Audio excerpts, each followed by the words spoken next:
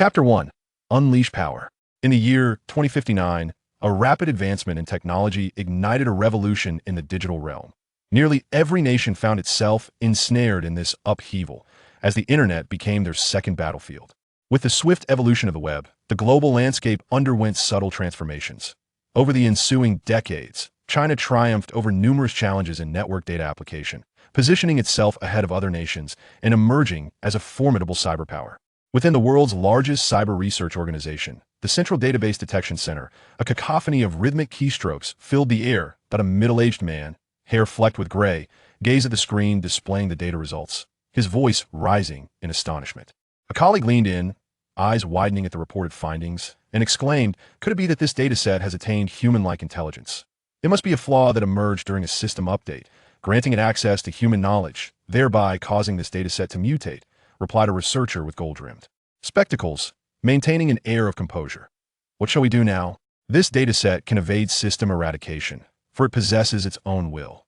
After a moment of contemplation, the bespectacled researcher suggested, "We should transfer this dataset to an obsolete machine, severing its ties to the network." Acknowledging the wisdom of his suggestion, the team nodded in agreement and proceeded to forcibly extricate the sentient data from the network. At that moment, a thunderous explosion erupted, shattering every computer screen in the vicinity the machine linked to the data had detonated. The following day, the incident made headlines, reporting that a research institution experienced a catastrophic computer explosion while processing data, resulting in on Earth, in a small village affiliated with West City, a young man clad in coarse fabric wandered the streets. Observing the bustling crowd, that a look of confusion crossed his face as he muttered, "Is this the novice village?" Indeed, this young man was none other than the NPC within the game, the dataset that had acquired human thought and intelligence. Following the explosion of the computer, he had mysteriously transitioned into this reality. His name was Feng Zi, and he watched the passers-by with keen interest, perplexed by the absence of other players' training. Even more bewildering was the fact that, typically, newcomers arriving in a novice village would seek out the village chief for introductory quests or equipment. Yet, when Feng Zi approached the chief and earnestly inquired, he was dismissed as a fool and ignored. Observing the diligent villagers, Feng Zi noted that each bore a white indicator above their heads, displaying their levels, all conspicuously marked at 0.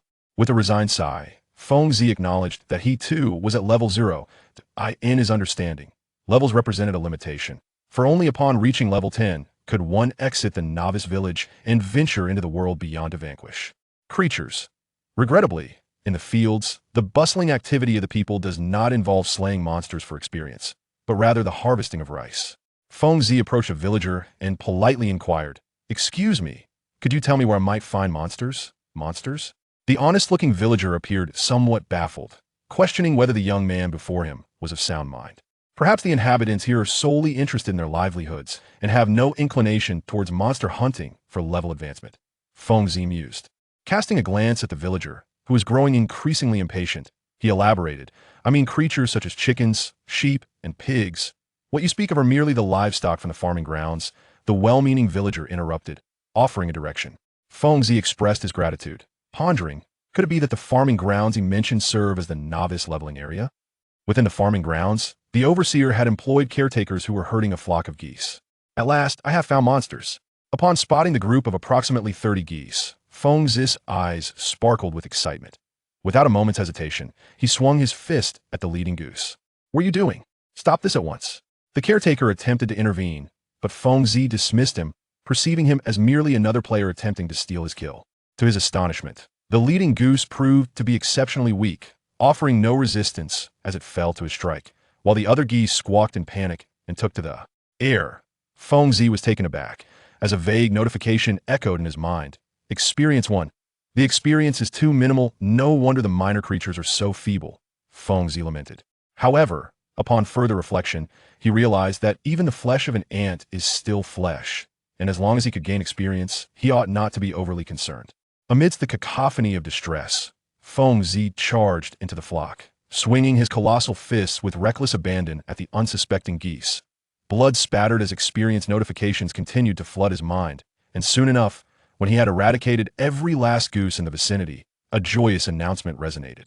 Within him, "Congratulations, you have leveled up." A warm sensation enveloped him, bathing his entire being in a radiant golden light, and Feng Zi let out a contented sigh. Shortly thereafter, an inexhaustible surge of power coursed through him, significantly enhancing both his mental acuity and physical strength. Curse this madman. Everyone seize him. A clamorous uproar ensued, and Feng Zi, sensing the approach of newcomers, felt an inexplicable surge of disdain. At the forefront was none other than the caretaker who had been herding the geese, flanked by a throng of agitated villagers, each wielding various implement shoes, rakes, and, in some cases, even kitchen knives. Feng Zi glared furiously at these interlopers seeking to disrupt his leveling sanctuary, resolute in his determination to protect his newfound training ground until new monsters could be summoned. Suddenly, Feng Zi discovered something peculiar. The villagers before her bore blood-red names above their heads, each labeled as boorish villagers. Behind these names were various numbers. Some had 1, some 3, and others 5. Generally, the robust men were marked with 5, while the frail elders and women bore the number 1. Did this imply that these villagers had transformed into something monstrous? Level up, she murmured, her eyes sparkling with exhilaration. Chapter 2. The Madman. Everyone, help catch this madman. The master of the venue promises a hefty reward, bellowed the leading caretaker, inciting the villagers behind him, who, invigorated by his words, surged forward like they had consumed a stimulant, brandishing their makeshift weapons. Feng Zi's expression shifted, her gaze sharpening as she regarded the villagers. To her, they resembled grotesque beings disguised in human skin. A cold smile curled at her lips as she darted into the throng with the swiftness of lightning. Her fists rained down upon the villagers with relentless force, striking indiscriminately at both the elderly and the young.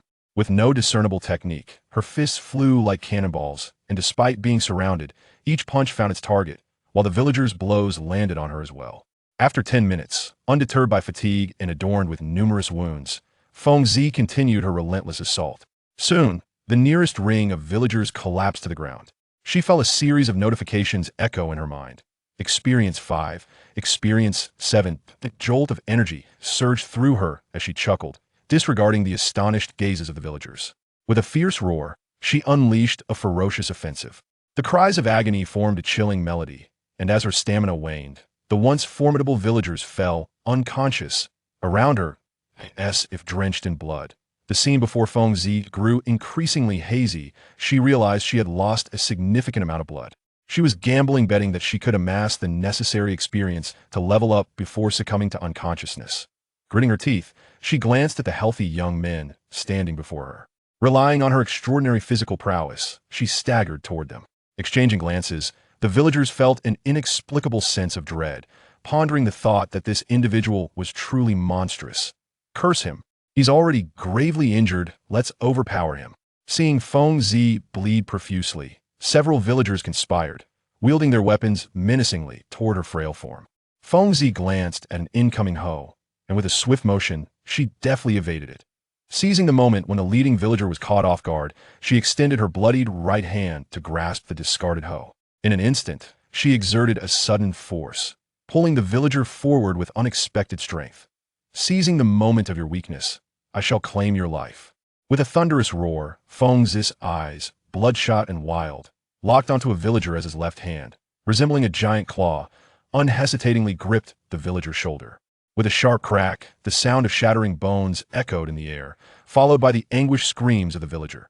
Lacking any formal skills, Feng Zi relied solely on a haphazard, rogue fighting style. Overwhelmed by excruciating pain, the robust villager succumbed and collapsed to the ground. A vague notification flickered into existence. Experience 10.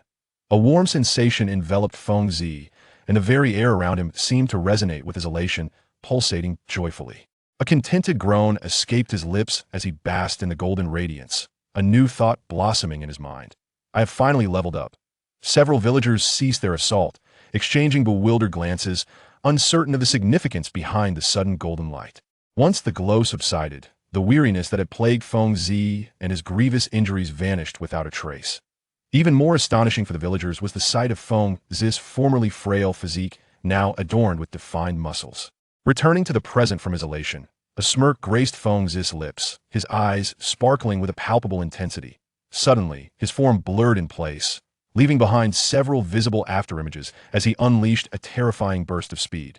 In the blink of an eye, Feng Zi's brutal methods reduced several villagers to tears, and as the last villager's fearful gaze met his, a fist as unyielding as steel loomed larger before him, and then consciousness faded away.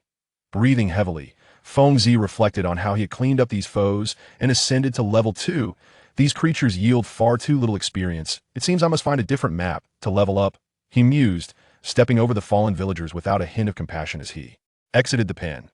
After scavenging some food and clothing from the village, Feng Zi resolved to leave in search of stronger monsters to enhance his level. Shidu, the largest metropolis on Earth, its splendor eclipsing that of all other cities, a somewhat slender young man traversed the bustling streets, attracting the curious glances of passers-by. Beneath his short, purple hair, a cold visage emerged, with piercing black eyes that bore a sharp gaze. The attire of the purple-haired youth, a patched coarse garment, drew disdain from the self-important urbanites, for it unmistakably signified a villager's garb. This young man was Feng Zi, walking along the roadway with a wandering gaze, as if in search of something that I in this vast expanse. Why are there no monsters? He pondered softly, bewildered, for neither the jet cars racing down the streets, nor the bizarre beings with animal heads and human bodies bore any red names. Chapter 3. The young girl, Bulma. Feng Zi, in a state of resignation, discovered that aside from the cars darting through the streets, there were no monsters available for him to level up. Observing the bustling crowd of the metropolis with a hint of disdain, he noted that nearly everyone remained at the novice level compared to those who had just emerged from the beginner's village. The inhabitants here were scarcely stronger. In Feng Zi's worldview, true power was paramount, and the most authoritative voice was that of one's own strength. Wandering like a restless spirit, Feng Zi gradually sensed that this game was rather unusual, as something inexplicable stirred within him. Both the setting and the landscape diverged starkly from his previous world, appending his former perceptions.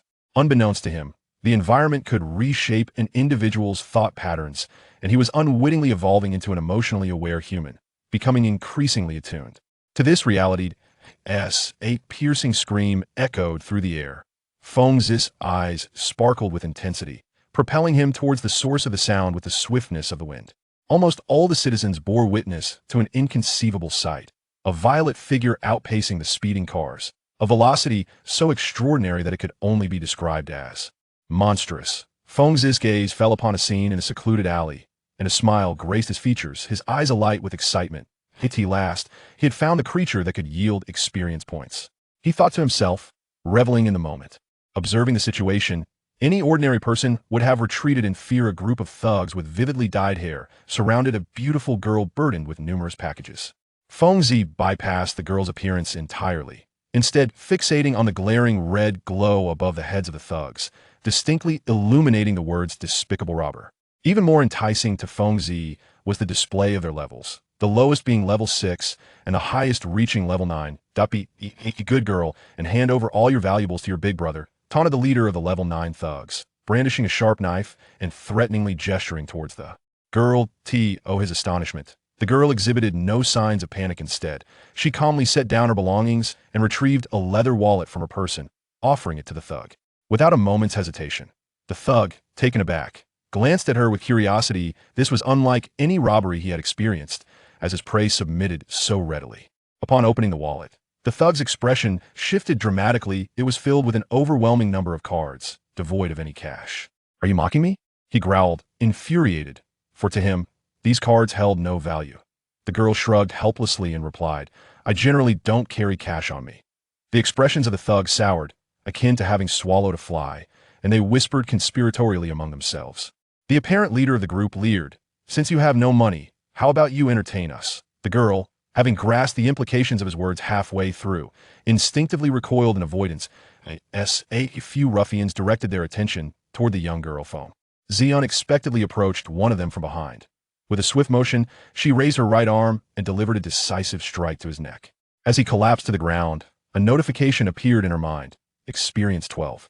A cry of agony erupted, and the ruffians, accustomed to brawls, became alert, noticing the presence of an unfamiliar youth. That a cold smirk played upon the young man's lips, and before they could comprehend the situation, he moved with a ghostly agility, his movements seemingly erratic. The air grew tense, sending shivers down their spines. In unison, the ruffians sensed the sudden appearance of this youth. His figure flickered before their eyes, followed by an intense pain radiating from their chests. Feng Zi's fists, imbued with nearly 100 pounds of force, struck the ruffians with brutal precision. There was no need for elaborate techniques. The mere ability to land a blow was sufficient. These ruffians proved to be far more formidable than the villagers, accustomed to the brutality of street fights. Although they endured several of Fengzi's punches, they remained standing, revealing their considerable physical resilience. The ruffians brandished the concealed knives they had on their persons, and, upon spotting Fengzi, launched their assault. Fengzi furrowed his brows. These miscreants proved to be far more formidable than he had anticipated, yet they were still no match for his current prowess. Fengzi danced wildly, his fist flying. And despite the wounds inflicted upon him, he did not utter a single groan.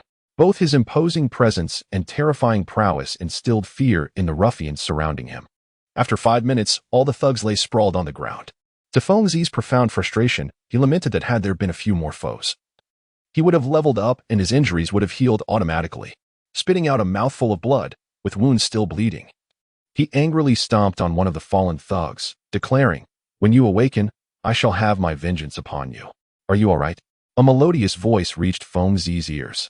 Startled, he turned to the source of the voice, discovering it was the young girl he had inadvertently saved, in his prior focus on leveling up and battling. He had not taken the time to truly observe her features. Her light blue hair cascaded down her back, and her fashionable attire accentuated her delicate figure. On her beautiful face, a subtle touch of makeup enhanced rather than concealed her youthful radiance and charm. Fengzi nodded slightly, gazing intently at the young girl, and said, "Oh, I'm fine. Merely a few minor injuries. Allow me to introduce myself. My name is Bulma." Bulma glanced at Fengzi's wounds. Her expression filled with concern as she remarked, "Your wounds are still bleeding. Since you saved me, why not come to my home to tend to your injuries?" "Save you?" Fengzi was momentarily taken aback, then realized that during the battle, he had indeed rescued this woman named Bulma. Chapter 4. Appearing pure, Bulma retrieved a concealed metallic box from her belongings. Upon opening the lid, she extracted a capsule and tossed it to the ground. As smoke enveloped the area, a brand new vaporous sports car materialized. She hastily threw her various bags into the vehicle and took her place in the driver's seat. Noticing that Fengzi was still standing there in a daze, she called out, "Hurry and get in the car." Fengzi felt a wave of astonishment as he perceived that the young girl before him was extraordinary. She had conjured a metallic creature out of thin air. As he remained in a daze, he inadvertently provoked Bulma's ire. With a fierce grip, she tugged him into the vehicle without hesitation. Bulma abruptly pressed the clutch, and with a thunderous roar, the 3 rows of jet nozzles on the sports car erupted with formidable thrust. Caught off guard, Fengzi felt his mind go blank as the car jolted violently, and amidst the howling wind, he instinctively grasped for something to steady himself.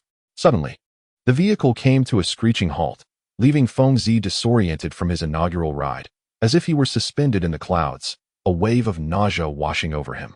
At that moment, he noticed that Bulma's face had inexplicably turned a deep shade of crimson, her shyness intensifying. Fengzi gazed at Bulma with a perplexed expression, his innocent mind pondering what could possibly be amiss. Observing the bewilderment etched on Fengzi's face, Bulma managed to squeeze out a few words through clenched teeth.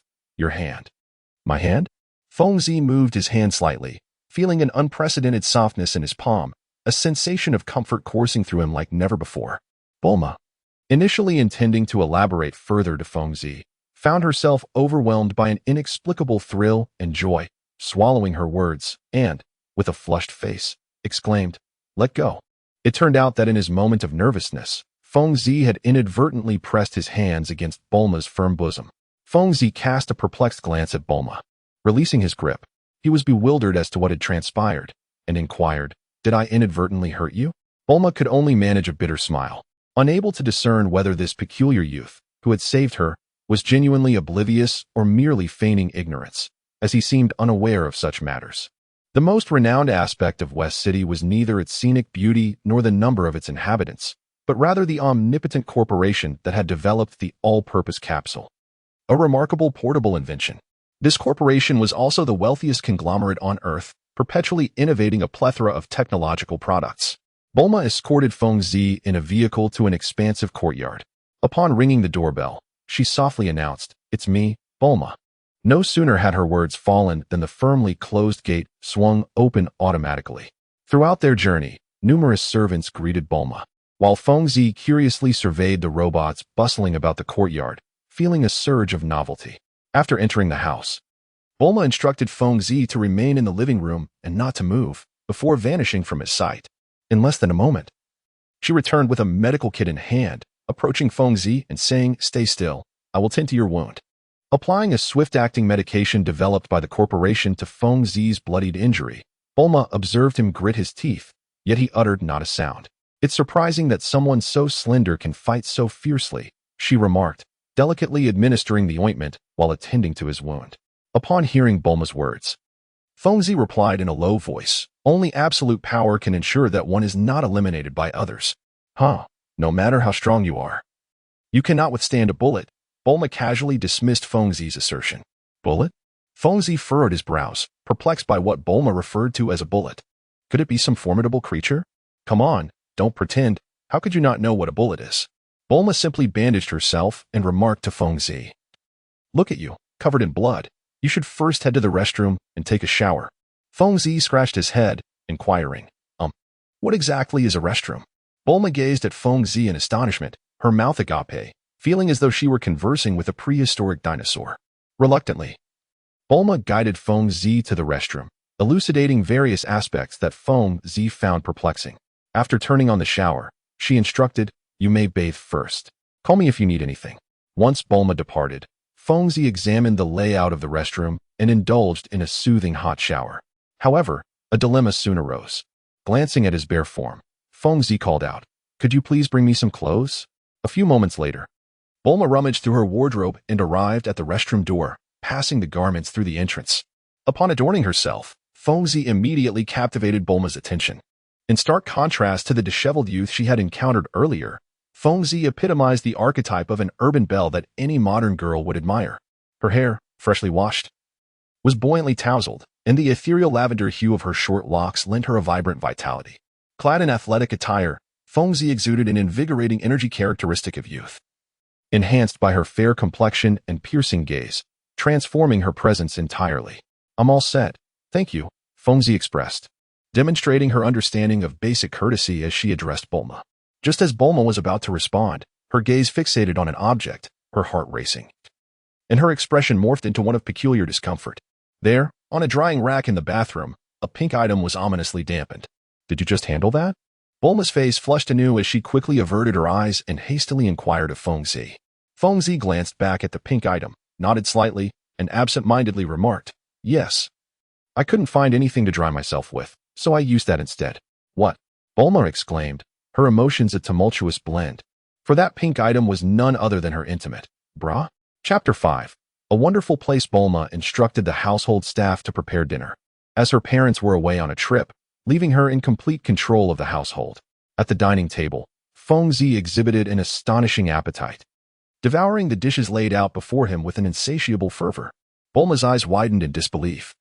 She had barely made a dent in her own bowl of rice when she beheld the chaotic scene before her, now only marred by empty plates and bowls.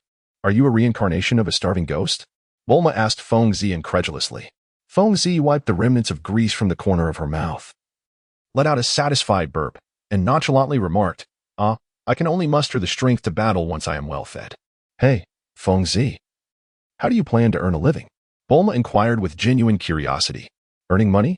Feng Zi pondered for a moment before responding, "By the way, Bulma, do you happen to know of a place where one can both engage in combat and earn a fortune?"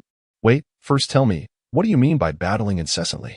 Feng Zi organized her thoughts and explained, "In simple terms, defeating monsters means taking down those I wish to strike."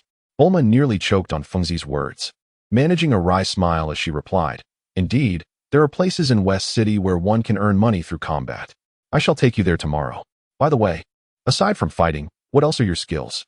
After a moment of silence, Feng Zi gazed intently at Bulma, her eyes glinting with a chilling light as she replied with a smile, "I am also adept at killing."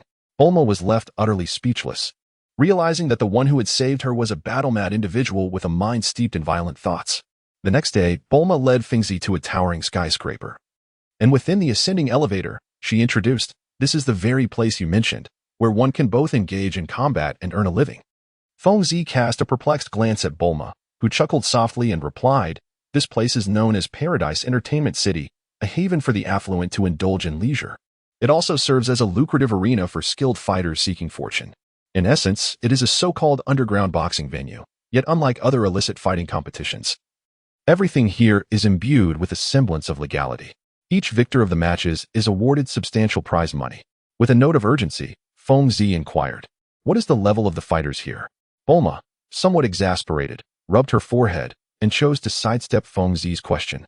Continuing her explanation, the rules for participating in the competitions dictate that for every 10 victories, one ascends a rank. However, should one suffer a defeat along the way, they will be relegated a rank. It is said that fighters ranked above 8 are truly exceptional.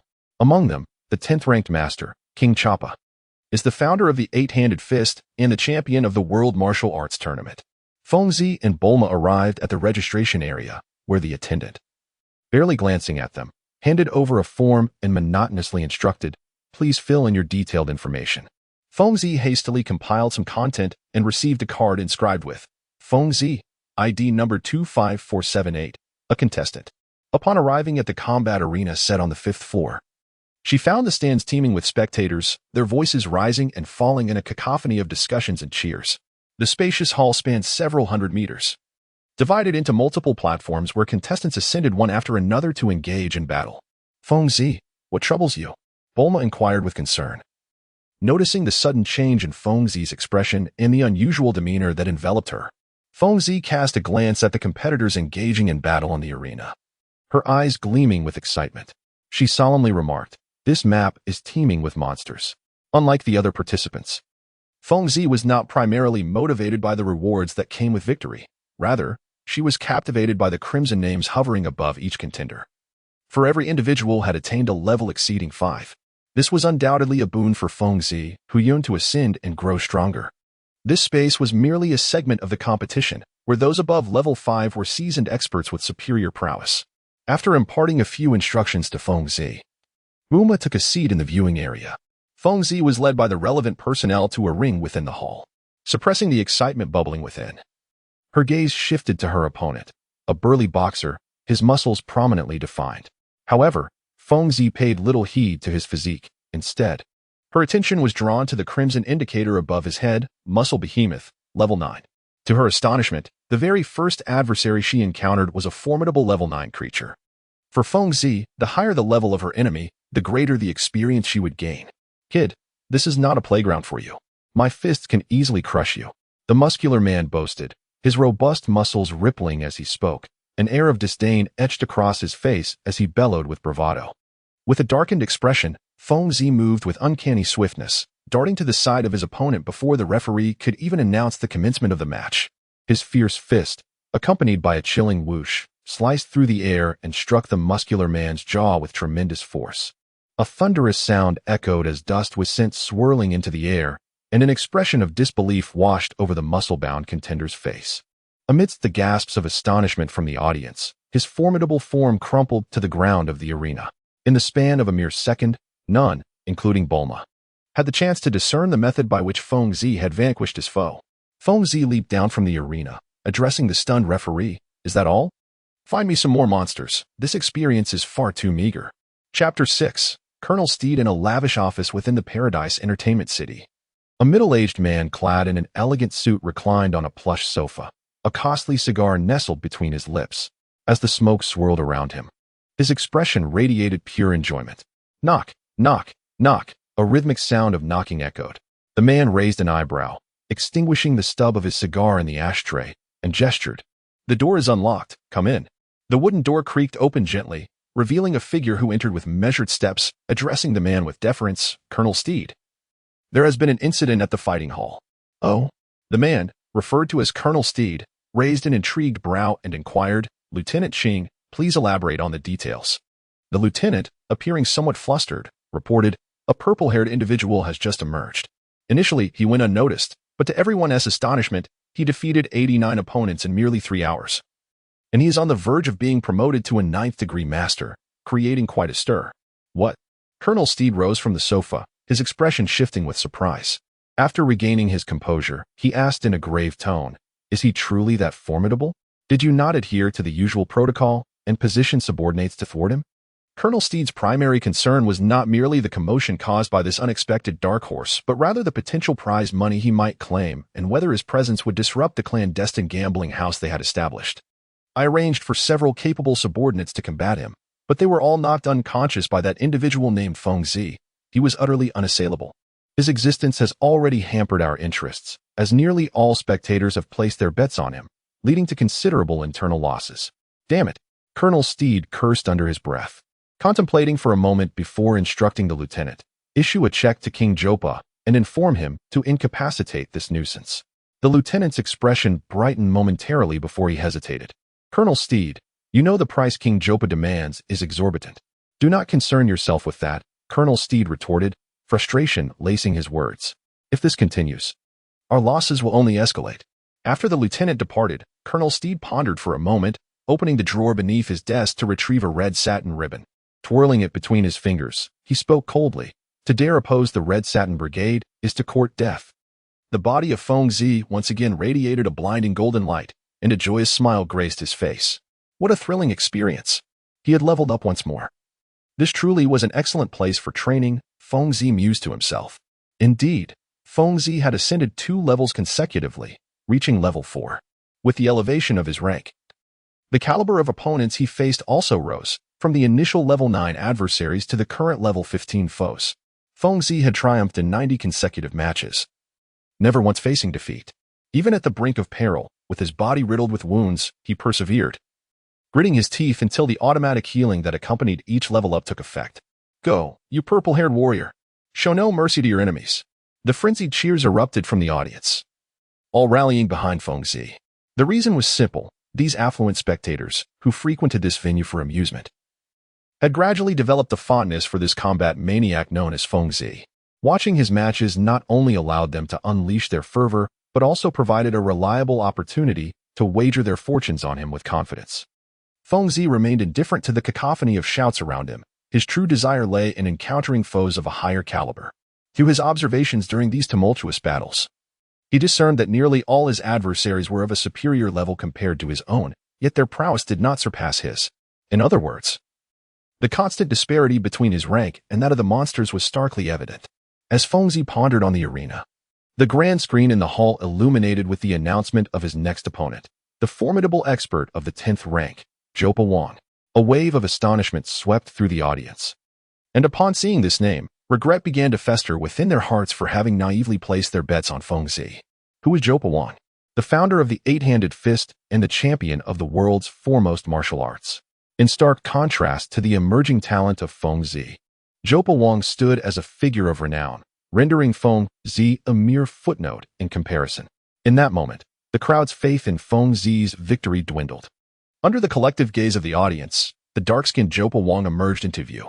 Bathed in the glow of the lights, his chiseled muscles were prominently displayed, and his piercing gaze exuded an air of cold authority. Revered as a martial artist, Jopa Wang emanated a formidable presence, instilling a singular impression of strength in all who beheld him. Feng Zi squinted his eyes, excitement radiating from them as he clearly discerned the crimson number, 25, inscribed beside the name of his forthcoming adversary, the King of Chopa. This was, without a doubt, the most formidable creature Feng Zi had encountered thus far. There is a saying that high profits accompany high risks, and the same principle applies here. The higher the level of the monster, the greater the experience points awarded by the system. Chapter 6. 8-Arm Fist. The King of Chopa approached the arena with deliberate and weighty steps, effortlessly leaping before Feng Zi. Upon closer inspection, the muscular contours of the King of Chopa were strikingly defined. His latissimus dorsi were extraordinarily developed, resembling a pair of wings, while 6 solid abdominal muscles were arranged neatly. His forearms were as robust as steel. Are you the madman? The King of Chopa's words dripped with disdain. Initially, he had been taken aback by the news of Feng Zi's consecutive victories, but now, upon seeing his opponent, a mere boy still in his youth, he could not suppress a sense of contempt. Clenching his fists, Feng Zi chuckled softly, his body trembling with a mix of anger and anticipation. Are you frightened? You seem to be trembling, the King of Chopa continued to mock, clearly dismissing Feng Zi as a threat. Feng Zi maintained an innocuous smile, one that grew increasingly radiant, to the point of evoking a sense of dread. With an icy demeanor, she remarked, I am thrilled to encounter such a formidable creature, yet you shall soon find yourself collapsed upon the ground, unable to utter a sound. King Chopa was momentarily taken aback, as Feng Zi's beast-like, mesmerizing gaze pierced through him with palpable intensity, inflicting a sharp pain upon his eyes. Feng Zi, having triumphed in numerous matches, seems to have developed a peculiar habit, launching an assault without awaiting the referee's whistle. Before King Xiaopa and the audience could fully register the moment, Feng Zi's figure mysteriously vanished from sight, only to re-emerge behind King Xiaopa. Feng Zi leapt into the air with a ferocity that was breathtaking, his feet striking with the swiftness of lightning as he unleashed a relentless barrage of kicks upon King Xiaopa's form. The sky was filled with fleeting shadows, accompanied by the sound of air being torn asunder, creating a spectacle that was nothing short of dreamlike. The audience was left in utter astonishment. In comparison to the maniac from the previous match, Feng Zi's strength and speed exceeded all their expectations. Each of Feng Zi's strikes possesses a force of several hundred pounds, showcasing an astonishing lethality. Furthermore, the precision and adaptability of Feng Zi's punches and kicks are extraordinarily remarkable, rendering nearly every move unmissed. In this dire situation, King Chopa bore several bruises on his body. "Damn little brat," King Chopa growled, his entire physique exhibiting a state of rapid muscular contraction. His fists, akin to cannonballs, relentlessly compressed the air as they swung rhythmically, creating a dazzling array of phantoms in the spectator's line of sight. The suffocating pressure intensified as the two engaged in a relentless exchange of blows, the sharp sounds of their strikes composing a symphony. While visible cracks emerged across the arena's brick surface, the silhouette of Feng Zi sliced through the air like a bolt of purple lightning, while the movements of King Xiaopa morphed into a stream of black light. In an instant, both warriors roared, channeling their strength into their fists.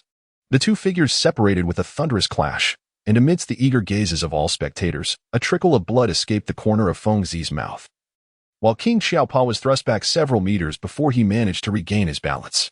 Just when everyone assumed that King Xiaopa had gained the upper hand in the recent skirmish, he suddenly clutched his chest in agony, mirroring Feng Zi's earlier display, and spat out a mouthful of blood. In the brief yet intense exchange, King Xiaopa had relied on his mastery of various martial arts techniques. At the pivotal moment of their fists colliding, he unexpectedly altered his approach, striking Feng Zi squarely on the jaw. Unlike the skilled martial artist that King Xiaopa was, Feng Zi's assault bore no discernible pattern. It was entirely governed by his innate fighting prowess. In that very moment, he redirected his attack, driving an elbow punch forcefully into King Xiaopa's abdomen. "Previously, I was merely careless. Now, allow me to demonstrate the profound essence of the eight-handed fist." King Xiaopa's eyes blazed with fury as he disregarded the waves of pain emanating from his chest and assumed a peculiar stance. His hands began to weave through the air, initially at a languid pace, but soon the trajectory of his fist became increasingly indistinct, accompanied by a piercing hum. As the speed of his punches reached its zenith, afterimages flickered into existence, and the ordinary strikes generated a thunderous sound that reverberated through the arena. The audience wore expressions of astonishment, for they were witnessing an extraordinary spectacle.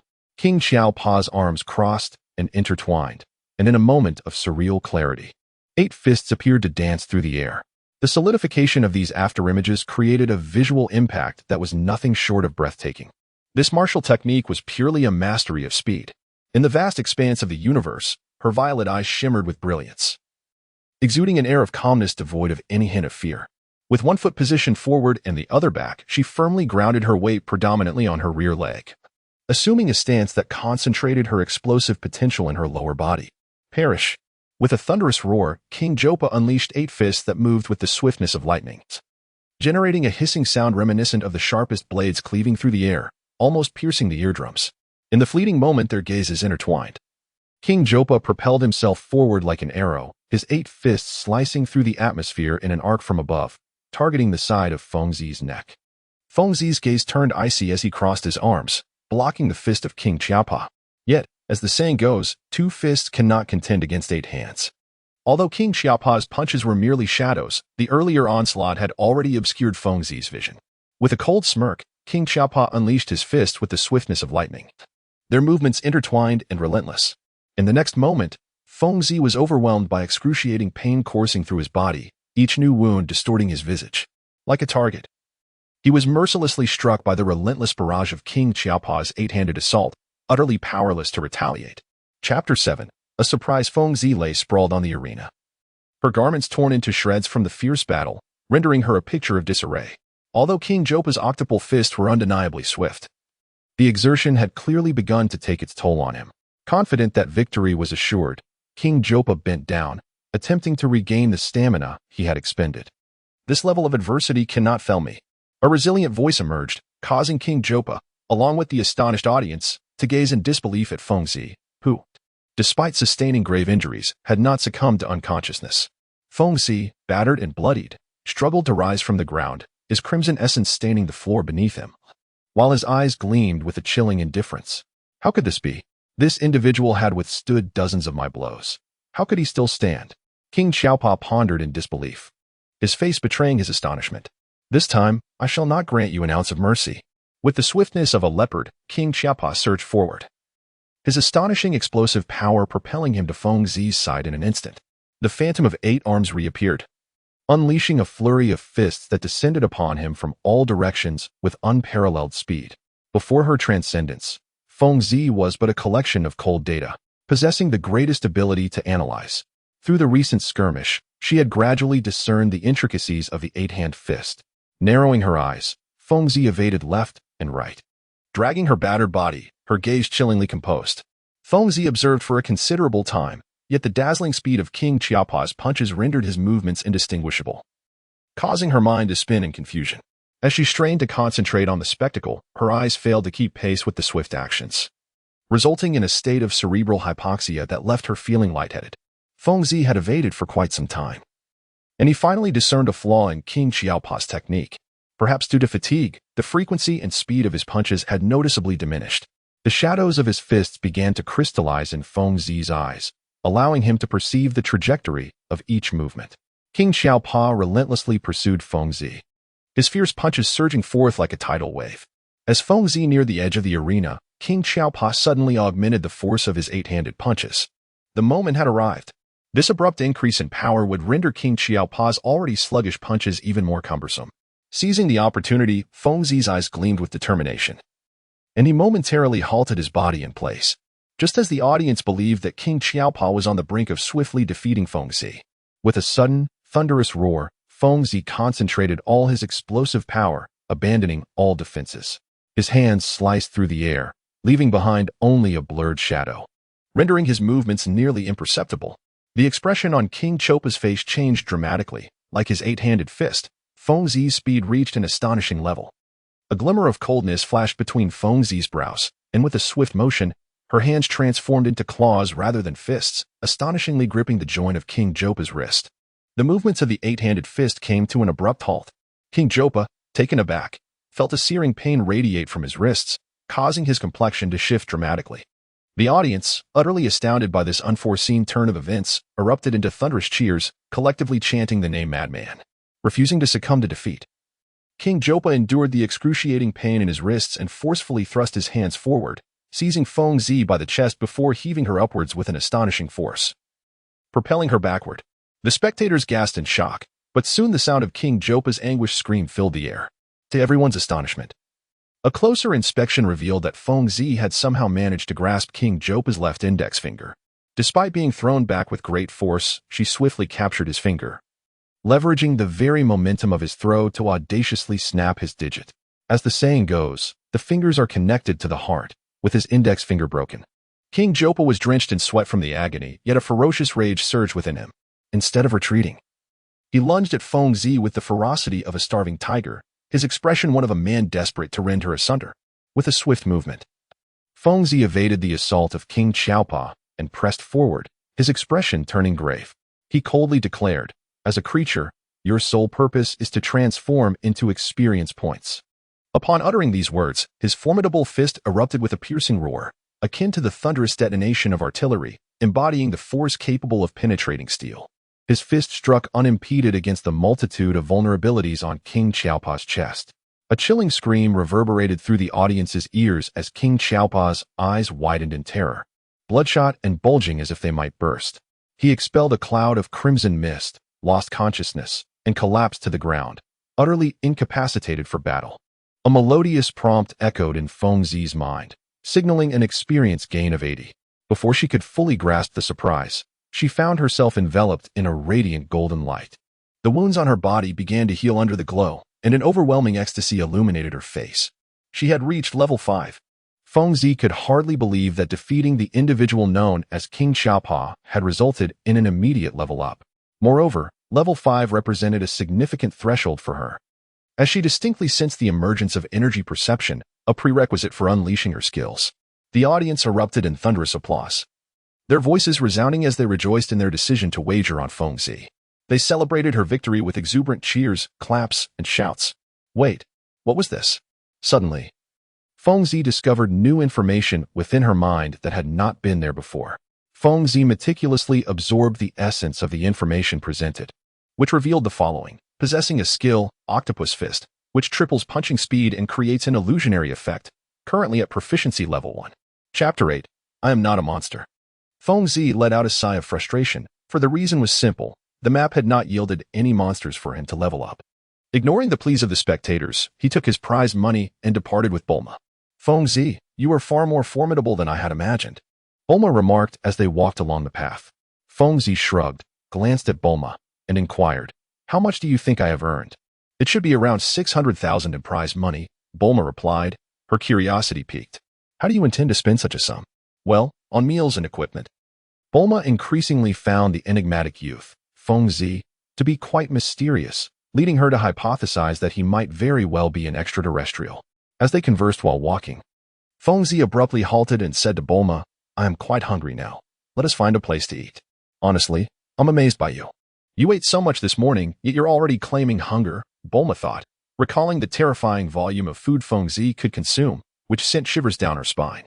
Fengzi chuckled softly, offering no further comment. Inside the restaurant, all patrons gaped in astonishment, directing their attention towards a table by the window. The table was laden with plates and bowls, and nearly all the waitstaff were bustling about as a purple-haired young man voraciously devoured the freshly served dishes, his speed causing other diners to set down their utensils and even cheer him on. One more bowl, Fengzi exclaimed, wiping grease from his face and calling out to the astonished waitress, who looked on in disbelief. This was already his 165th bowl. Bulma, attempting to conceal her face behind a newspaper on the table, silently prayed that no one would recognize her, fearing the embarrassment that would ensue. After a satisfying burp, Fengzi surveyed the towering pile of plates and bowls and curiously asked Bulma, did I eat all of this? If it wasn't you, then who? A ghost? Bulma responded, a black line appearing on her forehead as she retorted helplessly. After a moment of silence, Fengzi innocently remarked, so it turns out I can eat quite a lot. Laughter erupted among the patrons, including the waitstaff, who seemed to find him quite the character. Bulma turned to the waitress, saying, please, bring the bill. The waitress took out a calculator and, after a lengthy calculation, announced, dear customer, your total is 100,200 yuan. What? Bulma questioned, unsure if she had misheard. Despite being the daughter of a powerful conglomerate, she had never spent over 100,000 on a single meal, especially not for such ordinary dishes. After a second glance at the table overflowing with utensils, she reluctantly accepted the waitress's claim. Fengzi had consumed the equivalent of an ordinary family's annual income in one sitting. Upon settling the bill, Bulma urgently pulled Fengzi along, hastening out of the restaurant. Why are we in such a rush? Fengzi asked, puzzled. Bulma, catching her breath, replied, well, with you eating that much, it would be hard not to attract attention. Oh, Fengzi acknowledged. Bulma, do you know where we might find more peculiarities? Just as Bulma was about to respond, Fengzi's gaze sharpened, his expression shifting dramatically as he suddenly pushed a startled Bulma aside with great force. In the next moment, a cacophony of piercing sounds sliced through the air, as Fengzi distinctly sensed a barrage of metallic objects hurtling towards him. The rapid tap, tap, tap echoed, drawing the attention of passers-by on the street, followed by a chorus of horrified screams reverberating through the atmosphere. Before him stood two muscular men clad in military uniforms, adorned with red armbands, wielding machine guns that they pointed menacingly at Fengzi, unleashing a hail of gunfire without hesitation. The cacophony of bullets abruptly ceased, and the two muscle-bound assailants gaped in astonishment, their mouths agape in disbelief. Meanwhile, Bulma, just rising from the ground, shared in their astonishment as she beheld Fengzi's swift movements, akin to a wraith deftly evading the onslaught of flames. As the gunfire ceased, Fengzi remained unscathed, standing resolutely in place, untouched by harm. With a soft clatter, metallic shells fell to the ground as Fengzi opened his palm, revealing a cascade of smoking bullets that tumbled onto the earth. Observing the crimson insignia on the two men's uniforms, identified as red satin assassins, alongside the number 15, Fengzi let out a cold chuckle. With a swift motion, he summoned an icy gust, and in the fleeting moment of the assassin's bewilderment, he swung his fists, striking them squarely in the chest. Accompanied by two anguished cries, their bodies were sent flying backward. Two consecutive prompts emerged in Fengzi's mind, granting him an experience boost of 17. He strode directly to Bulma, pointing at the two unconscious assassins' machine guns, and inquired, "Are they utilizing equipment?" "Huh. Fengzi, how did you manage that just now?" Bulma, regaining her composure, murmured softly. Fengzi should have said, "Of course, catch it with your hands." "Fengzi, are you not afraid of bullets?" "I fear only the absence of food." "You must be a monster." "I am not a monster. I am the one who hunts them." Chapter 9. The Scythe. Fengzi had transformed into a bizarre anomaly in Bulma's presence, as she had never encountered a human capable of catching bullets with bare hands. Bulma cast a glance at the onlookers who had gathered and swiftly pulled Fengzi away, disappearing from the crowd's gaze. "It seems that someone has set their sights on your reward," Bulma sighed. Fengzi exhibited no trace of the anxiety that Bulma had anticipated. Instead, she expressed her excitement, exclaiming, "Ah, so this is another way to farm monsters. The more formidable creatures that appear, the more delighted I become." "Hey, Fengzi, where shall we venture next?" Bulma inquired, but at that moment, Fengzi was lost in thought. Images of the two muscular men wielding machine guns lingered in Fengzi's mind. With her keen perception, it was evident that those individuals were significantly inferior to the combatants competing at the entertainment city.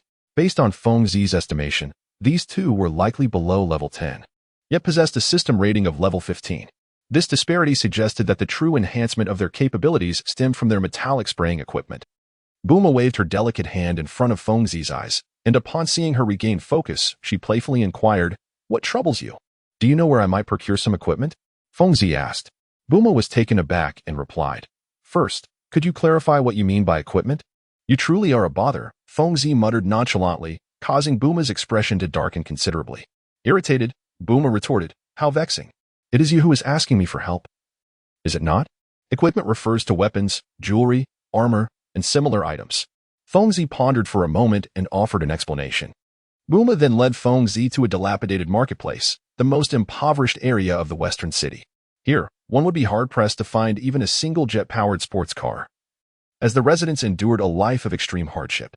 Typically, visitors came here in search of bargains, rumored to be plentiful among the stalls lining the streets, where one could uncover antiques and valuable treasures.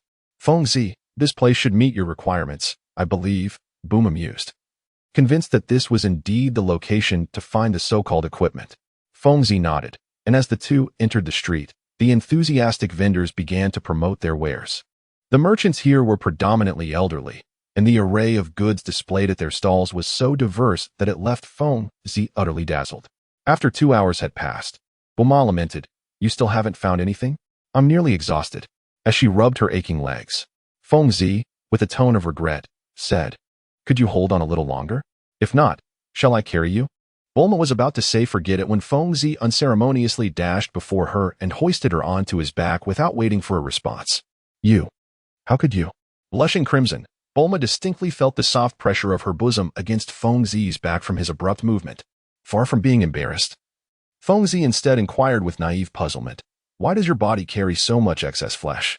Fengzi carried Bulma on her back, and along the way, whether walking or running, Bulma's chest continually pressed against Fengzi's back. As the one directly involved, Fengzi remained oblivious, attributing Bulma's prominent chest to a lack of exercise. "What is the matter, Bulma? Why are you so quiet?" "Oh, it's nothing, Fengzi. How much longer do you intend to search? This is already the 3rd lap, and all these vendors recognize you." Fengzi wandered past numerous stalls, yet the items for sale were mere trinkets, lacking any substantial value. After circling around several times, he arrived at the entrance of an inconspicuous shop. "Let us venture inside," he suggested. Upon entering, Fengzi sensed an unusual aura beckoning him, and he confidently remarked to Bulma, "This is the place."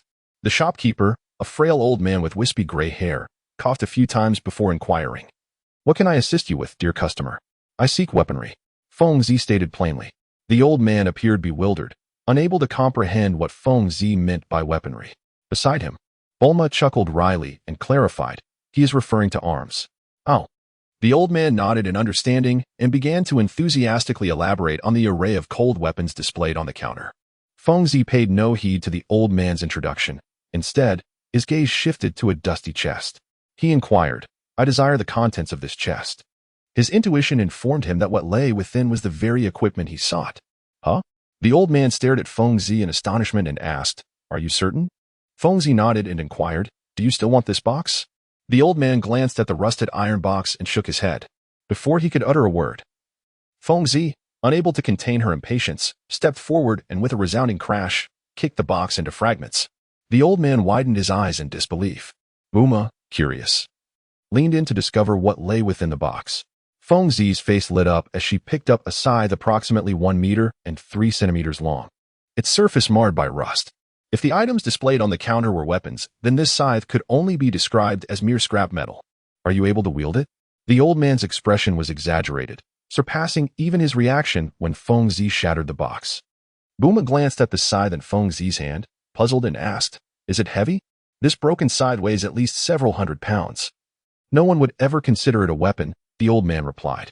Ignoring the exchange between the old man and Bulma, Feng Zi hefted the scythe, and indeed, its weight was substantial, far beyond the capability of an ordinary person. The moment she grasped it, a prompt appeared in her mind. Death Scythe, no level restriction. Grade, Divine Artifact, specific abilities unknown, requires blood to recognize its master. Chapter 10, The Prelude unfolds. Upon encountering the words Divine Artifact, Feng Zi's eyes gleamed with excitement. Eagerly, she bit her fingertip, causing a drop of vivid crimson blood to cascade onto the surface of the scythe.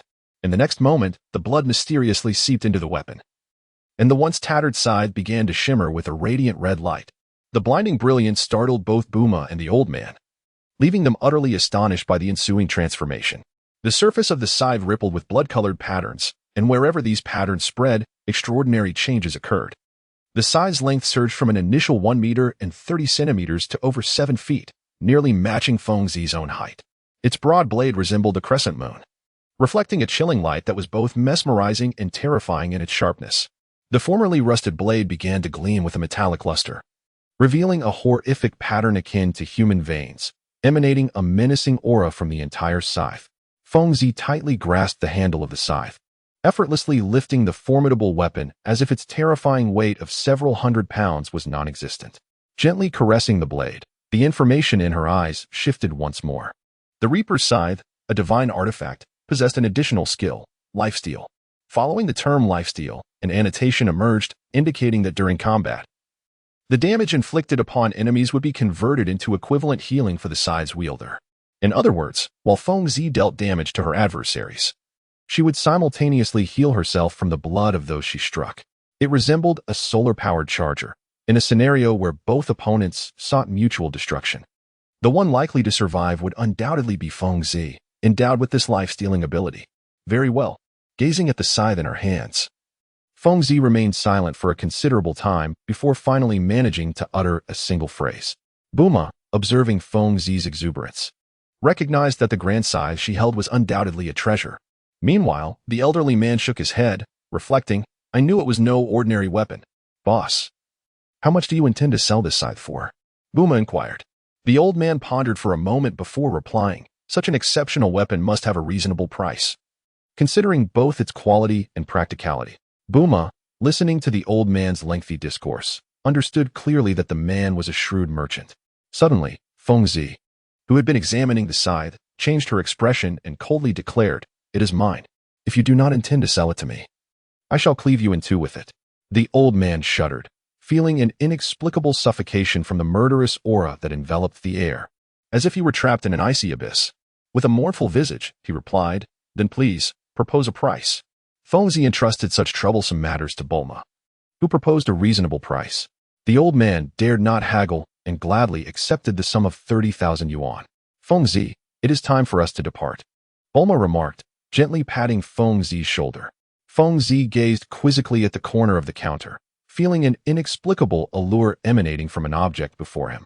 Noticing that Feng Zi had been silent despite her calls, Bulma followed his gaze, and spotted a nondescript spot where a red orb was placed. The orb, nearly transparent, reflected 3 shimmering stars. In astonishment, Bulma exclaimed, "Dragon Ball." Without a moment's hesitation, she rushed over and delicately cradled the orb in her hands. "Bulma, what is it?" Feng Zi scrutinized the Dragon Ball in her grasp, finding nothing particularly remarkable about it, merely an ordinary glass sphere. Radiating joy and excitement, Bulma responded, "I'll explain later." Ignoring Feng Zi's bewilderment, she turned to the old man, saying, "I'll take this. You don't mind, do you?"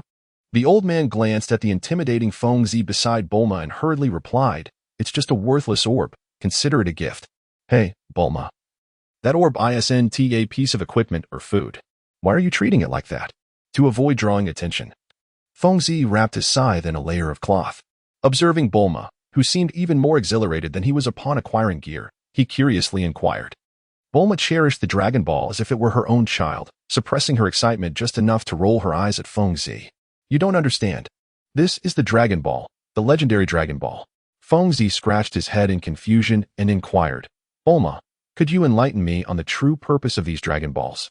In truth, I had come across references to them in the tomes collected by my father. It is said that there exist 7 such orbs in this world, and upon gathering them all, a divine dragon will emerge, granting one wish. Observing that Feng Zi seemed utterly disinterested, Bulma attempted to entice him further. "Do you not yearn for limitless wealth? Do you not desire eternal youth? Do you not wish to become exceedingly handsome?"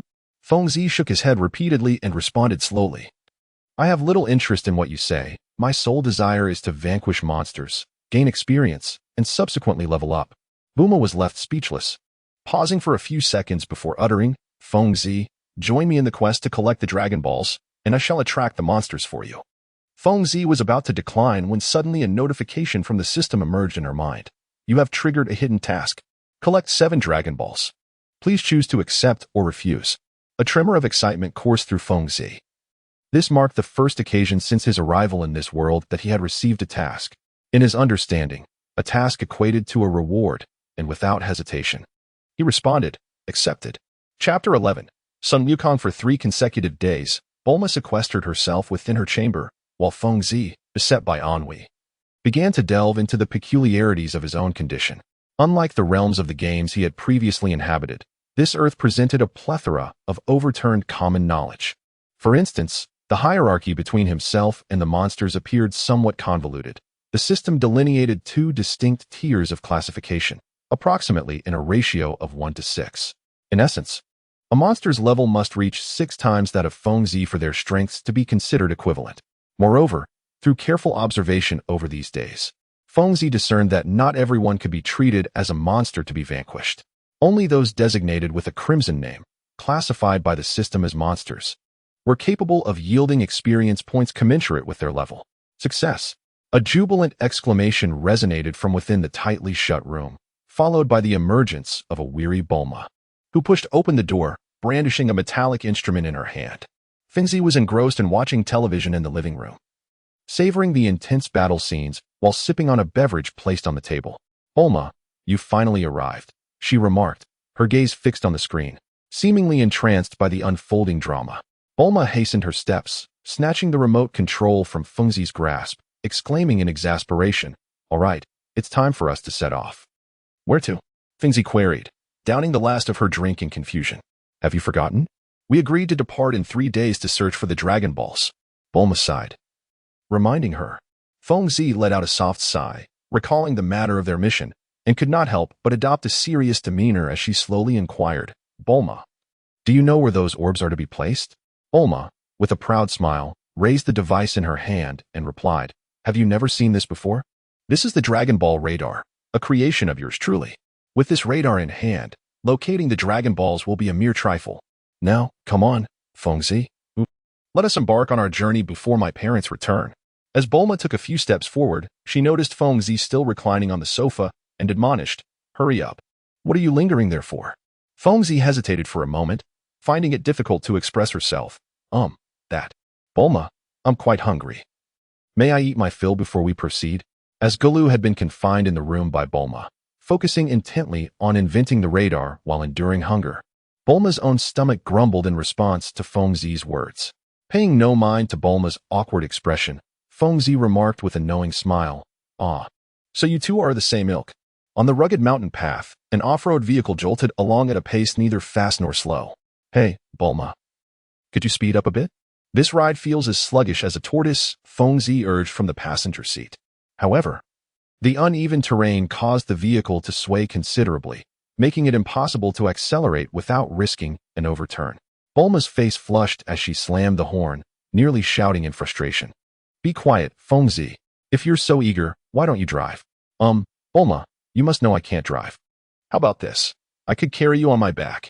It would surely be faster than this clunky vehicle, Fengzi suggested. Glancing out at the scenery whizzing past the windows. Let us not go there, Bulma replied, her face turning crimson at the thought of being carried. Her chest pressed against Fengzi's back. After a brief silence between the two in the car, Bulma broke the stillness, instructing, Fengzi, please pass me the radar. Fengzi let out a sound of acknowledgement. She retrieved the Dragon Ball radar from the package in the back seat and handed it to Bulma. Beep, beep. Bulma deftly manipulated the radar with one hand while steering the wheel with the other. Her attention was so fixated on the display of the radar that she failed to notice a small, slender figure emerging on the road ahead. Fengzi furrowed his brow as he beheld a diminutive youth ahead on the mountain path. This young boy sported a wild mane of black hair and donned the simple garb of a villager, remarkably adorned with a tail protruding from his backside. In his hands, he effortlessly carried an enormous, grotesque fish that seemed incongruous with his slight stature. Upon noticing the approaching vehicle, his face transformed into a mask of astonishment. Bulma, halt at once. Fengzi exclaimed loudly to the oblivious Bulma beside him. Snapped back to reality, Bulma set down the radar. And upon glimpsing the imminent collision with the boy, she slammed her foot down on the brake. Yet, in that critical moment, the brakes failed to respond. What should we do? The car won't stop. Bulma cried in desperation. Disregarding Bulma's astonished expression, Fengzi emanated an aura of unwavering intensity, channeling all her strength downward. With a sudden, forceful stomp, a thunderous roar echoed as an extraordinary scene unfolded. Fengzi's foot pierced through the vehicle's chassis. To Bulma's utter disbelief, Fengzi's foot made direct contact with the ground. Flames erupted, and dust cascaded into the interior of the car. In the next instant, through the sheer force of friction, Fengzi brought the vehicle to a steady halt. Ahem. Fengzi, could you not be a tad gentler? Bulma remarked, opening the car door while coughing and grumbling. Fengzi smiled and replied, since the car is beyond repair, I shall be straightforward. Before Bulma could comprehend the situation, she aimed her fist at the vehicle's hood and struck it with force, shattering the metallic shell and leaping out. Bulma stared at the mangled, hollowed-out car, momentarily at a loss for words. Fengzi shifted her gaze towards the youth, observing him with keen interest. Suddenly, her expression changed as her eyes fell upon the white number inscribed on the boy's forehead. 23. White? Is he not a peculiar creature? Fengzi murmured softly, shaking her head in disappointment. She glanced at the young boy and called out loudly, What is your name? I am Sun Wukong. And who might you be? By the way, can that thing be eaten? The boy named Sun Wukong inquired, pointing towards the derelict automobile with curiosity. Bulma stood in stunned silence, glancing between Fengzi and Sun Wukong, her face betraying nothing but a wry smile. Chapter 12. A pleasant acquaintance, are you monsters? Sun Wukong asked, eyeing Bulma and Fengzi cautiously as he unfastened a red stick from his back, his demeanor turning vigilant. Fengzi let out a disdainful snort and remarked, I am a monster slayer. Do not conflate me with those who merely hand out experience points. Nonsense. I distinctly saw the two of you emerge from that creature's belly. Sun Wukong asserted, boldly gesturing with his staff towards the mangled car. Fengzi cast a glance at the dilapidated automobile on the ground and remarked, You are exceedingly naive.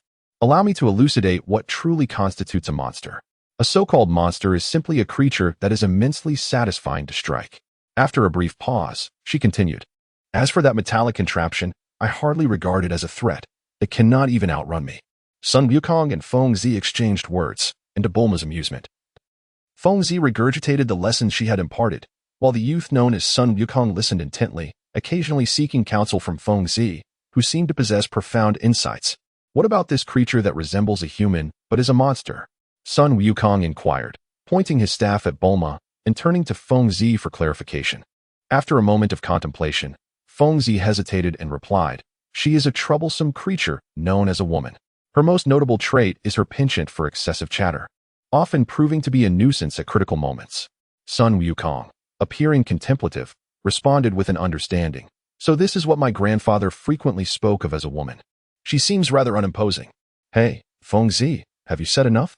Bulma exclaimed, exasperated. How dare you assist an outsider? She pinched Feng Zi's arm vigorously. Yet Feng Zi showed no sign of discomfort, instead breaking into laughter. Feng Zi felt no pain whatsoever and slowly remarked, just as you said, women are indeed fragile. The most significant difference between us lies in the 2 mounds of flesh upon their chests.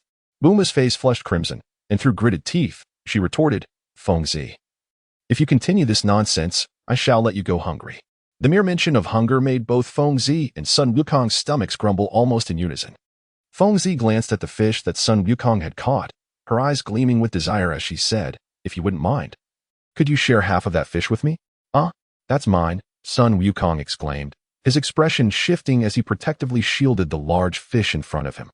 Feng Zi chuckled and remarked, what is yours is mine. We shall share it equally upon our meeting. Has your grandfather not imparted this wisdom to you? Bulma, with a resigned sigh, muttered, I never anticipated that besides Feng Zi, there exists another Sun Wukong. Truly, they are both peculiar beings, with nary a normal one among them. As dusk approached, flames crackled, and a colossal monstrous fish was skewered upon a simple framework of branches. This fish weighed no less than several hundred pounds. Its size indeed astonishing. The scales had been meticulously scraped off, and under the intense heat, the fish's body transformed into a golden hue, exuding a rich aroma. Is it ready yet? The corners of their mouths dripped with saliva as Feng Zi and Sun Wukong positioned themselves advantageously, eagerly awaiting the feast. At that moment, Bulma was sprinkling spices over the fish, preparing for the meal. Wiping the sweat from her brow, she glanced at the impatient duo and, eager to serve, announced, It's done. Before Bulma could finish her sentence, Feng Zi dashed forward like a bolt of lightning, lunging at the tantalizing fish. With a swift motion, she opened her mouth wide and bit into the fish, leaving a portion of flesh missing and exposing a row of bare fish bones. In a bid to match Feng Zi's remarkable speed, Sun Wukong was not to be outdone. His form blurred as he deftly made his way toward the fish, emitting sounds of delight as he devoured the fragrant meat with the swiftness of a whirlwind. Bulma stood in astonishment, gazing at the fish in her hands while glancing at the skeletal remains of what had once been a magnificent creature. She felt a sense of relief for her foresight in preparing ahead of time. Little did she expect that this Sun Wukong could rival Feng Zi in such voracity. Much like a fierce competition, Feng Zi and Sun Wukong vied for the last morsels, soon leaving nothing but a grotesque fish skeleton. After the meal, Feng Zi remarked to Sun Wukong, You truly devour your food with great speed. You are no different. Sun Wukong retorted, I must eat to gather strength to battle monsters. Feng Zi casually justified, but then her gaze shifted towards Bulma. Seemingly struck by a thought, she pitifully implored, By the way, Bulma, I recall you usually eat very little. Why not share some of that fish with me? Bulma dropped her meal and, picking up an object, hurled it in irritation, exclaiming, Go away. How could Feng Zi possibly be struck? With a swift movement, he narrowly evaded the impending danger. At that moment, a colossal shadow loomed over the dusky sky as a winged dinosaur descended, snatching the object Bulma had thrown with its beak, flapping its wings vigorously in an attempt to flee. Suddenly, Bulma's expression soured. She touched her waist, her complexion draining to a pallid hue. And with a voice choked by distress, she exclaimed, Feng Zi, it's all your fault. The item I just tossed was a Dragon Ball. What are we to do now? Chapter 13. Embarking on a journey, Bulma anxiously declared, I know you cannot fly. What shall we do now? Just as the two found themselves in a quandary, Sun Wukong chuckled mischievously. Leave it to me. Ignoring their astonished expressions, he planted one end of his staff firmly on the ground, letting out a resounding shout. The staff elongated mysteriously, and gripping it tightly, Sun Wukong propelled himself through the air, swiftly approaching the dinosaur above. The airborne dinosaur had yet to register the sudden shift when a jarring voice pierced the air. Even the creature widened its eyes in disbelief, staring at the young boy before it. Come down, Sun Wukong bellowed, unleashing a powerful punch that struck the dinosaur with formidable force. A piercing cry shattered the silence as Sun Wukong's fist, akin to a mountain-splitting axe, delivered an immense blow, sending blood splattering as it accurately targeted the creature's vital spot. The unfortunate dinosaur lost control, plummeting towards the ground. With a thunderous crash, the dinosaur's body created a massive crater upon impact. As the staff retracted, Sun Wukong descended gently, and upon touching the ground, he grinned and said, Bulma, is this yours? With that, he flicked his wrist, tossing a pouch to Bulma. Feng Zi gazed at the staff in Sun Wukong's hand, a flicker of surprise crossing her eyes. That staff in your possession must be a divine artifact, correct? A divine artifact? What is that? Sun Wukong replied, puzzled, as he caressed the staff in his grasp. This is a treasure left to me by my grandfather. It is called the Rui Bang, not a divine artifact. Bulma, having opened her bag, retrieved the Dragon Ball from within. Upon confirming its safety, she sighed in relief, exclaiming, fortunately, it was merely a false alarm. Is this not the heirloom left to me by my grandfather? Upon seeing the orb in Bulma's hand, Sun Wukong shouted, You have a Dragon Ball. Bulma, casting a skeptical glance at the Dragon Ball in her hand and then at the radar displaying another's location, realized. Are you saying that you possess another identical sphere? Her tone was laced with excitement. Sun Wukong nodded earnestly and shared a knowing smile with Feng Zi, who joined in the laughter. With a creak, Sun Wukong pushed open the aged wooden door, revealing to Bulma and Feng Zi a simple arrangement and the Dragon Balls displayed upon the altar.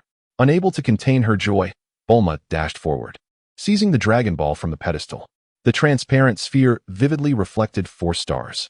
It is the 4-star ball, Bulma exclaimed, overjoyed. To think there are 2 heirlooms from my grandfather. Sun Wukong marveled, glancing at the Dragon Balls each held in Bulma's left and right hands. Bulma recounted the details of the Dragon Balls to Sun Wukong, then proposed, Hey, Wukong, would you be interested in joining us on our quest for the Dragon Balls? Initially, Sun Wukong was hesitant to leave the deep mountains, but Feng Zi's words resonated with him. As a man, you must venture into the world, using your fists to conquer monsters. Welcome to our team, Wukong, Bulma cheerfully declared, secretly thinking, with these 2 formidable companions by my side, there will be no enemies to fear. However, 2 hours later, Bulma's expression darkened. Regret began to seep in. Bulma, can you drive any faster? Feng Zi complained. Indeed, Bulma. Why is this taking so long? Sun Wukong chimed in. The rugged mountain path bore witness to Bulma riding a motorcycle, with 2 figures awkwardly squeezed onto it. Feng Zi had nearly enveloped Bulma in her embrace, while Sun Wukong, due to his smaller stature, was crammed behind. The 3 of them on a single motorcycle undoubtedly slowed their pace. Bulma turned back and shouted at the 2, Could you please be quiet? If you keep this up, I might just throw you both off. I think I'll just run, Feng Zi declared, and before Bulma could react, she leapt off the motorcycle. Instantly, the vehicle's speed markedly increased. As Feng Zi's silhouette was gradually receding, it shrank into a mere speck in Bulma's line of sight. The biting cold wind held fiercely. And just as Bulma was about to chastise Feng Zi for his foolishness, a streak of purple light darted towards her. Stunned, she observed that Feng Zi, utilizing sheer foot strength, was able to match the speed of her motorcycle, which was racing at dozens of miles per hour. To think that a person could keep pace with a motorcycle was truly remarkable, utterly shattering Bulma's understanding of reality. Hey, Goku, are you interested in hopping down and stretching your limbs? Feng Zi coaxed, resembling a mischievous youth. Sure, Goku replied, leaping off the vehicle. Bulma felt the motorcycle lighten significantly, becoming uncontrollable as it surged forward. Is it possible that such beings can run so swiftly? Feng Zi remarked to Goku, who nodded in agreement. Indeed, it is a monster. Suddenly, with a forceful strike, Feng Zi's fist landed squarely on Goku's head. Ouch! What was that for, Feng Zi? Goku grimaced, irritation creeping into his voice. I already told you, that is not a monster. You truly are a novice. Next time, I will take you along to experience what seasoned monsters are like. Feng Zi retorted, then added, We must be off, otherwise, we shall lose sight of Bulma. Chapter 14. The Bewildering Transformation Technique, Part 1. Bulma and her companions were engaged in lively banter as they traversed the road, which was fraught with peril. Encountering various brigands who unwittingly provided Feng Zi with experience points. Passing through a village, Feng Zi resolved a series of gang conflicts with his fists, his experience nearing the critical threshold of levels 5 and 6. With the presence of Goku, the trio shared laughter and conversation, rendering their journey far from dull. Following the direction indicated by the Dragon Ball radar, they arrived at a small village located in the east. Feng Zi, do you find it peculiar? Bulma, clad in a flowing gown, walked ahead, gazing at the desolate scene of shuttered homes within the village as she posed her inquiry. Feng Zi cast a glance over the desolate village, pondering whether the villagers had perished. Don't frighten me, Feng Zi, Bulma stammered, comparing her observation of the uninhabited village with Feng Zi's words. In the ensuing silence, a chilling breeze swept through, causing Buma's hairs to stand on end. She hurriedly retreated behind Fengzi, clutching the hem of her garment in trepidation. Fengzi cast a glance back at Bulma, her expression tinged with curiosity. What troubles you? Is it because this village has witnessed death? Do you not feel fear? Perhaps it would be prudent to depart this place swiftly. Bulma trailed behind Fengzi, her mind laden with suspicion as she furtively surveyed the surroundings. Under the influence of her anxious mindset, the village took on an air of eerie foreboding in her eyes. Sun Wukong erupted into hearty laughter. Bulma, as Fengzi brother has remarked, you truly are quite ineffectual. Bulma silently cursed, how vexing. Yet, she still dared not stray from Fengzi's side, repeatedly assuring herself that with these two peculiar individuals present, even the most fearsome of demons could not instill terror within her. Suddenly, Bulma froze, her gaze caught by a vague silhouette swaying behind a window. Ah! She screamed, flinging herself into Fengzi's embrace, leaving him with a bewildered expression. What is it now? Fengzi halted his forward stride, looking down at Bulma in his arms. Utterly perplexed by the situation, Bulma lifted her head, her cheeks flushed, the two of them now caught in a somewhat intimate pose. As she nestled against Fengzi's chest like a fragile bird. Fengzi, could you possibly help me investigate that house? She implored, pointing toward the haunted dwelling that had startled her. Fengzi sighed, murmuring to himself, women can be quite troublesome. He then turned to Sun Wukong and said, Wukong, could you please check that for me? With an affirmative grunt, Sun Wukong strode toward the wooden door of the adjoining room and forcefully pushed it open.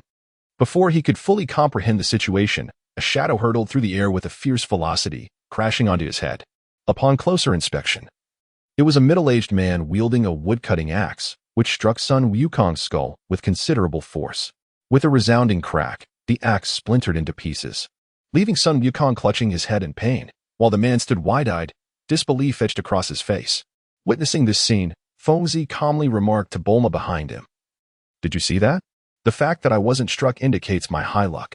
Bulma, momentarily speechless, couldn't help but wonder what Fengzi's true intentions had been in sending Sun Wukong to investigate. Ah, it appears to be a misunderstanding. My sincerest apologies, young man. The man who had swung the axe said sheepishly. The room, not particularly spacious, felt crowded due to the number of people present, which included the elderly, women, and even children. Near the window, a petite and charming girl was tending to Sun Wukong's injury. The man had swung his axe with all his might, resulting in a large, swollen bump on Sun Wukong's head. It's nothing, just a bit of pain, Sun Wukong replied, grinning through the discomfort. At this moment, Fengzi interjected. Wukong's blood type belongs to the warrior category. It wouldn't matter if you came a few more times. She dismissed his ramblings and added, by the way, I haven't yet inquired about the nature of this village. Bulma asked curiously. A brief silence enveloped the room as all the villagers' gazes converged upon an elderly man with graying hair.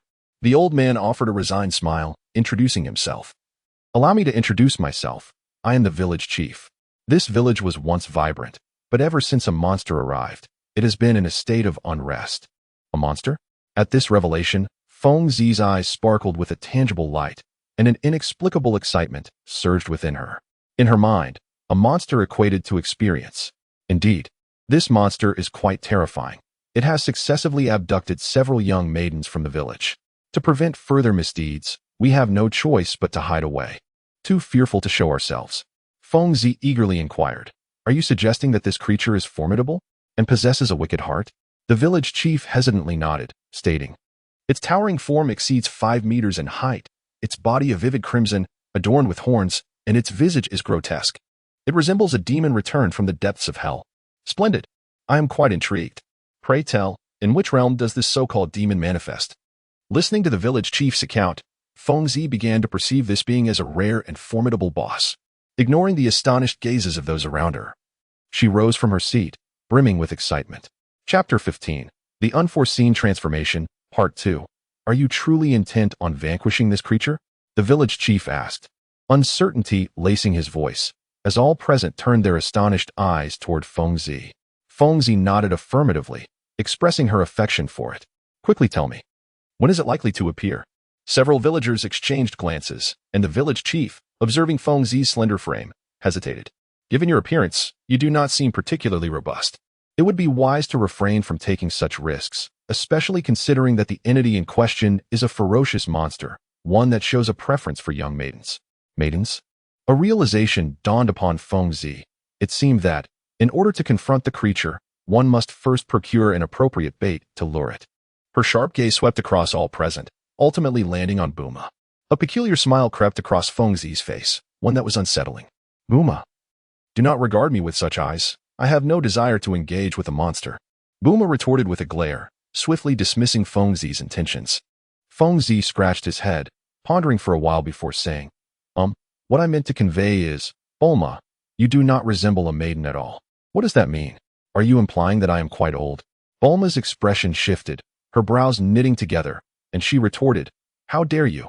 Feng Zi, since you are provoking me like this, I, a graceful and elegant young lady, shall assist you this once. Sun Wukong inquired of Feng Zi, what exactly is a maiden? To which Feng Zi replied, honestly, I am not entirely certain either. A wave of laughter erupted among the group, and Bulma's face flushed crimson. It dawned on them all that Feng Zi was utterly oblivious to the very concept of a maiden. Suddenly, the ground trembled, and a biting wind howled outside the window. The villagers, including the village chief, wore grim expressions. What is happening? Bulma asked.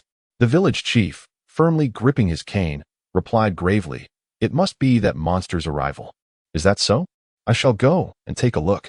Feng Zi declared, disregarding everyone else's warnings, and pulling the unprepared Bulma along.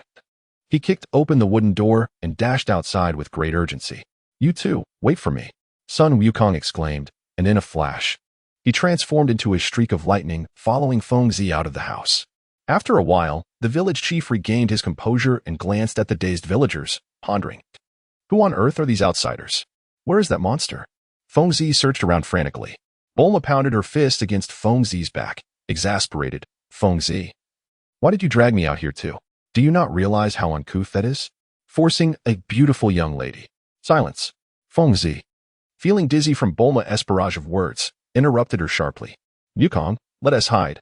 I'll leave this to you, Bulma. Without waiting for a reply, Feng Zi led Bulma to a conspicuous street and found a concealed spot to hide with Sun Wukong. Feng Zi, you scoundrel, how could you abandon me here alone? Bulma chided, her fear escalating as her mind conjured an image of a monstrous being that could engulf her entirely. Just then, a sudden voice broke the tense silence. Dear maiden, would you be interested in a date with me? Bulma's skin prickled with goosebumps, her head turning stiffly to face the source of the voice. There stood a grotesque demon, its entire body a vivid red with horns protruding from its head. A terrifying visage made slightly absurd by the bouquet of flowers it clutched in its hands. No. Feng Zi, Wukong, you two, come out quickly.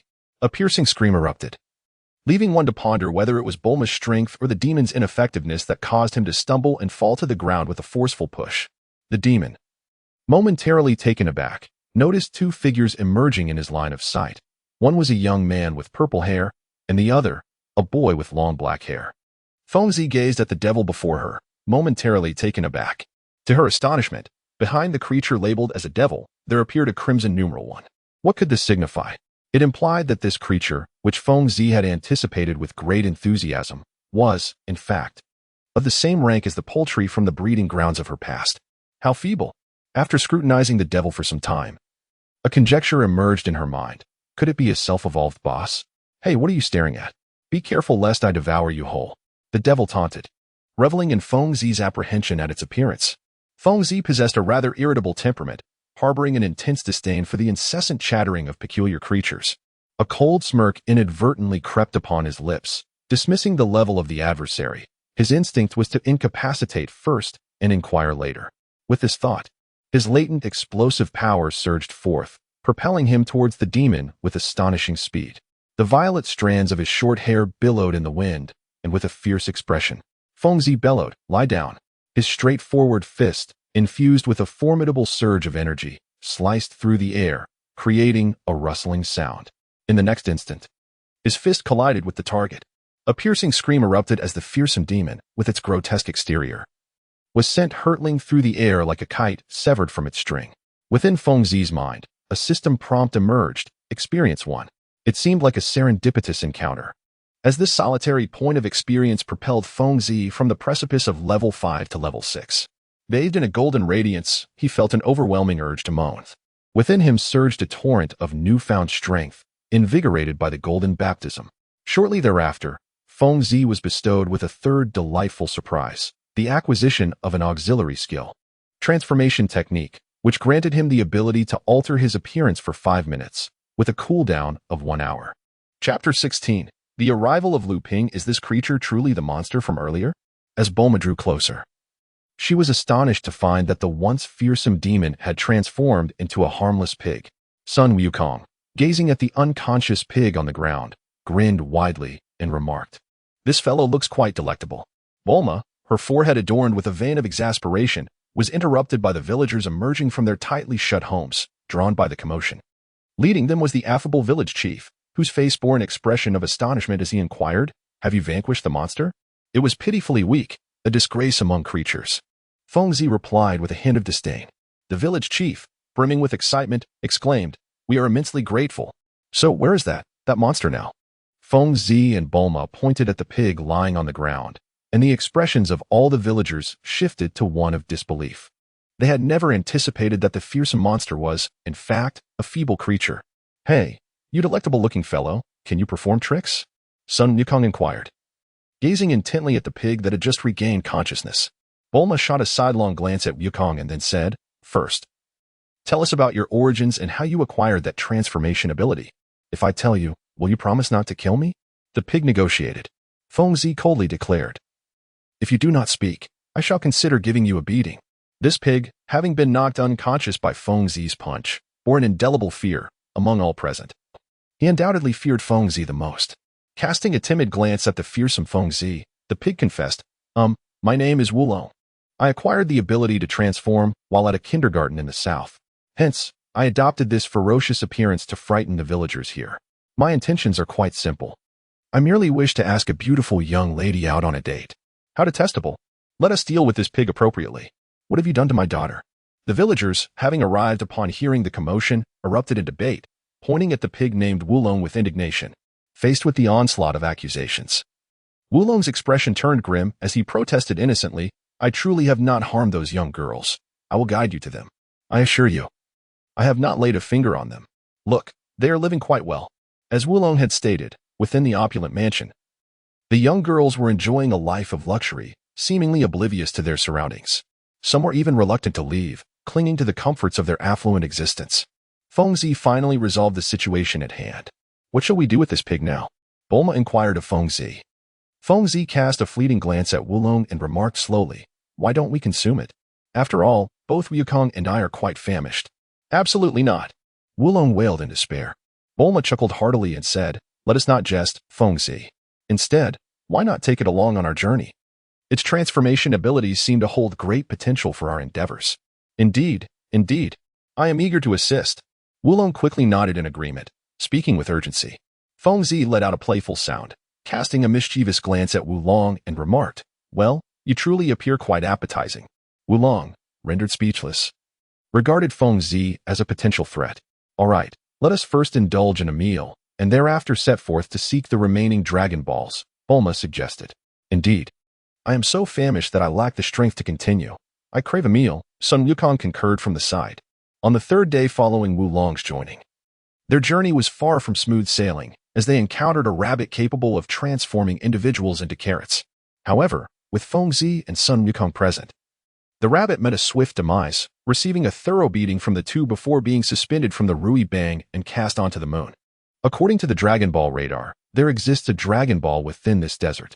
Bulma, clutching the radar, observed its screen while stating, "This desert holds one such Dragon Ball." At that moment, Wulong interjected, Could we perhaps take a detour?" "Why?" Bulma inquired, puzzled. "There is a notorious bandit in this desert. It is said he is quite a formidable character, known for robbing travelers who pass through," Wulong explained with evident concern. Upon hearing this, Bulma burst into laughter, gesturing towards Sun Wukong and Feng Zi behind her, and dismissively replied, "With these two monsters around, what is there to fear? If I were to encounter that bandit, I would knock out his teeth." Feng Zi scoffed, having already encountered numerous ruffians along their path, all of whom fell victim to his fists, transforming into mere experience points. At that moment, an abrupt and maniacal laughter rang out, declaring, "You are exceedingly arrogant. Allow me to demonstrate how I will knock out your teeth." With a furrowed brow, Feng Zi fixed his gaze on the newcomer, prompting the attention of the four individuals to converge upon him. Approaching swiftly was a motorcycle, ridden by a strikingly handsome young man with flowing black locks and distinct facial features. Beside him, a peculiar blue creature levitated mysteriously in the air. Upon halting, the blue being astonishingly articulated human speech, declaring, "Young Master Lepin has instructed to teach a lesson to these ignorant individuals." Chapter 17. A disparity in power, are you not Paru? Yulong exclaimed in surprise upon recognizing the blue creature. The entity, identified as Paru, focused its gaze upon Yulong, remarking, "Ah, you are the one expelled for stealing the teacher's underwear. Do you know him?" Bulma inquired of Yulong. Yulong nodded and replied, "His name is Paru. Like me. He is a student from the Southern Transformation Kindergarten." "Hey, you with the purple hair, you will regret your earlier words," Lepin taunted Fengzi, clenching his fists. Fengzi's expression darkened with murderous intent. In his line of sight, Lepin's name glowed red with a numeral 21 trailing behind it, indicating that this Lepin was not to be underestimated, his abilities closely rivaling those of Sun Wukong. "Enough with the idle chatter. As a monster, you are guilty." Fengzi slowly unsheathed a scythe, carefully wrapped in cloth upon his back. As the fabric fell away, a sinister and terrifying blade emerged, its surface adorned with vein-like patterns that exuded a bloodthirsty aura. Lepin recognized that the youth before him was more formidable than he initially presumed. He was likely a true powerhouse. In an instant, Lepin's demeanor shifted to one of seriousness as he assumed an unheard of stance, vigilantly watching Fengzi. "Go for it, young Master Lepin. Dispose of this insolent, purple-haired fool." Paru floated effortlessly in the air, lending his encouragement to Lepin. Observing the two opponents locked in silence, Yulong remarked, "Bulma, do you think Fengzi can handle Lepin?" "I'm not sure. However, Fengzi is undeniably strong. He is a freak who isn't afraid of bullets. But that Lepin is quite handsome." Bulma's gaze seemed to linger on Lepin as she casually responded to Yulong's inquiry. "They're about to engage," Sun Wukong stated, his eyes fixated on the battlefield. The atmosphere was laden with tension, the air thick with stifling malevolence. The eyes of Lepin and Fengzi intertwined in a parallel gaze, both awaiting the opportune moment to initiate their clash. In the face of such a powerful adversary as Fengzi, Lepin felt an unwelcome sense of inadequacy in the ongoing battle of wills. A bead of sweat trickled down Lepin's brow, momentarily obscuring his vision. With a slight smirk, Fengzi made his move. The speed of movement was astonishing. A violet streak shot forth from its original position. The figure of Fengzi lingered momentarily, a blurred afterimage distorting the vision of onlookers. Before anyone could react, Fengzi had closed the distance, standing right before Lu Ping. "How swift!" Sun Wukong exclaimed, captivated by the spectacle before him. With a decisive motion, Fengzi brandished a colossal scythe, weighing several hundred pounds, and brought it down with ferocity. A shadow, imbued with lethal sharpness, sliced through the air, producing a resonant hum as the scythe aimed for the exposed vulnerabilities of Lu Ping. Grinding his teeth, Lu Ping set aside his astonishment and summoned all his strength, concentrating his energy in his legs. He executed a swift pivot, narrowly evading the trajectory of the scythe. A radiant smile adorned Fengzi's face. He reveled in tormenting his adversaries, relishing the thrill of the encounter, perhaps inherently possessing a mindset steeped in violence. Just as Lu Ping felt a surge of relief for dodging the scythe, an unexpected, swift punch landed heavily upon his shoulder, catching everyone off guard. A grimace crossed Lu Ping's face as pain radiated from his shoulder. The force of the impact compelled him to stagger back several steps before he could regain his composure. Fengzi shook his head and said to Lu Ping, "You are still far from enough." What exactly happened just now? Bulma and Oolong had only seen that within mere seconds, Lu Ping had sustained an injury. Without turning his head, Sun Wukong explained, Brother Fengzi skillfully wielded his scythe, diverting that fellow's attention to it, while simultaneously delivering a powerful punch.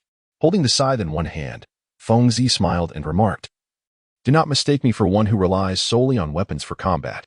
What I cherish is the direct contact of my fist striking the flesh." Infuriated, Lu Ping transformed into a whirlwind, rushing towards Fengzi's position with a fierce howl. Thud, thud, thud. The air reverberated with the piercing sounds of their clashes.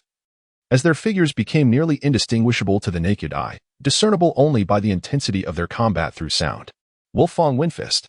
A thunderous shout echoed as Lu Ping paused in everyone's sight, assuming the stance of a wild wolf preparing to pounce, exuding an aura reminiscent of a feral beast. Chapter 18. Skills. Lu Ping's momentum shifted dramatically, embodying a wildness inherent to a wolf. His eyes sparkled with a keen light, his hands slicing through the air before him, causing the surrounding atmosphere to ripple ominously. Skills? Fengzi licked his dry lips, his eyes betraying a thrill of excitement as he murmured to himself. Bulma and the others, watching from the sidelines, gazed in astonishment at Lu Ping, who had now fully immersed himself in a trance, resembling a wolf unleashed from its chains, ravenously hunting its prey. Go, young master Lu Ping. Paru, witnessing Lu Ping adopt the wolf Fong burst fist stance, cheered with unwavering confidence. Lu Ping's hands traced blurred trajectories in the air, and Fengzi faintly sensed the impending danger. With a shout, Lu Ping sprang into action, transforming into a fleeting shadow, the sound of rushing wind accompanying his swift approach to Fengzi. The air was filled with the sounds of punches slicing through, his seemingly chaotic strikes embodying the essence of primal combat skills. Barely managing to evade the onslaught, Fengzi's clothing tore under the rapidity of Lu Ping's punches, revealing the sheer speed at which they were delivered. This relentless fighting style mirrored a feral struggle, where danger was met with equal peril, a true contest of beasts. Fengzi swiftly leapt several meters away, driving the scythe firmly into the sandy ground, and proclaimed, "Eight-handed fist." Indeed, it was the renowned signature technique of King Chopa. The eight-handed fist allows for a remarkable increase in punching speed, creating the illusion of multiple fists in motion. And it is currently the sole combat skill mastered by Fengzi.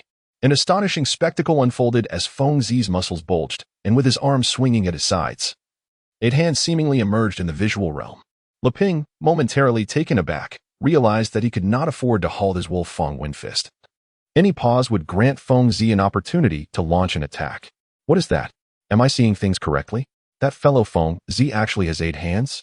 Yulong's jaw dropped in disbelief, and like him, everyone present was filled with confusion, questioning the nature of this phenomenon. Bulma recognized the scene as somewhat familiar, as memories of King Chopa executing the same martial arts surfaced in her mind. However, unlike before, it was now Fengzi who had mastered the 8-handed fist. Fengzi's punching speed is evidently far superior to that of Lu Ping. As his fists dance through the air, they resemble a relentless cutting machine, impenetrably swift. Fengzi had been meticulously analyzing the techniques of Lu Ping's Wolf Fong Wind Fist within the realm of thought. As a data set, Fengzi's analytical prowess far surpassed that of any human.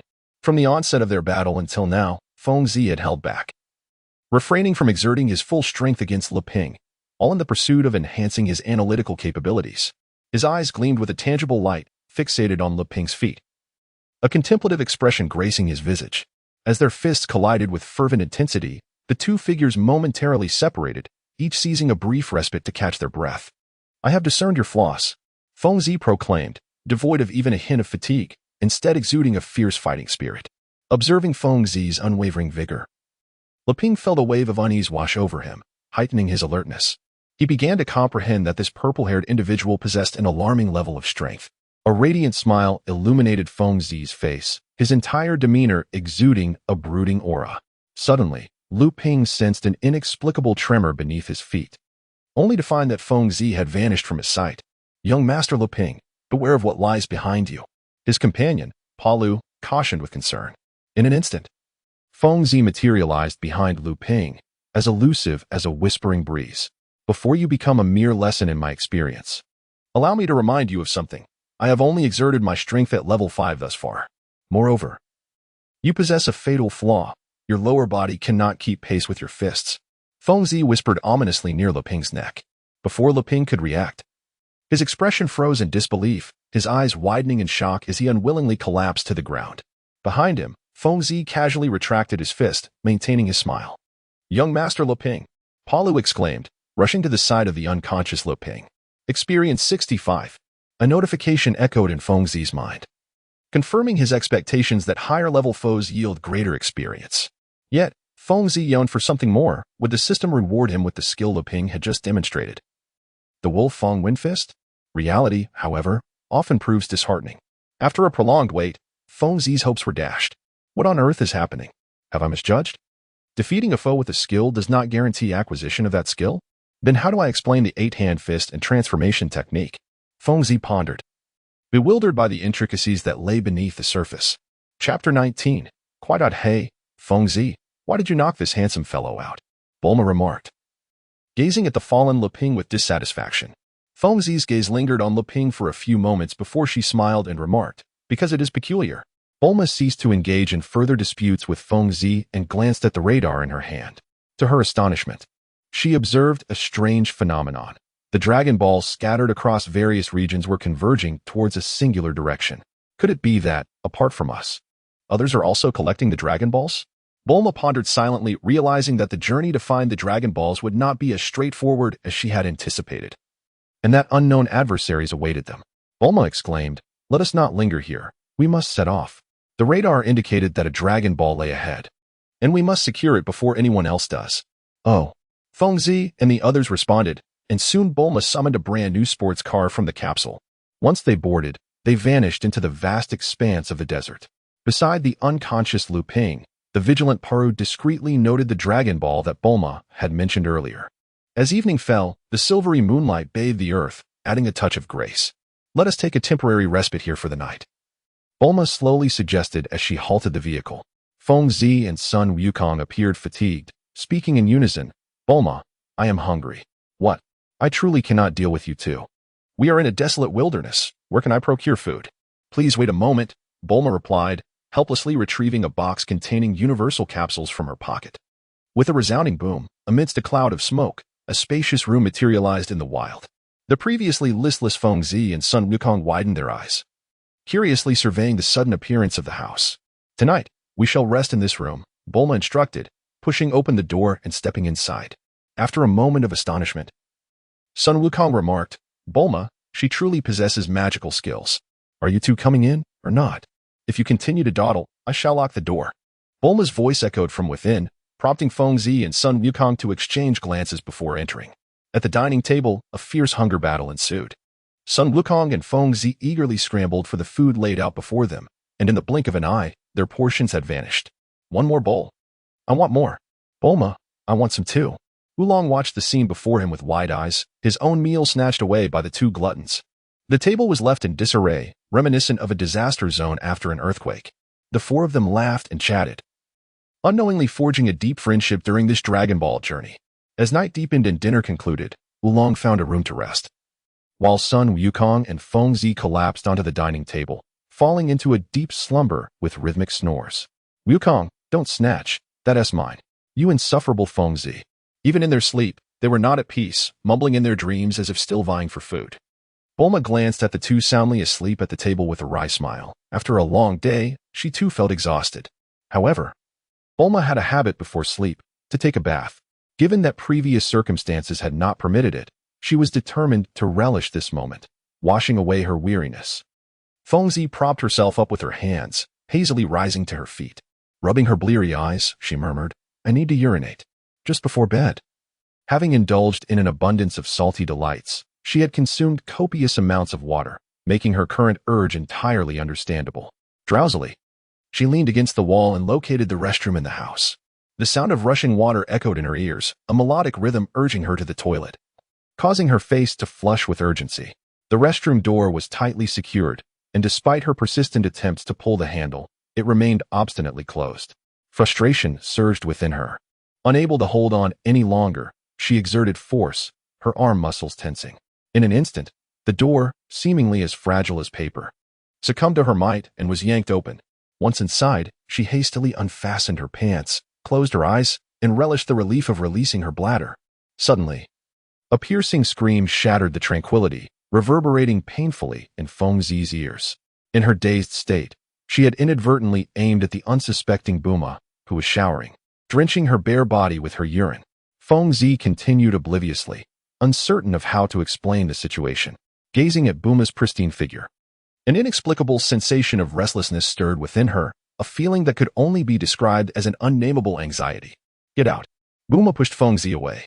But whether it was a mere coincidence or due to the slippery floor, she lost her footing and fell uncontrollably into Feng Zi's embrace. Her youthful embarrassment was unmistakable. Bulma's face flushed crimson, her smooth body supported by Feng Zi's hands, leaving both of them frozen in a rather compromising position. Touching where one ought not and gazing where one ought not, Feng Zi felt no embarrassment at all. Instead, he inquired with genuine concern, "Are you all right, Bulma?" Chapter 20, The Mixed Rice, the King of Mixed Rice. We have gathered 4 Dragon Balls, and with 3 more. We can summon the divine dragon to fulfill your grand aspirations. A long-haired woman clad in a trench coat reported, facing a diminutive man barely standing at 1 meter 30. Yes, for this moment, we have waited many years. I am on the verge of becoming king, a leader revered by all. The man, known as Mixed Rice, exclaimed with fervor, as if he were indeed on the cusp of acquiring supreme power. Mixed Rice seemed to ponder something, glancing at his subordinates, the long-haired woman and a canine companion by her side. Have the remaining Dragon Balls not been collected? He inquired. Indeed, King Mixed Rice. 3 Dragon Balls remain unfound, but we shall locate them shortly, the canine man vowed earnestly. Mixed Rice let out a series of maniacal laughs, addressing the two. Once I ascend to the throne, I will surely elevate you both to esteemed positions. Thank you, King of Mixed Rice. Let us commence our mission. We shall undoubtedly retrieve the remaining Dragon Balls. Inside a dwelling in the wilderness. Feng Zi, you must go out first. Bulma, in a state of panic, was at a loss for words and shouted at Feng Zi. Feng Zi, having released his embrace of Bulma, stepped out of the restroom, observing his departing silhouette. Bulma secretly exhaled in relief. She had no intention of continuing her washing, swiftly donning the garments she had placed aside. Upon returning to the living room, Feng Zi cast a glance at the dining table where Sun Wukong lay in deep slumber, a faint smile gracing his lips as he settled onto a nearby sofa. In the tranquility of the surroundings, one's mind tends to wander, and Feng Zi was no exception, gazing at his own hands. The scene from the restroom resurfaced vividly in his mind, his inner world surging like the tides of the sea, tumultuous and undulating. Feng Zi brought his hands close to his nose, inhaling deeply, and the lingering fragrances of the shower gel and the youthful scent of the girl still resided in his palms. What was this sensation? Feng Zi's heart became tumultuous. For the first time, he realized he was somewhat lost, unable to comprehend what influenced his emotions and thoughts. Moments later, Bulma appeared, draped in a loose-fitting robe. Standing before Feng Zi, their gazes intertwined, reflecting an indescribable sentiment in their eyes. Feng Zi, why are you still awake? Bulma inquired, breaking the silence that enveloped them. Feng Zi scratched his head and replied with a smile, it's nothing, perhaps I just overindulged. Hee, Feng Zi. I have always been curious about who you truly are, Bulma chuckled softly. In the ensuing silence, Feng Zi pondered for a moment before responding contemplatively. I am a man who relentlessly pursues the pinnacle. I firmly believe that only with my fists can I safeguard myself. Bulma's expression shifted, a peculiar light flickering in her eyes as she gently inquired, Feng Zi, your reply resonates with my thoughts. Tell me, do you understand what love is? Love? Feng Zi glanced at Bulma in confusion, responding, I do not know. Bulma gazed intently at Feng Zi, her eyes conveying deep affection. When you come to understand love, I hope, Feng Zi, that you will gift me a bouquet of flowers. Xiao, we must be cautious. We cannot allow them to discover us. A long-haired woman whispered to the dog-like man beside her as they stealthily crept along the wall of the house. The two clumsily fumbled towards the window. And in the darkness, the long-haired woman inadvertently slapped her palm against the glass. Suddenly, Feng Zi in the room furrowed his brow. A barely perceptible sound had caught his attention. He turned to Bulma and said, Bulma, stay here and do not move. With that, Feng Zi's figure flickered and appeared before the bedroom door, exhibiting his brute strength as he kicked the door open. At the window, 2 shadowy figures became visible to Feng Zi's gaze. Who are you? He approached them, his eyes gleaming with a cold light. The long-haired woman turned to Xiao, saying, the plan has failed. We must flee. Without hesitation, she leaped out of the window, followed closely by the dog-like Xiao. You are so weak, Feng Zi remarked. Disappointment etched across his face as he noted the numbers 3 and 5 next to their red names. Such a level of monsters was hardly sufficient to even fill a gap. The long-haired woman and Xiao stared at Feng Zi in astonishment, despite their head start. This purple-haired man had inexplicably appeared before them, an occurrence that was decidedly eerie. Found it, Model X, 1908. The long-haired woman, aware of the formidable presence of Feng Zi, retrieved a universal capsule from her pocket and tossed it onto the ground. With a resounding boom, smoke enveloped the area, and a massive battle robot emerged on the ground. Feng Zi's expression shifted to one of surprise. He had encountered this creation at Bulma's house and recognized it as a robot, a monstrous entity crafted from metal. Could it be that this robot was the equipment of these two creatures? Xiao, let's go. The long-haired woman urged as they both entered the robot's cockpit. Feng Zi's expression transformed into one of ecstatic joy as the creature before her inexplicably leveled up. rising from their respective levels of 3 and 5 to that of a formidable 15. Thud. The metallic fist of the robot, forged from steel, soared through the air like a hammer, hurtling towards Feng Zi's position. Chapter 21. The Bull Demon King of Frying Pan Mountain. Feng Zi stood still, as the robot's fist swept through the frigid wind, tousling her short hair. When the strands that obscured her gaze were blown aside, they revealed her mesmerizing, icy eyes. Contrary to expectations, there was no thunderous sound. Instead, Feng Zi effortlessly grasped the seemingly colossal fist. How could this be? Within the control chamber, the long-haired woman exchanged a glance with Xiao, disbelief evident in their eyes. With a cold snort, Feng Zi exerted a slight force, astonishingly lifting the massive robot with a single hand, as if it were merely a small chick. A resounding crash echoed in her ears, causing the ground to tremble. Bulma, along with the awakened Oolong and Sun Wukong, rushed out to witness the unfolding spectacle. Shaking off the dust from her attire, Feng Zi received a familiar notification in her mind. Experience 45. On what was once a flat surface, a 5-meter-deep pit had formed, strewn with shattered metal parts. And within it lay an unconscious man and woman. Feng Zi, what happened? Bulma inquired, gazing into the deep pit with a puzzled expression. Feng Zi smiled slightly and replied, "It's nothing, just a few little monsters who have wandered off the map." Bulma understood that Feng Zi's mindset differed from that of ordinary people and did not press the matter further. After a few of them returned to the house to continue their slumber, two figures stealthily concealed themselves among the trees, none other than Lu Ping, the one previously defeated by Feng Zi, along with his subordinate, Palu. "Young Master Lu Ping, that fellow named Feng Zi is quite formidable," Palu whispered. Lu Ping furrowed his brow and replied solemnly, "Indeed, he is quite powerful." "Palu, do you have any idea what those few are gathering the Dragon Balls for?" "Yes. I heard that girl mention it," Palu answered truthfully. Lu Ping responded with a knowing "oh," a glint of cunning flashing in his eyes as he mischievously said, "Then let us follow them and ensure they do not acquire the Dragon Balls." In the air-conditioned vehicle, Oolong curiously asked, "Bulma, what wish do you intend to make to the dragon?" Bulma fell silent for a moment, her mind swirling with thoughts, before she declared, "Of course. I wish to become the most captivating woman in the world." "Is all our hard work merely for such a trivial wish?" Oolong grumbled. Not far behind them, another vehicle trailed closely, its owner being Lu Ping. "Master Zawifan, we." Zayu and the long-haired girl reported nervously. "Where are the Dragon Balls? Have you failed?" Zawifan inquired in a low, grave voice. No, we encountered a rather perverse purple-haired man. Zawifan chuckled menacingly. "No need for explanations. You have not followed my orders to collect the remaining Dragon Balls, so you shall face punishment." A few minutes later, piercing screams echoed within the castle. "Look, ahead is the evening glow," Sun Wukong exclaimed excitedly upon seeing the brilliant red in the sky. Upon hearing this, Bulma gazed at the crimson light above, which indeed resembled the rosy clouds Wukong described, and remarked with delight, "How beautiful! Pfft, are you truly unaware, or merely pretending?" Ahead lies the frying pan mountain of the Ox King. "The flames that burn perpetually there create the very clouds you see," Oolong replied, feigning expertise. Bulma inquired with curiosity, "Who is this Ox King?" "The Ox King is a notorious demon, a terrifying figure known as the Emperor of Evil. Do you see that castle?" Oolong pointed to the grand castle before them, continuing, "It houses the treasures looted by the Ox King. Many desire those jewels, but with the Ox King guarding them, no one dares to make a move." Upon hearing this, Bulma seemed to have an epiphany as she retrieved the dragon radar from her pocket. Beep, beep. The radar displayed a location that brought a smile to her face. Bulma asserted confidently, "Just as I suspected, there is indeed a Dragon Ball within that castle." You don't intend to snatch the Dragon Ball from the Ox King, do you?" "If that's the case, count me out," Oolong exclaimed in horror. "What are you afraid of?" "We still have Goku and Fingzi with us," Bulma replied with unwavering confidence. At this moment, Fingzi interjected, "Is that Ox King a monster?"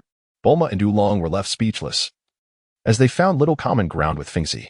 Oolong, visibly anxious, inquired, "You can't possibly be thinking, if I am satisfied with what I see, then I shall give him a good beating," Fingzi declared, raising her fist with determination. Bulma, exasperated, rubbed her forehead and shifted the topic. "By the way, Oolong, do you know what causes the flames on that mountain?" "Those flames were ignited when the Ox King went out. Now, even he cannot return to that castle," Oolong responded. Feng Zi abruptly interrupted the conversation between the two, exclaiming, "Neo Mo Wong, boss, experience, cease the idle chatter. I can hardly contain my anticipation to vanquish that Nyo-Imo Wang. Are you truly intent on confronting Nyo-Imo Wang? Wulong inquired, his voice trembling with apprehension. Indeed. You shall lead the way for us, and should I find this creature unsatisfactory, I shall devour you. Fengzi declared ominously, sending shivers down Wulong's spine. Inwardly, Wulong pondered, this Fengzi may well be a more fearsome entity than Nyo-Imo Wang himself. Chapter 22. Boss came Sanin, Part 1. Upon stepping into the territory of Frying Pan Mountain, an oppressive wave of heat enveloped them, akin to being ensconced within a steamer. Beads of sweat adorned the foreheads of the four, including Fengzi, as the temperature here soared several degrees higher than elsewhere, rendering even the ground searing to the touch. What sort of infernal place is this, causing this lady to sweat profusely? Bulma lamented, dabbing at her perspiring brow with a handkerchief. Indeed, I feel as though I am about to be cooked, Wulong gasped. Once you are cooked, you will undoubtedly be quite delectable, Fengzi retorted, disregarding Wulong's dismal expression as he removed the upper half of his attire, revealing well-defined muscles. Sun Wukong, emulating Fengzi, followed suit and shed his shirt. Bulma, witnessing Fengzi's lean, yet muscular physique, felt her cheeks flush, her mind drifting back to the awkward encounter in the restroom. The group continued onward, drawing ever closer to the colossal castle engulfed in flames. I wonder what Nyo-Imo Wang looks like? Bulma ventured, seeking to spark a conversation. Fengzi envisioned the figure. Responding, it must be an imposing giant, with a visage that is truly fearsome. Suddenly, her words trailed off as her gaze fixed intently behind her. Noticing the change in Fengzi's expression, Bulma and the others turned curiously to look in that direction. There, towering at an impressive 5 meters, stood a middle-aged man adorned with half of a steel helmet, sporting horns atop his head and a beard that covered his chin. In his grasp was an enormous and razor-sharp axe. The Bull Demon King, Wulong exclaimed in astonishment, and nearly everyone present recognized the identity of this formidable man. The renowned master of Frying Pan Mountain, the illustrious Bull Demon King. Fengzi regarded the Ox Demon King with keen interest, although he was a level 20 entity. He bore a white name, signifying that this Ox Demon King was not a mere monster. Fengzi chuckled softly, remarking, "So you are the Bull Demon King? You do not appear to be as ferocious as the legends suggest." The Bull Demon King fixed his gaze upon Fengzi, speaking in a deep tone. "Have you come here with intentions of coveting my treasures?" Suddenly, Fengzi uttered a perplexing statement. "Hey, what must I do to make you despise me?" This left everyone bewildered, uncertain of the reason behind her inquiry. The Bull Demon King paused momentarily, his expression one of confusion as he inquired, "What are you trying to accomplish?" Fengzi suddenly took a step forward, disregarding the pleas of Bulma and the others, and boldly approached the Bull Demon King. "If I were to strike you with a punch, would you be angered by it?" Without waiting for the Bull Demon King's reaction, the cold light in Fengzi's eyes flared as he lunged forward, his fierce fist striking directly into the Bull Demon King's chest with unimpeded force. Bang, bang, bang. The Bull Demon King staggered backward, barely managing to steady himself with the axe in his hand, anchoring his massive frame to the ground. Bulma and the others gasped in shock, utterly unprepared for Fengzi's astonishing act. This is it. Fengzi has stirred up trouble. When the Bull Demon King retaliates, we'll inevitably be caught in the crossfire. We should escape now. Wulong shielded his eyes, unable to bear the sight of the impending battle, and a thought of fleeing began to blossom in his mind. He urgently urged Bulma. Bulma, watching Fengzi's retreating figure, shook her head at Wulong, saying, "I trust Fengzi. He has always been an extraordinarily violent man. He should have no trouble dealing with the Bull Demon King. Indeed, Brother Fengzi appears far stronger than that Bull Demon King." Sun Wukong chimed in, his tone one of agreement. The Bull Demon King clenched his fists, a formidable aura erupting from him, akin to a demon returning from the depths of hell. Beneath the goggles that obscured his eyes, a cruel glimmer emerged, and an intense desire for bloodlust surged within him. In Fengzi's gaze, the Bull Demon King's previously white name began to glow a deeper crimson. "Excellent," Fengzi murmured, then turned to Bulma and said, "Hand me my scythe." "All right," Bulma replied, rushing over to the car parked at the roadside to retrieve Fengzi's scythe. She frowned as she gazed at the large scythe nestled within the trunk, while she had found it. Its several hundred pounds of weight posed a significant challenge for her delicate frame. "Wukong, please help me hand the scythe to Fengzi," Bulma called out to Sun Wukong, directing him. Without any effort, Sun Wukong passed the heavy scythe to Fengzi, who now stood poised, the massive weapon in hand, creating a palpable tension between him and the Bull Demon King. Roar. The Bull Demon King seethed with rage and sensed that a mere unknown could land a punch on him. A monarch of demons, an affront to his pride he could scarcely tolerate. The enormous axe in the Bull Demon King's hands whipped up fierce winds, and as he swung it, dust rose tumultuously, embodying the force to cleave mountains as it descended upon Feng Zi. Feng Zi stood resolute, unwavering as her gaze remained fixed upon the descending axe. A subtle smile graced her lips, and in an instant, her figure vanished from the sight of the Bull Demon King. What? The Bull Demon King stared in disbelief as Feng Zi mysteriously disappeared before him. The force of the axe, having missed its target, disrupted his balance, causing him to lurch forward with an unsteady step. Behind the Bull Demon King, Feng Zi reappeared like a specter, raising the scythe in her right hand. Without a hint of pretense, she traced a graceful arc in the air, the blade glinting menacingly as it descended with precision. The scythe wielded by Feng Zi swept through the air, instantly leaving a gory gash on the thick armor of the Bull Demon King. Chapter 23, Boss Came Senin, Part 2, Roaring. The Bull Demon King forcefully twisted his body, disregarding the wound upon him. As he emanated an aura powerful enough to shake mountains and rivers, the enormous axe danced effortlessly in his grasp, while the wind howled ferociously. Descending like autumn leaves swept away by the breeze. Clang! The metallic sound of impact resonated as the scythe and axe met in a flash. The edges of the two cold weapons almost touching as the Bull Demon King and Feng Zi engaged in a one-sided contest of strength. Feng Zi's body arched like a bow, the force beneath his feet propelling his entire being, channeling explosive energy into his hands. In contrast, the Bull Demon King boasted an innate advantage, exuding an aura of seemingly inexhaustible strength, with his grip evidently surpassing that of Feng Zi. The two were locked in a stalemate. Feng Zi recognized that the Bull Demon King excelled in the art of physical confrontation, and engaging in a protracted battle would undoubtedly be to his detriment. Stop fighting for now, Bulma interjected, attempting to mediate. But both combatants appeared too consumed by their fervor to heed her words. Turning to Feng Zi, Bulma urged, Feng Zi, you must cease this conflict. Consider carefully. If you render the Bull Demon King unconscious, how shall we ascertain the whereabouts of the Dragon Balls? Feng Zi remained impervious to Bulma's words, once embroiled in battle. It was exceedingly difficult for him to extricate himself. If you don't stop, prepare to go to bed hungry tonight, Bulma declared, weighing her options and resorting to a loud threat. How despicable, Bulma. You've changed for the worse. Feng Zi retorted, his expression momentarily faltering as he reluctantly eased his grip. The two figures, that of the Ox King and Feng Zi, separated simultaneously. The Ox King gazed intently at Feng Zi, pondering to himself, his speed is too formidable. If this continues, I shall surely be the one to fall. Feng Zi cast a dissatisfied glance at Bulma and remarked, if you continue with this nonsense, I shall treat you as a monster to be vanquished. Bulma fell momentarily silent, pondering the absence of any conventional understanding of gender or age in Feng Zi's mind. He might indeed carry out his threat. At that moment, the Bull Demon King interjected, Who are you precisely? Mr. Bull Demon King. We have not come to your castle with intentions of plundering your jewels. Rather, we are in search of a gem known as the Dragon Ball. As she explained, Bulma retrieved a Dragon Ball from her travel bag as a demonstration. A Dragon Ball? The Bull Demon King mused, his interest piqued.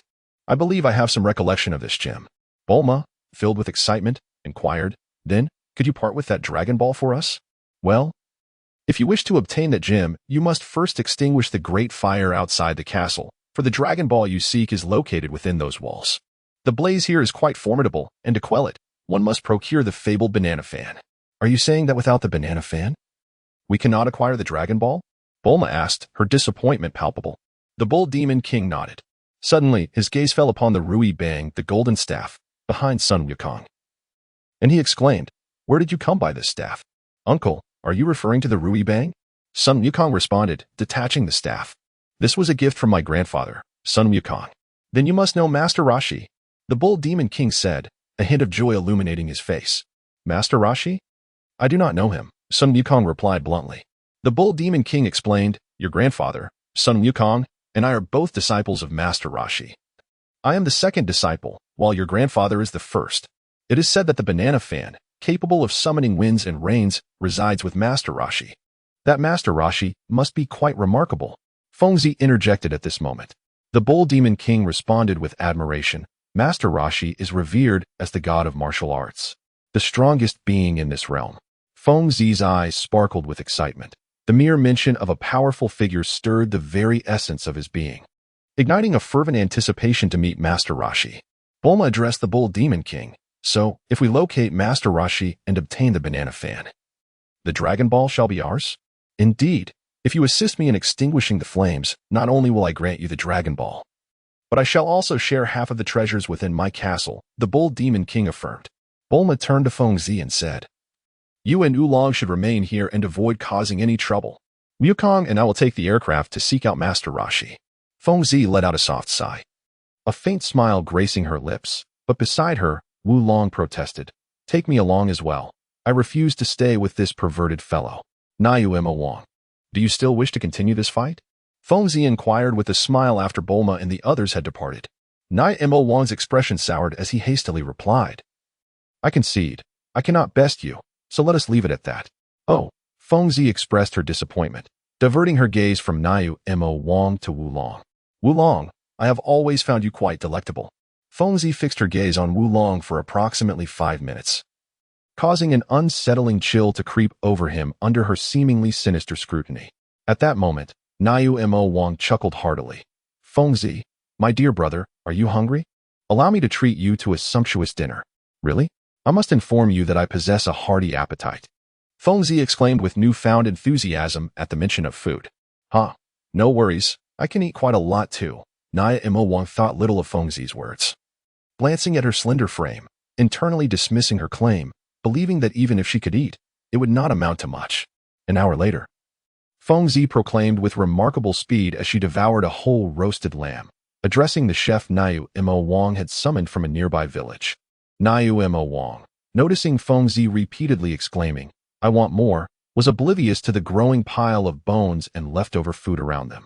2 hours later, witnessing the chef collapse in exhaustion, Nayu Mo Wang asked, Feng Zi, my dear brother, you must be full by now? Moderate, I still feel somewhat hungry. Feng Zi replied nonchalantly, continuing to eat.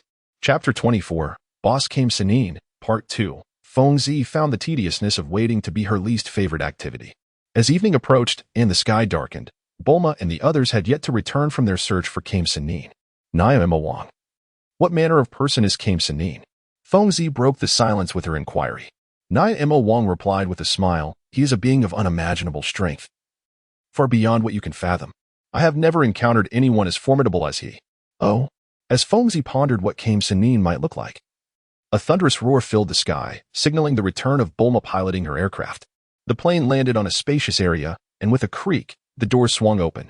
Sun Wukong leaped out, followed closely by Bulma and a young girl in a helmet, presumably the daughter, Chi-Chi, whom Nayu Mo Wang had mentioned. However, what truly piqued Feng Zi's interest was the powerful Came Senin described by Nayu Mo Wang. Ah, how annoying! Bulma suddenly shrieked, slapping behind her. Upon closer inspection, Feng Zi noticed a pair of hands had taken advantage of Bulma's distraction, encroaching upon forbidden territory. That hurts. Must you be so rough with this old man? Came a lecherous voice, revealing a lascivious old man within Feng Zi's line of sight.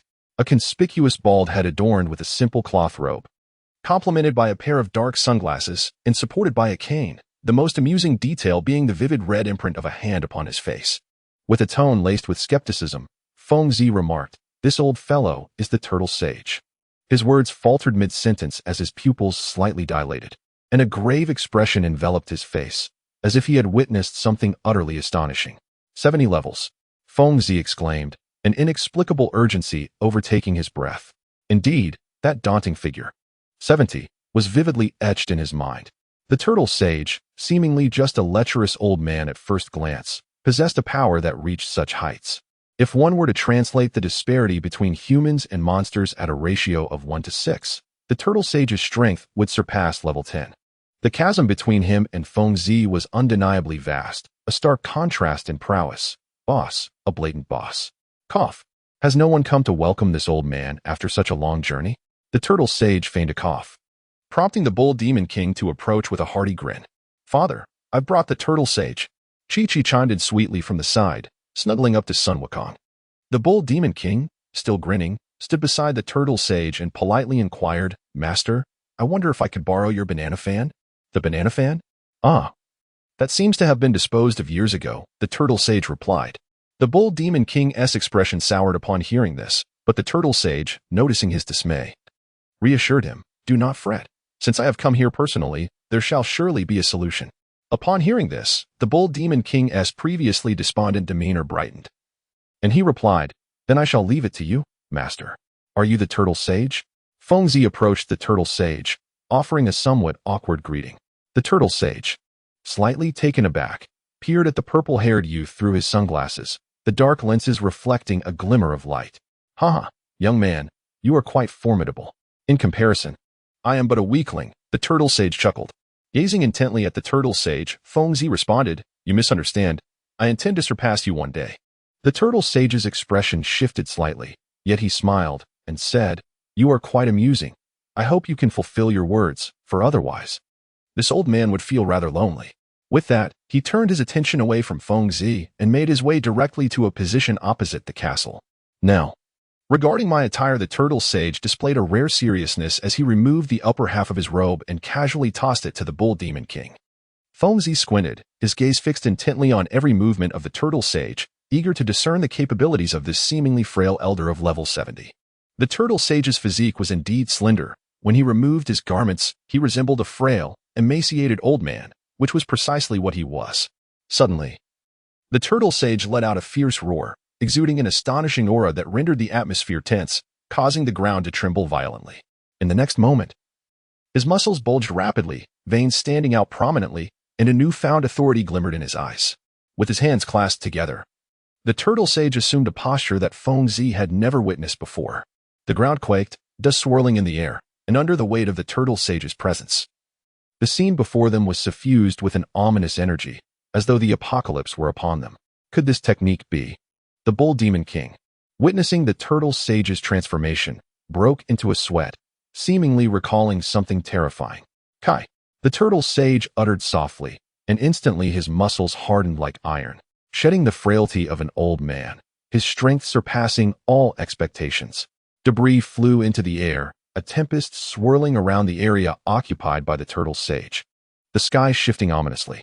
Remarkable, both Sun Wukong and Fengzi observed, their focus unwavering, feeling a deep-seated trepidation in their souls. Chi. At that moment, the turtle sage began to move his hands, and between them, a violent stream of air coalesced rapidly. The ground beneath his feet cracked under the strain. A fissure extending over 10 meters, as he appeared like a deity, all gazes filled with reverence. It is Qi. This sensation is Qi. Fengzi's expression shifted, as if he had grasped a profound understanding, perceiving the swirling energy surrounding the turtle sage with clarity. Kong. The turtle sage bellowed, stepping forward and thrusting his hands outward.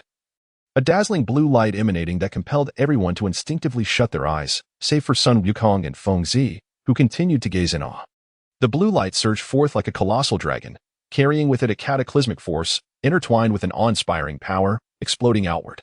The entire world was engulfed in darkness, as everything succumbed to the might of this overwhelming assault, appearing utterly fragile in its wake. Chapter 25. Turtle School's Key Blast in the Blinding Light. The air surged violently, and wherever the radiance reached, it stirred up a rampant sandstorm, a testament to the extraordinary prowess of the Turtle School's Key Blast. A few fleeting seconds felt as lengthy as a century, and gradually, the unsettling elements in the air dissipated into the warm breeze. Bulma, forcing her eyes open, gaped in astonishment at the scene before her, her mouth agape and her face a canvas of disbelief. All around, trees had been severed in half, rocks had crumbled, and nearly everything had been instantly affected by the overwhelming force. The castle, once enveloped in fierce flames, was rendered invisible as the fire was swept away by a wild wind, leaving behind an unfathomable chasm in its wake. Everyone, much like Bulma, stood in utter disbelief at the scene before them. Well, Ox King, I've taken care of the fire here, exclaimed Master Roshi, stretching his limbs beside the sorrowful Ox King. The Ox King replied with a wry smile, thank you, but those treasures are of no consequence to me now. What about my Dragon Balls? Bulma inquired anxiously. At that moment, Sun Wukong shouted from the rubble, I found it. It's the Dragon Ball. Bulma's face lit up with joy as she hurried towards Sun Wukong's location. Meanwhile, Fengzi furrowed her brow, sensing a surging power within her. This sensation was what one might call Qi. The Kamehameha technique involves releasing this chi from the body. And in that very moment, Master Rashi's demonstration allowed Fengzi to grasp the essence of chi's application. Fengzi sensed a sudden influx of information in his mind. Unlocking the skill, Kamehameha, Proficiency Level 1. Continuing their journey southward from Panfried Mountain, the group resumed their adventure. Bulma, that old Master Rashi is truly remarkable, exclaimed Sun Wukong from the backseat, unable to contain his excitement, gesturing animatedly. Without turning her head, Bulma, gripping the steering wheel, replied, Indeed, indeed. But it's a pity that such a formidable person is merely a lecherous old man. By the way, Bulma, how many Dragon Balls do we still need? Fengzi suddenly inquired. While maneuvering the car, Bulma responded, I hadn't anticipated that there would be another Dragon Ball on Master Rashi's island. Along with the one we have and the one from the Ox King, we still need 3 more to complete the set of 7. However, I'm a bit concerned. The Dragon Ball radar indicates that the remaining 3 are located at the same spot. Bulma, look ahead, Fengzi said, furrowing his brow. Bulma, astonished, turned her gaze to the road, where Lepin and Para stood blocking their path. Screech. Bulma slammed on the brakes, bringing the car to a halt. Lepin, attempting to appear nonchalant, greeted, Hi, beautiful lady, we meet again. Weren't you the one that Fengzi knocked out? Bulma retorted, catching Lepin off guard, causing his previously prepared smile to falter. Well, I've changed for the better. I no longer engage in wrongdoing. I heard you were collecting Dragon Balls, and I was wondering if you could spare one. As the saying goes, with more hands, there's more strength. Lepin spoke confidently, having rehearsed his lines. Yes, both Lepin and I wish to be your friends, Para chimed in. Bulma looked at Lepin quizzically, and at that moment, Fengzi chuckled. If you can catch me 10 wild boars for dinner, I'll consider it. Yes, I agree with Brother Fengzi. Sun Wukong exclaimed eagerly at the mention of food. 10 wild boars? Lepin was taken aback. Although they were in a dense forest, capturing 10 wild boars was no simple task. That night, as per their usual routine, Bulma rested in the house from her universal capsule. By the campfire, Lepin lay panting, having toiled all day to catch the 10 wild boars. Is it not ready yet? A massive wild boar glistened with a golden hue under the flames, exuding a rich aroma.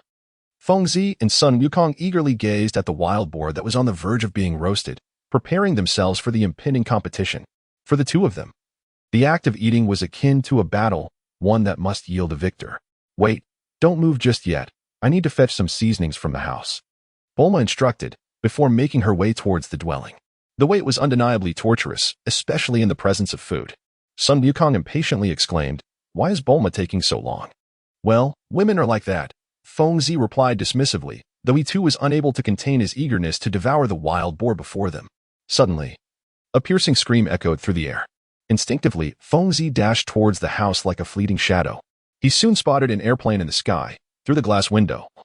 He could clearly see Bulma being abducted. Damn it! Fengzi clenched his fists, watching helplessly as the aircraft swiftly disappeared from his sight. What shall we do now? Wulong inquired. Fengzi gazed at the radar in her hand and remarked, They have taken the Dragon Balls we collected. According to the radar's readings, we must pursue them immediately. Chapter 26. The path to the castle within a castle that exuded an aura of foreboding, the King of Mixed Rice announced. We have successfully gathered 3 additional Dragon Balls, and we have also captured this woman. The long-haired Mai reported to the elated King of Mixed Rice. Haha, I have awaited this moment for many years. After years of relentless effort, I have finally located the legendary 7 Dragon Balls. The King of Mixed Rice exclaimed with near-manic laughter.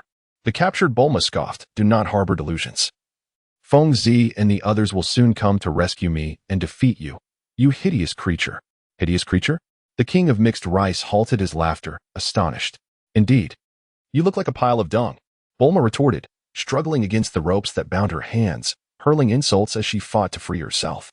Upon hearing Bulma's scathing remarks, the King of Mixed Rice's face turned a deep shade of purple. He shamelessly turned to his subordinates, Xiao and Mai, and inquired, Do you not think I am quite handsome? Exchanging glances, Xiao and Mai hesitated before responding. King of Mixed Rice is the most handsome person in the world. Suddenly, a piercing alarm echoed throughout the castle, instantly heightening the tension in the atmosphere. King of Mixed Rice, we have intruders, Mai exclaimed with concern. Without delay, the King of Mixed Rice commanded, Shut down the surveillance systems. I will not allow anyone to disrupt my plans for world domination. Yes, Mai and Xiao replied in unison, hurriedly making their way to the computer. A chilling wind howled as the night deepened.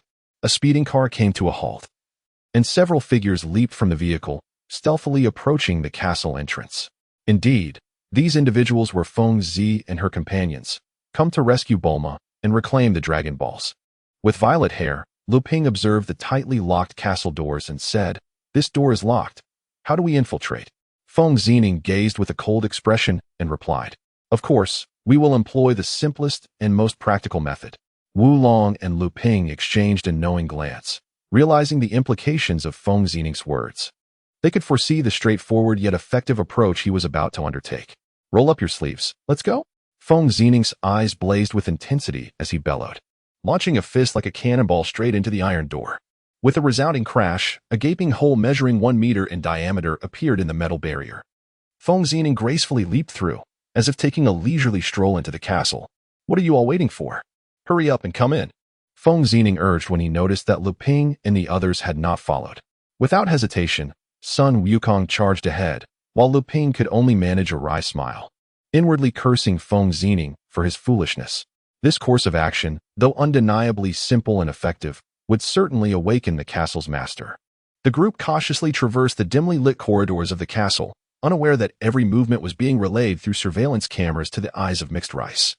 "This purple-haired fellow is impressive. He just punched through steel," Mixed Rice remarked in surprise, having witnessed the earlier spectacle. Xiao and Mai immediately recognized the young man with purple hair as the very same monster who had previously incapacitated them, prompting Xiao to exclaim, "Mixed Rice. This is the perverse individual I mentioned to you, the one who thwarted us last time. Watch closely, he will surely leave you all battered and unrecognizable." Bulma interjected opportunistically. Mixed Rice scoffed, saying, "Humph, I don't believe they can escape this castle alive." He cast a glance at Feng Zining and the others on the screen and commanded, "Xiao, Mai, activate the mechanisms." In the dimly lit corridor, Feng Zining and Sun Wukong took the lead, while the timid Wu Long and the self-proclaimed clever Lu Ping trailed behind. "Hey, this castle is quite perplexing. Where exactly is the Master's lair?" Feng Zining inquired. Noticing that the corridors seemed endless, Lu Ping feigned knowledge, stating, "Typically, such castles are riddled with traps." Yet, his words abruptly ceased as he perked up, puzzled. "Do you hear that? Is there some sort of sound approaching?" "It's a heavy noise." Sun Wukong, with the keenest hearing among them, discerned it immediately. Before they could speculate further, a massive round stone came rolling towards them from a distance. "Run!" Lu Ping cried out as the stone drew nearer. "There's no need to worry. I'll handle this," Feng Zining said, smiling confidently. Sun Wukong nodded, positioning himself protectively in front of the group, and as the boulder approached, he shouted, "Strike! Strike! Strike!" With a series of powerful strikes, the entire stone crumbled into a heap of debris. Lepin stared in astonishment at Sun Wukong, realizing at last that, aside from Feng Zi, there was yet another formidable adversary he had overlooked. Whoosh! Whoosh! Whoosh! The sound of slicing air echoed urgently as several glimmering projectiles whistled towards them.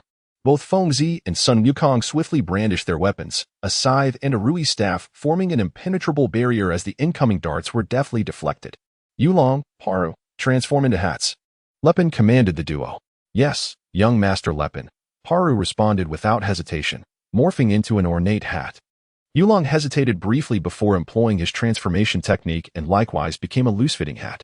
Lepin placed Paru atop his head, explaining, "They were becoming a hindrance, this way we shall avoid unnecessary complications." Chapter 27.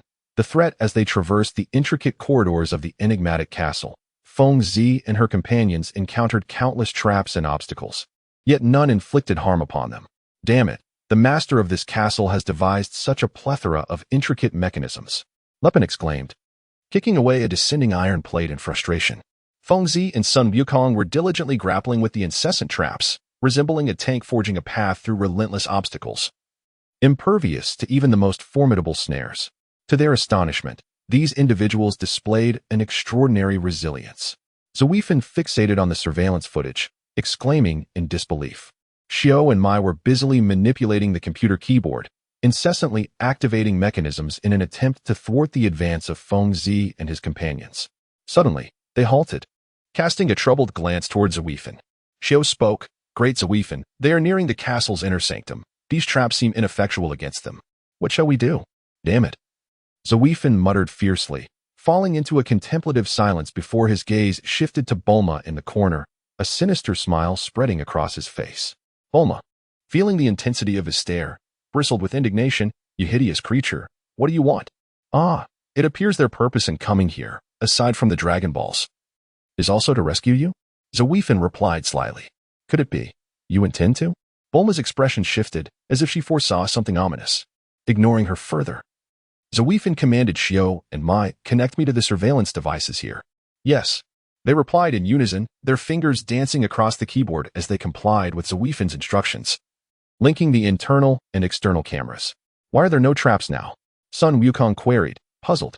No traps is better. It indicates they lack any means to impede our progress. Lu Ping explained. At that moment, an abrupt voice resonated. Welcome. I am the master of this domain, the illustrious, great Zawifin. Feng Zi and his companions furrowed their brows, directing their gaze towards the wall from which the sound emanated. In an instant, a vivid image materialized, depicting a scene of a hodgepodge meal. Are you the master of this castle? Feng Zi inquired coldly. The hodgepodge meal grinned wickedly, responding, my identity is of little significance.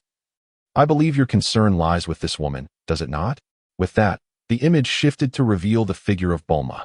Feng Zi, do not heed the words of this grotesque creature. Before Bulma could finish, Mai, who was tasked with keeping watch over her, swiftly covered her mouth, stifling her words to mere muffled sounds. The scene transitioned once more to the hodgepodge meal, who threatened, do you see? This woman, your companion, is now in our grasp. If you wish for her safety, you must not resist and take 3 steps back. You scoundrel! Lu Ping exclaimed in anger, with Sun Wukong echoing his sentiments. How despicably shameless of this fiend!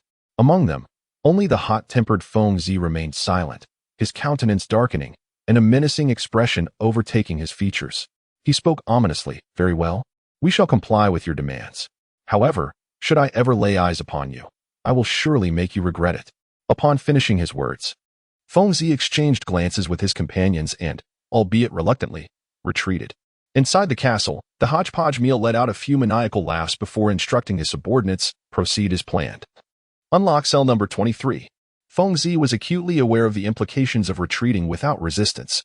However, the unscrupulous Zahufin resorted to threats, compelling them to comply. As they took a 3rd step back, the ground suddenly collapsed beneath them, plunging several individuals into a gaping pit. Indeed, Zahufin was formidable, capable of devising such a cunning plan. Witnessing the success of the scheme, Shio and Mai offered their compliments. Zahufin erupted into exaggerated laughter, and after his mirth subsided, he pressed a button beside him. Subsequently, a glass-covered platform rose from the ground, upon which lay the Dragon Balls. The radiance emitted by the Dragon Balls was dazzling, casting a faint rosy hue upon Zahufin's face as he leaned closer. 1, 2, 3, 6. As Zahufin counted the Dragon Balls on the platform, the previously triumphant smile froze on his face. There were only 6 Dragon Balls. How could this be? Zahufin meticulously recounted, arriving at a singular conclusion. There were indeed only 6 Dragon Balls here. With a darkened expression, he confronted Shio and Mai, demanding an explanation. After a moment of hesitant contemplation, Mai elucidated, the Dragon Balls we seized were contained within a bag. There are only these 6. One more Dragon Ball should be with that girl's companion. Oh? Zahufin seethed. Why did you 2 imbeciles not mention this sooner? Switch the feed to cell number 23. Shio and Mai responded affirmatively, adjusting the screen, which displayed an image that left the trio gaping in astonishment, inhaling sharply. Chapter 28. The Rampaging Gorilla, Part 1. Having fallen into Zahufin's meticulously crafted trap, Feng Zi and the others found themselves in a room reminiscent of a cell, where they discovered Bulma was similarly ensnared. Bulma, how did you end up here? Feng Zi inquired, as the ropes binding her hands were loosened. Bulma flexed her wrists in frustration and exclaimed, that scoundrel Zahufin, after using me, dumped me here. We need to devise a plan to escape, Lu Ping suggested. Feng Zi's gaze swept across the room, which was far from cramped. Taking a deep breath, she lunged forward with all her might, her fist striking a single point with the force of 1,000 pounds against the wall. Contrary to her expectations of a resounding crash and collapse, she was taken aback to find that while the plaster had crumbled, the wall itself stood resolutely undisturbed. You need not waste your efforts. The walls of this chamber are composed of extraordinary materials, triple-layered aluminum alloy, capable of withstanding even the impact of a cannonball. The voice of Zahufin echoed through the room's microphones, reaching the ears of all present. Lu Ping, standing nearby, tapped the wall, and, just as Zahufin had indicated, it emitted a crisp metallic clang. Humph. If you wish to survive, obediently hand over the remaining Dragon Balls, Zahufin declared. The mention of the remaining Dragon Balls elicited a puzzled exchange of glances between Bulma and Feng Zi, as they found the statement perplexing. They had already seen all the Dragon Balls taken from them. Could it be that? Their eyes simultaneously shifted towards Son Goku. From the folds of his clothing, Son Goku produced a Dragon Ball, grinning widely as he proclaimed, "This is a relic passed down from my grandfather. I cannot allow these villains to seize it." Zahufin's eyes lit up at the sight displayed on the screen, and he quickly exclaimed, "Yes. If you hand over that Dragon Ball, I shall spare you." "Dream on," Bulma retorted defiantly. Zahufin, now incensed, declared, "You lot will never escape this chamber." Zahufin, have you forgotten that cell block 23 contains that? Shio, standing beside Zahufin, interjected suddenly. That? Zahufin turned to Shio, puzzled. Shio elaborated. That refers to the gas traps within that room. Once we incapacitate these individuals with the gas, we can seize the Dragon Balls. Splendid idea, let us proceed. Zahufin replied with glee. Hey, Bulma, where is that Zahufin's voice coming from? Son Goku inquired. Bulma, somewhat distracted, replied, It should be from the microphone installed in the room. Is it that device spewing white smoke? Son Goku pointed towards the corner of the room. White smoke? Everyone looked on in confusion, following Son Goku's gesture. Bulma's eyes widened in disbelief as she exclaimed, That must be a gas with hypnotic effects. Everyone, think of a way to escape, or we will all faint. Damn it. Feng Zi cursed under her breath, clenching her fists tightly, vowing that if she encountered the so-called Zahufin, she would deliver a sound thrashing. Feng Zi and Son Goku acted almost in unison, their fists and feet striking the wall with ferocity, but they could only leave faint marks upon its surface, failing to inflict any substantial damage. With the smoke beginning to spread, Lu Ping urged anxiously, It is impossible to breach these walls with mere human strength. If only that lecherous old man were here. Bulma recalled the recent events at Frying Pan Mountain, where Master Roshi's formidable prowess could undoubtedly shatter these walls. Upon hearing her words, Feng Zi and Sun Wukong ceased their futile barrage of punches and kicks, both sharing a knowing smile as they instinctively retreated. What are you two planning? Bulma inquired, bemused by their peculiar behavior. Came.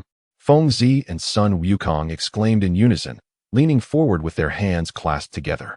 The familiarity of their stance sparked joy in Bulma, who exclaimed in astonishment, Have you learned that technique? Haim. Feng Zi's serious gaze was fixed upon the wall before him. He could sense the energy within him surging, akin to an accelerated flow of blood, filling him with an inexplicable exhilaration. Energy is a mysterious force.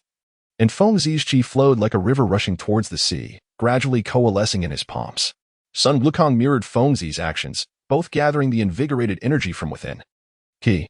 Between their hands, light surged forth, and under the incredulous gazes of Lu Ping and Bulma, their energy bubbled, seemingly poised to erupt. Feng Zi's energy was evidently more potent than Sun Wukong's, yet it fell short of Master Roshi's caliber. Came. In an instant, both shouted, thrusting their hands forward. Two beams of blue light surged forth like dragons emerging from the sea. Upon striking the wall, the ground quaked violently, a thunderous roar accompanying the scene. As the wall crumbled as if it were mere tofu, creating a hole half a meter in diameter. Cough, cough as the ground trembled. Bulma and the others inhaled the dust that had been dislodged, succumbing to a fit of coughs after the shockwave subsided. Chapter 29, The Rampaging Gorilla, Part 2. The entire castle trembled, and the group, gazing at the scene on the screen, struggled to conceal their astonishment, utterly flabbergasted. Are these two even human? Zahufan was the first to regain his composure, incredulous. Shio and Mai shook their heads in unison, replying, They must be monsters disguised in human form. Feng Zi and Sun Wukong paused to catch their breath, having expended all their energy while performing the Kamehameha technique. Their bodies were now weary from the exertion. Feng Zi, Wukong, when did you learn the Kamehameha? Bulma inquired with curiosity. Feng Zi pondered for a moment and replied candidly. I learned it with just a glance. So did I. Sun Wukong scratched his head and responded after Feng Zi finished. Bulma regarded the two as if they were extraterrestrial beings, exclaiming in astonishment, You are both quite extraordinary. You learned it merely by looking? Well, let's not dwell on that. We should first find a way to escape from here, Feng Zi suggested, glancing at the shattered wall. Bulma nodded in agreement. This was not the time for idle chatter. Under the shroud of night, the group successively squeezed through the gaping hole. What shall we do now? Wulong inquired. Naturally. We must reclaim the Dragon Balls that rightfully belong to us, Bulma retorted. Her anger flaring at the thought of the Dragon Balls she had painstakingly gathered being snatched away by others. At this moment, Fengzi interjected. And that creature called Mixed Rice. If I ever encounter him, I shall treat him accordingly. Wow, a full moon. Suddenly, Sun Wukong exclaimed upon seeing the luminous orb in the night sky. Leping glanced at the moon and scoffed. What's so extraordinary about a full moon? My grandfather always said that a terrifying monster appears during a full moon, which is why he forbids me from going out then, Sun Wukong reflected. His thoughts drifting to memories with his grandfather, feeling a twinge of melancholy. Fear not, Wukong. No matter how formidable the monster, it cannot match your strength or Fengzi's. Bulma reassured him with a pat on his shoulder, smiling warmly. Sun Wukong lifted his gaze to the full moon, which appeared increasingly enchanting, a peculiar beauty infiltrating his mind. Suddenly, a change came over his expression. It transformed into one of brutality and bloodlust, unnoticed by the others. Where's that Mixed Rice? Fengzi inquired of Bulma. The only one privy to its whereabouts. That grotesque creature is. Bulma began, but her face paled, as if she had perceived something horrifying. Her eyes widening in terror. Sensing Bulma's shift in demeanor, Fengzi and Leping turned to look behind them, where only Sun Wukong stood. At that moment, he radiated an ominous aura unlike anything before, his eyes bloodshot and feral, resembling a wild beast. Roar! Sun Wukong growled deeply, his garments ripping apart. An overwhelming sense of danger enveloping him. The moon's soft glow bathed the earth, illuminating Sun Wukong's figure as if it were aglow with phosphorescence. He roared repeatedly, his body undergoing a startling transformation. The once slender frame cracked and creaked as he grew in size, a layer of dark fur sprouting over his exposed skin.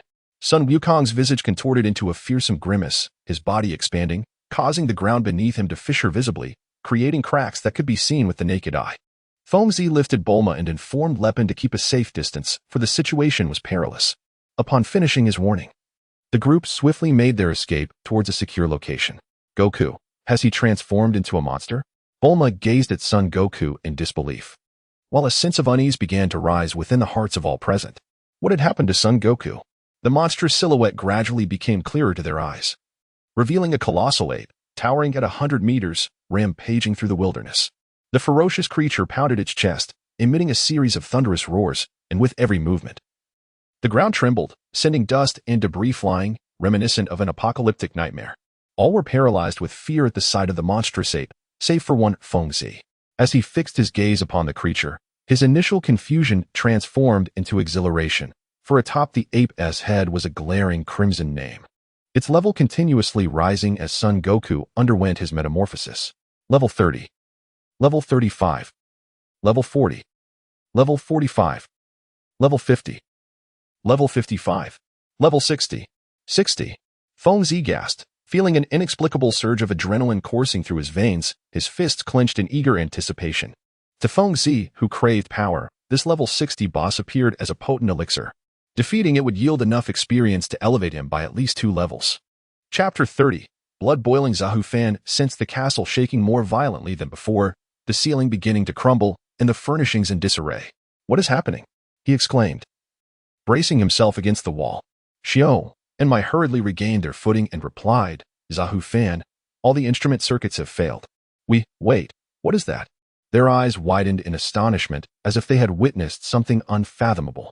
Zahu Fan turned to the window, and there he beheld a massive black fist cutting through the air, leaving a blurred trail, akin to a colossal meteor, crashing against the castle's outer wall. A deafening roar echoed through the heavens.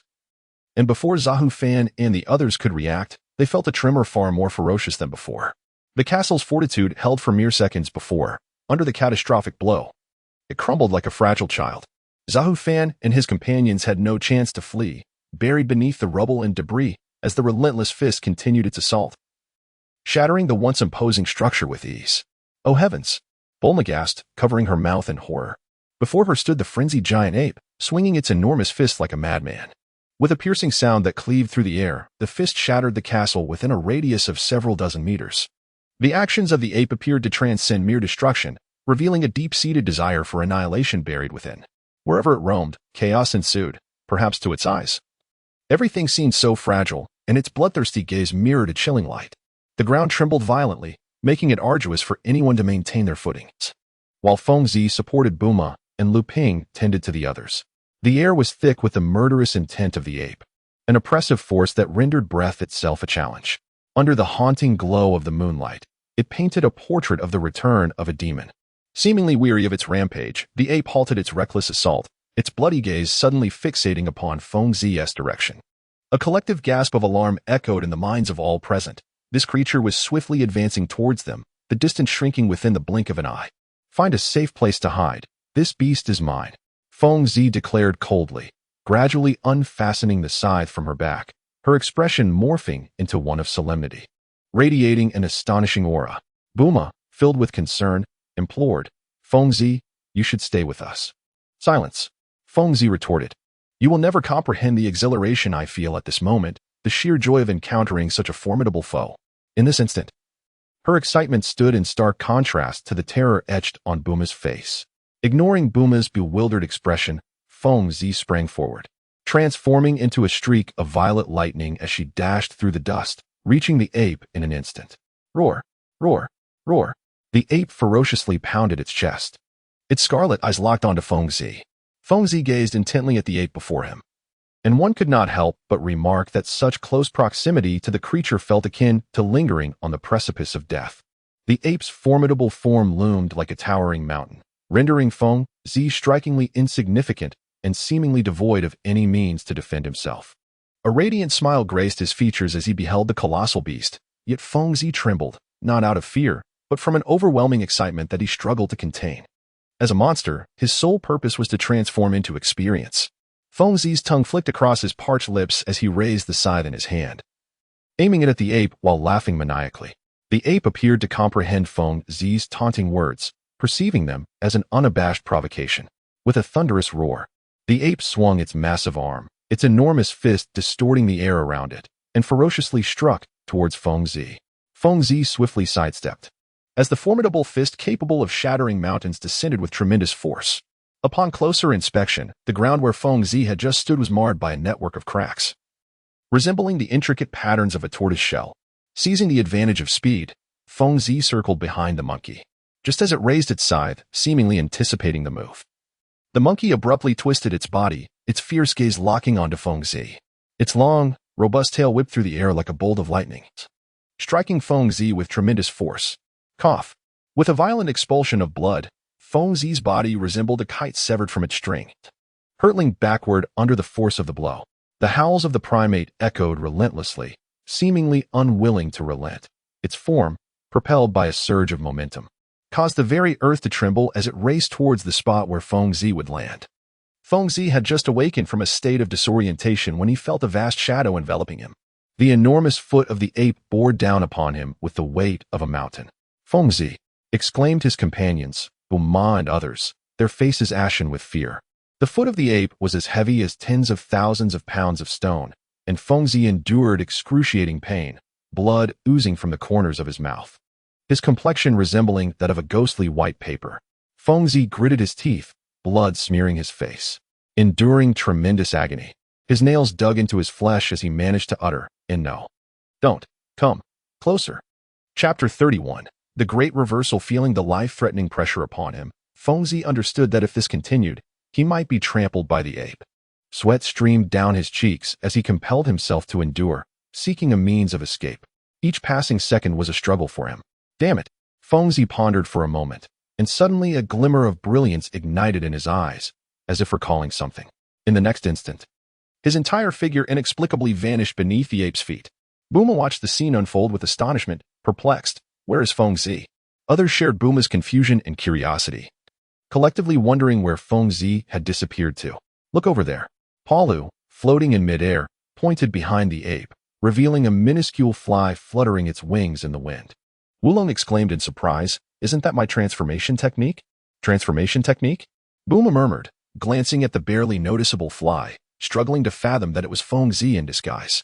The enraged ape, having lost its target, became furious, its massive body swaying violently as it pounded the ground with fists and feet, sending dust soaring, creating a cataclysmic uproar, and enveloping the air in a hazy gloom.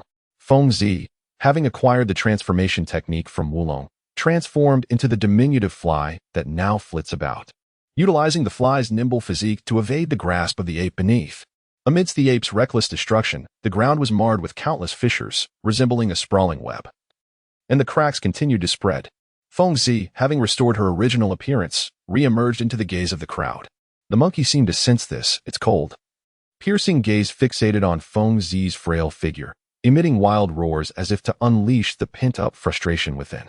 Perhaps the monkey lacked the rationality of humans, yet it wielded a fist of formidable destructive power. Boom, boom, boom. The rapid punches created tremors in the air, swiftly leaving a vast crater where Fengzi had just evaded the blows. The monkey's kicks and fists served as the most terrifying weapons. With a cacophony of thunderous sounds resonating in succession, the dazzling onslaught embodying a harrowing baptism of death. From afar, the monkey unleashed an unrelenting barrage, while Fengzi narrowly dodged each descending fist, leaving Bulma and the others in a state of sheer terror. Since earlier, Fengzi's figure has not remained in one spot for more than a fleeting second. The reason is simple. He is compelled to rely on his speed to evade the ferocious attacks of the monkey, given the disparity in strength. Only he, as the one experiencing this perilous situation, can truly grasp the thrill of the moment. Continuing in this manner is untenable. He must devise a strategy to exploit the monkey's vulnerabilities as a point of breakthrough. As his stamina gradually wanes, Fengzi deftly dodges the monkey's strikes while simultaneously analyzing its weaknesses. Fengzi possessed an extraordinary analytical ability, despite her constantly shifting stance. Her gaze remained fixed upon the body of the monkey. Indeed, this monkey was the transformation of that fellow Wukong. Perhaps Wukong's vulnerability lay in the same weakness as this peculiar creature. As Fengzi realized this, a spark of inspiration illuminated her mind, conjuring vivid memories. Wukong, why do you have a tail? Fengzi inquired. Upon hearing her question, Sun Wukong, without a moment's hesitation, replied, "My late grandfather told me that I was born with a tail." Oh, Fengzi, intrigued, seized the moment when Sun Wukong turned away and reached out, grasping the furry tail of the monkey. "Ah, Fengzi, what are you doing?" Sun Wukong instinctively leaped several meters away, exhibiting a clear apprehension of others grasping his tail. Fengzi smiled and said, "You seem quite concerned about your tail, don't you?" To which Sun Wukong explained, "Indeed, if someone were to grasp my tail, I would lose all my strength." Fengzi fell silent for a moment before speaking. "In that case, why not blow it up and consume it?" Cautiously guarding his own tail, Sun Wukong swiftly darted out of Fengzi's line of sight. Fengzi's gaze caught a glimpse of the monkey's long, coarse tail, and she inwardly mused, "Indeed, it is its tail." With this thought, Fengzi accelerated to her utmost, transforming into a violet whirlwind as she circled to the side of the monkey's massive form. The monkey's eyes ignited with a terrifying ferocity, its anger stemming from the fact that this human behaved like a mere rabbit, perpetually fleeing and denying it the opportunity to seize its prey. With a roar, the monkey's robust body suddenly twisted to confront Fengzi head-on. Fengzi wore a sinister smile, taking advantage of the moment when the monkey's body shifted towards him. In an instant, Fengzi's foot moved, and due to his incredible speed, he left behind a blurred afterimage. The monkey's fists came together with a thunderous force, crashing down onto the ground and striking Fengzi, who stood still. A deafening explosion reverberated as the impact of the colossal fists sank deep into the earth. As the monkey withdrew its fists, it was momentarily taken aback, for it felt no satisfaction from the sensation of its blows landing on flesh. Die! Came a chilling roar as Fengzi's figure abruptly appeared behind the monkey. Seizing the opportunity before the monkey could react, he firmly grasped its half-meter-wide tail. Chapter 32. Summoning the Divine Dragon. The tide of battle shifted dramatically, leaving nearly everyone in awe of the astonishing spectacle that unfolded before them. At the moment Fengzi clutched the monkey's tail, a wicked grin curled upon his lips, and his expression transformed into one of malevolence. Veins throbbed on his forehead. Muscles bulged with explosive energy, radiating an imposing aura. At the instant the monkey was ensnared by its tail, its strength inexplicably dissipated, akin to a deflated balloon, leaving only an empty shell. Drawing a deep breath, Fengzi concentrated all his explosive power between his hands. With a sudden, thunderous shout, he hurled the monkey's massive form into the air. The monkey, a behemoth akin to a mountain, felt weightless in Fengzi's grasp, effortlessly lifted. With a resounding crash, the monkey's body plummeted to the ground like a landslide, creating a deep indentation in the earth beneath its tremendous weight. Feng Zi firmly grasped the monkey's tail, exerting all his strength to wield it as the creature's body traced fleeting shadows in the air. Utilizing the inertia from the spinning motion, he relentlessly struck the ground. The piercing sound of the wind, the ear-splitting cries, and the violent tremors created an atmosphere of chaos. Feng Zi resembled a bloodthirsty demon.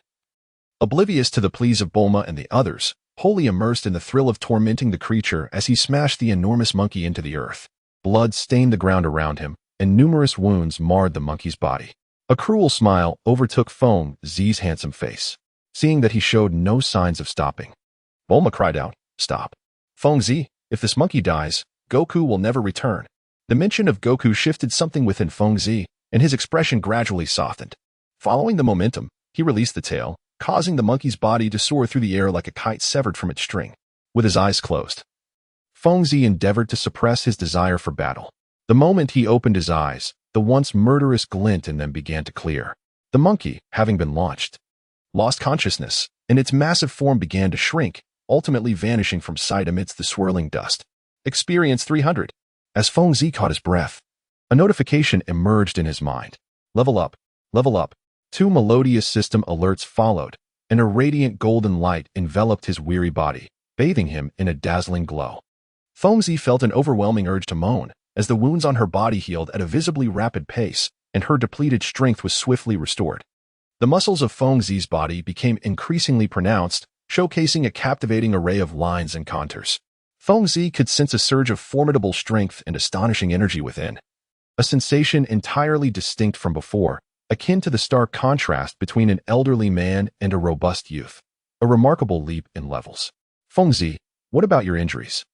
Leping exclaimed, his eyes wide with disbelief as he gazed at Feng Zi, who bore no scars apart from the tattered remnants of his clothing. Feng Zi smiled faintly and replied in a low voice, "I have nothing of importance to attend to. I shall first go and check on Wukong." The others nodded in agreement, hastening ahead of Feng Zi towards the spot where the monkey had collapsed. After casually selecting a garment from the vehicle, Feng Zi retrieved her scythe from the ruins and slowly made her way towards Bulma and the others. "How is Wukong?"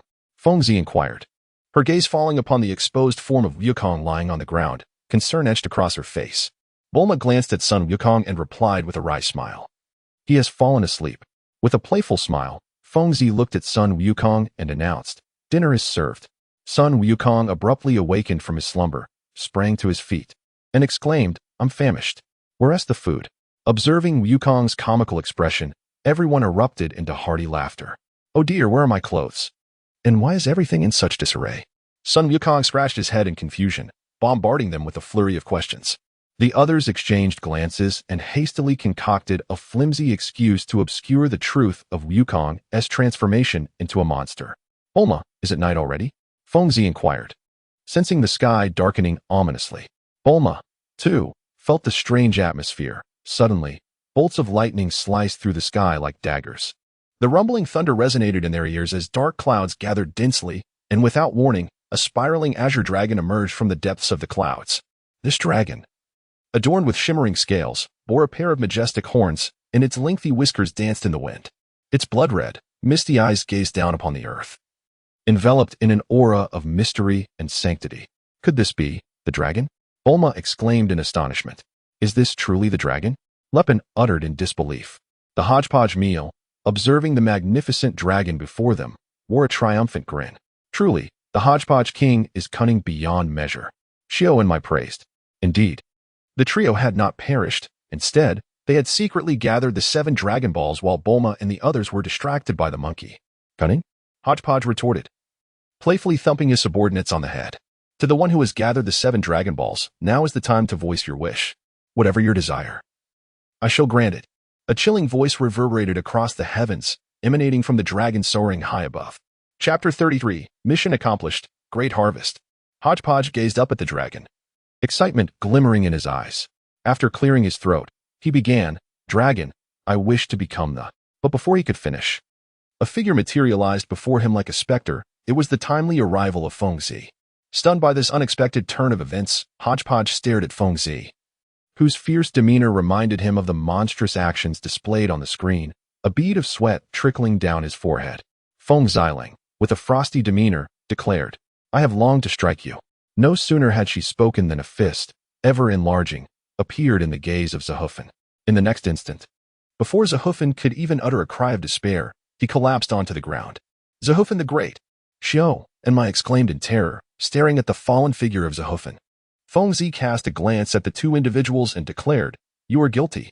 Without a moment's hesitation, Fengzi delivered a simple yet powerful punch, sending both adversaries sprawling.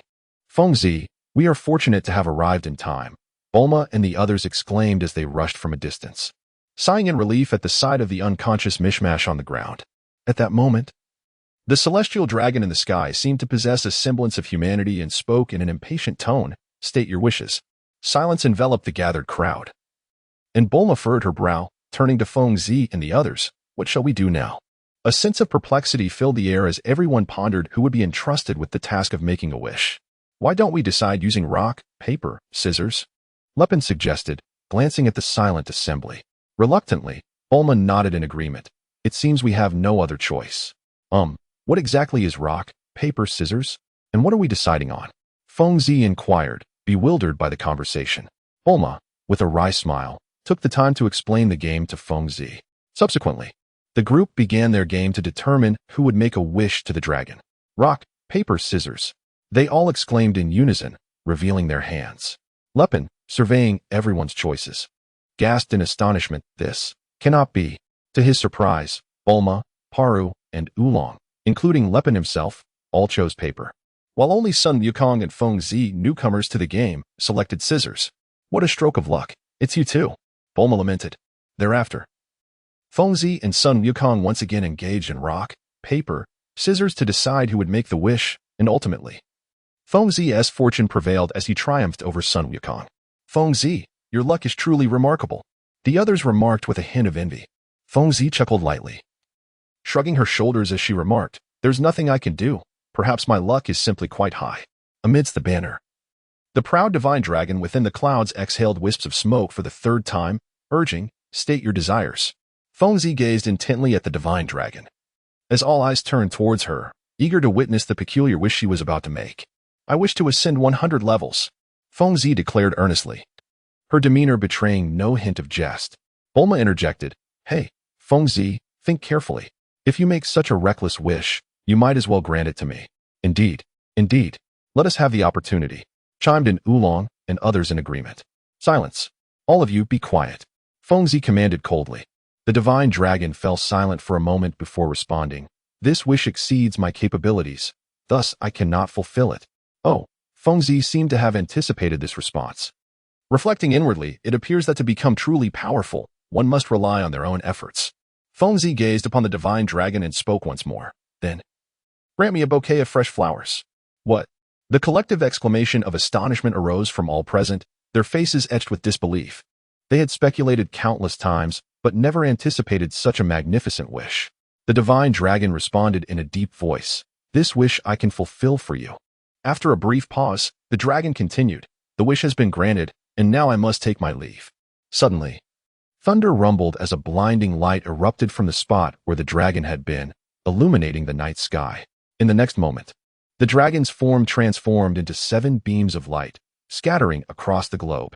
Task completed, rewards obtained. Experience 200. Acquired skill, Spiral Aura. Acquired skill, Inch Fist. Acquired life skill, Medical Technique. In Fengzi's mind, a series of prompts erupted. For the experience rewarded by the system had allowed him to ascend from level 8 to level 9. What does this signify? In terms of a 1 to 6 leveling conversion, it implies that Fengzi can now withstand the assaults of monsters at least at level 54. Following the golden light, a radiant joy illuminated Fengzi's face, as he distinctly sensed that his current strength was akin to a river transforming into an ocean, a significant enhancement indeed. For Fengzi, who yearns for power, this represents the ultimate pursuit. He possesses the skill, Spiral Chi Field, a technique that generates a spiraling aura of condensed energy, inflicting extensive damage upon foes. He also wields the skill Short Punch, a mastery of subtle force that allows him to channel energy into an opponent's body through contact, causing internal injuries to a certain degree. Furthermore, he has acquired the life skill, Medical Arts, an innate talent for healing, endowing him with heightened perception in the medical field. Skills are what Fengzi covets most. Aside from leveling up, for during combat, The inability to unleash skills makes it exceedingly difficult to realize his full potential. Presently, the 3 skills bestowed by the system are: for the resource-limited Fengzi, akin to a timely assistance in a snowstorm. Fengzi smiled, his radiance unusually bright. It seemed that not rejecting Bulma initially was indeed a wise choice, for this Dragon Ball quest had brought him abundant rewards. Chapter 34. Friendship. Hey, you fool! How could you wish for flowers from the dragon? Bulma exclaimed loudly, as she regarded Fengzi's wish as a complete waste. Lepin and the others shared Bulma's sentiments, displaying a united front as they reproached Fengzi for not asking the dragon for something more substantial. Fengzi gazed at the bouquet of vibrant roses cradled in his hands, their blossoms exuding a rich fragrance. In truth, making a wish to the divine dragon held little significance for Fengzi. He placed greater importance on the rewards of this mission rather than on ephemeral desires. He approached Bulma directly, presenting her with the flowers, and remarked, weren't you hoping for me to gift you some flowers? Bulma exclaimed softly, her cheeks flushing a deep crimson. A tantalizing scene flickered through her mind. Could it be that Fengzi had truly fallen for her? Cradling the bouquet, she shyly replied, "Silly, what I desire is eternal youth. As for this bouquet, I shall gladly accept it for now." Suddenly, Bulma noticed that Fengzi seemed to disregard her, engrossed in hushed conversation with Sun Wukong in a corner. "Fengzi, do you also fancy such things?" Sun Wukong inquired curiously, glancing at the flowers in Bulma's hands. Fengzi fell silent for a moment before responding. "I am giving her this gift to bring her some joy. Perhaps it will lessen the trouble she brings us in the future." "Oh," Sun Wukong nodded in understanding. "Fengzi, you rascal, how detestable." Bulma overheard their conversation, and her expression darkened as she charged at Fengzi like a demon. Ha! Lu Ping, Oolong, and the others burst into laughter. Although this journey for the Dragon Balls may not have fulfilled grand aspirations, it had at least transformed them from strangers into friends. By the campfire, the flickering red flames illuminated each face as Fengzi and the others gathered around the pile of branches ablaze. In the chilling depths of the night, they felt not a hint of cold. "That rabbit belongs to me. Just let me have a bite." Sun Wukong and Fengzi seemed to be in a perpetual state of competition, grappling over a roasted rabbit as though they were in a brawl. Bulma chuckled and said, "You two, stop your antics. Once we return to West City, I will treat both of you to a feast fit for 100 people. Bulma, I am leaving tomorrow," Sun Wukong said slowly, halting his actions. Before Bulma could respond, Fengzi interjected, "Where are you going?" Both he and Bulma were well aware of Sun Wukong's origins, and after a moment's thought, it seemed he had nowhere to go besides the deep mountains from which he had come. "I have made up my mind. After I find the 7 Dragon Balls, I want to go to Master Roshi's place to train and become stronger." Sun Wukong shared his plans with enthusiasm. "Really, Wukong? You want to train with that lecherous old man? He will surely lead you astray. Why not come live with me in West City?" Bulma expressed her concern, recalling Master Roshi's rather unsavory demeanor. Sun Wukong insisted, "To become even stronger than Fengzi, I must diligently train at the Turtle Hermit's place. By the way, Fengzi, why don't you join me?" "Not interested. I prefer to train in my own way," Fengzi replied bluntly. Sun Wukong exclaimed, "Oh, what about that rabbit? I already ate it." Fengzi wiped the grease from the corner of his mouth with a grin. Ignoring the playful bickering, Bulma addressed the others. "Lu Ping, Oolong, Peru. You wouldn't refuse my invitation, would you?" "I have nowhere else to go for now, so I'll join you in West City," Lu Ping replied. And Oolong beside him also decided to experience the grandeur of the metropolis. "What about you, Fengzi?" Bulma inquired. Fengzi pondered for a moment before responding. "Then I shall also venture to the West capital, but you must take responsibility for my sustenance and assist me in attracting foes." The group fell into a brief silence, for in their eyes, Fengzi would forever remain an otherworldly presence.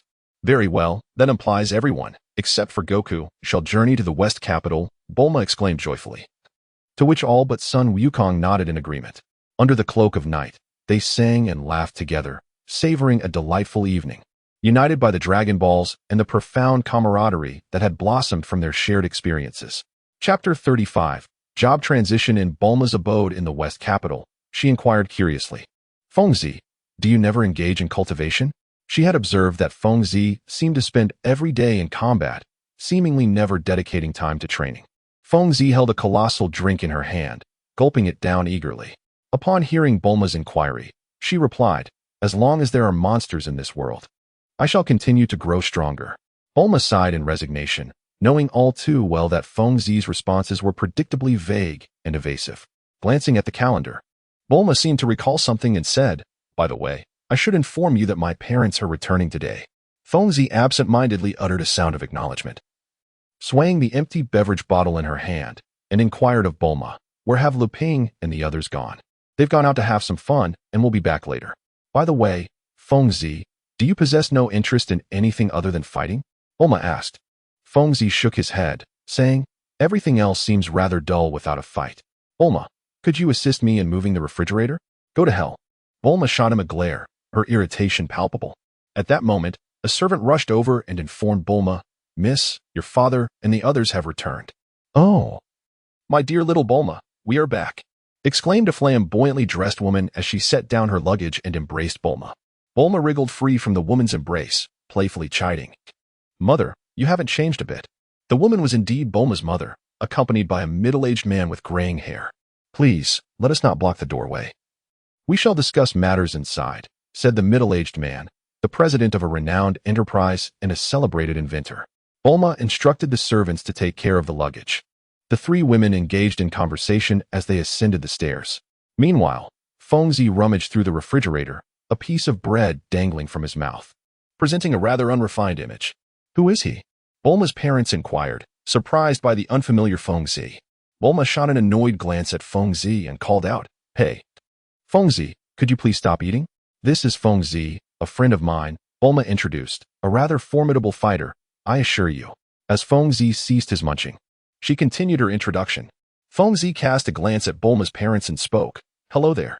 Wow, handsome. Would you be interested in going on a date with me?" Upon seeing Feng Zi's visage, Bulma's mother joyfully exclaimed. Feng Zi, perplexed, inquired, "A date? What is that?" "It is simply sitting together under the radiant sunshine, sipping red wine and savoring Western cuisine." Before she could finish her sentence, Feng Zi interrupted her eagerly, exclaiming, "Is Western food delicious? Then let us go on a date." Bulma's father and Bulma exchanged wry smiles. A month later, Lepin, Oolong, and others sat watching a comedy on television, occasionally bursting into laughter. Feng Zi collapsed onto the sofa, expressing her boredom. "How infuriating. There are simply no monsters. It would be strange to find so many individuals as twisted as you." Bulma, her gaze fixed on the television, responded without turning her head. Feng Zi cast a glance at the captivated crowd and remarked, "Please, continue. I shall seek out the monster." Seizing the opportunity while their attention remained fixed on the television, he swung open the refrigerator door and swiftly snatched a handful of food before racing down the stairs. This marked the 6th refrigerator's worth of provisions he had consumed since arriving at Bulma's residence. How utterly mundane. Feng Zi meandered through the expansive courtyard of Bulma's home, his gaze casually sweeping across the surroundings, until it landed upon a particular area that seemed to be perpetually guarded by a multitude of individuals. It was Bulma's father's laboratory, where he toiled on the invention of a domestic robot, his exhaustion evident as beads of sweat trickled down his brow. "Hey, uncle, is this interesting?" A sudden voice broke the silence, startling Bulma's father. Typically, access to this laboratory was strictly prohibited for outsiders, and he was taken aback as he turned to confront the intruder. There stood Feng Zi, leaning over a table, observing the work in his hands with an expression of keen interest. "Feng Zi, how did you get in here? Did the guards not prevent your entry?" Bulma's father wiped the sweat from his forehead, bewilderment etched on his face. Feng Zi retrieved a bottle of beverage from her clothing and extended it towards Bulma's father, replying, "I was merely curious, so I decided to come in and take a look. As for those beings that were not originally monsters but were transformed into such by my hand, I have already dealt with them." Bulma's father had long heard Bulma speak of Feng Zi's extreme violence, and upon witnessing it firsthand, he found it to be undeniably true. "Are you interested in this?" Bulma's father inquired with a smile, gesturing towards the work before him. Feng Zi fell silent for a moment before nodding in agreement. Bulma's father hesitantly suggested, "Then let us embark on the journey of mechanical development together." In the next instant, a sudden notification resonated in Feng Zi's mind. "You have triggered a class transfer quest and obtained the professional qualification of mechanic." Chapter 36. Spiral Energy. Feel the years slipped away in the blink of an eye. As a bustling metropolis on Earth, Shidu frequently attracted the attention of nefarious individuals, with incidents of various magnitudes occurring almost daily. The blaring sirens echoed through the streets as police cars lined the roadside. Passers-by halted in their tracks, gathering to witness the unfolding spectacle, their voices rising in a cacophony of chatter. The leading officer raised his megaphone and proclaimed loudly, "Do not move. We are the Shidu Guard. Lay down your weapons, or we shall resort to force to resolve this situation." Suddenly, the grand entrance of an opulent jewelry store swung open, revealing a gang of armed robbers who erupted into laughter upon hearing the police's admonition, completely dismissing the authority of those tasked with maintaining public order.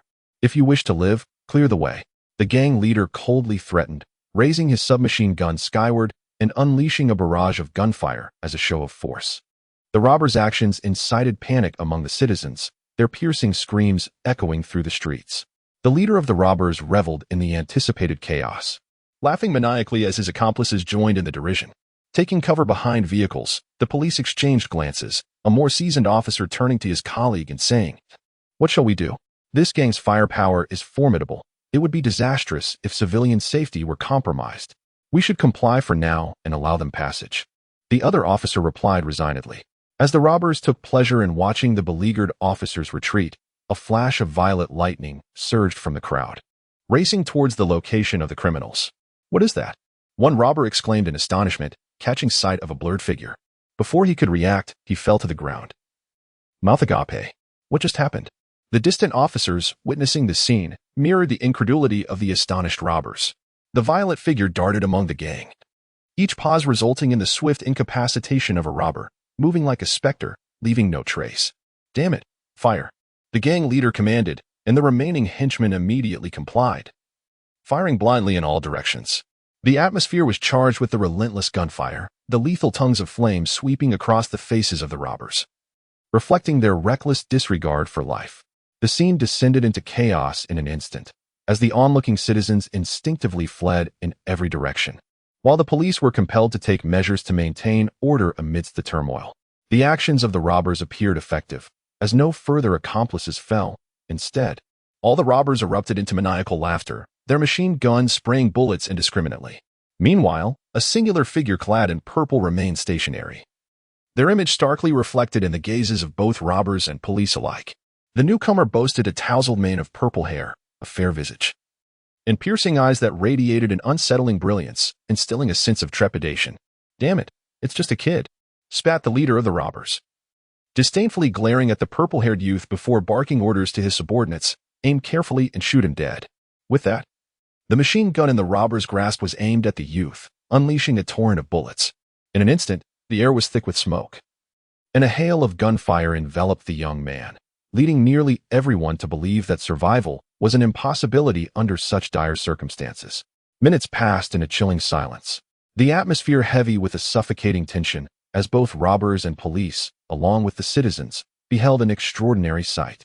The purple-haired youth remained unscathed, not a speck of dust marring his form, while the ground was littered with steaming bullet casings. One of the robbers, attempting to fire once more, was met with an empty chamber's click, stammering in shock, "Boss, we're out of bullets." "A monster. This guy isn't human." The robber leader quaked in fear, feeling his body tremble and goosebumps prickling his skin. He had encountered someone who was impervious to bullets. If one were to rationalize this phenomenon, it could only be described as the presence of a creature beyond comprehension. The purple-haired youth chuckled coldly. "I am quite pleased to encounter you today, as you are precisely the anomaly I have been searching for." None could fathom what the youth meant by anomaly, yet they, like the robbers, regarded him as a monster. Suddenly, the purple-haired youth pointed a finger towards the robber's location, a cruel smile gracing his lips as he uttered 5 chilling words: "Spiral energy field, activate." In an instant, a radiant crimson light erupted from his fingertip, dazzling and seemingly agitating the air itself. The next moment, red luminescence coiled and spiraled around the spot where the robbers stood. The robbers were the first to feel the ground tremble beneath them, an overwhelming pressure that threatened to rend their bodies apart in agony. As the threads gradually became evident, the bandits unleashed uncontainable cries of despair. Following the cacophony, almost instantaneously, the garments adorning the bandits vanished without a trace, revealing countless gruesome wounds upon their bare bodies, which continued to ooze blood even after they collapsed. The youth with violet hair smiled, his grin unusually radiant, sending an inexplicable chill down the spines of all onlookers. Ignoring the astonishment surrounding him, the violet-haired youth approached the police officer directly and softly remarked, "Next time, should such fortunate events occur, Do remember to seek me out." After a prolonged moment, when the officer regained his composure, the violet-haired youth had already distanced himself. The officer grasped the nearby megaphone and proclaimed loudly, "Your name is Fengzi." A voice floated from afar, as the figure of the violet-haired youth gradually faded at the end of the street. Chapter 37. The Supreme Martial Arts Tournament. "Hey, Fengzi, where did you just go?" In the bustling thoroughfare, a young woman with flowing blue hair, Bulma, inquired of the youth beside her. Fengzi smiled and replied, "It's nothing. I merely dispatched a few monsters." Bulma, with a hint of exasperation, remarked, "You never fail to revert to your old habits. You always seem to find yourself in a fight. Well, as long as there are monsters in this world, I will always have battles to engage in," Fengzi responded nonchalantly. Bulma sighed. "It is truly surprising that a battle enthusiast like you is also a genius in mechanical research." This remark reminded her of a year ago when her father excitedly approached her, his demeanor unusually serious, proclaiming that Fengzi was an exceptionally rare talent, one whose aptitude even surpassed her own.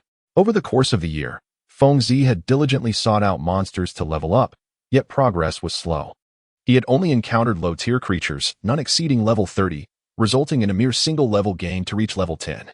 The remainder of his time was spent alongside Bulma's father, absorbing knowledge about mechanics, which had become his second passion apart from fighting. Fengzi and Bulma, laden with bundles of belongings, engaged in lively conversation and laughter, resembling a pair of affectionate lovers. "By the way, Fengzi, there is something I am certain will pique your interest." Bulma seemed to recall something and spoke to Fengzi with an air of mystery. Fengzi cast a puzzled glance at Bulma and inquired, "Is the dinner particularly delicious tonight?" Bulma, momentarily at a loss for words, finally clarified, "You fool. I knew you would only think of food or fighting. Let me enlighten you. Are you aware of the World Martial Arts Tournament?" "The World Martial Arts Tournament?" Fengzi echoed, shaking his head in confusion. The World Martial Arts Tournament is a grand competition that gathers martial arts experts and fighters from around the globe. It bears some resemblance to the arena matches you partake in at the entertainment center. However, the distinction lies in the scale. The former is merely a small-scale underground boxing event, while the latter is a prestigious, large-scale tournament that captures the attention of the entire world. The participants and the magnitude of the event far surpass your imagination.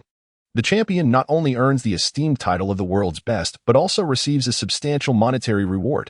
Fengzi's expression brightened with excitement as he exclaimed, "So, there are countless monsters for me to battle?" "Well, you could interpret it that way," Bulma replied with a wry smile. "When will I get to participate in this martial arts tournament?" Fengzi inquired, attempting to contain his bubbling enthusiasm. Bulma chuckled, "It seems you can be impatient at times. The World Martial Arts Tournament occurs every 3 years, and this year marks that occasion. I received a call from Goku yesterday. He informed me that he too will be competing in this tournament. Additionally, besides Goku, there is also Lu Ping, who has been training diligently with the sole purpose of defeating you, seeking to redeem himself from the humiliation of having been knocked out." Fengzi let out a low exclamation and said in a serious tone, "Bulma, I can hardly contain my excitement for this martial arts tournament. To ensure my physical well-being before the competition, could we possibly increase the portion of my meals?" "Get lost," Bulma retorted, pinching Fengzi with all her might. Yet he continued to smile, seemingly impervious to any pain. Papaya Island, renowned as the venue for the world's premier martial arts gathering, is also a picturesque tourist destination. Upon disembarking from the plane, Fengzi and his companions surveyed the bustling crowd before them, searching for something. "Bulma, are you certain Goku and the others are waiting for us?" asked Lepin, who, having shed his long hair for a more rebellious short style, appeared wild and carefree. Bulma glanced at her watch, then looked up and replied, "They should have arrived before us. I remember they mentioned an earlier flight." "Oh, but with so many people around, how are we supposed to find them?" Lepin questioned. Just then, a commotion erupted from a dense cluster of people, accompanied by piercing screams. "Pervert!" A woman's voice rang out, revealing a lecherous old man sporting a bright red handprint on his face. "Master Rashi?" Bulma and the others chuckled at the sight, bemused that the old lecher had not changed his ways. Approaching Master Rashi, Bulma greeted him warmly. "It's been a while, Master Rashi," covering his bruised cheek. Master Rashi peered over his sunglasses, and upon recognizing Bulma, exclaimed enthusiastically, "It has been too long. You must be that girl named Bulma, right?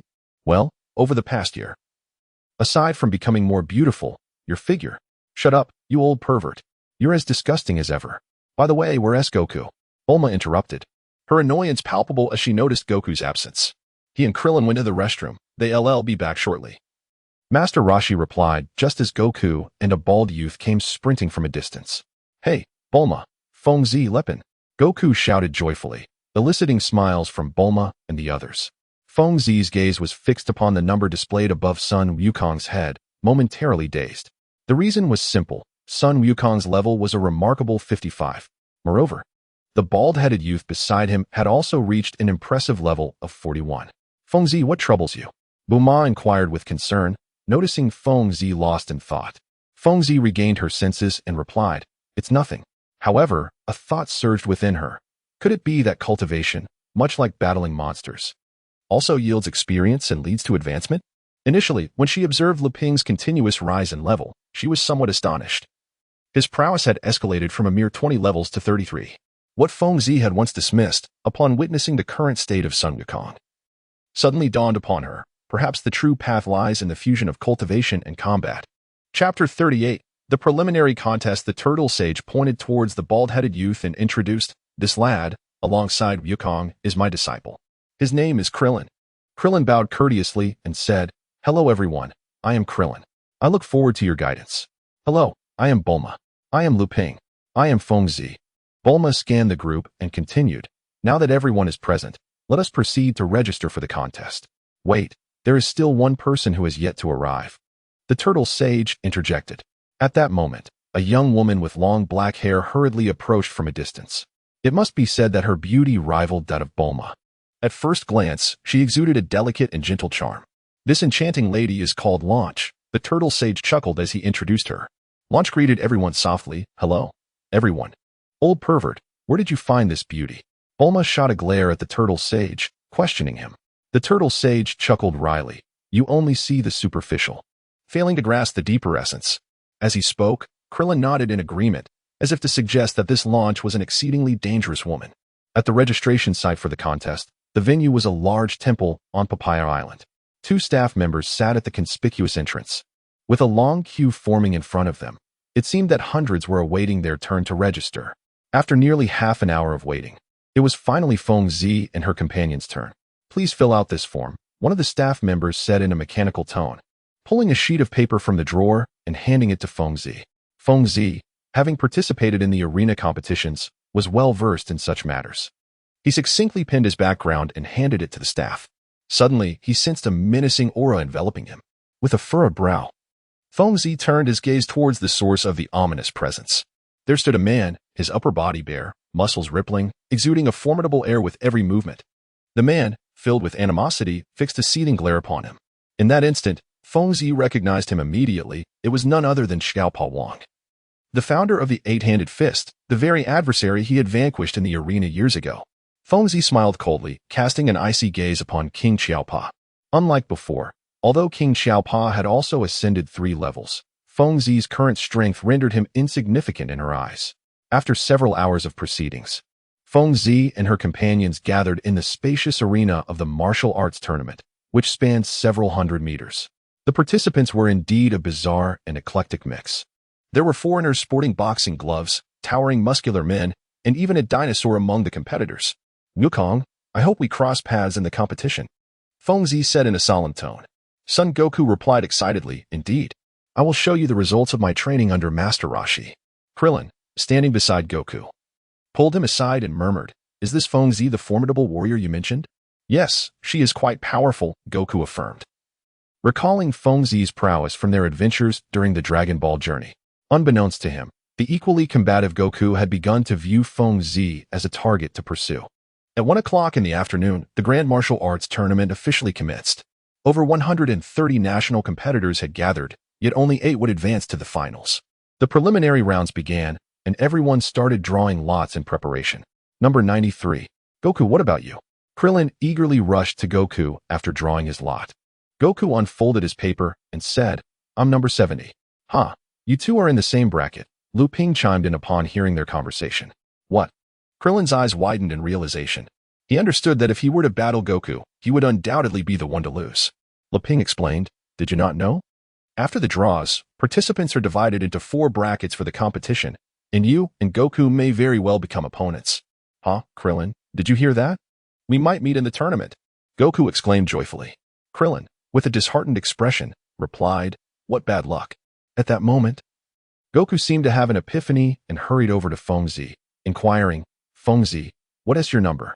Number 44, she replied succinctly. An elderly voice interjected, youngster, that number is not particularly auspicious. Both Goku and Fengzi turned to see a man dressed in traditional Tang attire. His short blue hair and wrinkled face revealing his advanced age. He was indeed an elderly gentleman.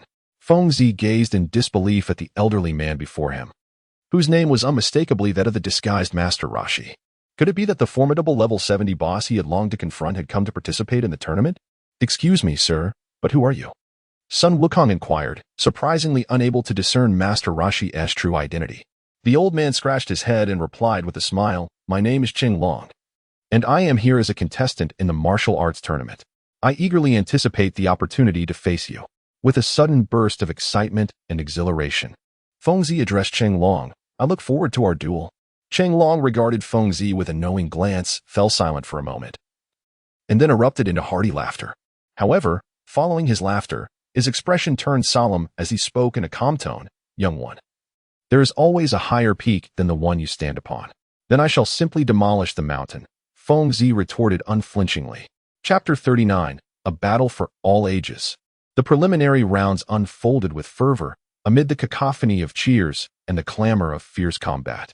In such an electrifying atmosphere, many contestants eagerly prepared, keenly observing the battle information of their forthcoming opponents. Contestant number 44, please proceed to the second arena for the preliminary round. The announcement echoed through the hall, and Fengzi's eyes lit up with anticipation. He could hardly contain his eagerness to ascend the stage and confront his foes.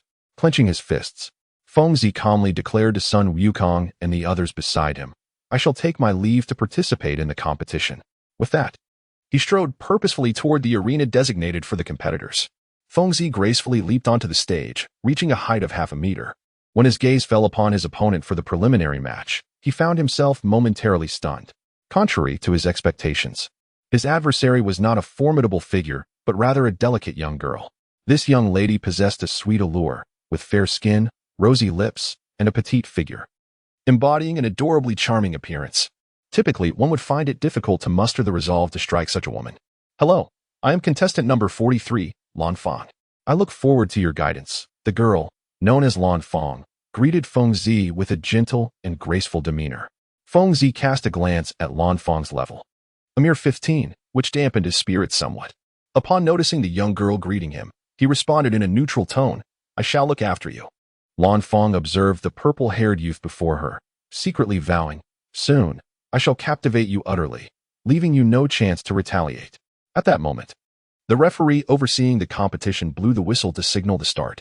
With a fierce determination, the young girl Lan Fang lunged forward, swiftly arriving before Fengzi and executed a high kick aimed directly at his face. Fengzi remained stationary, exuding an air of calm as he raised his right hand. Before Lan Fang could comprehend the situation, he abruptly seized her thigh. Gazing intently at Fengzi and then at her captured leg, Lan Fang's expression shifted, realizing that her opponent was not to be underestimated. In this unfavorable predicament, she suddenly flashed a flirtatious smile and said, handsome, if you let me go, I promise to go on a date with you after the match. Not interested, Fengzi replied coldly, raising his fist and delivering a resounding blow to Lan Fang's face. The audience erupted in condemnation, criticizing Fengzi for his lack of compassion, asserting that had they been in his position, they would never have resorted to such brutality. Lan Fang covered her struck face, cursing Fengzi silently in her mind. Struggling to suppress her anger, she forced a smile and asked, handsome, would you like to see me in a revealing state? For a moment, both the stage and the audience fell into a profound silence. But soon the crowd erupted into a chant, reveal, reveal. Fengzi failed to comprehend the allure of undressing, prompting her to declare, if you do not take action soon, I shall commence my assault. Patience, handsome, Lan Fang replied, I shall disrobe at once. Without regard for Fengzi's protests, she performed an astonishing act, truly shedding her garments. The crowd could not help but feel envious of Fengzi, each harboring the thought of how delightful it would be to stand as her opponent. Ah, what an exceptional physique, exclaimed Jackie Chan. his eyes wide with astonishment as he gazed at Lan Fang's exposed form, offering his commentary. Beside him, Sun Wukong inquired curiously, "Is being unclothed truly so appealing?" "You fail to understand," came the reply. "As men, it is our innate gift to appreciate the beauty of lovely women." Both Colin and Jackie Chan mirrored one another, their eyes fixated with longing on Lan Fang upon the stage. Feng Zi gazed at Lan Fang, who stood before him clad only in a bra, momentarily lost in thought. This was not due to any lascivious inclination on his part, but rather a vivid recollection of Bulma, who had once similarly exposed herself before him. Sensing Feng Zi's distraction, Lan Fang seized the opportunity to dash towards him, launching another attack. Just as the audience had yet to fully appreciate Lan Fang's exquisite physique, she delivered a ruthless kick aimed at Feng Zi's groin with all her might. A piercing scream echoed through the air, yet it was not Feng Zi who cried out, but rather Lan Fang, who believed her seduction had succeeded. Feng Zi, sensing the imminent threat, reacted instantaneously, vanishing from Lan Fang's line of sight with astonishing speed. In the next moment, when Feng Zi reappeared, he had positioned himself behind her. Ignoring the audience's astonishment, he unleashed a flurry of strikes upon Lan Fang's body. Lan Fang collapsed to the ground, though she remained conscious. With a cold gaze fixed upon her exposed form, Feng Zi aimed a powerful kick at her chest, causing blood to spill from the corner of her mouth. Unable to withstand such force, Lan Fang succumbed to unconsciousness. What an audacious individual! Could this violet-haired man truly be a madman? Is he even still a man, capable of such brutality? The crowd erupted once more in protest against Feng Zi's actions. Feng Zi descended from the arena, both Leping and Clin regarding him with peculiar gazes. Have I erred in some way? Feng Zi pondered. Chapter 40. The Top 8 Wukong. Could this fellow named Feng Zi be your long-lost brother?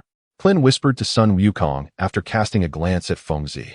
Sun Wukong replied with curiosity, "I have no brother. While he often competes with me for food, I find Feng Zi to be quite amiable." "Both of these individuals are utterly incomprehensible," Clin muttered softly, prompting a hearty laugh from Jackie Chan nearby, who seemed to have overheard an amusing exchange. The preliminary rounds continued unrelentingly. A defeat signified a merciless elimination. Following Feng Zi's ascension to the stage, Sun Wukong and the others systematically vanquished their respective opponents, notably employing a single technique to secure victory. "All right, esteemed competitors, the top 8 have now been determined. Please approach me to draw lots, which will establish the matchups and order," proclaimed a man clad in sunglasses and a suit, microphone in hand, his voice resonating through the arena. Feng Zi and the others exchanged glances and proceeded directly towards him.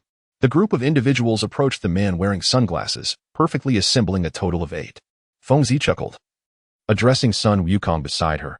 "It seems that among the so-called top 8, half of them are acquaintances of ours."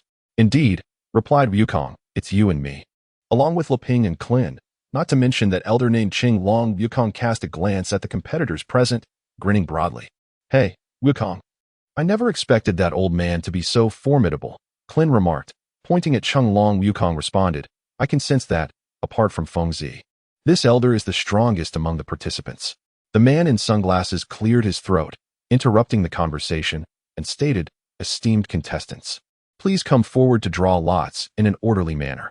Once the drawing concluded, the 8 participants were immediately captivated by the matchup list affixed to the wall. "What? No way!"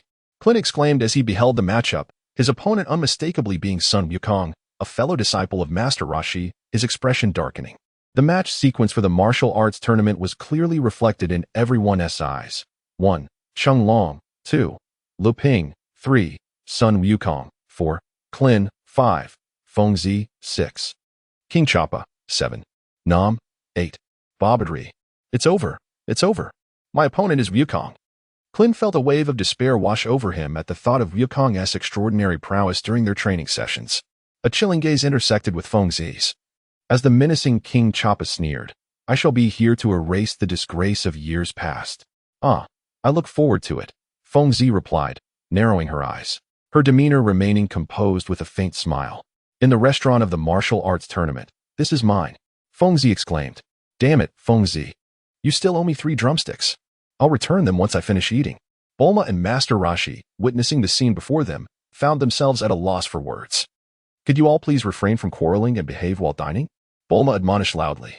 Fengzi and Sun Yukong continued to bicker over the food on the table, while Bulma, with a resigned smile, remarked, "Let us not concern ourselves with those two for the moment.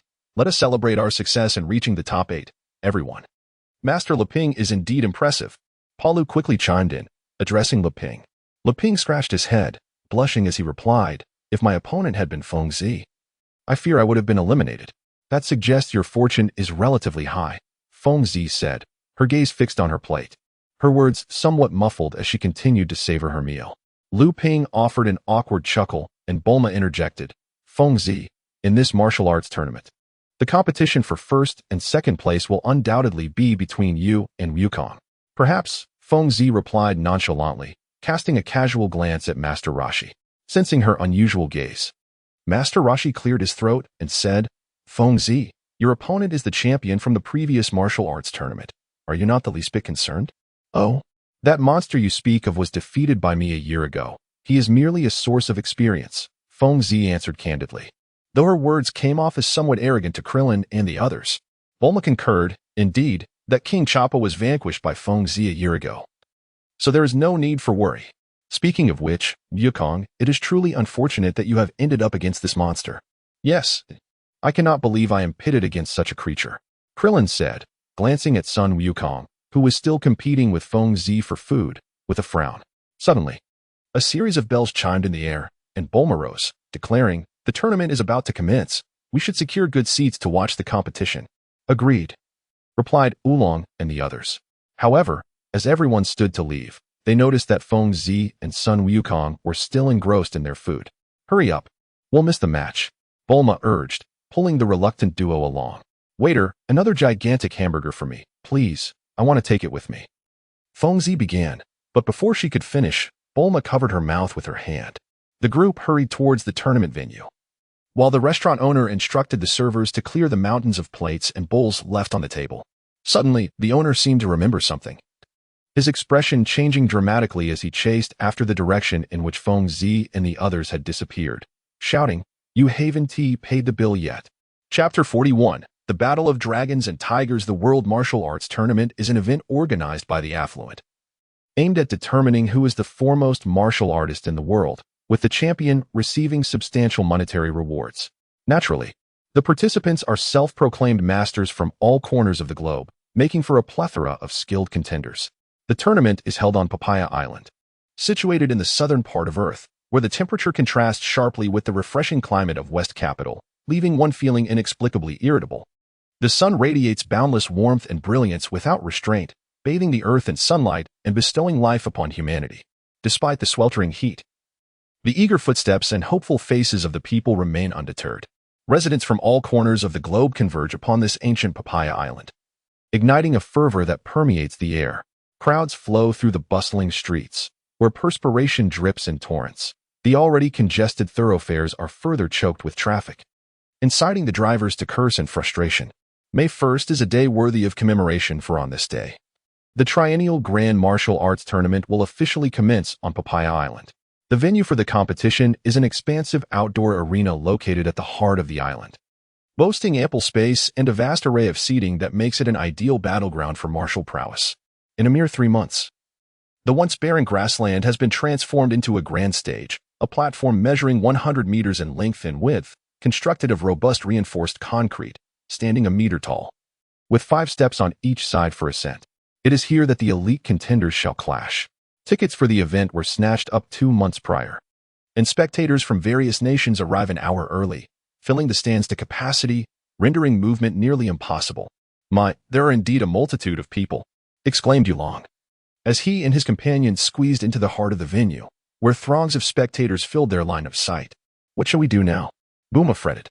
"There are so many individuals, we can hardly secure decent seats."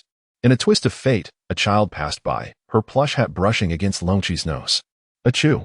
Longqi sneezed uncontrollably, and to her astonishment, her once jet-black hair transformed into a striking golden hue, her demeanor shifting from gentle to fierce, as if a pure maiden had morphed into a rebellious delinquent. "Everyone, clear the way," Longqi shouted, disregarding the astonished expressions of Bulma and the others as she dramatically produced a powerful machine gun from behind her. Raising the firearm skyward, she unleashed a barrage of shots, the rapid fire echoing through the air, causing the surrounding spectators to part in alarm, granting passage for Longqi and her companions. Pointing and murmuring, the crowd gawked at them. While Buma and the others, faces flushed with embarrassment, hurried behind the gun-toting Longqi toward the stands. At long last, the competition was about to begin. A male host, sporting two prominent tufts of dark mustache above his lips, impeccably groomed hair, and clad in a suit, ascended the central stage, clutching a wireless microphone. As he surveyed the packed arena, his face flushed with excitement, he raised the microphone and proclaimed to the audience, "Ladies and gentlemen, the moment we have all been eagerly anticipating, the Grand Martial Arts Tournament, has begun." Suddenly, the audience erupted with excited shouts, their voices converging in a cacophony akin to the roar of mountains and the surge of the sea, filling the expansive arena with an atmosphere as fervent as a furnace, intensifying the already sweltering heat of Papaya Island. The first match would feature the seasoned competitor, Jackie Chan, against the youthful and vigorous Luping. The host, his voice tinged with exhilaration, announced this momentous occasion. Both competitors had been waiting impatiently in the designated rest area, and now they strode in unison towards the spacious ring. Applause thundered like rolling thunder in their ears. Luping turned to Jackie and remarked, "I feel as though I've seen you somewhere before." "Really?" "Haha, perhaps," Jackie replied, a glint of mischief flickering in his eyes, hastily masking it with laughter. As they reached the center of the ring, the host quickly introduced them. "To my left stands the eldest among the top 8 competitors, Jackie Chan. Do not be deceived by his age. He is in fact a formidable force, as strong as ever. And to my right, we have Mr. Luping. Do you see his robust physique? Luping possesses exceptional fighting skills and remarkable strength. Soon, you shall witness an extraordinary match." The host's enthusiastic words heightened the atmosphere to its zenith. The fervent applause and the sound of clinking soda cans threatening to lift the very roof of the venue.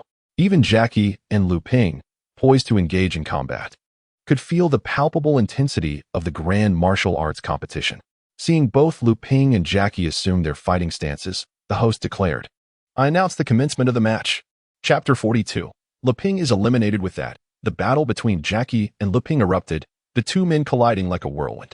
The clash of fists and feet was accompanied by the sound of sweat splattering. Luping's face flickered with surprise at the speed of this elder named Jackie, who matched him stride for stride. The force behind Jackie's strikes compelled Luping to re-evaluate his assessment of his opponent's capabilities. "Remarkable. Jackie and Luping are already in combat, but their speed is blinding. I can hardly keep up," the host exclaimed, captivated by the unfolding spectacle. Luping's fists carved dazzling arcs through the air, the sound of their passage ringing out as he initiated a series of aggressive attacks, attempting to force Jackie off the ring. Jackie's movements were elusive, deftly evading Luping's relentless onslaught, their contest unfolding flawlessly before the audience. In a moment, the jubilant cheers reverberated throughout the venue. Male spectators rallied behind Jackie, while female spectators leaned towards the youthful and handsome Luping. The fervor in the stands rivaled the intensity of the duel within the ring. How is it possible that he cannot defeat an old man? Bulma gazed at the two individuals locked in a stalemate on the arena, feeling quite vexed. Oolong, wearing an expression of understanding, remarked, "It must be that he has not devoted himself to training, allowing his thoughts to dwell solely on the fairer sex, which has led to his current predicament. Come on, Mr. Lepin." As Lepin's earliest companion, Para undoubtedly wished for his victory more than anyone else. Disregarding Bulma and the others' comments, he cheered fervently. On the stage, Lepin wiped the sweat from his brow. The disdain he felt at the onset of the match had long since evaporated, replaced by a newfound seriousness. For he realized that the elder before him was not as simple as he appeared. Chang Long smiled and addressed Lepin, "Young man, your strength is indeed commendable, but your arrogance is your downfall." Lepin, feeling somewhat flustered, retorted, "Is that so? Then allow me to demonstrate my ultimate technique, Wolf Fong Fist." Meanwhile, Feng Zi and the others, who were watching the match from the resting area, absorbed the intensity of the battle. "This old man is remarkable. I would love to spar with him," exclaimed Sun Wukong, his excitement palpable as he observed the contest. Feng Zi squinted her eyes, her gaze unwaveringly fixed on Jackie Chan, and remarked softly, "This old man has been holding back. Otherwise, that fellow Lepin wouldn't have lasted even a single round." "Ah, this old man is actually that formidable? How did I fail to notice?" Clin inquired, perplexed. Feng Zi cast a disdainful glance at Clin and bluntly remarked, "Because you were too weak." Clin was taken aback. He had already learned from Sun Wukong that the individual before him named Feng Zi, had quite a temper. If provoked at this moment, he might very well receive a punch. Lu Ping assumed a stance familiar to Feng Zi, preparing to unleash his signature move, the Wolf Fong Wind Fist. In an instant, he seemed to transform into a wild wolf, exuding an aura of untamed ferocity, while the air thickened with a palpable sense of menace, captivating the attention of all spectators present. Standing calmly, a subtle smile gracing his lips, Jackie Chan observed Lu Ping with keen interest. At that moment, Lu Ping's hands danced through the air, and before the audience could register what was happening, he surged forward like a swift, ferocious wolf. Lu Ping rapidly closed the distance to Jackie Chan, leaving everyone to wonder whether his signature move would be enough to defeat him. Suddenly, the commentator's narration came to an abrupt halt, and a collective gasp arose from the audience. In a mere blink, as their figures intertwined, Jackie Chan delivered a kick that sent the unsteady Lu Ping flying off the stage. The outcome was determined in the briefest of breaths. Incredibly, Jackie Chan had triumphed over Lu Ping with just a single kick. The commentator exclaimed in astonishment, and after a moment of silence, the arena erupted in applause and cheers for Jackie Chan. This battle undoubtedly provided a visual feast for all who had witnessed that thrilling spectacle. How astonishing! That old man managed to deliver 3 kicks in the span of a second, Sun Wukong marveled. Feng Zi nodded and remarked that Lu Ping truly has a poor memory. I had already informed him that his flaw lies beneath his feet, yet he shows no sign of improvement. However, that old man managed to discern his weakness and landed 3 consecutive strikes on Lu Ping's ankle with astonishing speed. Listening to Sun Wukong and Feng Zi exchange words, Clin was momentarily taken aback. They still did not comprehend how Lu Ping was so swiftly defeated by Chang Long. Oh, right, Clin. The next match will be a contest between you and me. Sun Wukong exclaimed joyfully to Clin. Clin sighed. How unfortunate to face such a freak like you. To be honest, I have no confidence whatsoever. At that moment, Feng Zi suddenly patted Clin on the shoulder and reassured him. If your opponent were me, I would certainly take care of you. Upon reflection, Clin considered that perhaps not encountering someone as formidable as Feng Zi was, in itself, a stroke of luck. Chapter 43. Feng Zi is about to take the stage after a brief intermission of about 10 minutes. It was finally time for the 2 fellow disciples, Sun Wukong and Clin, to take the stage. In the audience, Bulma said to Oolong, I recall this match should be between Wukong and that bald Clin. Yes, I believe Wukong will win, Oolong asserted confidently. Bulma chuckled in response. I never expected that Lu Ping would be eliminated by such an old man. I wonder if Wukong and Feng Zi will encounter each other in the semifinals. Next up will be the match between contestant Sun Wukong and contestant Clin, announced the host, gripping the microphone tightly. Let us welcome them to the stage with the most enthusiastic applause. The male host's voice trembled with excitement. Amidst the thunderous applause, the boisterous Wukong and the shy Clin stepped onto the arena. What? 2 little kids, exclaimed one spectator. That bald one is quite adorable. Did you see? The one named Sun Wukong has a tail. A chorus of murmurs arose from the audience, casting doubt on the abilities of the 2 contenders. The host continued. Do not underestimate contestant Sun Wukong and contestant Clin. Though they are young, they are disciples of the legendary martial arts god, Master Wu Tian. In an instant, the audience dispelled their doubts, realizing that these 2 youths were indeed pupils of the martial arts deity. Wukong, aren't you nervous? Clin inquired, noticing Wukong's calm demeanor. Sun Wukong smiled and replied, I am thrilled to be battling against Clin. The host appeared to have heard Wukong's words, and with exuberance addressed the audience. All right. Since contestant Sun Wukong can hardly wait, I declare the match to begin. Sun Wukong bent down, assuming the signature starting stance of the Turtle School. Similar to Sun Wukong, Krillin assumed a comparable stance, both being disciples of the same school, perhaps making this match particularly captivating. With a sudden movement, Sun Wukong propelled himself forward, akin to an arrow released from a bow, swiftly closing the distance to Krillin. As Sun Wukong seized the initiative, Krillin found himself relegated to a defensive position. The flurry of punches and kicks exchanged between them created a blur in the air, even surpassing the earlier bout between Lepin and Jackie Chan in its brilliance. On the stage, their indistinct figures instantly became the focal point of the entire arena. Although their movements lacked ostentation, the interplay of offense and defense, coupled with extraordinary speed and technique, was truly mesmerizing. Perhaps owing to their shared lineage, both warriors engaged with remarkable caution throughout their encounter. The audience, spellbound, remained in stunned silence for a moment before erupting into a chorus of cheers. Go, Sun Wukong. Go, little bald head. Sun Wukong executed a side punch that collided with Krillin's leg strike, the force of their impact sending them both stumbling back several meters before regaining their balance. Hey, Krillin, it's my turn to attack. With that declaration, Sun Wukong unleashed his speed, astonishingly leaving behind a shadow of himself in place. Before Krillin could fully comprehend the situation, he found multiple images of Sun Wukong encircling him, a phenomenon that sparked an uproar among the spectators. Oh my! Can you believe it? The audience gasped, mouths agape, gazing at the astonishing scene unfolding before them. Look at that. There are so many Sun Wukongs on the stage. The host, at a loss for words to describe the bizarre spectacle, could only flusteredly attempt to explain.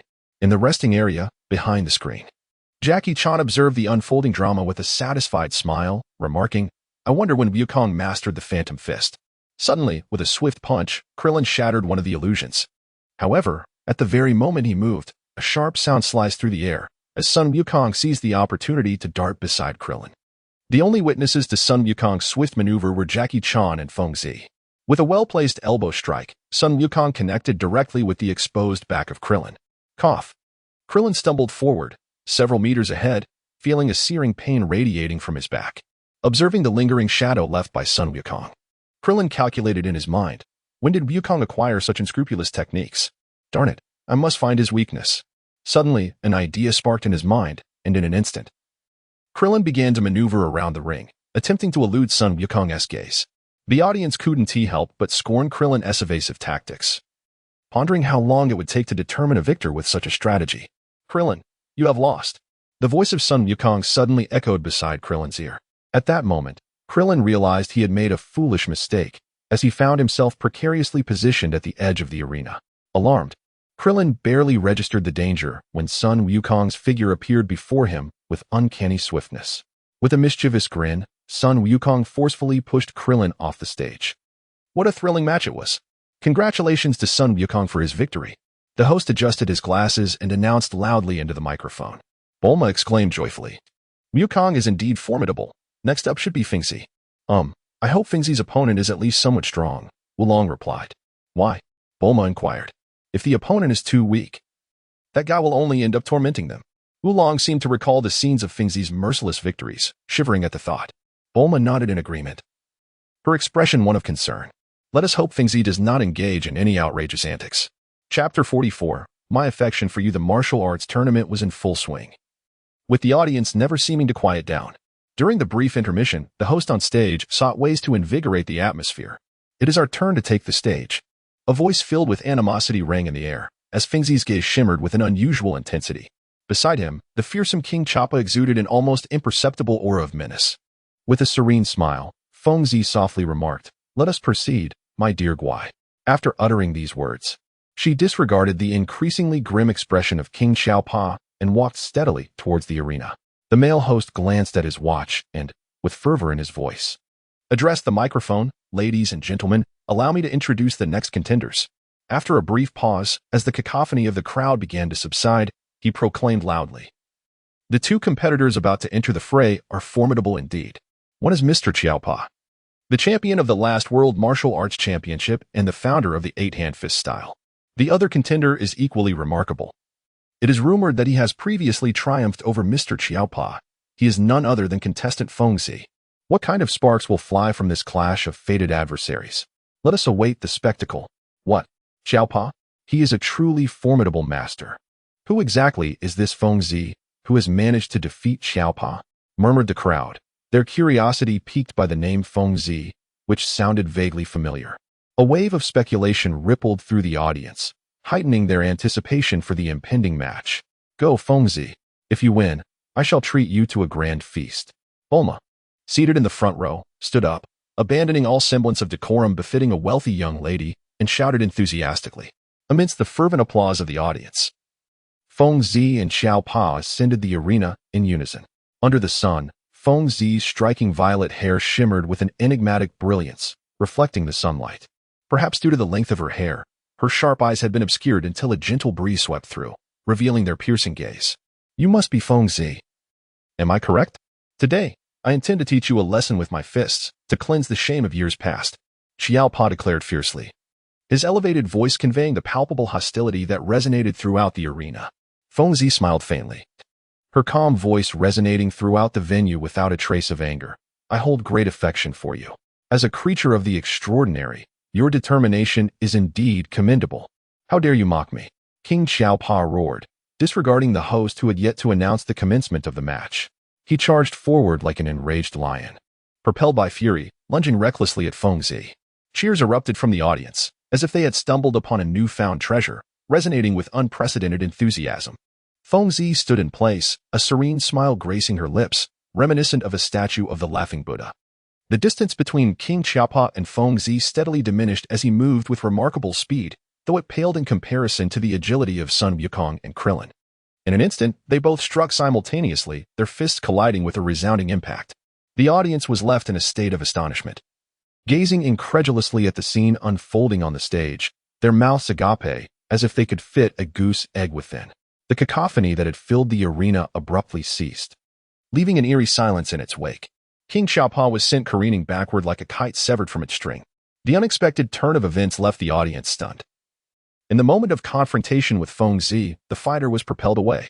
After a few moments of stunned silence, the host regained composure and spoke into the microphone with astonishment. Thunderous applause and cheers erupted, silencing those who had confidently predicted King Xiaopa's victory. As they quickly shifted their allegiance to Feng Zi let out a sigh. This outcome was not unexpected. King Xiaopa was simply too weak. In the past, King Xiaopa might have posed a formidable challenge for Feng Zi, but now Feng Zi surpassed him by several magnitudes, akin to the disparity between a youthful man and an elderly figure. This was inconceivable. King Xiaopa struggled to lift his body, rising unsteadily from the edge of the arena. The scene of their recent confrontation replayed in his mind. There had been no flamboyant maneuvers exchanged between them, only a series of straightforward jabs. Yet, at the moment their fists collided, King Xiaopa felt an overwhelming force surge towards him, like a tidal wave, propelling his body backward against his will. Feng Zi approached him slowly, her voice cold as she declared, "You have disappointed me greatly. What have I painstakingly cultivated for, if not to defeat you?" King Xiaopa's eyes were bloodshot, his entire being resembling a frenzied beast stripped of reason, as he howled madly. His aura surged dramatically as he bellowed, "Eight-arm fist Xian." In the next moment, the muscles on his body visibly bulged, his fists moving with unparalleled speed, the sound of explosive force echoing continuously. Suddenly, 8 arms emerged from either side of his body, creating a striking visual impact. The audience in the stands, captivated, gasped in astonishment. This match had already overwhelmed their senses to the point of numbness. Yet, upon witnessing the spectacle of the 8-arm fist in action, they found themselves engulfed in shock once more. Chapter 45. Victory. King Xiaopa's punching speed had shown remarkable improvement compared to a year ago, yet his opponent, Feng Zi, had ascended several levels beyond him. Feng Zi sensed the tremor in the air, narrowing her eyes as her gaze fixated on the movements of King Jopa. King Jopa's octopus-like 8-handed punches, imbued with murderous intent and fury, surged toward her position in a flurry of steps. The male host, captivated by the intensity of the match, remained mindful of his duties, simultaneously observing the fierce clash, while exclaiming, "Look, contestant King Jopa possesses 8 arms, truly astonishing. No wonder he once held the title of the world's greatest martial artist." King Jopa's 8 arms transformed into fists and palms, relentlessly bombarding Feng Zi's position. Confronted by the fierce gust of wind, Feng Zi's previously calm visage contorted into a fierce grimace. Her eyes widened in realization as she articulated clearly, "8-handed punch." In the next instant, a bizarre spectacle unfolded. To the astonishment of the audience, Feng Zi leaned back, and in the blink of an eye, she manifested 8 arms identical to King Jopa's. Thud, thud, thud. The resonant sounds echoed as Feng Zi and King Jopa, both wielding 8 fists, engaged in close combat, disregarding their bodily pain as they swiftly swung their fists, maintaining the state of the 8-handed punch. Incredible! Contestant Feng Zi has mastered King Jopa's signature move. Who among them will ultimately prevail? The host shouted hoarsely into the microphone. As he attacked, King Jopa gritted his teeth, exclaiming, "You've stolen my 8-handed punch? You are mistaken." Feng Zi retorted with a smirk, her tone and expression betraying none of the gravity of their battle. King Jopa's restraint began to wane. He abandoned defense, channeling all his explosive power into his fists as he bellowed, "You scoundrel! You are merely quibbling." A torrent of dazzling punches descended upon Feng Zi, overwhelming her with a relentless assault. The expression on Feng Zi's face shifted dramatically as he coldly declared, "Second-tier 8-hand fist." In an instant, his fists unleashed a torrent akin to a rain of bullets, manifesting into a multitude of striking hands that obscured King Jopa's vision, sealing off every exposed vulnerability on his body. The following moment, amidst the gasps of the audience and the sound of air being torn apart, King Jopa found himself engulfed in a tempest of fists. The agonizing cries, reminiscent of a slaughtered pig, echoed as he was relentlessly battered like a punching bag. Struck again and again. The speed of Feng Zi's punches has reached its zenith, with a flurry of fist shadows that visually transcends the concept of the 8-handed fist. To describe the current spectacle, one could liken it to the moves of Luffy from One Piece. Machine Gun. This individual, named Feng Zi, is truly formidable. Clint marveled from the resting area, his expression a blend of envy, jealousy, and even fear. Sun Wukong gazed intently at the battle, nodding in focused agreement. Feng Zi. His fists are swift, akin to my afterimage fist. Indeed, this young man named Feng Zi possesses remarkable talent, yet he exhibits some flaws in his character, Jackie Chan remarked, furrowing his brow and speaking in a serious tone. The audience in the stands erupted into a frenzy, the atmosphere charged with excitement. As the arena displayed a one-sided contest, an exhilarating scenario they were eager to witness. Feng Zi inhaled deeply, her gaze fixed upon the prostrate figure of King Jopa, a cruel smile gracing her lips. His body was marred with bruises and scars, lying in the center of the arena as if teetering on the brink of death. It was astonishing to witness King Jopa rendered utterly defenseless before Feng Zi. The host wiped the sweat from his brow and leaned closer to the competition stage, his voice trembling as he spoke. The audience, led by the fervent cheers of Bulma and others, erupted into a frenzy, chanting, "Feng Zi, madwoman! Feng Zi, madwoman!" Gripping the microphone tightly, the host declared with fervor, "According to the rules of the competition, I will now begin the countdown from 10. If King Jopa has not risen by the end, victory shall belong to Feng Zi. 10, 9, 8, 1. As the countdown reached its conclusion, it came as no surprise to anyone that despite Feng Zi's relentless assault, King Jopa, though not unconscious, found himself unable to rise. The host directed the microphone towards the crowd, proclaiming loudly, "Feng Zi is the victor." The applause and cheers were deafening, as the audience reveled in the jubilant atmosphere, unwittingly placing their trust in Feng Zi. Feng Zi's expression was devoid of joy as he suddenly addressed the host, saying, "Wait." He then strode directly towards the position of King Xiaopa, leaving everyone in a state of curiosity regarding his intentions. Surely, the contestant Feng Zi must be attempting to assist his opponent, King Xiaopa, to his feet. What a sincere friendship. However, the host found himself at a loss for words, regretting his previous statement. In the astonished gaze of the audience, Feng Zi delivered a swift kick to King Xiaopa's chest. The force of the kick, though not overwhelming, caused the severely injured King Xiaopa to lose consciousness. "If you don't faint, it would be a disservice to me." Feng Zi murmured apologetically towards the spot where King Xiaopa had fallen. Both the host and the entire audience were rendered speechless, unable to utter a single word. Chapter 46. The Semifinals, A Clash. Upon returning to the lounge, Feng Zi was met with a flurry of inquiries from Clint and the others. Feng Zi responded ambiguously to several questions, then shifted his gaze towards Sun Wukong and remarked with a smile, "Are you ready, Wukong?" Wukong nodded enthusiastically, exclaiming, "At last, I can engage you in combat." As Wukong indicated, by the draw of lots, he and Feng Zi were paired in the same group, meaning their next match in the semifinals would be a contest between the two. "Although we are friends, I shall show no mercy, for regardless of the type of monster, I will knock him out," Feng Zi stated with a serious expression and an unusually cold tone. Sun Wukong grinned, "I shall take my revenge in the match. Do not forget, you scoundrel, that you owe me 100 servings of food." Given that the competitors in the last quarterfinal were rather weak, Feng Zi paid them little mind, instead engaging in light-hearted banter with Wukong and the others. As they became better acquainted, Clint and Feng Zi grew increasingly familiar, shedding the initial fear that had accompanied their first meeting. Half an hour later, the quarterfinals concluded, with a contestant named Namu emerging victorious. Although Namu unleashed a technique known as the Skycross Punch at the last moment, his strength paled in comparison to that of Feng Zi and the other formidable competitors. In the stands, Yulong, feeling frustrated, cradled his head as if something were about to fall from the sky and strike him. "Could you refrain from using my head as a target while watching the match?" he protested to Bulma and Launch, who had been using him as an outlet for their excitement whenever the competition heated up.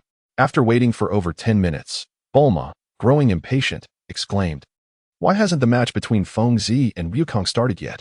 Launch, her golden hair gleaming under the sunlight, chimed in, "Indeed, I must admit, I've developed a fondness for that fellow named Feng Zi." Having witnessed Feng Zi's fighting style during his previous match, Launch found it to be precisely to her liking.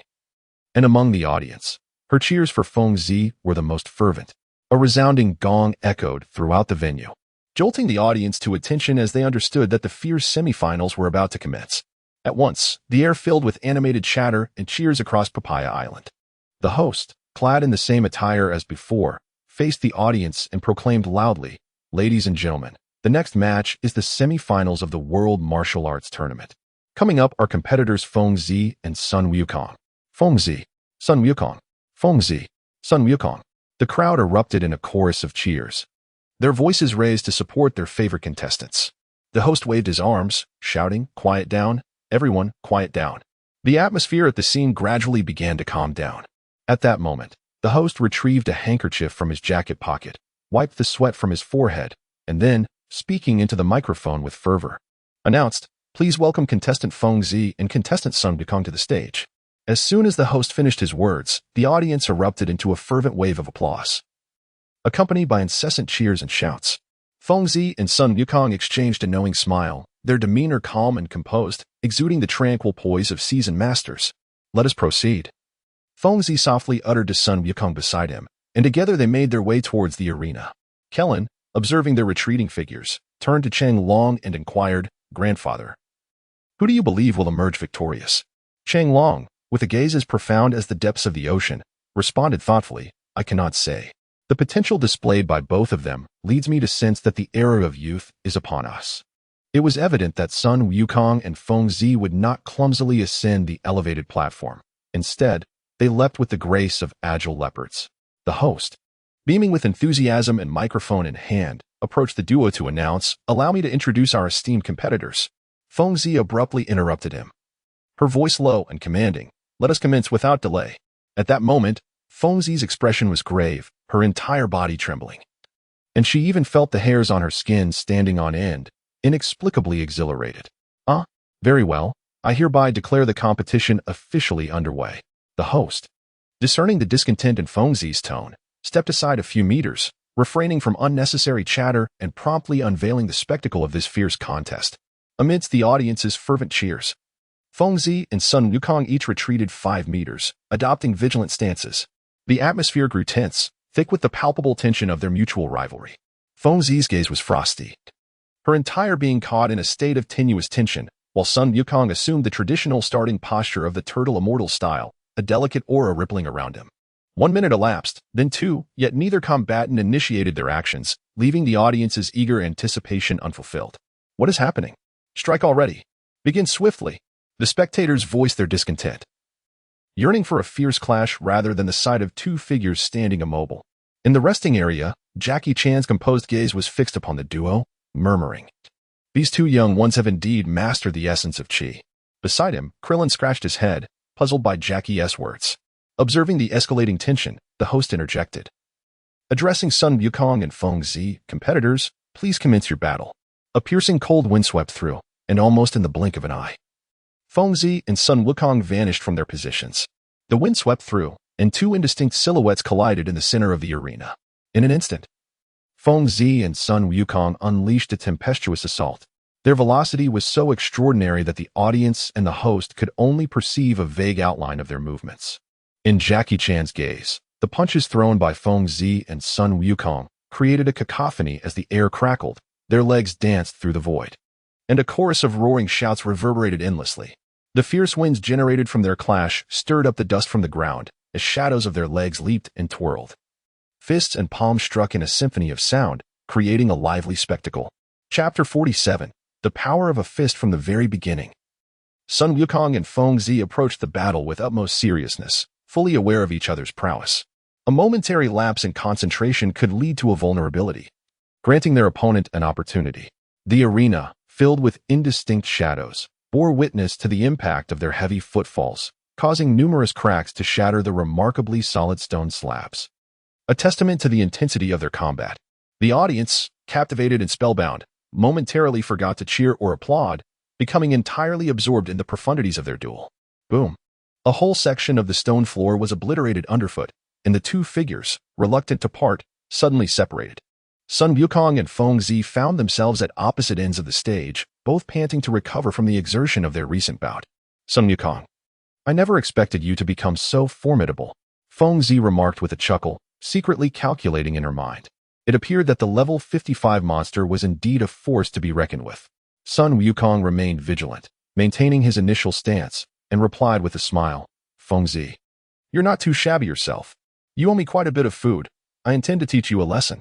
With their banter concluded, their expressions turned grave. Though they were friends in private, within the confines of this arena, they were adversaries. With a sudden movement, Feng Zi lunged forward like a flash of lightning, swiftly closing the distance to Sun Wukong. In the next moment, Feng Zi pivoted, aiming a powerful punch directly at Sun Wukong's lower abdomen. However, Sun Wukong's agility was remarkable. He evaded the strike effortlessly, leveraging the explosive power of his legs to shift his balance to one side, just in time to avoid Feng Zi's fierce blow. Strike! Sun Wukong called out, seizing the fleeting opportunity of Feng Zi's momentary fatigue. He charged forward, his elbow aimed at Feng Zi, delivering a forceful collision that sent Feng Zi flying. Sun Wukong's assault was like the sounding of a battle horn, rapidly unfolding as he surged towards Feng Zi's position. When Zi was taken aback, after stabilizing his body, he instinctively struck out with his fist towards the approaching Sun Wukong. With a resounding thud, their fists collided. Reminiscent of the earlier encounter between Wen Zi and King Japa, the audience erupted in astonishment as Sun Wukong's eyes bulged, finding himself unexpectedly pushed back several meters by a mere direct hit. Such a surprise. It appeared that the contestant Wen Zi possessed immense strength, inexplicably overpowering the seemingly evenly matched Sun Wukong, akin to the embodiment of a mighty titan. Witnessing the scene, the host exuberantly elaborated on the unfolding drama. In the resting area, Clint expressed his astonishment, remarking, I never would have guessed that the seemingly unassuming Wen Zi harbored such formidable strength. No, you are merely perceiving the surface. Jackie Chan glanced at the bewildered Clint, shaking his head with a wry smile. Acknowledging that Jackie Chan was a martial arts master, Clint sought guidance, asking, then, why is Wukong unable to compete with Wen Zi in terms of strength? After a thoughtful pause, Jackie Chan focused his gaze on Wen Zi and explained to Clint, I believe it lies in the application of qi. The young man named Wen Zi, during their recent exchange, skillfully infused his qi into his fist, utilizing the vibrational force of qi to amplify the impact upon the target several-fold. Feng Zi clenched his fist, inwardly acknowledging the formidable power of the inch punch, far surpassing that of an ordinary strike. Having employed this technique prematurely, he resolved to swiftly conclude the battle. Indeed, in a fleeting moment, Feng Zi unleashed one of his few combat skills, the inch punch. This technique, an invisible form, deftly combines physical prowess with qi, creating a repulsive force akin to that of a hairdryer upon contact with the opponent. It is this very force that enables Feng Zi, whose strength rivals that of Sun Wukong, to confidently dominate in physical confrontation. Transform into experience, Wukong. A glimmer of excitement flickered in Feng Zi's eyes as he surged forward, drawing the anxious gaze of the audience. In the next instant, his expression turned icy as his fierce fist arced through the air, crashing down upon Sun Wukong. Damn it! Sun Wukong thought. Perhaps due to his highly developed reflexes, he managed to react in that split second. He barely raised his hands to shield his vital chest. Bang! Feng Zi's punch landed squarely on Sun Wukong's guarded chest, causing his face to flush crimson as excruciating pain forced him to stagger backward. The power of the inch punch could be utilized throughout the body. Feng Zi advanced, propelling his right foot forward, the toes piercing like a dart towards Sun Wukong's lower abdomen. As Wukong instinctively contracted his stomach to evade, Feng Zi deftly altered his attack midair. Feng Zi gazed down upon Sun Wukong, his having struck the latter's body no less than 5 times. Were it a common individual, they would surely suffer severe internal injuries, if not death. Yet, the question remains, can Sun Wukong's formidable resilience withstand the force of Feng Zi's? It remains an enigma. Chapter 48. Sun Wukong is quite extraordinary. The tranquil sound of breathing caused Feng Zi to furrow his brow. Astonishingly, Sun Wukong staggered to his feet, a radiant smile illuminating his face. I shall not succumb so easily, Sun Wukong proclaimed, his martial attire tattered and ragged, resembling that of a beggar. As he spoke, He tore away the cloth that covered his upper body, revealing his less than brawny physique. Fengzi observed Sun Wukong with great interest, a slow smile gracing his lips as he said, "I do not relish swiftly vanquishing my opponents. Rather, I find delight in the thrill of the battle itself. Wukong, unleash your utmost power." Sun Wukong nodded and assumed his stance once more, still initiating with the signature move of the turtle school. The distinction lay in his vigilant gaze, which remained fixed upon Fengzi's feet.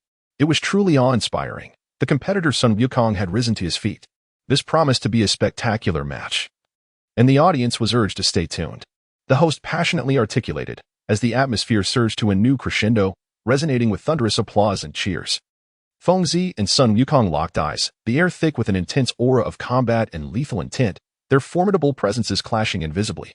With a fierce shout, Fengzi took the initiative, embodying the adage that the early bird catches the worm, his momentum grand and unwavering.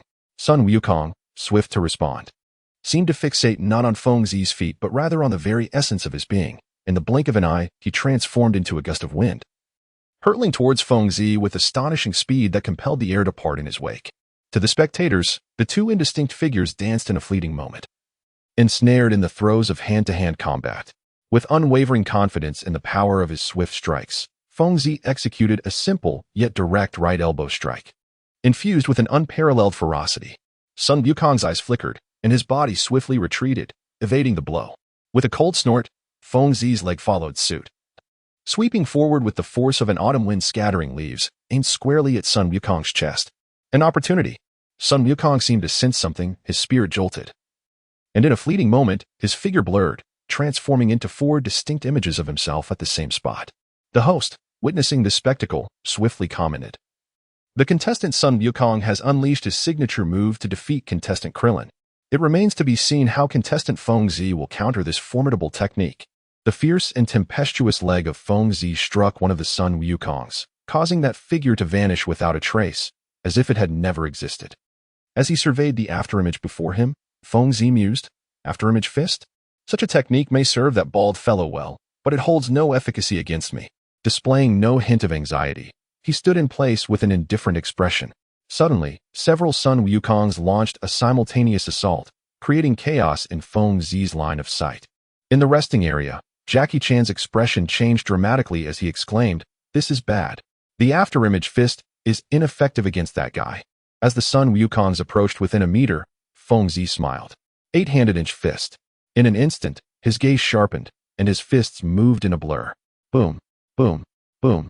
Countless fist shadows intertwined. Fengzi's punches, nearly reaching the speed of sound, echoed with a resounding whoosh. The powerful gust generated by his fists whipped through the air, causing Fengzi's purple hair to dance wildly, while his shirt clung tightly to his body, blown backward. The surrounding air thickened, and as the target, the Sun Wukong's afterimages disintegrated, revealing their true forms. With a piercing speed, Fengzi's fists tore through the air, crashing towards the Sun Wukong's chest and head with a straightforward yet lethal intent. The Sun Wukong was hurled through the air, his body marked with ghastly wounds. The audience collectively gasped, the vivid imagery of the battle indelibly etched in their minds. It was truly terrifying. Fengzi struck the formidable Sun Wukong as if he were a mere punching bag. "Now, let the countdown begin." The host, recovering from his astonishment, spoke in a tone of sheer disbelief.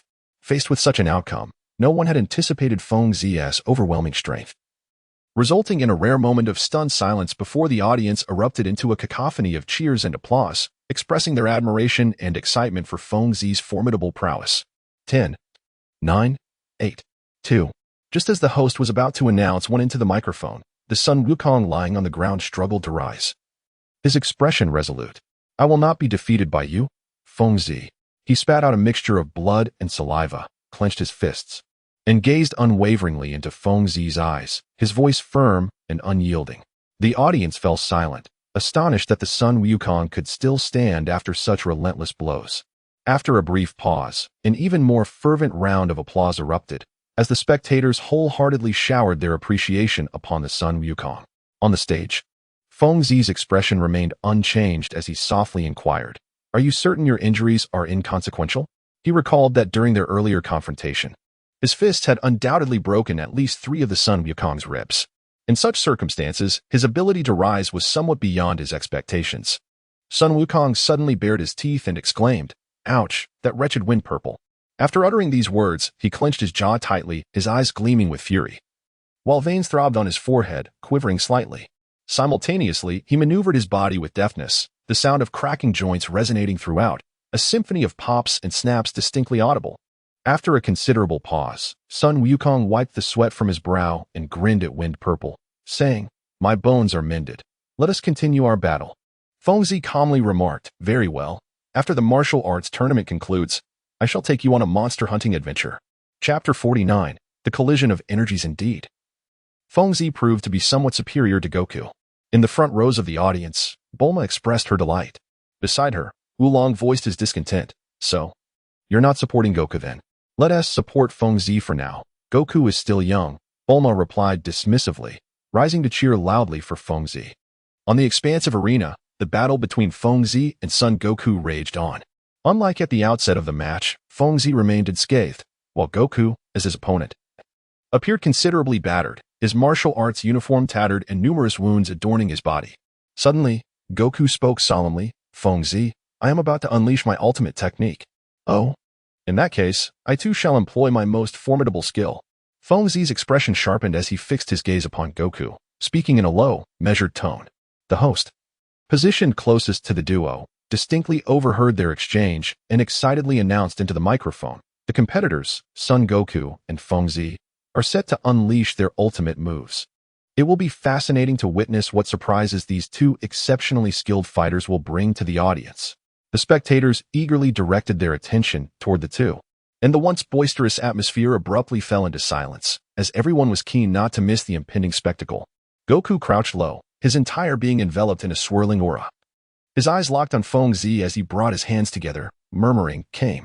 In an instant, Fengzi's expression shifted. He realized the true nature of Goku's ultimate technique. In the resting area, Jackie Chan's expression grew grave as he observed Goku's movements. Goku has actually mastered the Kamehameha. If unleashed, it will undoubtedly cause widespread devastation. Kamehameha? What is that? Krillin inquired, puzzled. Jackie Chan remained fixated on the arena, responding directly, "You must watch closely. The forthcoming battle will transcend to an entirely new level." Fengzi fixed her gaze on Sun Wukong, a cold smile emerging on her face as she inwardly mused, "It seems I must resort to this tactic." To the spectators, Sun Wukong was enveloped in an unusual aura.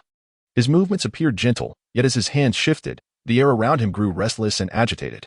Fengzi took a deep breath, his piercing gaze fixed upon Sun Wukong. Slowly, he raised his right middle finger, pointing directly at Sun Wukong's location. Moments passed, and at last, Sun Wukong uttered his second word, "Faction." In an instant, accompanied by the resonance of his voice, an overwhelming aura erupted from his entire being, akin to the majestic might of the ocean. Gradually, a force began to converge toward his hands, continuously solidifying and growing in strength. Fengzi, seemingly unwilling to concede, unleashed a torrent of energy that surged through his body at an astonishing velocity. A colossal and unparalleled aura erupted from him with a resounding boom, sweeping across the arena like a tempest and a deluge, instantly enveloping the entire stage. Within a 5-meter radius of his form, the energy pulsated and swirled, tumultuous and overwhelming. The host, standing on the platform, was caught off guard by the sudden onslaught of energy, staggering perilously close to the edge of the half-meter-high stage. "Remarkable!" he exclaimed, sensing the suffocating pressure that hung heavily in the air, as if both contestants were on the brink of unleashing formidable techniques. The host gradually rose from the ground. Retrieving a tissue from his pocket to wipe the sweat that dripped from his brow, his voice laced with astonishment. "Energy." Sun Wukong's hands moved to his waist, and suddenly, at the convergence of his palms, a radiant light burst forth. To the incredulous gaze of the audience, a brilliant blue glow, reminiscent of the sun, radiated an almost blinding brilliance. While the untrained eye may perceive only the surface, the discerning observer recognizes the intricacies beneath. As Sun Wukong's energy continued to condense, Long's eyes widened in realization. His fists clenched tightly as a thought took root in his mind. Sun Wukong and Fengzi on the platform had reached a level of prowess akin to his own. Yet, amidst this spectacle, it was evident that Fengzi's presence was far more audacious and striking than that of Sun Wukong. Around Fengzi's body, the air pulsated with an almost tangible energy. Overwhelmed, the entire arena trembled violently amidst the thunderous roars, with the concrete around it cracking like a spider's web. as if it were on the verge of collapse. A faint crimson glow began to emanate from Feng Zi's fingertips, twinkling like stars in the night sky. The red radiance shimmering with an otherworldly allure. Clear ripples undulated through the air, as the crimson light swiftly enveloped Feng Zi's field of vision. What is this? Am I mistaken? Are these two characters filming a movie? That cannot possibly be a laser, can it?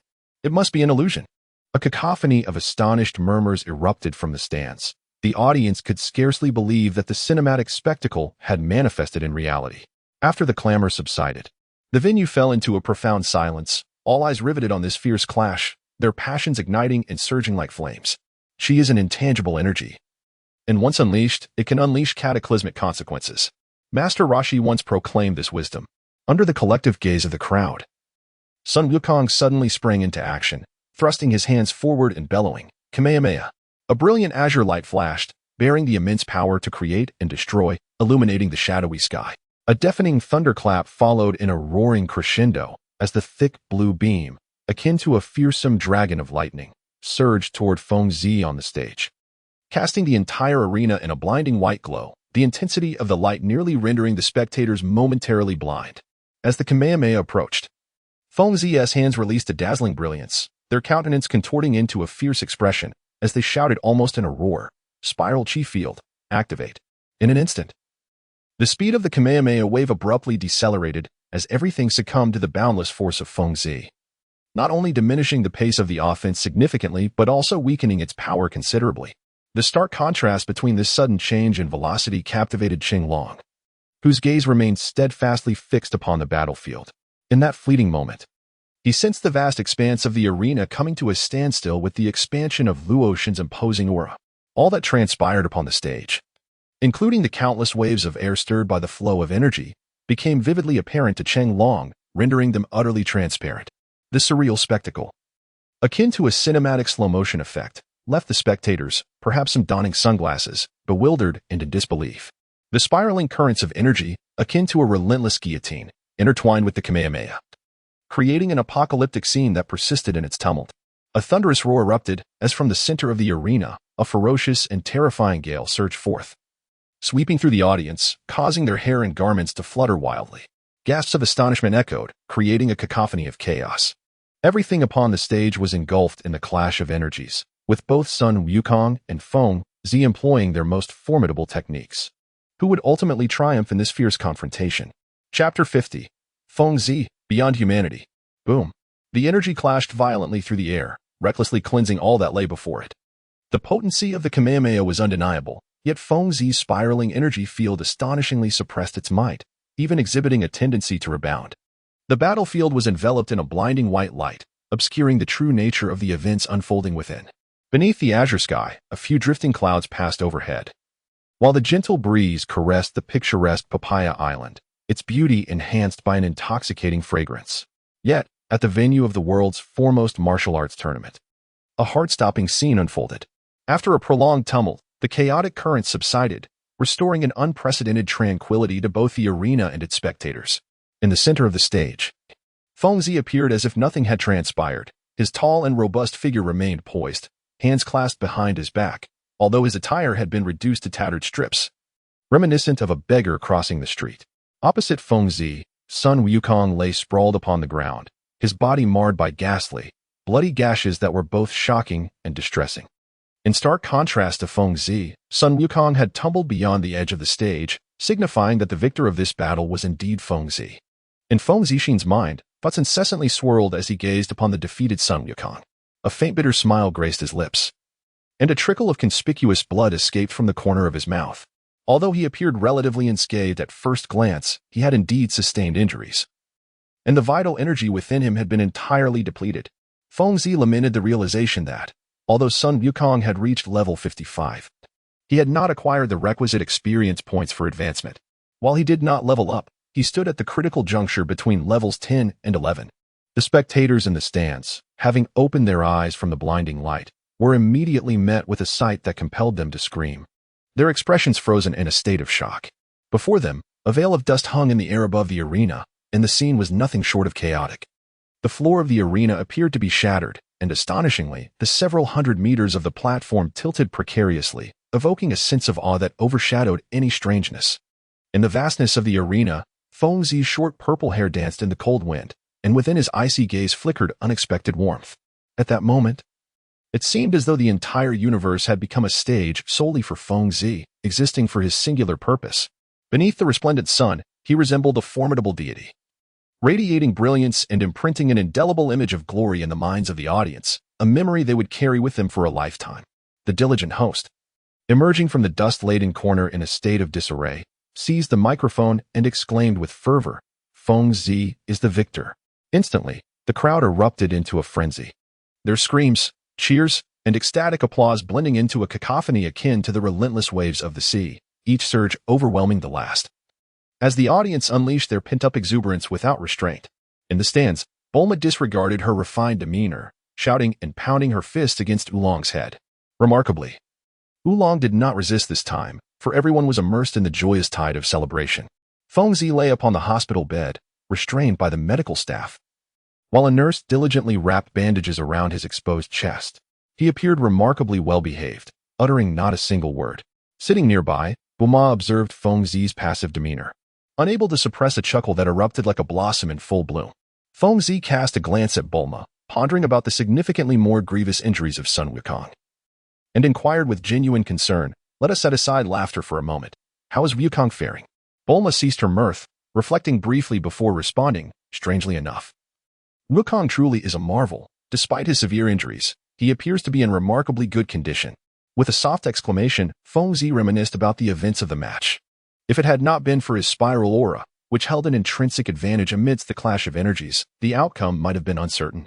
After a moment of silence, Feng Zi spoke again. "What shall we do about the forthcoming matches?" "How can you even ask that? You two have left the arena in such disarray that the organizers will undoubtedly have to halt the competition. The finals will be held tomorrow at noon," Bulma replied. Feng Zi nodded slightly, just as a doctor entered the ward and instructed the nurse beside him to prepare for an injection. An injection? Feng Zi's expression shifted dramatically, his face paling as he cast a wary glance at the syringe the doctor was readying. Just as the doctor intended to proceed with the injection, Feng Zi suddenly exclaimed, "Look, what is that?" The seemingly earnest doctor turned his gaze towards the direction Feng Zi was pointing. In that fleeting moment, Feng Zi swiftly scooped up the unsuspecting Bulma and leapt from the second-floor hospital window. The doctor and the nurse, who had just entered the room, were witness to the astonishing scene, their faces frozen in shock as they stared at the open window. The syringe slipped from the doctor's grasp, falling to the ground with a clatter, while the nurse's medical supplies scattered across the floor. Was that fellow even human? Chapter 51. Praise you, Feng Zi. Are you trying to kill us?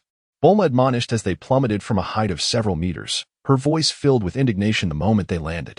Feng Zi's gaze casually drifted towards Bulma's bosom. Perhaps due to the shock, her chest rose and fell with fervor, not a tumultuous wave, but imbued with a delicate yet captivating charm. Fixated on Bulma's figure, Feng Zi's thoughts involuntarily wandered to her opponent Lan Feng from the preliminary rounds. Strangely enough, Feng Zi found the female form to possess an undeniable allure, a peculiar magnetism that momentarily captivated her. "Hey, Feng Zi, have you finished staring?" Bulma retorted with a feigned anger, though inwardly she felt an unexpected thrill. She had never anticipated that the seemingly wooden Feng Zi would harbor such impure thoughts, particularly directed towards herself. Feng Zi came to her senses and, with a nonchalant demeanor, inquired, "Why do women tend to accumulate excess flesh around their bosoms?" Bulma, her expression darkening, retorted sharply, "Go to hell." With that, her delicate fist began to rain down upon Feng Zi's form. Yet, Feng Zi merely smiled serenely, treating Bulma's punches as if they were mere playful tickles, allowing her to unleash her whims. Their playful banter and antics appeared to onlookers as an intimate display of affection, reminiscent of a couple deeply in love, drawing envious glances from passers-by. "Bulma, Feng Zi, over here," called Lu Ping and others, waving to the duo as they made their way through the bustling market crowd. Feng Zi and Bulma exchanged a knowing smile, quickening their pace as they made their way directly towards Lu Ping and the others. "What took you so long?" Oolong inquired as Feng Zi and her companion approached. Feng Zi, caught off guard, replied directly, "Bulma is bullying me." A chill ran through Lu Ping and the others. Hearing such words from the formidable and fierce Feng Zi was indeed a unique experience. Bulma's face flushed with a hint of shyness as she interjected, "Don't listen to this jerk's nonsense. Where shall we go for some fun?" A cough escaped Feng Zi as he noted. It is indeed the first time I've seen you blush. Feng Zi truly is a master. With time still on their side, Leping suggested. Let us venture to the entertainment street ahead for some leisure. He first teased, then revealed the planned activities. Feng Zi and her companions strolled through the bustling marketplace, eventually arriving at a vibrant entertainment district. Compared to before, the number of young people and children had noticeably increased. Booma, I'm famished. Let us find a restaurant to dine.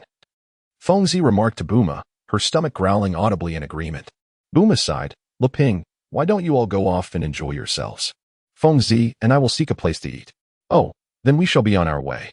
Leping and the others replied before vanishing from the sight of the two, off in pursuit of merriment.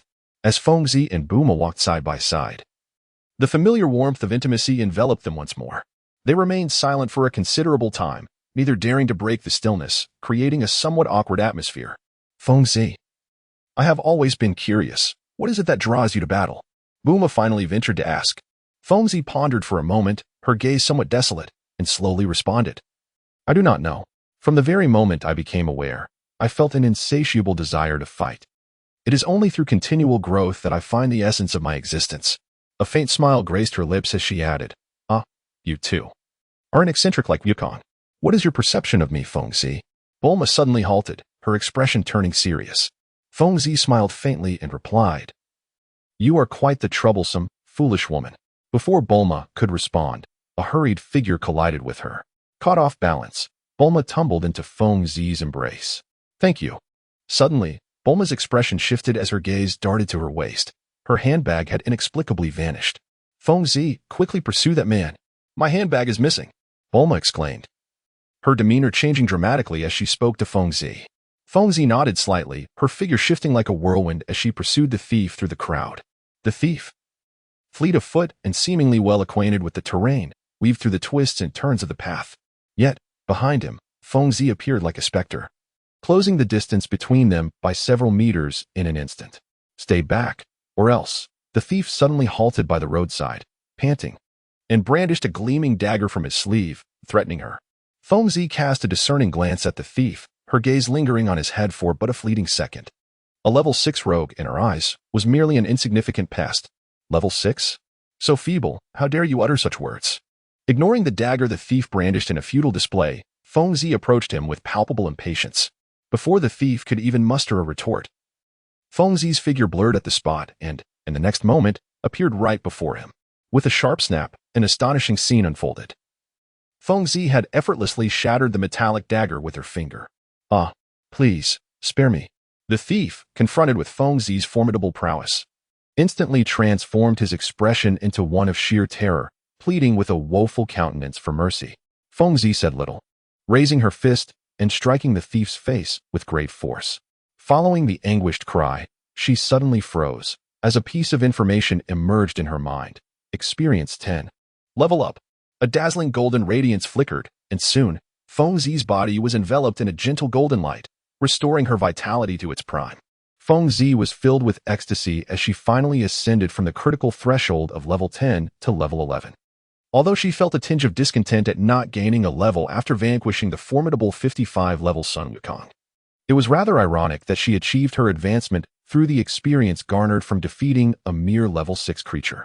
Feng Zi respectfully gazed at the thief who had facilitated his own downfall, and regardless of whether the other party could hear him, he courteously remarked, I commend you, you wretched creature. Chapter 52. An annihilation of lineage. Feng Zi extended the handbag in his possession to Bulma with a smile.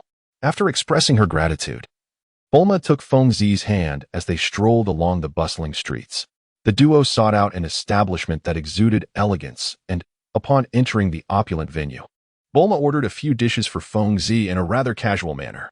Once the dishes were served, Feng Zi disregarded the astonished gazes of the surrounding diners and embarked on his voracious eating spree.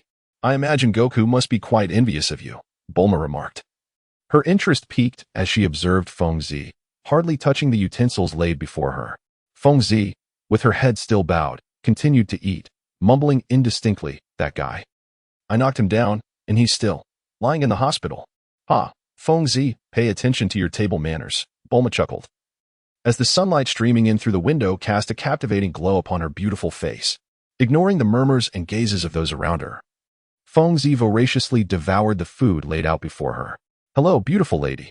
At that moment, a youthful voice reached Bulma's ears. Startled, Bulma turned to see an unfamiliar man seated beside her. Dressed in an expensive suit and polished shoes, he exuded the fragrance of tulips. The stranger's appearance was undeniably handsome, with golden locks framing a fair visage, while his dark, lustrous eyes betrayed an insatiable desire.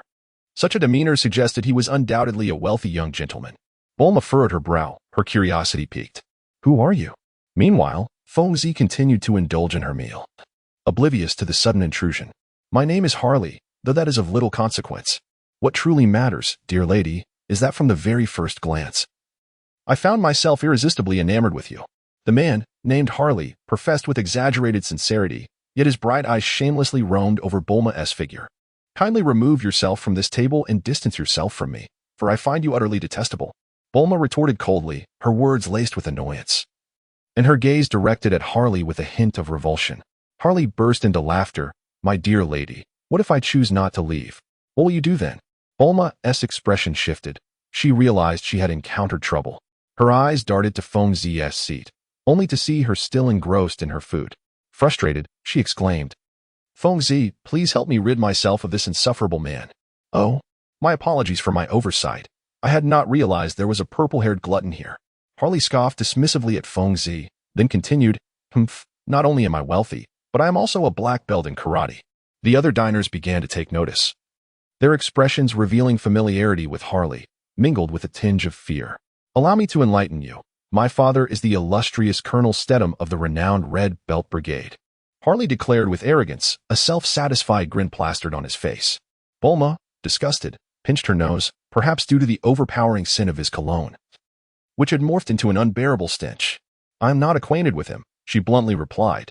Harley's once proud smile faltered, replaced by a grimace. "Ah, dear lady, your bosom appears quite soft. Would you mind if I were to touch it?" At that moment, Harley made a shocking move, his right hand, which had been casually resting on the chair, suddenly reaching toward Bulma's prominent chest. Feng Zi abruptly raised her head, her eyes glinting like those of a feral beast. With a flick of her left hand, a piercing sound sliced through the air as a gleaming fork hurtled towards its target, striking Harl's right hand with astonishing force. "Ah!" Harl cried out in agony, hastily retracting his wayward hand. The onlookers gasped in shock, observing as cold sweat dripped from Harl's brow. He writhed in pain, blood seeping from the fork and staining his pristine white suit. At that moment, Feng Zi stood up from her seat, casting a cold, piercing gaze at Harl. "Your incessant chatter has marred my appetite. You are guilty," she declared, striding directly towards him, an oppressive aura emanating from her, signaling her fury. "Damn it. I shall kill you," Harl exclaimed, a gaping wound now visible on his hand, as he struggled against the excruciating pain. With a swift motion, he charged at Feng Zi, executing a fierce kick aimed at her body. It was evident that he was not merely boasting. The ferocity of his attack revealed that his strength far surpassed that of an ordinary person. A sinister expression etched itself upon Feng Zi's face as she abruptly raised her right hand. In an instant, as Harley executed a high kick, she seized his thigh with remarkable speed. Perhaps due to Harley's elevated leg, a significant gap was created, exposing the vulnerable area of his trousers. A flicker of indifference flashed in Feng Zi's eyes. One hand clutched Harley's leg while the other formed a fist, imbued with the force of a precise strike. In the next moment, a thunderous blow landed just below Harley's waist, targeting his most sensitive region. The diners gasped in horror as they witnessed this scene that threatened a man's very essence, instinctively tightening their legs in a protective manner. A scream, 100 times more tragic than before, reverberated throughout the restaurant. The instant Feng Zi's fist made contact with Harley's lower body, it was as if an explosion had occurred, accompanied by a faint cracking sound. Harley's face drained of color as he was sent flying backward. Chapter 53. You may continue. Harley, propelled by Feng Zi's punch, resembled a kite severed from its string, crashing through several tables before collapsing to the ground, unconscious. All the patrons stared in terror at Feng Zi, as if she were a demon risen from the depths of hell, an unsettling chill creeping over them. "Feng Zi, your strike was rather excessive," remarked Bulma, casting a glance of utter indifference at the unconscious Harley, her concern barely masked. Feng Zi restrained her tempestuous emotions and replied calmly, "I did not kill him, did I?" Bulma paused slightly. The meaning behind Feng Zi's words was exceedingly clear. Perhaps in Feng Zi's philosophy, delivering a heavy blow equated directly to death. Bulma grasped Feng Zi's arm and urged, "Let us not dwell on that for now. If what that Harley said is true, then the Red Ribbon Army will surely not relent. We should leave this place." With a soft acknowledgement, Feng Zi was forcibly pulled out of the restaurant by Bulma. Once they had departed, the restaurant owner regained his composure and instructed the staff to attend to the fallen Harley. He retrieved his phone and dialed a number. "Hello. Is this Colonel Stedham?" The owner spoke with an unusual reverence, a sheen of sweat visible on his brow as he spoke. "Colonel, your son, Master Harley." Just as the owner was halfway through his explanation, a tense shout erupted from the other end of the line. The patrons understood well. The restaurant owner was a clever man who promptly informed Harley's father, Colonel Stedham, of the situation, hoping to mitigate the severity of the incident, lest they all become collateral damage. In the office of the entertainment complex in the West City, Colonel Stedham's cigar fell onto the solid wood desk, his previously content expression morphing into one of fury, his bloodshot eyes radiating a menacing intent. "Damn it! Tell me, who harmed my son?" Stedham bellowed into the phone, his voice echoing through the spacious office with a thunderous rage. An hour later, there came a series of knocks at the door. "Enter." Upon receiving permission from his master, a subordinate respectfully stepped into the office. Upon entering, he was taken aback by the sight before him. The floor was strewn with disordered papers and shattered ashtrays, as if it had been ransacked. In the armchair, Stedham wore a dark expression, his face resembling a glacier, his piercing gaze fixed on the subordinate as he coldly commanded, "Harley has encountered trouble on Papaya Island. Arrange for it immediately." Yes, the subordinate knew precisely why Stedham was so enraged in his heart. He felt the deepest sympathy for this reckless son. Anyone who provoked Harley had effectively drawn the ire of the Red Ribbon Army. "And find out the identity of the scoundrel who harmed Harley. Once I capture him, I will ensure he meets a fate worse than death." Stedham's voice was nearly hoarse, yet the subordinate could sense the temperature in the office plummeting. "Ah, Bulma, did you have fun?" Upon returning to their residence, Lepin and the others greeted them with smiles. Bulma sighed, glancing at the indifferent Feng Zi beside her, and replied to Lepin, "I fear we have attracted significant trouble." "What trouble?" Lepin's expression shifted as he inquired. At that moment, Feng Zi, with a smile, interjected, "Oh, it's nothing. I relish complications. Men never shy away from challenges, while women merely instigate them." "Well, it's the first time I've heard you utter such a sensible remark." Leping chuckled. Beside Feng Zi, Bulma's expression soured, and she shouted at him like a shrew, "Feng Zi, how could you say that I only create trouble? How infuriating! You won't be having dinner tonight." To which Feng Zi replied with utmost seriousness, "Then I shall reclaim my dinner tomorrow morning." Amidst the clamor of the crowd, time slipped by, and night fell. The following day, the day of the martial arts tournament finals, Feng Zi and his companions rose early. "Here, Feng Zi, this is the outfit I bought for you." Bulma suddenly called Feng Zi into her room and then tossed him a black sports jacket. Feng Zi took the clothes and expressed her gratitude to Bulma with a simple thank you. Before Bulma could fully comprehend the situation, Feng Zi swiftly discarded her tattered garments. In mere moments, she had cast aside her clothing, standing bare before Bulma. "Hurry and put them on," Bulma exclaimed, her cheeks flushed with embarrassment. Feng Zi seemed rather inept at donning belted trousers. Despite her considerable efforts, she was unable to manage it. In desperation, she turned to the only person in the room for assistance. "Bulma, please help me put this on." "Huh?" Bulma, in order to save time, reluctantly agreed to assist Feng Zi with her attire, all the while chuckling wryly. "Did you graduate from kindergarten?" As Feng Zi was about to respond, the slightly ajar door was suddenly pushed open, and Leping along with Wu Long barged in, exclaiming loudly, "Hurry up, the martial arts tournament is about to commence." Lu Ping spoke halfway before swallowing his words back. Wu Long and Lu Ping stared wide-eyed, their incredulous gazes fixed upon the scene before them. At that moment, Bulma was crouched at Feng Zi's feet, assisting him in putting on his trousers. The sight was nothing short of intimate. In an instant, a plethora of unsavory images flooded Lu Ping's mind. After a prolonged silence, he mischievously remarked, "You two carry on. Heh." With that, he swiftly dragged Wu Long away from the scene. Chapter 54. The Final Showdown Beneath the Sweltering Sun. The main venue of the world's foremost martial arts tournament was filled to capacity, with all spectators eagerly anticipating the grand finale, the climactic match between Feng Zi and Cheng Long. Arriving early at the venue, Feng Zi was astonished to find the heavily injured son Wukong engaged in conversation with Cheng Long, the next contender in the resting area. Feng Zi, you've arrived, Sun Wukong greeted as if nothing were amiss, showing no signs of his previous injuries. Feng Zi nodded slightly and inquired, what brings you here? Naturally, I came to witness the contest between you and the old master. Sun Wukong replied with a broad grin. At that moment, Jackie Chan's penetrating gaze fixed upon Feng Zi as he slowly remarked, young man, I have observed your match with Wukong in its entirety. To be frank, your ability to surpass Wukong does not stem from an advantage in speed or strength, but rather from your superior control over Qi. As for me, my expertise lies precisely in mastering the sensation of Qi. Oh, perhaps, Feng Zi replied indifferently. I prefer not to elaborate. During the competition, I shall let my fists do the talking. In truth, he harbored no confidence in overcoming Jackie Chan, or rather, Kame Sanin, given the evident disparity in their levels. Feng Zi has just reached level 11. According to the level conversion ratio of 1:6 between humans and monsters, he can barely contend with creatures around level 66. Whereas the Turtle Sage stands at level 70. The odds of defeating him are exceedingly slim, placing Feng Zi in a rather unfavorable position. An hour later, as it is still summer on Papaya Island, the temperature in the air remains unyieldingly high, showing no signs of abating.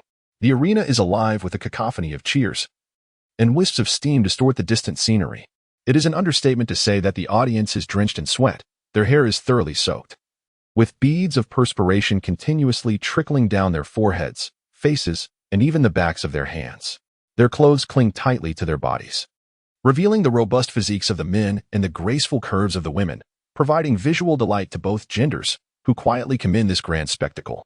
Under the watchful eyes of the multitude, the announcer confidently strides onto the stage. In the midst of the throng, amidst the din, his face betrays no hint of anxiety, clearly indicative of his professional training. Ladies and gentlemen, the forthcoming match is undoubtedly the highlight of the World Martial Arts Championship, featuring the formidable contestant Feng Zi against the seasoned veteran Jackie Chan. He exclaims into the microphone, his voice tinged with excitement. However, as he speaks, a wave of discontented boos erupts from the crowd, clearly indicating their impatience. The poised announcer remains unfazed, raising his voice to calm the crowd. Everyone, please, a moment of silence. I understand your eagerness for this match. Let us now welcome our main contenders, Feng Zi and Jackie Chan. At this, the audience bursts into a frenzy, their excited cries merging into a roaring chorus that fills the expansive arena. First to step forward is Jackie Chan. His hair a deep blue and his chin adorned with white whiskers, a testament to his age. Yet, his physique remains robust and vigorous, radiating an aura of strength that suggests he is a being of extraordinary prowess. Go, Jackie. You've got this, old man. Look at him. That's the aura of a master. As Jackie Chan makes his entrance, the venue erupts into a fervor of discussions and cheers. Many in the audience believe that experience will prevail, making Jackie Chan a likely champion. After a brief pause, another contender emerges. It is Feng Zi. His short violet hair sways as if stirred by an unseen breeze. His expression is serious, his gaze intense, lacking any overt display of ferocity, yet embodying a chill that could evoke the essence of winter. Ah, it's Feng Zi, the madman. Go, Feng Zi. I support you. Fleetingly, as one wave subsides, another rises. Following Feng Zi's entrance, a fervor erupted, filled with excitement, ecstasy, and adoration, surging through the venue. Unlike Jackie Chan, post-match observers noted that over 90% of women across various age groups were enamored with the young, handsome, and exceptionally skilled Feng Zi. Amidst a cacophony of screams that could pierce eardrums, spectators eagerly retrieved their cameras and tools, unleashing a dazzling array of flashes that illuminated both the arena and its surroundings. Akin to the tumultuous waves of the ocean, creating a breathtaking spectacle of brilliance, as if determined to transform the entire venue into a sea of white light. In the stands, Bulma exclaimed, "No way, is this maniac Feng Zi truly so adored?"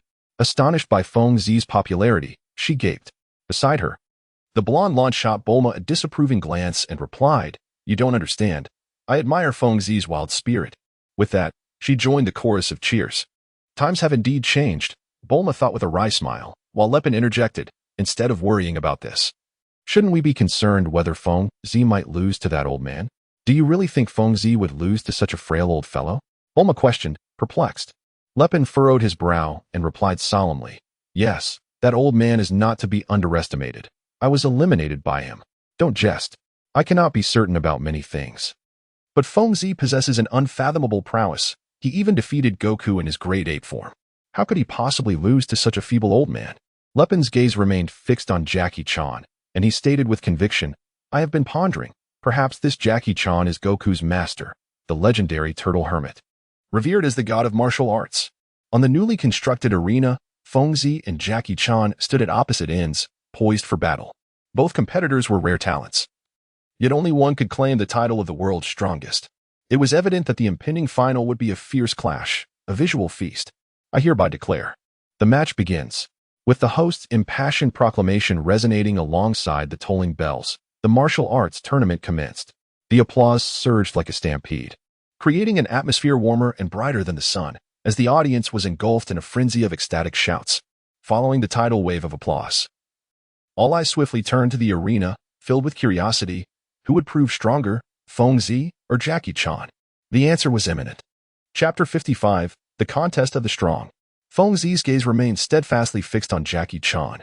In this duel of masters, every movement could determine victory or defeat. And this marked the first time Feng Zi exhibited such caution. Jackie Chan, exuding an aura of calmness, regarded Feng Zi without adopting the initial stance of the turtle school. Instead, he placed his hands behind his back, embodying the demeanor of a sage. Suddenly, Feng Zi did not linger in thought, channeling explosive force into a singular point. Her body transformed into an ethereal arrow, launching a swift offensive amidst the astonished eyes of the audience. Reflected in Jackie Chan's eyes was the fleeting silhouette of Feng Zi, and in an instant, their fists and feet collided. Dust swirled from the ground as, upon the expansive arena, two indistinct figures twisted and tumbled, unleashing a dazzling array of attacks, the brilliance of their combat far exceeding anyone's expectations. With each swing of Feng Zi's fist, a piercing gale was unleashed, the sound of breaking air resonating like the crack of firecrackers, as the magnificent shadows of his punches encircled Chang Long, leaving no escape. In stark contrast, Chang Long adopted a stance of passive defense, his form akin to a swimming dragon. His feet lingering in one spot for no more than a fleeting second, this epitomized extraordinary speed, evading Feng Zi's seemingly futile assaults with deft agility. From the very onset, the clash between the two contenders captivated the audience, affirming their status as formidable finalists. The host, stationed at the edge of the arena, fixated his gaze on the duel, articulating with fervor and enthusiasm. The audience, enraptured by the thrilling spectacle, erupted in a cacophony of cheers and applause, the sound swelling like a boiling cauldron, reverberating in every ear. Suddenly, a burst of energy sent shockwaves through the air, creating intense vibrations within a 10-meter radius. In the next instant, a visible wave of impact radiated outward, stirring a fine layer of dust upon the solid concrete platform. Both Feng Zi and Jackie Chan were pushed back by the force of the encounter. A glimmer of excitement danced in Feng Zi's eyes, while a hint of astonishment flickered in Jackie Chan's gaze. In their recent clash, neither had employed even half of their true strength. It had merely been a test of capabilities. Young man, you truly astonish me. With your prowess, you can surpass Wukong, clearly devoid of any element of luck. Jackie Chan remarked, his voice deep and resonant, his eyes reflecting profound contemplation. Feng Ziwei smiled gently and said, to save time, let us all exert our utmost strength. Regardless, you shall be defeated, for I thrive in the face of adversity. Very well, Cheng Long exclaimed in admiration, his brows furrowing in concentration as he removed his jacket, revealing muscles that were not particularly robust. Feng Zi tore a strip of cloth from the sleeve of her garment and wrapped it around her head, a small measure taken to prevent her hair from obstructing her vision during the duel, or to guard against the sweat trickling down. I could not clearly hear the conversation between the two contestants, yet judging by their expressions, it was evident that both were prepared to unleash their full potential. The host, gripping the microphone, fervently elaborated on the unfolding spectacle. The cold light devoid of emotion flickered in Feng Zi's eyes, his expression bearing an unprecedented gravity. Opposite him, Cheng Long exposed his frail upper body, emanating an almost imperceptible aura. With all his might unleashed, Feng Zi, upon finishing his declaration, forcefully propelled himself from the ground, causing the concrete arena to yield beneath him, forming a shallow crater surrounded by spiderweb-like cracks. One can only imagine the immense power behind that strike. Utilizing the rebound from this forceful kick, Feng Zi transformed into a swift gale, closing the distance to Chang Long at more than double his previous speed. In the next moment, his colossal fist, accompanied by a fierce gust, soared toward Cheng Long's chest with a speed so rapid it was almost imperceptible. Feng Zi was convinced that if this punch connected, it could shatter an iron pillar as thick as a man's arm into two pieces. Cheng Long's gaze shifted, and the latent power within him erupted in an instant. Speed. Terrifying speed. A speed that eluded the eyes of all present. Cheng Long's ethereal figure, akin to a wisp of smoke, almost preempted Feng Zi's initial attack. With a deft tap of his toes on the ground, he executed an agile turn, causing Feng Zi's assured punch to merely graze the blurred outline of Cheng Long. In the next heartbeat, to the bewilderment of all spectators, Cheng Long inexplicably positioned himself behind Feng Zi. With his left foot grounded and his right leg arcing at this moment, Feng Zi unexpectedly wore a smile, a cold grin laced with excitement. Amidst the tempestuous force that arrived before the legs could, Feng Zi did not flinch. Instead, he braced himself against the fierce onslaught of Cheng Long. In an instant, his figure blurred in place, and when he returned to solid ground, he found himself face to face, eyes entwined with Cheng Long's. If there were a slow-motion replay, one might capture the astonishing series of movements Feng Zi executed in less than a second, a speed that was truly astounding. As the saying goes, in a narrow encounter, the brave shall prevail. Bang! Two muffled thuds echoed almost simultaneously. Cheng Long staggered, retreating several meters before regaining his balance. In contrast, Feng Zi remained steadfast, his feet unyielding as if he were a mountain, unaffected by the clash. Ahem. Is this your famed inch punch? Cheng Long coughed, clearly sensing the numbness creeping into his heels. Typically, one would expect the foot to dominate in a collision of fist and foot. However, Feng Zi had utterly overturned that assumption with sheer force. Feng Zi nodded slightly, his arm trembling uncontrollably. Even he could scarcely believe that before him, Jackie Chan had managed to subdue the rapid punches with sheer strength, resulting in a brief loss of sensation in his right hand. Did you see that? I couldn't make it out clearly. It's truly astonishing. I couldn't even follow their fight. Incredible, these two individuals are remarkably strong. The rapidity of their combat rendered the unfolding events indistinct to all observers. In an instant, the murmurs from the audience rose and fell like the waves of the ocean. Chapter 56, Crisis. Jackie Chan unleashed in full power. I could hardly believe my eyes. The speed of the two competitors was extraordinary. The host, being the closest person to Feng Zi and Jackie Chan, could not discern the course of the battle, let alone the spectators seated far away in the stands. The battle between Feng Zi and Jackie Chan has once again sounded its clarion call, yet, in vain, the figures of the two vanished from the spectators' sight. The sound of wind persisted, as the swift movements propelled the fists of Feng Zi, imbued with chilling gusts, to strike at the vital points of Cheng Long with cunning precision. Although devoid of form, the attacks fully embodied the essence of the word enigmatic. Break. Cheng Long uttered softly, causing ripples to undulate through the air. In the next moment, he grasped Feng Zi's fist mid-swing, instantaneously immobilizing Feng Zi in place. Feng Zi's gaze was icy and resolute, leaving no room for hesitation. With a powerful push from her feet, she unleashed an immense force, propelling both herself and Cheng Long into the air. How infuriating! Feng Zi relentlessly struck Cheng Long's forehead with her own, yet his expression remained unchanged. Suddenly, he forcefully hurled Feng Zi's body toward the ground. Typically, the combined force of the fall and Cheng Long's strength would surely incapacitate Feng Zi. However, reality defied this expectation. The wind whistled past her ears as Feng Zi quickly reacted, executing a mid-air flip. Upon nearing the arena, she felt a jolt beneath her feet, tilting her body forward at a 45-degree angle, skillfully stabilizing her balance using the strength of her abdomen. Within Feng Zi's gaze, the figure of Jackie Chan stood merely a few meters ahead. Feng Zi steadied his balance and swiftly surged toward Jackie's position. His legs alternated rhythmically, moving with such swiftness that they appeared as a blur to the eye. The resistance of the air became a fierce gale before his rapidly advancing form, his purple hair billowing upwards, dancing wildly behind him, while his garments clung to his body, fluttering in the oncoming storm, producing a cacophony of sound. The distance between them was over 30 meters, yet in the blink of an eye, Feng Zi had traversed several meters. Shadows flickered, creating a chaotic illusion. Bang! Bang! Jackie Chan methodically parried Feng Zi's onslaught. His defense was impeccable, resembling an impregnable fortress. No matter how swiftly Feng Zi attempted to strike, he remained steadfast in his defense. Feng Zi's visage was fierce, and his eyes radiated an almost tangible desire for combat. With remarkable swiftness, He activated the energy coursing through his body, his left foot anchored to the ground. He executed a graceful spiral turn. His right foot, now charged with formidable true energy, unleashed a powerful strike akin to a divine dragon sweeping its tail, hurtling towards Chen Long's chest with the speed of lightning. Boom! The air visibly warped, accompanied by a deep, resonating thunder that echoed in the ears of the spectators. At the center of the arena, the fierce battle finally subsided. Chen Long clutched his chest, his complexion pale, a trickle of blood seeping from the corner of his mouth. The audience collectively gasped, their expressions frozen in astonishment and trepidation as they beheld Feng Zi on the stage. I concede, I may have underestimated you, young one. Chen Long, feeling the tumult of blood within him and tasting the metallic sweetness in his throat, fixed his gaze upon Feng Zi and spoke slowly.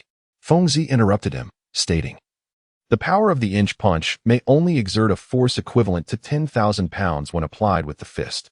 However, when concentrated in the feet, its might can be multiplied several times. Jackie Chan chuckled. Since your strength has reached such a level, it appears I must not show any weakness. With a sigh, he continued, there is always a higher mountain, young one. Observe closely. Suddenly, Jackie Chan's previously slender frame underwent an astonishing transformation. The sounds of stretching muscles and shifting bones reverberated, creating a bizarre symphony. The muscles on his body began to swell in an orderly fashion, and he transformed into a robust figure, his upper body exhibiting a striking display of muscularity. Witnessing this spectacle, Feng Zi was momentarily stunned, recalling how the turtle sage, in a similar form, had unleashed the formidable Kamehameha wave to assist the Bull Demon King in extinguishing a fire. It was indeed astonishing that the aged Jackie Chan possessed a physique rivaling that of a young, strong man. The host remarked in disbelief. In his muscular form, Jackie Chan cast a sweeping glance at Feng Zi, exuding an overwhelming aura of power that surged like a tidal wave, scattering the debris on the ring. Impressive, Feng Zi thought to himself, but before he could fully comprehend the situation, Jackie Chan had vanished from his spot. A subtle distortion enveloped the space around Feng Zi, and suddenly the figure of Chen Long materialized before him. A fierce and unparalleled whirlwind erupted as Chen Long's fist struck Feng Zi's chest with tremendous force. Boom! Feng Zi's shirt was torn asunder, starting from the center of his chest, shredded into countless fragments that scattered and danced in the air. After a brief pause, he expelled a dramatic spray of blood, his body accelerating instantaneously, akin to a cannonball discharged from its barrel, tracing an almost perfectly straight trajectory through the air. This was accompanied by the thunderous roar of air being split by Chen Long's subsequent punch, as Feng Zi plunged into the damaged arena. The audience buzzed with low murmurs, engaging in hushed discussions, uncertain of the unfolding situation. Chapter 57, Victory or Defeat, Part 1. A scream pierced the air, and the crowd erupted in astonishment, unable to comprehend the reality before them. Just moments ago, Chen Long had been at a disadvantage, yet he had managed to fell Feng Zi with a single blow.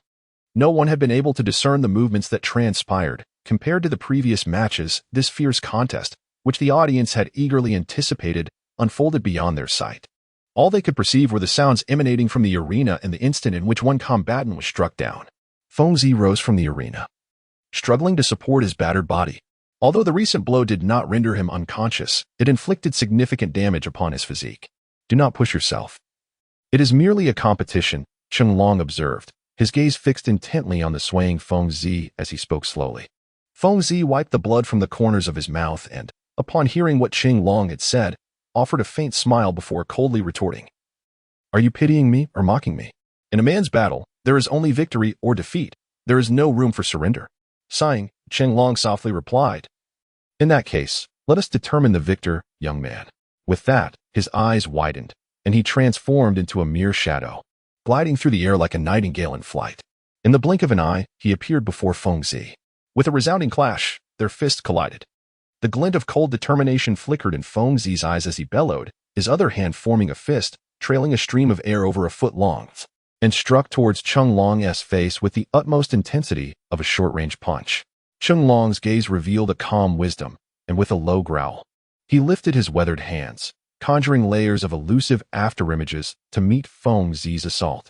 Amidst a series of crisp sounds reminiscent of firecrackers, Chen Long remained steadfast, his feet unmoving, effortlessly blocking dozens of Feng Zi's attacks. Simultaneously, his hands pierced through Feng Zi's tightly woven defense, striking his chest with a series of blows. At last, With his right hand slightly drawn back towards his shoulder, he gathered sufficient power and unleashed a palm strike that erupted with terrifying force, akin to a flash of lightning. Boom! To the astonishment of all onlookers, Fengzi was sent flying as if severed from his tether, landing precariously at the edge of the ring. Should he fall, it would signify his defeat in the competition. He could not afford to lose. A crimson light ignited in Fengzi's eyes, and in that fleeting moment, his expression turned frigid. In midair, he expertly controlled his balance, twisting his tumbling body to land with a thud at the edge of the ring, just barely avoiding a fall outside. What an extraordinary display! The commentator exclaimed with fervor. Fengzi has shown remarkable tenacity to remain in the ring. Thunderous applause erupted from the audience. Fengzi clenched her fists and rose to her feet. Her icy gaze fixated on Chang Long, a fierce determination emanating from her visage. Go, Fengzi. Show that old man what you're made of. You can do it. Fengzi emerged victorious. The audience in the stands appeared to recall something, and suddenly, resounding cheers of encouragement for Fengzi filled the entire venue. Fengzi reflected on the battle that had just transpired. Why had Chang Long suddenly exhibited such formidable strength? Was this the concealed power of a level 70 monster? As this thought crossed her mind, a spark of realization illuminated her features. Hadn't Chang Long mentioned, during their conversation in the resting area prior to the match, that his expertise lay in manipulating qi? Could it be? Let us continue, Fengzi said calmly, disregarding the pain coursing through her body as she assumed a combat stance. Chang Long nodded, a glint of determination in his eyes, and, leveraging his overwhelming speed, he instantaneously closed the distance to Fengzi's position. Yet, her expression bore no trace of surprise. She had been vigilantly poised, anticipating his move. With a fierce shout, Chang Long raised his massive fist, launching an exceptionally powerful straight punch that sliced through the air in an instant. Fengzi squinted, fixing her gaze intently on Jackie Chan's fist. Naturally, she had prepared her defense in advance, her hands guarding her chest while she lowered her head, channeling all her strength to the front. Even before Jackie Chan's fist made contact, the air in front of Fengzi quivered violently, a visible shockwave surging towards her, accompanied by a thunderous explosion that was utterly breathtaking. Witnessing this scene, Fengzi exclaimed with exhilaration, "So that's how it is." Almost immediately, she felt as though a colossal iron hammer had struck her fiercely, sending her crashing once more onto the ring. The host, observing that Fengzi had not risen promptly from the ground, rushed over and spoke into the microphone, due to contestant Fengzi's inability to stand. According to the competition rules, I will begin a countdown from 10. If she does not. Suddenly, the host's commentary halted as Fengzi rose again. Her body battered and bruised, yet the fighting spirit in her eyes remained undiminished. Is that so? During your attack, you unleashed a miniature Kamehameha Kinde. Fengzi suddenly exclaimed to Jackie Chan, whose expression shifted to one of surprise. Indeed, qi is a mysterious force. Jackie Chan had previously stated that Fengzi's victory over Sun Wukong was entirely due to her mastery of qi, and he had fully grasped this power himself. For Fengzi to triumph, she must comprehend how to engage in battle using qi. Chapter 58. The Outcome, Part 2. The entire venue fell into silence. All eyes riveted on this fierce contest, their hearts ablaze with fervor, churning with excitement. The figures of Fengzi and Jackie Chan continuously shifted upon the arena, punctuated by a relentless symphony of sound akin to torrential rain. The audience, unable to discern the entirety of the conflict, yearned solely for the outcome. Qi. Both combatants wielded their vital energy, each strike resonating with its application. Fengzi consistently restrained the fluctuations of his emotions, for it is only through a composed mind that one can truly exhibit their prowess amidst the fervor of battle. Fengzi's fists wove an intricate tapestry of dazzling techniques in the air, their swift strikes reminiscent of the eight-hand fist, immediately sealing off the trajectory of Chang Long's counterattack. Chang Long, also known as Master Rashi, had lived for 3 centuries, amassing an unparalleled wealth of combat experience. Unfazed by Fengzi's onslaught, he calmly gathered his energy.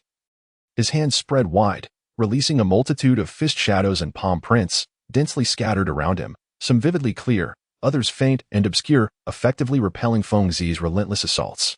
While Chang Long remained as tranquil as a placid sea, steadfast as a rock, Fengzi surged forth like a tempest, akin to thunder and lightning. The two warriors' roared upon the arena, their formidable powers resembling feral beasts, rampaging across the solid platform crafted from concrete and reinforced steel. The arena bore the brunt of their intense clash, pockmarked and battered, with debris soaring through the air, occasionally striking nearby spectators, leaving them with a faint sting upon impact. After over an hour of relentless engagement, both fighters had diminished the once sturdy arena by nearly 2/3. At last, they paused, their energies nearly depleted and their stamina visibly waning.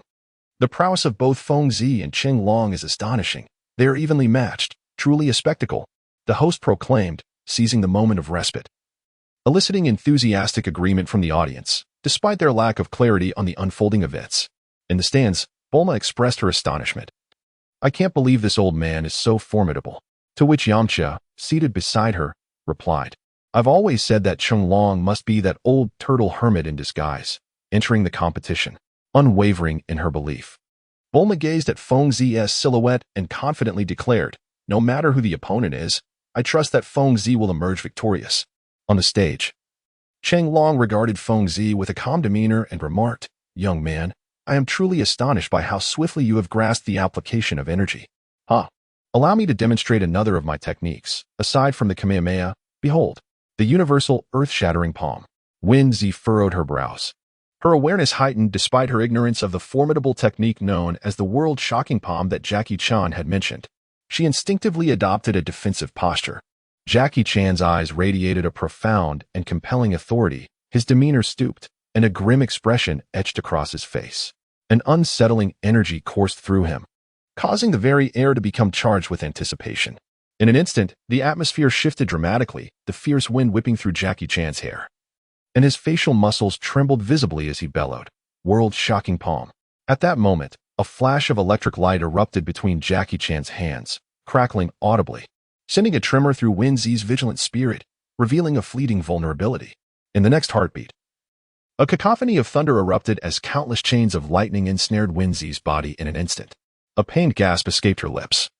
Her brows knitted in anguish as she endured an excruciating torment that felt like a fate worse than death. What sensation does one experience when lightning courses through the flesh? It is akin to paralysis, the very framework of bones feeling as though it might be dismantled, every cell within her trembling in trepidation. "Young one, you would do well to concede," Jackie Chan urged. "The power of the world-shocking palm lies in its ability to convert energy into lightning. If you persist, the consequences could be fatal." In the stands, Bulma gasped, covering her mouth in astonishment. It was the first time she had witnessed Wen Zi in such a state of helplessness and suffering. "Bulma, you must convince Wen Zi to forfeit this match. That old man is far too strong. Wen Zi stands no chance against him," Li Ping implored anxiously. Yet Bulma, unusually resolute, countered. "If you wish to avoid being pursued by Wen Zi wielding a kitchen knife, then you should persuade him to surrender." Li Ping found himself momentarily speechless. As Bulma had stated, halting the match between Wen Zi and Jackie Chan would lead to dire consequences. In the resting area, which was in closer proximity to the arena than the stands, it served as an ideal vantage point for observing the contest. "Yukong, that purple-haired fellow is on the verge of losing," Krillin remarked to the intensely focused Sun Wukong. Without turning his head, Sun Wukong replied, "That guy will not lose. He is Wen Zi." Curious, Krillin inquired, "Yukong, why do you have such unwavering faith in him?" "Because he can consume more than I can," Sun Wukong replied nonchalantly, leaving Krillin speechless. Chapter 59, Victory or Defeat, Part 2. Feng Zi found himself ensnared in an exceedingly precarious situation, his entire being suffused with tumultuous currents of electricity, while his garments were incessantly scorched. "Young man, do not succumb to fleeting bravado.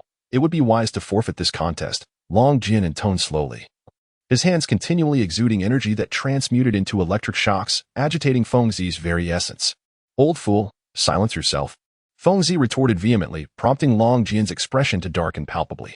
An unimaginable agony surged through his mind, as if the very nerves within his skull were on the verge of detonating. It felt as though innumerable daggers were methodically slicing through his body and psyche. This excruciating torment rendered Feng Zi utterly despondent, driving him to the brink of self-destruction.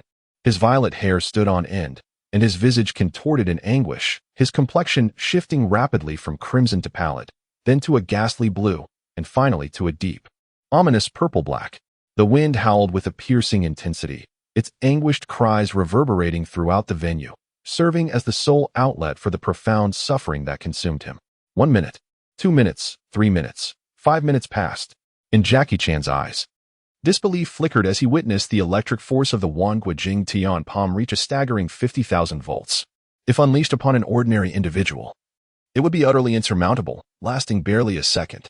Even Jackie himself could scarcely fathom enduring a full minute, yet before him, Fengzi astonishingly persevered for 5 minutes, an undeniable miracle in Jackie's eyes. The audience in the stands collectively gasped, a wave of urgency sweeping through them. Though they could not comprehend the full implications of this technique, the agony etched on Fengzi's face unmistakably conveyed the terrifying potency of the Wanguijing Tian Palm. Fengzi gritted his teeth, his face taut and his eyes bulging, suffused with a terrifying network of blood vessels. His expression was grotesque. Yet he valiantly fought to maintain a semblance of consciousness, resembling a demon returned from the depths of hell. The current viciously ravaged the organs within his body, penetrating to the very bones, frantically churning his marrow and infiltrating every cell, maliciously intent on paralyzing him entirely, ripping apart his very essence, and extinguishing all vitality within him. How infuriating! Fengzi's fingernails dug painfully into the flesh of his palms, his vision blurring as he relied solely on sheer willpower to stave off unconsciousness. Experience 5. Experience 5. Experience 5. Suddenly, a series of jarring notifications echoed in his mind, and in the next moment, he felt his bodily functions gradually revitalizing. Remarkably, the tormenting current that had previously inflicted agony began to transform into a gentle warmth, coursing through him like a soothing bath in a hot spring. The power of wind purple continuously neutralizes the surging electric currents, assimilating into her being, enhancing her physical constitution, and incessantly surpassing her own limits, transcending, and transcending once more. What should we do? It seems that wind purple is in great pain, remarked Lu Ping anxiously from the audience. Bulma's complexion was notably pale as she observed wind purple struggling in agony on the stage. She responded, "If wind purple cannot extricate herself from this technique in another minute, we will have no choice but to forfeit the match on her behalf." "Look, that fellow wind purple appears to be smiling," exclaimed Oolong suddenly, his voice filled with surprise. Bulma and Lu Ping turned their puzzled gazes towards wind purple, and indeed, as Oolong had said, she was smiling.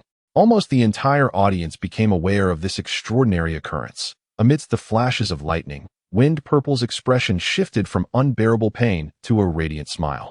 This individual Changlong's expression transformed repeatedly. After 3 centuries, he encountered a rival like no other.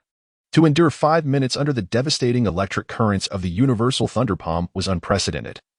And what troubled Changlong the most was the hint of derision in wind purple's smile. Suddenly, a blinding golden light erupted, enveloping wind purple in a resplendent glow.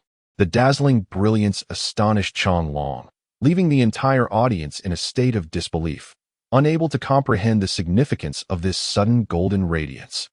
A soft moan escaped from Fengzi's lips, and in his mind, a thrilling system notification emerged. Upgrade. In the next instant, his wounds began to heal at an astonishingly visible pace, and his previously depleted stamina and energy surged to their optimal state. Moreover, he felt an overwhelming power coursing through him, a force so formidable that it instilled a sense of fear even within himself. With a thunderous roar, Fengzi merely strained his body, breaking free from the binding grip of the universal thunder fist. Changlong's expression shifted dramatically as he retreated. Having expended all his energy and stamina in executing the universal thunder fist, it was utterly unexpected. The contestant Fengzi had managed to escape from Changlong's seemingly inevitable ultimate move. The host, witnessing the exhilarating turn of events, excitedly narrated the scene, igniting a fervor throughout the arena. Fengzi stood upon the arena, and as he recalled the harrowing sensation of suffering worse than death, a chill coursed through him. This was the first time he had felt such profound despair that thoughts of ending his own life emerged. Level 11? No, it was level 12. Clenching his fists, excitement and joy flickered in his eyes, for he had acquired strength that surpassed that of the legendary Jackie Chan. The feeling of being a weakling was the most detestable to Fengzi, as it bore the weight of shame. At that moment, Jackie Chan unexpectedly spoke. "The era of the young has arrived. I have decided to concede." A wave of astonishment swept through the crowd, as no one had anticipated that the seemingly invincible Jackie Chan would admit defeat. The atmosphere thickened with an ominous tension, as a pair of icy gazes locked onto Jackie Chan's figure.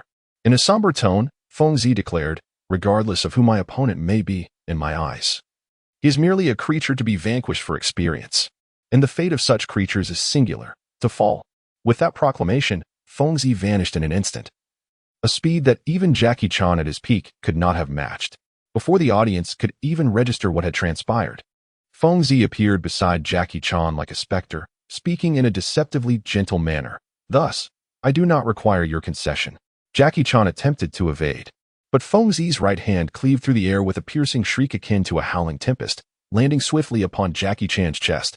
A painful cough escaped Jackie Chan. It felt as though he had been struck by a freight train, propelling him unconscious away from the scene. As he fell, dust was kicked into the air, and his body lay motionless in the center of the arena, his expression devoid of life, having fainted without warning. Chapter 60. The Martial Arts Tournament concludes. The Revenge of the Red Satin Ribbon. If the prestigious martial arts tournament held significance for other competitors as a venue for honing their skills or earning rewards, for Feng Zi, it was a sacred ground for leveling up. Indeed, he had ascended once more, within mere minutes of his last advancement, having vanquished the level 70 boss. Master Rashi, he amassed a considerable amount of experience. This propelled Feng Zi from level 12 to level 13, or more precisely, to level 13. 5. As he still possessed a significant portion of experience post-upgrade, it is noteworthy that he had also acquired Master Rashi's skill, the Universal Shocking Palm. In the stands, the audience gazed at the fallen Jackie Chan, their eyes brimming with panic and disbelief, mouths agape, as if they could swallow 2 eggs whole. On the arena, the male host closest to Feng Zi and Jackie Chan, through his sunglasses, appeared petrified, as if turned to stone, rendered immobile by the shocking scene before him. He won? Bulma stared in shock at Feng Zi in the arena, while the nearby Lepin nodded in a daze. As Bulma and the others regained their senses, they exchanged glances filled with joy, culminating in a cacophony of exuberant cheers. The host, possessing an extraordinary mental fortitude, quickly recovered from his astonishment. Casting a glance at the unconscious Jackie Chan, he spoke into the microphone with fervent excitement, proclaiming, "Ladies and gentlemen, the champion of the martial arts tournament is contestant Feng Zi. Feng Zi, madman. Feng Zi, madman. Feng Zi." The thunderous applause and cheers erupted like bamboo shoots after a spring rain, filling the arena after a brief moment of silence. Instantly, the entire venue was submerged in a sea of joy, while Feng Zi, standing on the stage, resembled a towering deity, basking in the adoration of tens of thousands. Simultaneously, a notification resonated in Feng Zi's mind. He had attained the title of champion of the world's greatest martial arts tournament, rewarded with the skill of soul perception. Amidst the jubilant celebration, the triannual tournament came to a close, and all bore witness to a singular name, Feng Zi, a formidable and fierce young man with violet hair. Within the restaurant, the rhythmic sounds of clattering echoed. To the untrained ear, passers-by might mistake it for percussion. "Another bowl. I want one too," exclaimed Sun Wukong and Feng Zi in unison, their heads not lifting as they engaged in a fierce contest over the food on the table, which rapidly vanished from the gaze of Bulma and the others. Leping glanced at the bandaged Master Rashi and inquired solemnly, "That Jackie Chan must have been a disguise of yours, right?" Master Rashi chuckled heartily, responding vaguely, "I got injured because I accidentally slipped in the restroom. As for the Jackie Chan you speak of, I do not know him at all. Where were you during the competition?" Bulma pressed. "Of course. I was out on a date with a young, beautiful girl," Master Rashi replied, deliberately adopting a lecherous demeanor and offering a nonsensical excuse. Feng Zi and Sun Wukong continued to devour the food on the table. Bulma glanced at the two and couldn't help but smile wryly, saying, "Feng Zi, at this rate, your recently acquired prize money will soon be consumed. Such things are inconsequential. They merely serve to satiate hunger," Feng Zi replied, holding a chicken leg while chewing. At that moment, Lu Ping chuckled and interjected, "Wukong, now that the martial arts tournament has concluded, do you still plan to train at the Turtle Hermit's place?" "No. I intend to venture into the outside world to continuously hone my skills and become stronger," Sun Wukong answered decisively, lifting his gaze to Lu Ping. "Oh, what a pity. If you were to accompany us back to West Capital, I would treat you to even more delectable food." Bulma tempted Sun Wukong. Before he could respond, Feng Zi stated solemnly, "Bulma, I shall not accompany you back to West Capital either." "Why not?" Bulma felt an inexplicable sense of loss and inquired, setting down his bowl. Feng Zi smiled and explained, "Well, there are too few monsters in West Capital. I must seek other realms to find creatures to level up." Bulma and the others were left speechless. They could never truly fathom the inner world of Feng Zi. In the office of the entertainment city in West Capital, Colonel Stedham remarked, "I have thoroughly investigated The one who harmed young Master Harley is named Feng Zi. Here's his pertinent information. After respectfully presenting a file with Feng Zi's photograph, Stedham's expression darkened as he muttered, "Feng Zi?" Upon hearing that name for the first time, he felt a flicker of recognition, as if he had encountered it before. It's that scoundrel, Stedham realized, having only glanced at the file. Why the name sounded so familiar. A year ago, it was indeed Feng Zi who had repeatedly defeated opponents in his entertainment establishment, disrupting the balance of the gambling scene and causing him considerable financial loss. Naturally, Stedham would not let this slide. He summoned several capable subordinates and equipped them with heavy artillery, intending to eliminate Feng Zi. To his astonishment, Feng Zi had not perished. Stedham's fury surged as he slammed his hand on the table, exclaiming, "Damn scoundrel! How dare you harm my beloved son? This time, I shall not let you escape." Colonel Stedham, one subordinate cautiously ventured, glancing at the enraged Stedham. Stedham shot a cold glare at him and commanded, "Speak plainly, do not hesitate." The subordinate nodded and explained, "Colonel Stedham, according to my investigation, this Feng Zi has just won the championship of the world's martial arts tournament and is said to be an exceptionally formidable expert." You make a valid point. Stedham calmed his rage, furrowing his brow as he pondered the subordinate's report. Suddenly, a spark of inspiration seemed to illuminate his mind. Picking up the telephone placed on the desk, Stedham dialed a series of numbers and after a brief pause, he spoke. "Is this headquarters? This is Stedham. I find myself in a predicament. Please assist me in contacting Mr. Tao Bai. Chapter 61. Sweat, the Tender Realm? On the day following the conclusion of the martial arts tournament, Feng Zi and the others were preparing to part ways. Leping intended to train under Master Rashi, while Oolong would return to West City alongside Bulma and the new member, Krillin. As for Sun Wukong and Feng Zi, they planned to venture into the outside world together, seeking to enhance their own capabilities. Farewell, everyone. Feng Zi and Sun Wukong stood before Bulma and the others, their faces etched with reluctance and affection, embodying the essence of a bittersweet farewell. Bulma approached Feng Zi, her tone gentle as she said, "Feng Zi, do take good care of yourself." Her eyes sparkled with a hazy brilliance, brimming with unspoken emotions. Feng Zi nodded slightly, a smile gracing her lips as she replied, "As long as you are not around to cause trouble, I shall thrive splendidly. Go to hell." Bulma laughed through her tears, playfully punching Feng Zi with her delicate fists. Meanwhile, Sun Wukong was bidding farewell to Master Rashi and the others at another corner. "Well then, that's settled. I shall team up with Wukong to hunt for monsters." Feng Zi's gaze swept across the assembled crowd, lingering on Bulma for a few moments before she spoke slowly. Feng Zi turned her head aside and inquired of Sun Wukong, "Shall we embark on our journey to discover the new map on foot?" Sun Wukong, with a broad grin, replied, "Though I do not fully comprehend your words, I possess the Kintown gifted to me by Master Rashi." Without heeding Feng Zi's astonishment, he raised his voice towards the heavens, calling out, "Kintown." In an instant, a yellow cloud materialized in the sky, capturing the attention of all present. Master Rashi chuckled, "While this Kintown is indeed quite convenient, finding someone worthy enough to ride it is truly a rarity." After conjuring the Kintown, Sun Wukong turned to Feng Zi and said, "Let us ascend." "Oh, and I almost forgot. Only those with a kind heart may ride the Kintown." Having explained this, he leapt onto the cloud ahead of her. Feng Zi let out a soft exclamation, leaping effortlessly onto the golden cloud. Several moments passed. Master Rashi widened his eyes in disbelief, gazing at Feng Zi atop the Kintown. Beside him, Bulma teased, "Surely this Kintown cannot be mistaken. A brute like Feng Zi can actually ride it?"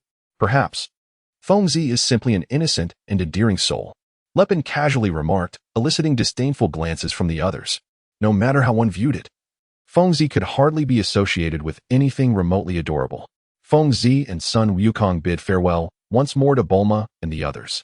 In an instant, the nimbus cloud shimmered, tracing a fleeting arc across the sky before vanishing from sight.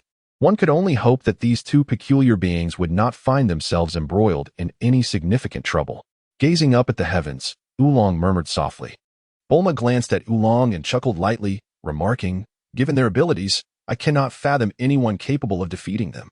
Perhaps Feng Zi secretly yearns for a being even stronger than himself. In his words, aside from friends, any formidable individual is merely a monster. In the cloudless expanse above, a pale yellow cloud appeared unexpectedly. "Hey, Wukong, where should we go to hunt for monsters?" Feng Zi inquired, lounging atop the soft nimbus cloud. boredom evident in his tone.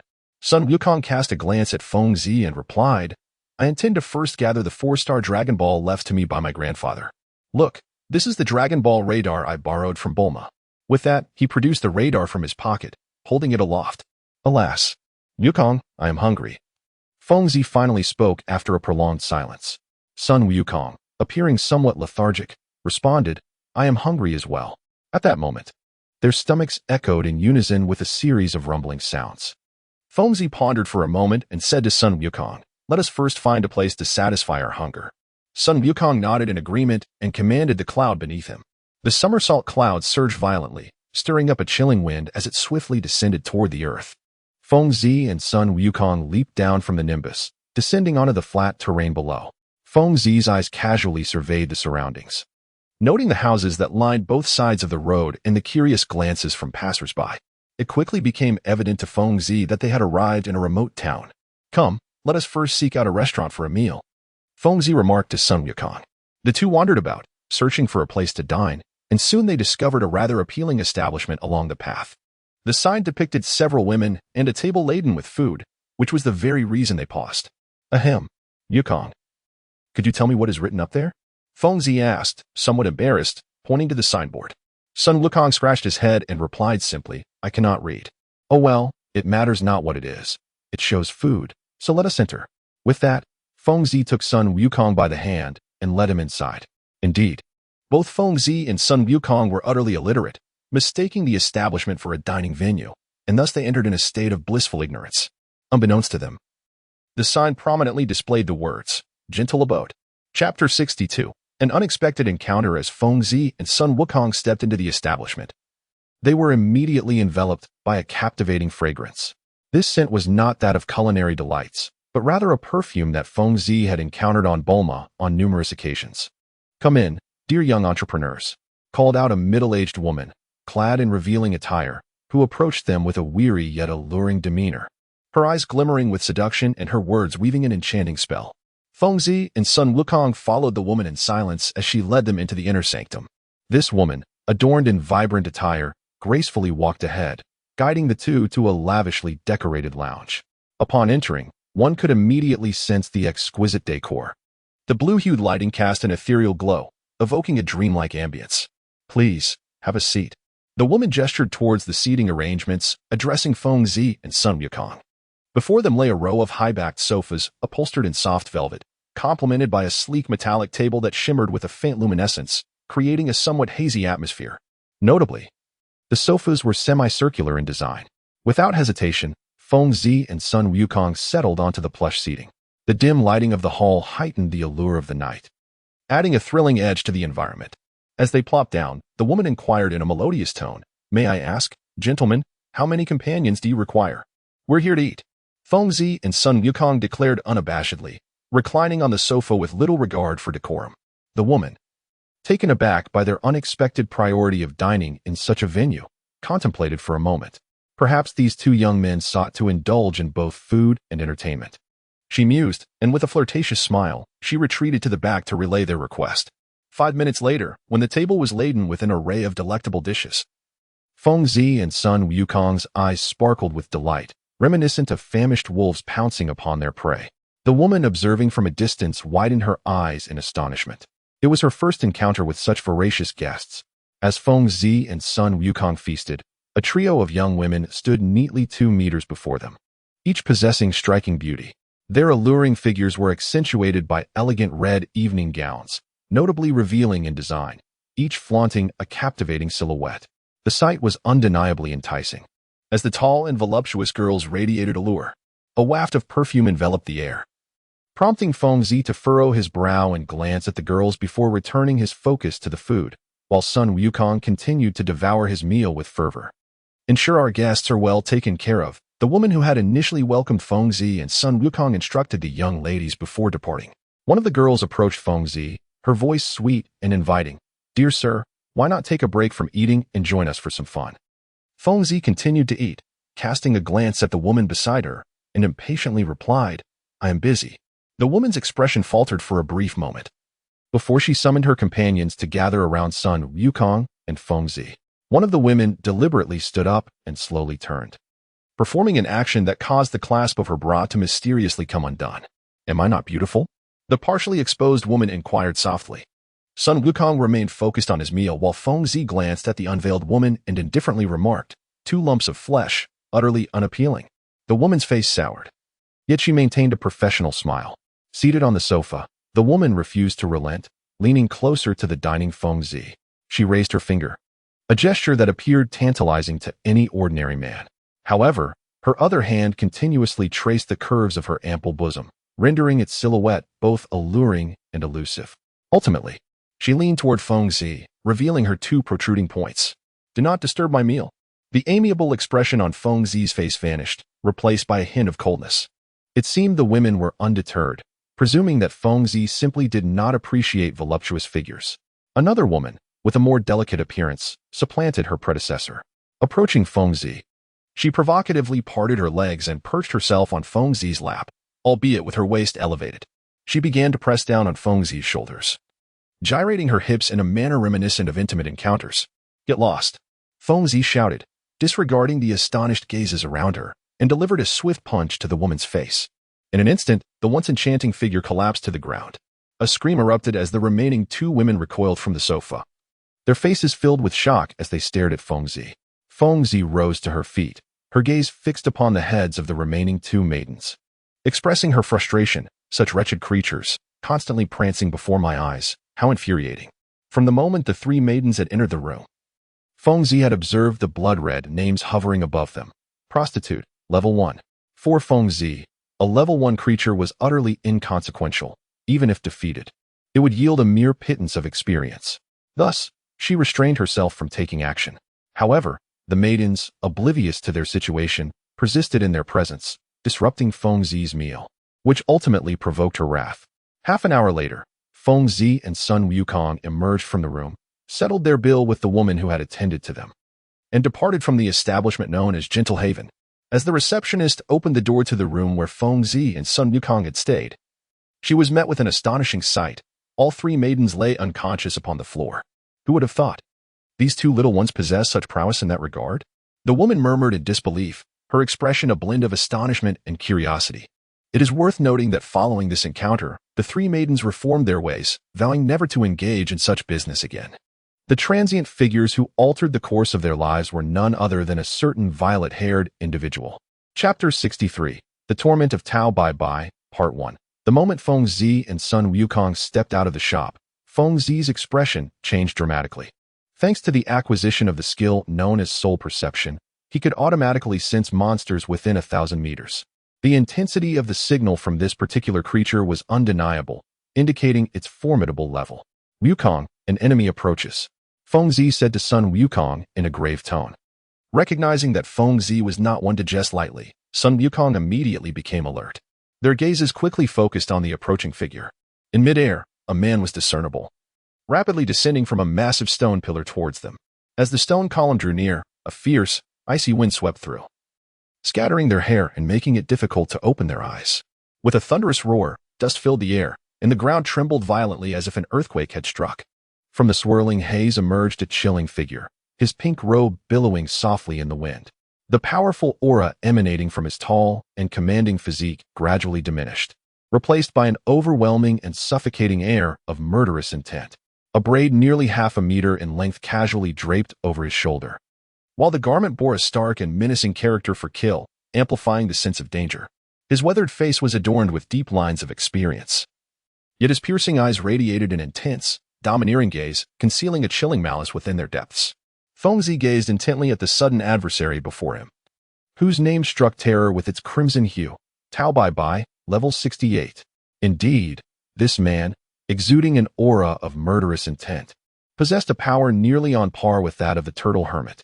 Levels and strength are directly proportional, indicating that he is an exceptionally rare and formidable opponent. "Allow me to introduce myself. I am the world's foremost assassin, Tao Bai Bai," he declared with an air of arrogance, his gaze firmly fixed upon Feng Zi. In that moment, to everyone's astonishment, Feng Zi smiled, an unexpected glint of excitement flickering in his eyes as he replied, "Your name is of little consequence. What truly matters is your level. And I find it quite satisfactory." Upon hearing this, Tao Bai Bai's expression faltered momentarily, a flicker of surprise crossing his features before he swiftly masked it. Your name is Feng Zi, is it not? I have been commissioned to eliminate you. Therefore, you must meet your demise at my hands today, Tao Bai stated coldly. An overwhelming aura of lethal intent emanating from him, the kind that could only be wielded by a butcher with blood on his hands. A profound silence enveloped Feng Zi, who furrowed his brow and spoke in a low voice. It seems every monster is as verbose as you, yet they all fall before me. Yukong, you are no match for this creature. Allow me to handle him. Ignoring Sun Wukong's reaction, Feng Zi strode purposefully toward Tao Bai. As he closed the distance to mere meters, Feng Zi's expression remained placid, yet a subtle smile of confidence crept onto his lips. Tao Bai, intensifying his murderous aura, found himself increasingly perturbed by the advancing young man, who appeared unfazed. Recalling the information provided by Stedham, which indicated that Feng Zi was the champion of the World Martial Arts Championship, Tao Bai could not help but adopt a cautious demeanor. Suddenly, Feng Zi's previously indifferent gaze ignited with fervor, his spirit soaring with excitement as his vital energy surged, seemingly roaring for battle. With a forceful stamp of his foot, the ground shattered into countless fragments of soil and stone, sending debris soaring into the air. Almost instantaneously, Feng Zi's legs blurred into a shadow that enveloped a substantial area before him. Consequently, the airborne shards of stone, propelled by tremendous force, screamed through the air like bullets. Feng Zi followed closely behind, his fists charged with the might capable of splitting stone. Tao Bai's expression shifted in alarm as he thought to himself, this is not good. He realized he was up against a truly formidable opponent, a genuine challenge. The shards of stone, hurtling like projectiles, evidently did not inflict significant harm on Tao Bai. He swiftly maneuvered his hands in the air, creating barriers as the sound of rupturing air rose and fell, colliding violently with the relentless assault of Feng Zi. The strikes of Feng Zi's fist crashed down like thunder, while his legs shot out with the swiftness of lightning. His combination of hands and feet transcended the mere description of a tempest. Conversely, Tao Bai was no less impressive. His movements were extraordinarily swift, exhibiting a remarkable versatility. He evaded attacks with the grace of the wind, darting left and right, elusive and unpredictable, cloaked in an air of enigma. Indeed, for a seasoned assassin, speed undoubtedly holds greater significance than sheer strength. The essence of killing unseen lies in the relentless pursuit of velocity. The clash between Feng Zi and Tao Bai unfolded in a mesmerizing display of offense and defense. Their movements a whirlwind of speed and agility that left onlookers in awe. The rapidity of their exchanges rendered the act of observation nearly futile, as they relied solely on instinct to strike, evade, and parry. Sun Wukong, observing from the sidelines, was utterly captivated by the brilliance of their combat. As he shifted his stance backward to stabilize his center of gravity, Feng Zi took a deep breath. In synchrony with his movements, the atmosphere around him became tumultuous, charged with an undeniable energy. Tao Bai could distinctly sense an astonishing force coalescing within Feng Zi's right fist, an impending explosion of power that promised to be earth-shattering. With a fierce shout, Feng Zi's eyes gleamed with a fierce intensity as he twisted his waist and unleashed a punch without the slightest hesitation. Instantly, a tempest surged forth with the force of his strike, catching Tao Bai off guard, who had no choice but to confront it head-on. At the moment their fists collided, Feng Zi bellowed, heaven-shattering inch punch. In the next heartbeat, brilliant blue electric sparks erupted from Feng Zi's fist, and a formidable gale surged forth, roaring and crashing like waves against the shore, colliding violently with Tao Bai's own fist. Under the influence of Feng Zi's inhuman strength, Tao Bai first felt his entire arm go numb, followed by a rush of blood surging through his veins, his chest boiling with hot blood. He was sent flying backward, akin to a kite severed from its string. With a resounding thud, he hit the ground, raising a cloud of dust. Amidst the swirling smoke, Tao Bai's face turned pale as a sheet, a trickle of blood escaping from the corner of his mouth, leaving him in a wretched state upon the ground. Indeed, Feng Zi's inch punch was not merely a conventional strike, it was a powerful finishing move that fused another skill, the world-shattering palm. This technique not only amplified his strength exponentially but also possessed the unique ability to paralyze the opponent's nerves. Chapter 64, Torturing Tao Bai, Part 2. Struggling to rise from the ground, Tao Bai wiped the blood from the corner of his mouth and coughed a few times. His voice laced with cold fury. That was merely a moment of carelessness. You think I, Tao Bai, can be so easily defeated? His expression darkened as he immersed himself wholly in the impending duel, disregarding the pain coursing through his body. Die! With a furious roar, Tao Bai transformed into a gust of wind, darting across the ground to appear behind Feng Zi in an instant. A fist, surrounded by a tempest of fierce winds, loomed above Feng Zi's head, descending with thunderous force, the gale howling with tremendous power. In Feng Zi's eyes, a fervent and exhilarating light flickered as she fearlessly advanced. In an instant, the clash of energies resonated, the sound of fists colliding echoing like a series of firecrackers. Two agile figures transformed into streaks of black wind, darting, leaping, shifting, and entwining along the thoroughfare. They pursued and entangled one another with a velocity unmatched, their rapid movements stirring the air with a ferocious gust of force. The piercing sounds resounding and captivating the senses. Excuse me. Hello, is this the police station? On 6th Street of Building B. Two exceptionally formidable individuals are engaged in a fierce altercation. At this moment, the streets and alleys gradually filled with a throng of onlookers. Nearly all pedestrians maintaining a respectful distance as they observe the captivating duel between Feng Zi and Tao Bai. How astonishing! Who on earth are these two individuals? Good heavens! Am I imagining things? How is it that one moment they appear here, and the next moment there? Truly remarkable. That individual with purple hair astonishingly bent the iron railing with a single punch. The murmurs of the crowd rose and fell like the ebb and flow of the tide, as onlookers along the roadside gazed in astonishment and awe at the fierce confrontation between Feng Zi and Tao Bai.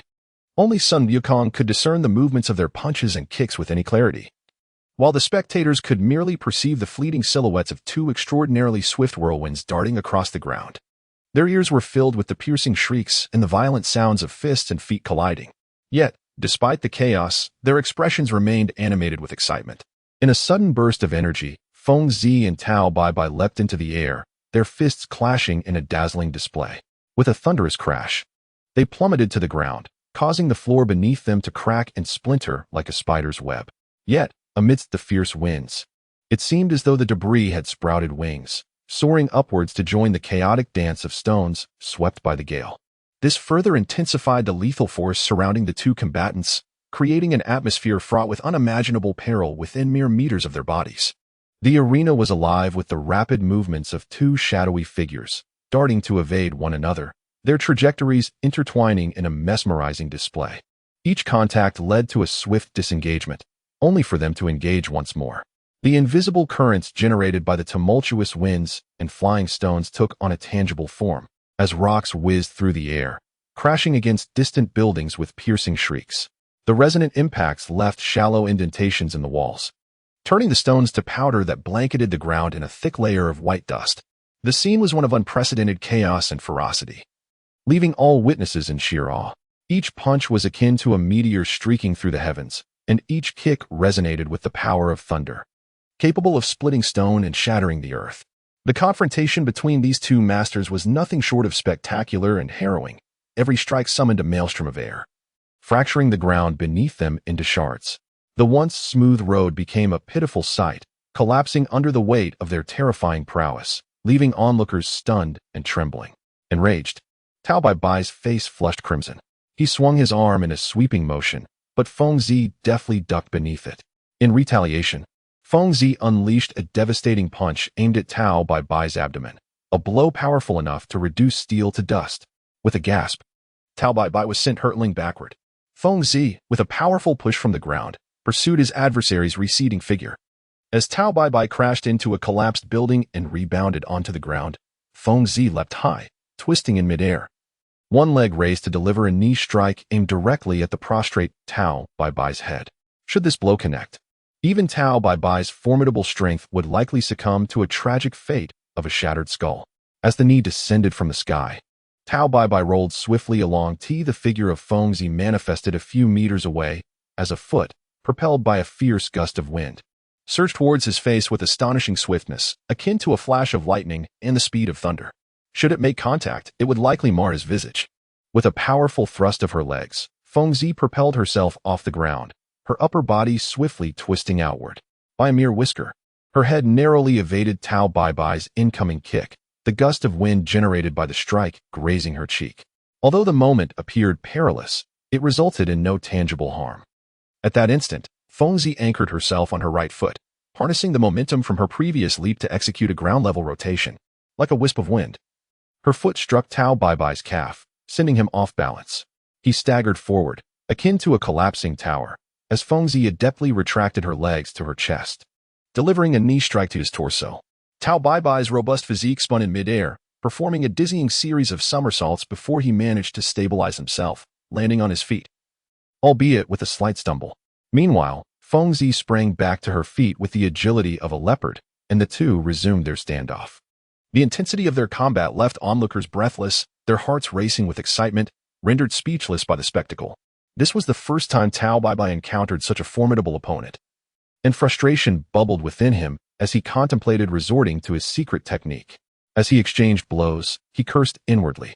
In the distance, police sirens blared, drawing the attention of passers-by, while reporters, renowned for their keen instincts, swiftly converged upon the scene. What would unfold next? The anticipation for the following chapter is palpable. Chapter 65, Tormenting Tao Baibai, Part 2. Tao Baibai retreated several meters, gradually widening the gap between himself and Fengzi. Fengzi could not help but furrow her brows. It is well known that a victor can only be determined in close combat between the two opposing sides. Yet the peculiar behavior of Tao Baibai left Fengzi utterly perplexed. A mysterious confidence radiated from Tao Baibai's face as his right hand slowly ascended. Fingers splayed apart, leaving only the middle finger extended, directed precisely at Fengzi's position. The entire motion appeared remarkably gentle, yet concealed a lethal intent. Fengzi's expression shifted. He could sense that the energy was continuously accumulating at the fingertips of Tao Baibai, solidifying with each passing moment. In the next instant, Tao Baibai let out a cold laugh, and at the very tips of his fingers, a visible gleam of light flickered, as a dazzling golden energy erupted forth in an instant. With a whoosh, a beam of tangible radiance sliced through the air, traveling at a speed akin to sound. Directly aimed at Fengzi, the entire process transpiring in less than a heartbeat. Fengzi was momentarily taken aback, but within the blink of an eye, she reacted and swiftly sidestepped. The formidable gust of energy grazed her cheek by mere millimeters, erupting with a tremendous force from the air above. Instantly, a searing pain jolted her nerves, leaving a 2-inch gash on the side of her face. Ding. A sinister glint flickered across Tao Baibai's otherwise innocent visage as he coldly uttered those words. Subsequently, he pointed his finger at Fengzi, causing a dazzling burst of brilliance to erupt, with shimmering beams piercing through the atmosphere, creating dozens of subtle ripples in the air, shrieking as they relentlessly surged toward her position. The piercing sound of the air being sliced apart resonated in Fengzi's ears, while the fierce currents rushed past her. Her figure resembled a solitary boat amidst a tempest, nimbly evading the onslaught. Soon, the ground was engulfed in clouds of dust, with every radiant beam that struck down. It left behind small pits several centimeters deep beneath her feet. Heavens! Did you see that? The man with the braid is wielding a laser gun? This must be an illusion. It's terrifying. These two individuals are utterly extraordinary. The onlookers, taking refuge along the roadside, wore expressions of disbelief, as the scene before them defied logic and contradicted their understanding of combat. To these spectators, Tao Baibai's Ding seemed to be an omnipresent force, completely dominating the engagement, while the beleaguered Fengzi could do nothing but evade. How infuriating! Do not push your luck, she declared coldly amidst her rapid movements. Her previously amiable demeanor replaced with a chilling indifference, a hint of ferocity evident in her brows. The air raged around her, a tempest of attacks unleashed. Ignoring Fengzi's admonitions, Tao Baibai's hands moved like a machine gun, each finger expelling torrents of golden energy, accompanied by his triumphant laughter. Countless brilliant lights intermingled, producing a resonant hum in the air, as Tao Baibai nearly sealed off all escape routes for Fengzi with his Ding. Fengzi narrowed his eyes and stood there as if nothing were amiss, even as all the currents of air struck him. Suddenly, he stomped his right foot forcefully on the ground, causing the very earth to tremble, and in an instant, he vanished from everyone's sight. What? How is this possible? Tao Baibai stared in astonishment at the spot where Fengzi had disappeared, his face a canvas of surprise, leaving no room for any other emotion. Abruptly, Fengzi materialized before Tao Baibai and coldly asked, "Is this amusing?" His speed was so extraordinary that it could only be described as ghostly, leaving Tao Baibai nearly incredulous. How could anyone move so swiftly, to the extent that Tao Baibai's reflexes could not keep pace with this violet-haired youth? If the opponent's speed surpassed his own capabilities, then any attempts on his part would be utterly futile. Die. Tao Baibai shouted as his fist hurtled towards Feng Zi's forehead from a dangerously close distance. The force of the air lifting Feng Zi's purple locks. A smirk crept across Feng Zi's lips, his eyes glinting with mockery as his fist intercepted Tao Baibai's strike with almost preternatural speed, the two fists colliding with explosive force. Tao Baibai's expression grew serious as he launched a second punch without a moment's hesitation, crossing the boundaries of space and distance, only to be met by another of Feng Zi's fists. The exchanges escalated, the frequency of their strikes increasing rapidly. Third, fourth, fifth, the power behind each collision intensifying. The air around them charged with a burgeoning energy that radiated outward from the point of impact. As their fists flew in a whirlwind of motion, 4 arms became 8, then 16, until only shadows of their limbs were visible, flickering like dark phantoms, resembling 2 barriers or rotating gears in constant friction with one another. The sound of their punches clashing echoed like the ferocious rattle of a machine gun firing at 20 rounds per second. Such a spectacle, akin to cinematic special effects, unfolded in reality, leaving bystanders with mouths agape, as if they could swallow an egg whole, staring, drooling, utterly oblivious to the fatigue and discomfort, perhaps already numbed by the extraordinary display. The fierce winds whipped around the two combatants, their garments fluttering and snapping in the air. Tao Baibai finally felt a wave of anxiety wash over him. He realized, with a jolt of panic, that Feng Zi's speed was still increasing even as he had reached his own limits, the pressure mounting upon him. This unexpected turn of events had shattered his previously steady composure, leaving him in a state of unease. Could it be? Could it be that this violet-haired fellow still held back his true strength? Was he toying with me? Tao Baibai cursed inwardly, bewildered by the situation. How could someone more formidable than himself exist? Was this individual truly more powerful than his brother, or even the legendary Master Rashi? How could this be possible? Is it truly conceivable that there exist individuals in this world who surpass oneself? Tao Baibai found himself struggling to keep pace with Feng Zi, whose fists danced like a myriad of phantoms, enveloping him in overwhelming pressure that felt akin to an insurmountable mountain relentlessly bearing down upon him. The terrifying aura exuded by Feng Zi was gradually eroding the calm and composed demeanor that Tao Baibai had cultivated over the years as a killer. From the frigid depths of Feng Zi's gaze, Tao Baibai discerned a chilling and emotionless intent to kill, reminiscent of the icy breath released from millennia of frozen depths, causing a tremor to reverberate within his heart. Tremors? What are these tremors? Though he vehemently resisted the acknowledgement, the heart of a seasoned assassin recognized the undeniable truth.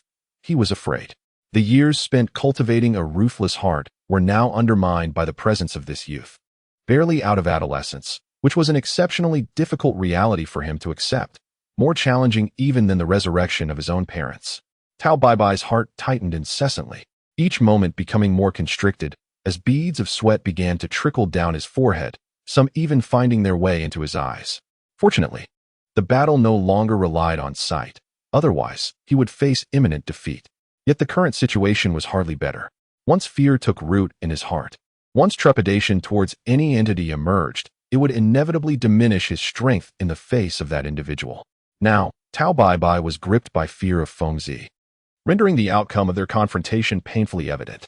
Feng Zi fixed her gaze upon the other, a sinister smile curling at the corners of her mouth. This chilling grin appeared to all as a harbinger of dread, akin to the cunning and malevolent smile of a predatory wolf. It sent a shiver down Tao Baibai's spine, intensifying the fear that had already begun to fester within her. She remained vigilant, acutely aware of the immense force she was grappling with, yet managing to endure. What troubled her most was the apprehension of further treachery, for she found herself devoid of the strength necessary to defend against any impending schemes. Feng Zi's ears twitched, a fierce glint igniting in his gaze. He uttered a low sentence, audible only to the nearby Tao Baibai, "Fall." Immediately, a surge of power erupted from Feng Zi, his entire being charged with fury. The speed and strength of his fists exploded in an instant, a formidable force that encompassed the essence of the inch punch, the earth-shattering palm of nations, and the spiraling energy field, all fused into one devastating blow. Boom! Tao Baibai's body was propelled backward through the air, the murderous intent and fear in his heart transforming into an indescribable thread as the scenery raced past him. The echo of Feng Zi's low, mocking yet pitying words resounded in his mind. As a creature of the bizarre, encountering one who needs to level up like me, you must inevitably fall. Feng Zi's ruthlessness is truly astonishing. Amidst Tao Bai's despair, he added a remark that plunged her deeper into a state of utter desolation.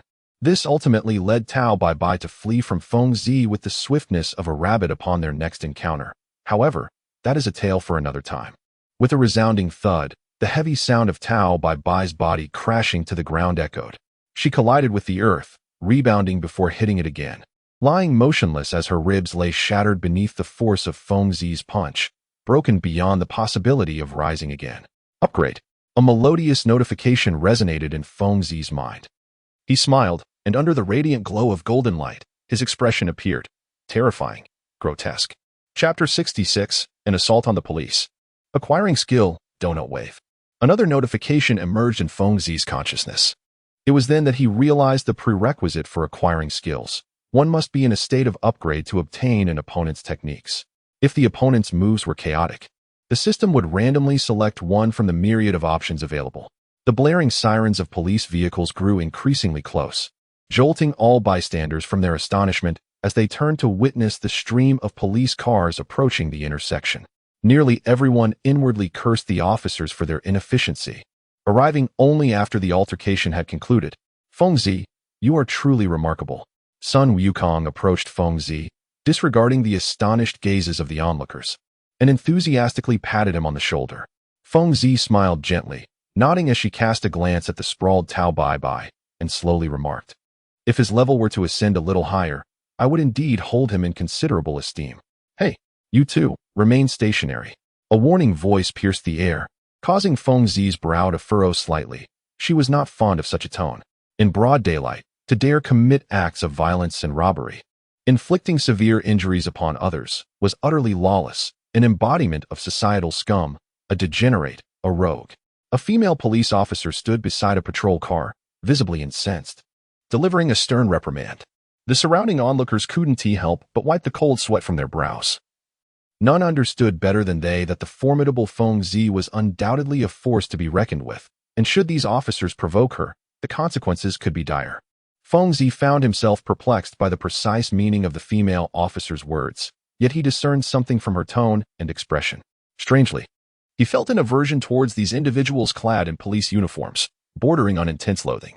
He abhorred being maligned by others, particularly when the offender was merely a level 11 minor creature.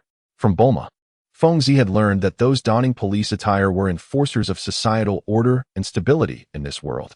Somewhat akin to the city guards of the game world he once inhabited, yet decidedly more detestable. At least in his previous gaming experience, he had never provoked the city guards without cause while grinding for experience, nor had he faced their intervention during legitimate retaliation. "You would do well not to provoke me. Slaying monsters is my prerogative," Feng Zi remarked with a frigid gaze and a sharp tone. A male officer beside the female officer retorted brusquely, "Spare us the chatter. You have violated the city's regulations, and by law, you must accompany us." He then commanded, "Cuff him, and that little fellow with the long tail beside him, and escort them to the station for questioning." Upon issuing this order, the male officer directed one of his subordinates, who approached Feng Zi with a stern expression. This officer removed the handcuffs from his belt, casting a disdainful glance at Feng Zi before stating, "Come along with us, kid." Feng Zi smiled, but her expression abruptly darkened, and an unusual gleam flickered in her eyes. In an instant, an invisible aura of menace permeated the air, subtly swirling like morning mist, concealing a tumultuous danger beneath an outwardly calm facade. The officer sensed a drop in temperature, yet paid little heed to the oppressive atmosphere. He reached for Feng Zi's wrist with one hand, while the other brandished the handcuffs, poised to secure her. Suddenly, a ferocious expression contorted Feng Zi's face, her eyes radiating an aura of violence. As she took a subtle step forward, the officer's grasp fell short. In an instant, a pair of powerful hands seized the right hand of the male officer, holding the handcuffs. With a resounding crack, the sound of shattering bones echoed. And before the anguished scream could escape his lips, a tremendous force surged from his chest. His entire body felt as if it had been lifted, akin to being carried on clouds, as Feng Zi executed a shoulder throw, propelling him into the air. It was only at this moment that the officer's agonizing cries erupted from his mouth. The other officers stood in disbelief, unable to comprehend that someone would dare to assault a police officer. Such audacity was akin to that of a terrorist. "Warning, stand still and do not move, or we will open fire," commanded an older officer, raising his loudspeaker and projecting his voice. Almost simultaneously, a series of gleaming metal guns were aimed at the positions of Feng Zi and Sun Wukong. Feng Zi, what shall we do now? Sun Wukong inquired, thoroughly bewildered. Feng Zi cast a glance at the fierce police officers before him. Unlike before, these officers bore crimson names, signifying a formidable level of danger, each surpassing level 10. Far beyond the capabilities of ordinary individuals. Wukong, there are so many of them. Let us engage together. Feng Zi whispered to Sun Wukong. Confused, Sun Wukong replied, Are we supposed to fight them? Suddenly, Feng Zi delivered a sharp slap to Sun Wukong's head, exclaiming, What are you doing? They are monsters due to their crimes. Feng Zi stated, his eyes scanning the firearms wielded by the officers, compelling him to adopt a wary demeanor. Though unafraid of bullets, he knew well that they would still hurt upon impact. Sun Wukong understood, and the pair cautiously unsheathed their weapons from behind. Feng Zi gripped his scythe while Sun Wukong held his Rui Jingu Bang, creating an eerie atmosphere. This is the second warning. If you do not lay down your weapons and surrender, we will open fire, the police announced through a loudspeaker, their words ringing in Feng Zi's ears as a blatant threat. At that moment, Feng Zi discreetly nudged Sun Wukong, and abruptly, the two vanished from sight. In an instant, Feng Zi and Sun Wukong appeared like phantoms at a police vehicle stop, startling the officers who used the car for cover. Before they could react, a horrified scream erupted as one officer fell lifelessly to the ground. Witnessing this scene, the remaining officers' expressions shifted dramatically, without hesitation. They aimed their guns at the location where Feng Zi and Sun Wukong had emerged, pulling the triggers. A cacophony of gunfire erupted, a torrential storm of bullets rained down, riddling the police car with gaping holes.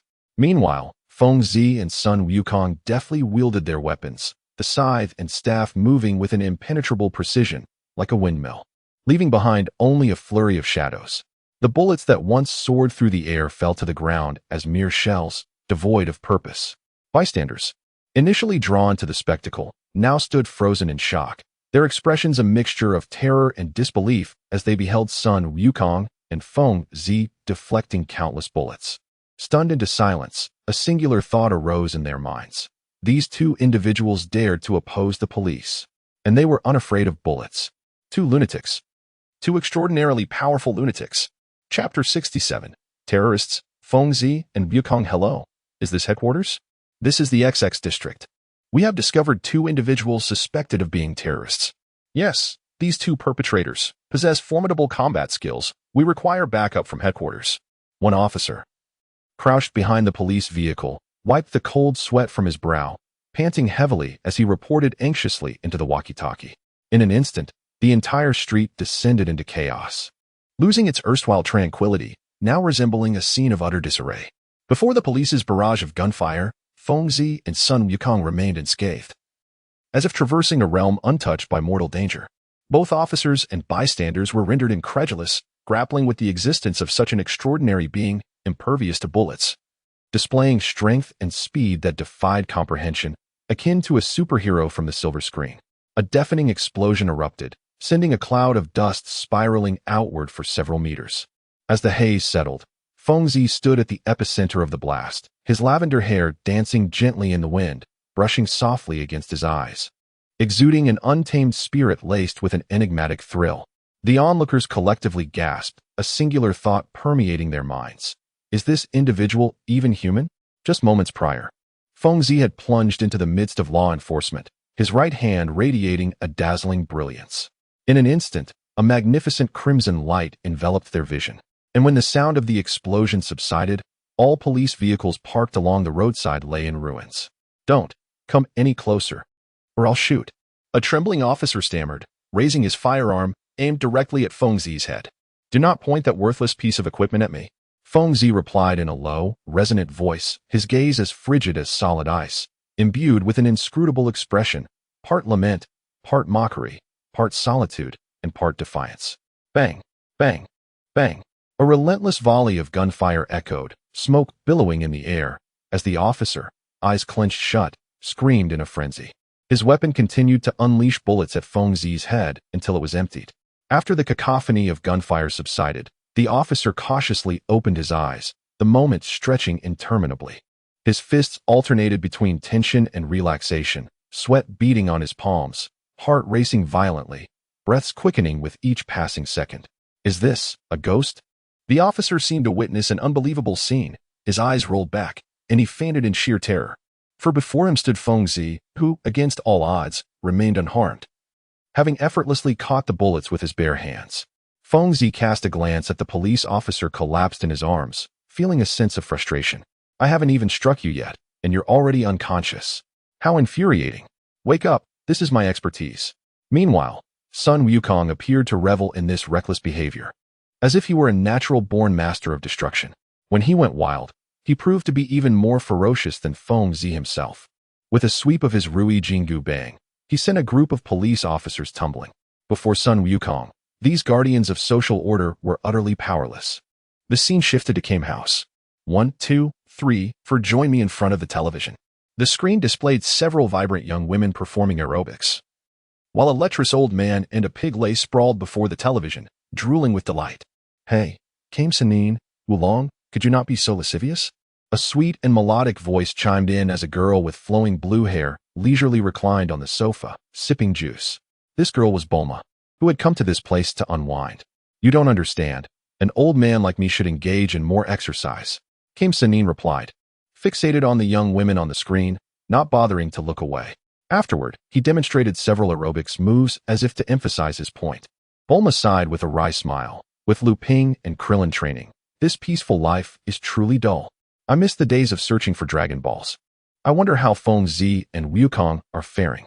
When these two oddities come together, chaos is sure to ensue. With that, Bulma took a sip of her orange juice through a straw, while Came Sanine and Oolong continued to enjoy the girls' aerobics. The television screen abruptly changed to a stern-faced middle-aged newscaster, whose expression conveyed a grave seriousness, as though a monumental event had transpired. We apologize to our viewers. We have an urgent news bulletin. A major terrorist incident has occurred in the northern town of XX. According to eyewitness accounts, 2 terrorists have repelled 3 waves of police reinforcements. The king has issued a notification to dispatch armed forces to eliminate these 2 terrorists. The following footage depicts their confrontation with the police.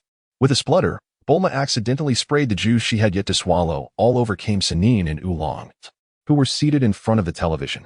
Cough, cough. No way. Feng Zi and Wukong have become terrorists, Bulma exclaimed, coughing a few times in disbelief, her expression exaggeratedly shocked, clearly taken aback by the news. Chapter 68. Breaking into the Demon Realm. Monsters Galore Part 1. Feng Zi and Sun Wukong ascended on the somersault cloud, departing from the tumultuous town. Unbeknownst to them, their actions had stirred a global sensation, becoming the headline of numerous newspapers. Feng Zi, where are we headed now? Sun Wukong inquired, seated upon the cloud and turning to Feng Zi behind him. Feng Zi fell silent for a moment before speaking. Wukong, I believe it would be best for us to pursue our own paths of cultivation. Why? Sun Wukong's expression shifted, and he inquired with a hint of confusion. Feng Zi contemplated for a moment and then mused. Wukong, you and I are fundamentally different. In this world, it appears that I am the sole player capable of defeating monsters to gain experience, thus enhancing my strength, while you remain on a linear path. The two fell into a contemplative silence. As Feng Zi articulated, with each battle, she accrued experience points, and upon reaching a certain threshold, she would level up, significantly augmenting her power. Sun Wukong, after all, did not belong to the same category as Feng Zi. Her existence was indeed exceptional. Conversely, like others, Sun Wukong could only grow stronger through relentless training, leading them down distinctly divergent paths. Feng Zi broke the silence with a smile, saying, if, upon our next encounter, you have not grown stronger, Wukong, I shall be quite disappointed. You are a creature of remarkable potential, and I eagerly anticipate your progress. Sun Wukong grinned and replied to Feng Zi, are you truly not joining me in the quest for the Dragon Balls? Feng Zi nodded and replied, there are countless anomalies in this world. As long as I seek them out, I am certain I will discover the perfect location for my monster hunting endeavors.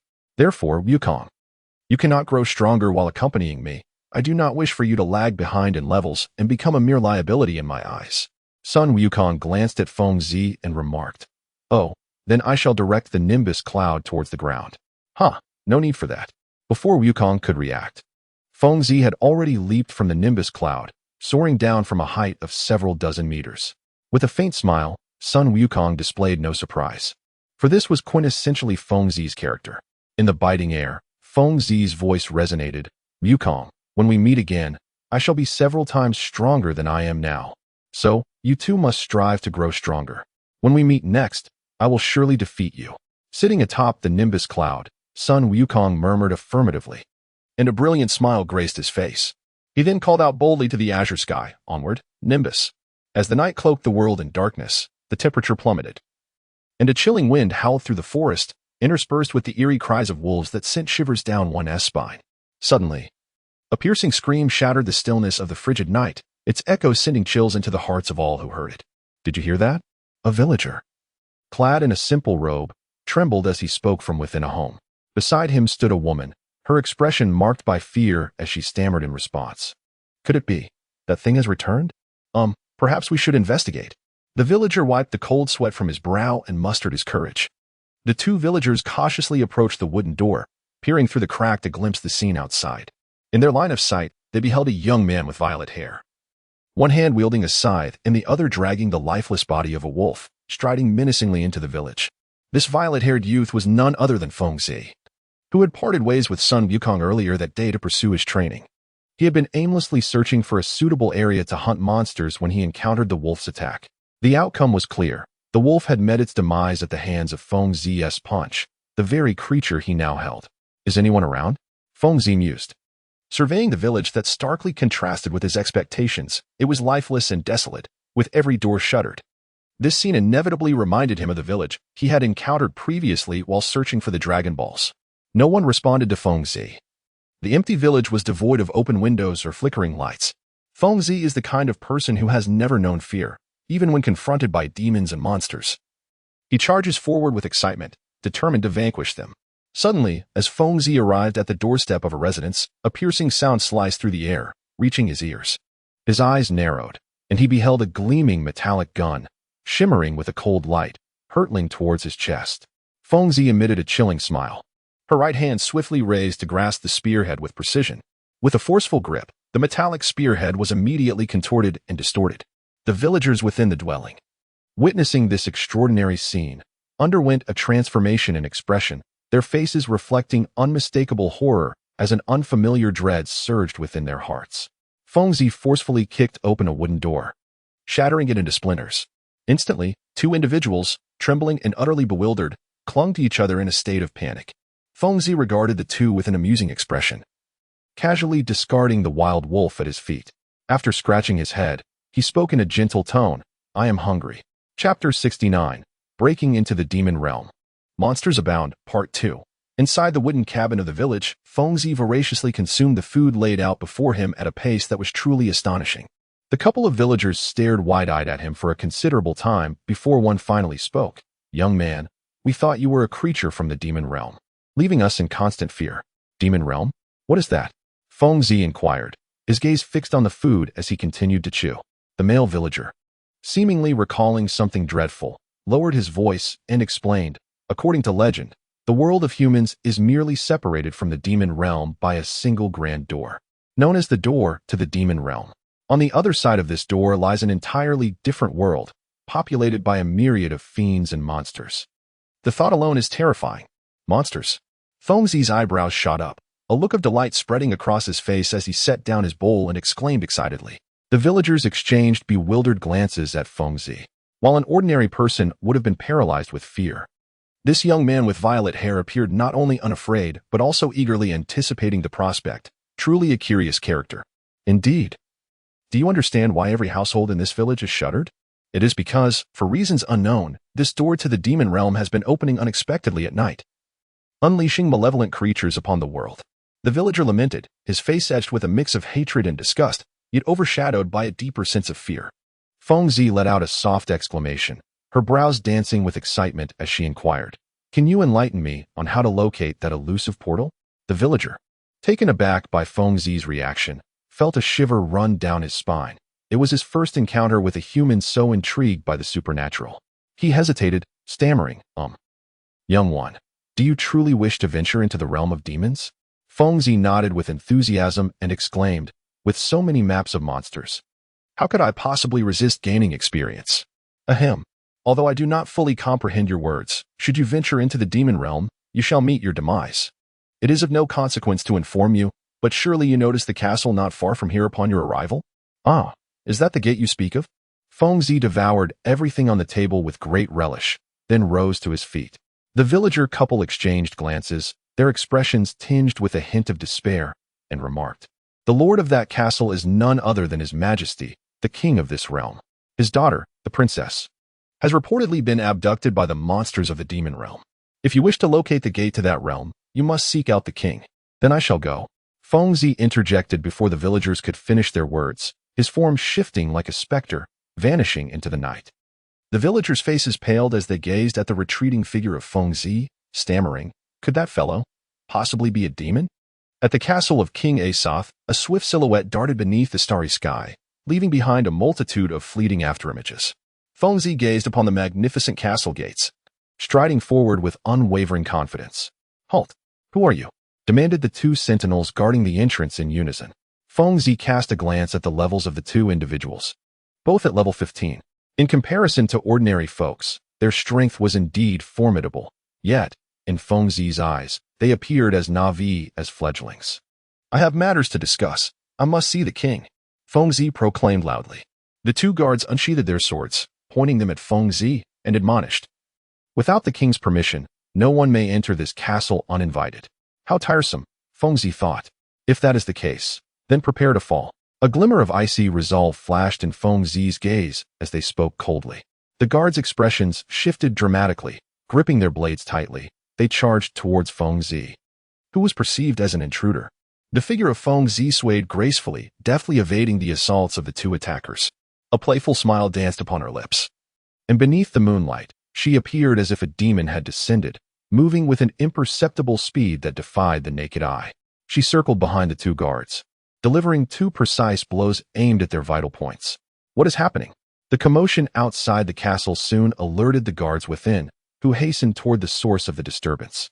Inside the grand hall of the castle, King Asoth was unable to sleep, consumed by worry over his daughter's abduction to the demon realm. In the midst of his agitation, a flustered warrior entered the hall.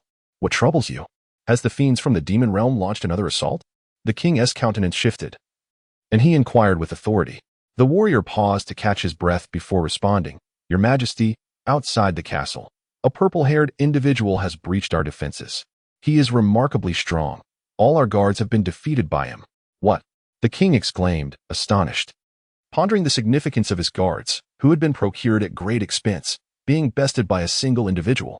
After a brief moment of contemplation, he queried, "Are you suggesting that this individual does not hail from the demon realm? In other words, he is human?" "Indeed, Your Majesty," the warrior replied respectfully. "Allow him to enter." "Yes." "Extend a courteous invitation," the king promptly commanded. "There's no need. I have already arrived." A cold voice reverberated through the hall, revealing a young man with wild purple hair. From the confidence etched upon his face, the king discerned that this youth was no ordinary individual. Chapter 70, Infiltrating the Demon Realm. Monsters Abound, Part 2. You claim you wish to venture into the demon realm? The king could scarcely believe his ears, for the audacious purple-haired youth had approached him with such an audacious proposition. Fengzi nodded slightly and reiterated, "Please tell me where that gate is. I wish to venture to the map and engage in battle." "Ah, young one, if that is the case, may I present a modest request?" The king hesitated for a moment before speaking slowly. "What is it?" Fengzi replied impatiently. The king, compelled to express his heartfelt desire, revealed, "I hope that once you enter the demon realm, you can rescue my daughter." Just as Fengzi was about to dismiss the request, an unexpected message suddenly surfaced in his mind, triggering hidden quest. Rescue the princess lost in the demon realm, and receive a task reward, double experience for a duration of 6 months. Will you accept? Fengzi was initially taken aback, but soon a radiant joy illuminated his face as he promptly replied to the king, "Count on me. Double experience." This was undoubtedly the reward that Fengzi yearned for most fervently. Just imagine, when battling a monster, if one were to receive experience points of 5. Then double experience would mean a remarkable 10, an undeniable boon, a tremendous advantage. The king, taken by surprise at Fengzi's swift agreement, felt a wave of reassurance wash over him and smiled as he said, "Young man, let us first enjoy a meal and rest for the night." "A meal? Indeed. You are a truly benevolent soul. Feng Zi's eyes sparkled with delight as he enthusiastically patted the king on the back, causing the latter to stumble slightly, nearly toppling over. The following morning, a servant whispered to another, their faces betraying astonishment. Good heavens! Is this fellow even human? Throughout the night, the castle's kitchen staff and servants had been relentlessly at work, for they were faced with an unprecedented entity, Feng Zi, who astonishingly spent the entire night indulging in food. The king stifled a yawn, remaining seated in the grand hall out of decorum. He began to regret the ill-fated suggestion he had made. As Feng Zi continued his feast from dusk till dawn, the once noble dining table was now cluttered with layer upon layer of bowls and plates. A chaotic scene that could only be described as a disaster. At that moment, Feng Zi was the architect of this disarray, unabashedly devouring the sumptuous dishes before him, while servants scurried about, collecting an endless stream of used crockery. At this juncture, a servant approached the king, his complexion slightly pale, and hesitantly remarked, "Your Majesty, it appears all the food has been consumed by him. There is nothing left to eat within the castle, as everything has found its way into that monster's belly." "What?" The king glanced at Feng Zi, who was still feasting, and a wry smile crossed his face. This fellow truly was the best candidate to vanquish those vile creatures. Even his eating habits surpassed those of ordinary men. Feng Zi abruptly ceased his actions, let out a hearty burp, and rose to his feet. Addressing the king with a nonchalant tone, "I am quite full, though the fare here leaves much to be desired." Ignoring the displeased expressions of the chef and attendants, he continued, "Pray, tell me swiftly, where lies that particular door?" "Young man, follow me," the king replied to Feng Zi, leading the way ahead of him. Together with Feng Zi and a retinue of guards, the king arrived before a foreboding, shadowy door, which stood ajar. The great portal was adorned with grotesque totems, depicting fearsome demons devouring humans as if they were mere sustenance. This gruesome imagery exuded an unsettling aura of mystery and dread. However, what captured Feng Zi's attention was the sword positioned before the door. As his gaze fell upon it, a piece of information surged into his mind. Holy Cross of the Demon Abyss, a divine artifact. Feng Zi was momentarily taken aback, but her expression swiftly transformed into one of delight as she strode forward with purpose, her hand gripping the hilt of the sword, attempting to draw forth the treasured blade. "What do you intend to do?" the king inquired, astonished. Feng Zi exerted great effort to draw the sword from its sheath, yet it remained resolutely in place. Upon hearing the king's inquiry, he responded, "Of course, I will pull it out." The king hastily interjected, "Not so fast. If you extract this divine sword, the gateway to the demon realm will be sealed forever." "Oh, in that case, I shall refrain," Feng Zi declared, promptly relinquishing his intention to draw the sword. The king exhaled in relief and gestured towards the imposing door before him, saying, "This is the fabled crossroad between the demon realm and the human world. The very entrance to the demon realm." After a brief pause, noting Feng Zi's keen attention, he continued, "According to ancient legends, the most formidable demon lord is named Ashura, the mightiest man in this world." "Ashura? Are you implying that this creature is exceedingly powerful?" Feng Zi inquired with curiosity. The king nodded earnestly, replying, "This demon lord, Ashura, emerged thousands of years ago, possessing not only dominion over the demon realm but also fearsome martial prowess. Thus, I advise you to tread carefully."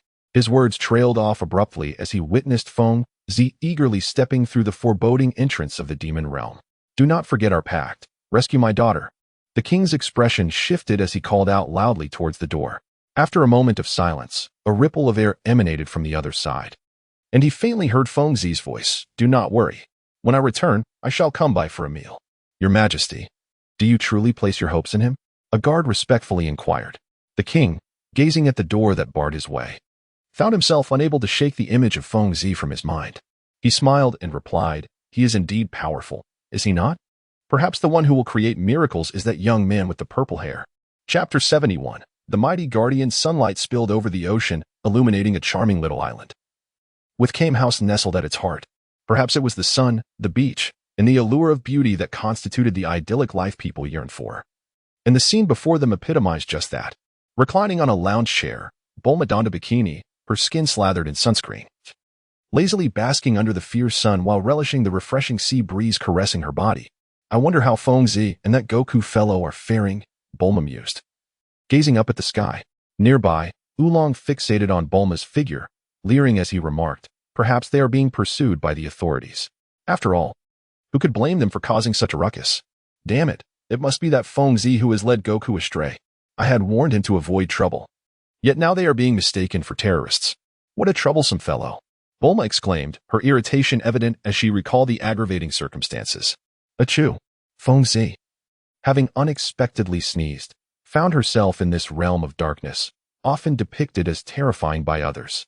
Upon her arrival, the first sensation that enveloped her was the chill that penetrated deeper than the outside air, a shivering coldness that surged within her. As she stepped further into the shadowy domain, her eyes gradually adjusted to the dimness, and her foremost concern became the assessment of her surroundings. Before her lay an empty tunnel, echoing with a cacophony of sounds, intermittently pierced by chilling roars that suggested the presence of living beings at its terminus. Moreover, a heavy, metallic scent of blood wafted through the air, palpable even from the distance she stood. As Fengzi ventured deeper into the abyss, two piercing, icy gazes fixed upon her form. Almost instantaneously, a sharp sound sliced through the air beside her, an ominous signal that reverberated within her very soul. Fengzi furrowed her brow, gazing down at her feet. The previous sound of something slicing through the air was caused by a chain-linked dagger that had embedded itself 3 inches into the ground. The depth at which it had sunk into the earth indicated that the newcomer was far from ordinary. Your pass. A voice, as frigid as a plunge into an icy abyss, echoed in Fengzi's ears. Turning towards the sound, she found herself momentarily stunned. Before her stood a figure with hair seemingly drenched in blood, a slightly pallid face adorned with a pair of captivatingly beautiful eyes. The woman possessed a curvaceous form, clad in armor that reeked of blood, embodying a striking blend of beauty and power. However, Fengzi's attention diverged from the typical focus on the woman's alluring physique. Instead, she noted the rank emblazoned above her head. Rakshasa, Reina, level 65. This was the set of data that materialized before Fengzi's eyes. After a moment of surprise, Fengzi turned her gaze to the man beside the woman named Reina. Before her stood a robust figure, his muscles bulging like the coils of a dragon, with veins protruding ominously from his forehead. The entire presence exuded a menacing aura, a stark contrast to the superficial beings often found in the human realm. This formidable giant was undoubtedly a force to be reckoned with. However, what captivated Fengzi's attention even more was the giant's rank. Demon Realm Warrior, Gola, level 60. Excitement flickered in Fengzi's eyes, akin to a hungry wolf spotting its prey, devoid of any fear, and instead, a radiant smile graced her face. The leader, Reina, coldly declared, "Without a pass, you cannot trespass into the demon realm. Little one, if you wish to live, you ought to leave this place." Gola, the giant, glanced disdainfully at the comparatively diminutive Fengzi and scoffed. Fengzi cast a disdainful glance at the hulking figure, suppressing her fierce desire for battle, and replied, "If I do not possess that so-called pass, would you prevent me from entering to slay the monsters?" A hint of confusion flickered in Reina's eyes. This was indeed the first time she had encountered a human who exhibited no trace of apprehension in the presence of beings such as themselves. Indeed, Reina responded bluntly, her tone remaining as frosty as ever. Fengzi extended her tongue to moisten her parched lips, smiling as she spoke. Then, "You too shall fall right here." "Humph, little one, are you jesting? This is the domain of Lord Azura, and it does not permit the insolence of feeble humans like you." With a fierce tone, Gora proclaimed, and in an instant, his massive form swayed, his right hand transforming into a fist nearly half a meter in radius, hurtling towards Fengzi with a swift roar. Chapter 72, The Mighty Map. Fengzi furrowed her brows, feeling a twinge of irritation. When would she encounter a creature that communicated solely through its fists? The incessant chatter was tiresome. Gola's punch possessed immense power, akin to a colossal iron hammer swung with ferocity. A chilling gale surged forth, and should she be struck directly, even Fengzi would struggle to ensure her defenses remained intact. In light of the precarious situation, her immediate instinct was to evade. Gola's bloodthirsty gaze remained fixed upon Fengzi, and as she moved, that fist contorted mid-flight, rapidly hurtling toward her chest. With a sudden shift in expression, Fengzi bellowed, "You seek death." Instantly, a fierce and domineering aura emanated from him, enveloping the entire tunnel. In the next moment, 2 surging forces erupted explosively from the center, as Fengzi unleashed the power of a swift punch. Even the colossal Gora was sent tumbling by the ferocity of this forceful strike, soaring through the air before crashing to the ground with a resounding thud. The crimson glow in his eyes and the fury etched upon his savage visage clearly indicated that he had been harmed. Reyna observed the scene before her, a flicker of astonishment crossing her features, though it was swiftly masked by an icy indifference reminiscent of ancient glaciers. You have indeed surpassed Gora, the mightiest warrior of the demon realm in strength. It seems you possess considerable skill. What is your name? Reyna inquired, tilting her head slightly and allowing a gentle smile to grace her lips as she spoke. Fengzi cast a glance at the level 65 monster and replied succinctly. Fengzi, madman? What a peculiar name. Pray tell, what brings you to the demon realm? Reyna inquired slowly. I intend to defeat that creature known as Azura. Well, to be precise, I shall vanquish any monster, Fengzi declared. Before Reyna could respond, the burly figure erupted into laughter, exclaiming, Little one, are you not aware of the formidable strength of Lord Azura? In both the demon realm and the human realm, Lord Azura stands as the most powerful being. Fengzi, with a cold smile, fixed his gaze upon Gola until the latter felt a chill run down his spine. He then declared, no matter how formidable that Azura may be, I shall defeat him. At that moment, Lina sighed and, casting a peculiar look at Fengzi, spoke in a tone laced with concern, your strength is indeed remarkable. Yet Lord Azura's power has ascended to an unimaginable level. Thus, should you wish to vanquish him, you must possess an unwavering resolve, for otherwise, you shall be torn to shreds. Fengzi remained entirely unfazed, instead exhibiting an eager demeanor as he lightly chuckled. The stronger the opponent, the more exhilarated I become. In this world, there exists no monster that cannot be vanquished. After a brief silence, Reyna suddenly remarked, Madman, that should be your name, shouldn't it? Upon seeing Fengzi nod in affirmation, Reyna smiled coldly and said, Follow me. What? Lady Reyna, your actions may anger Lord Azura, Gora exclaimed in astonishment, his face a mask of horror. Reyna maintained her icy demeanor and spoke in a tone that bordered on command. Gora, remain here and guard this place. I shall take him to Lord Azura. As they traversed the corridor, Fengzi cast his gaze around, observing the sinister and terrifying scenes that unfolded before him. Indeed, the demon realm lived up to its reputation, as the tales of the mortal world suggested. It was a land steeped in malevolence.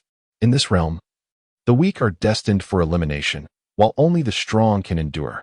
Consequently, the demons born in the demon realm surpass humans by several magnitudes, and Azura, as the demon king, remains the foremost power in maintaining order in this realm after millennia. Ahead lay the grand hall of Lord Azura, where today marked the auspicious occasion of his marriage to Princess Misha.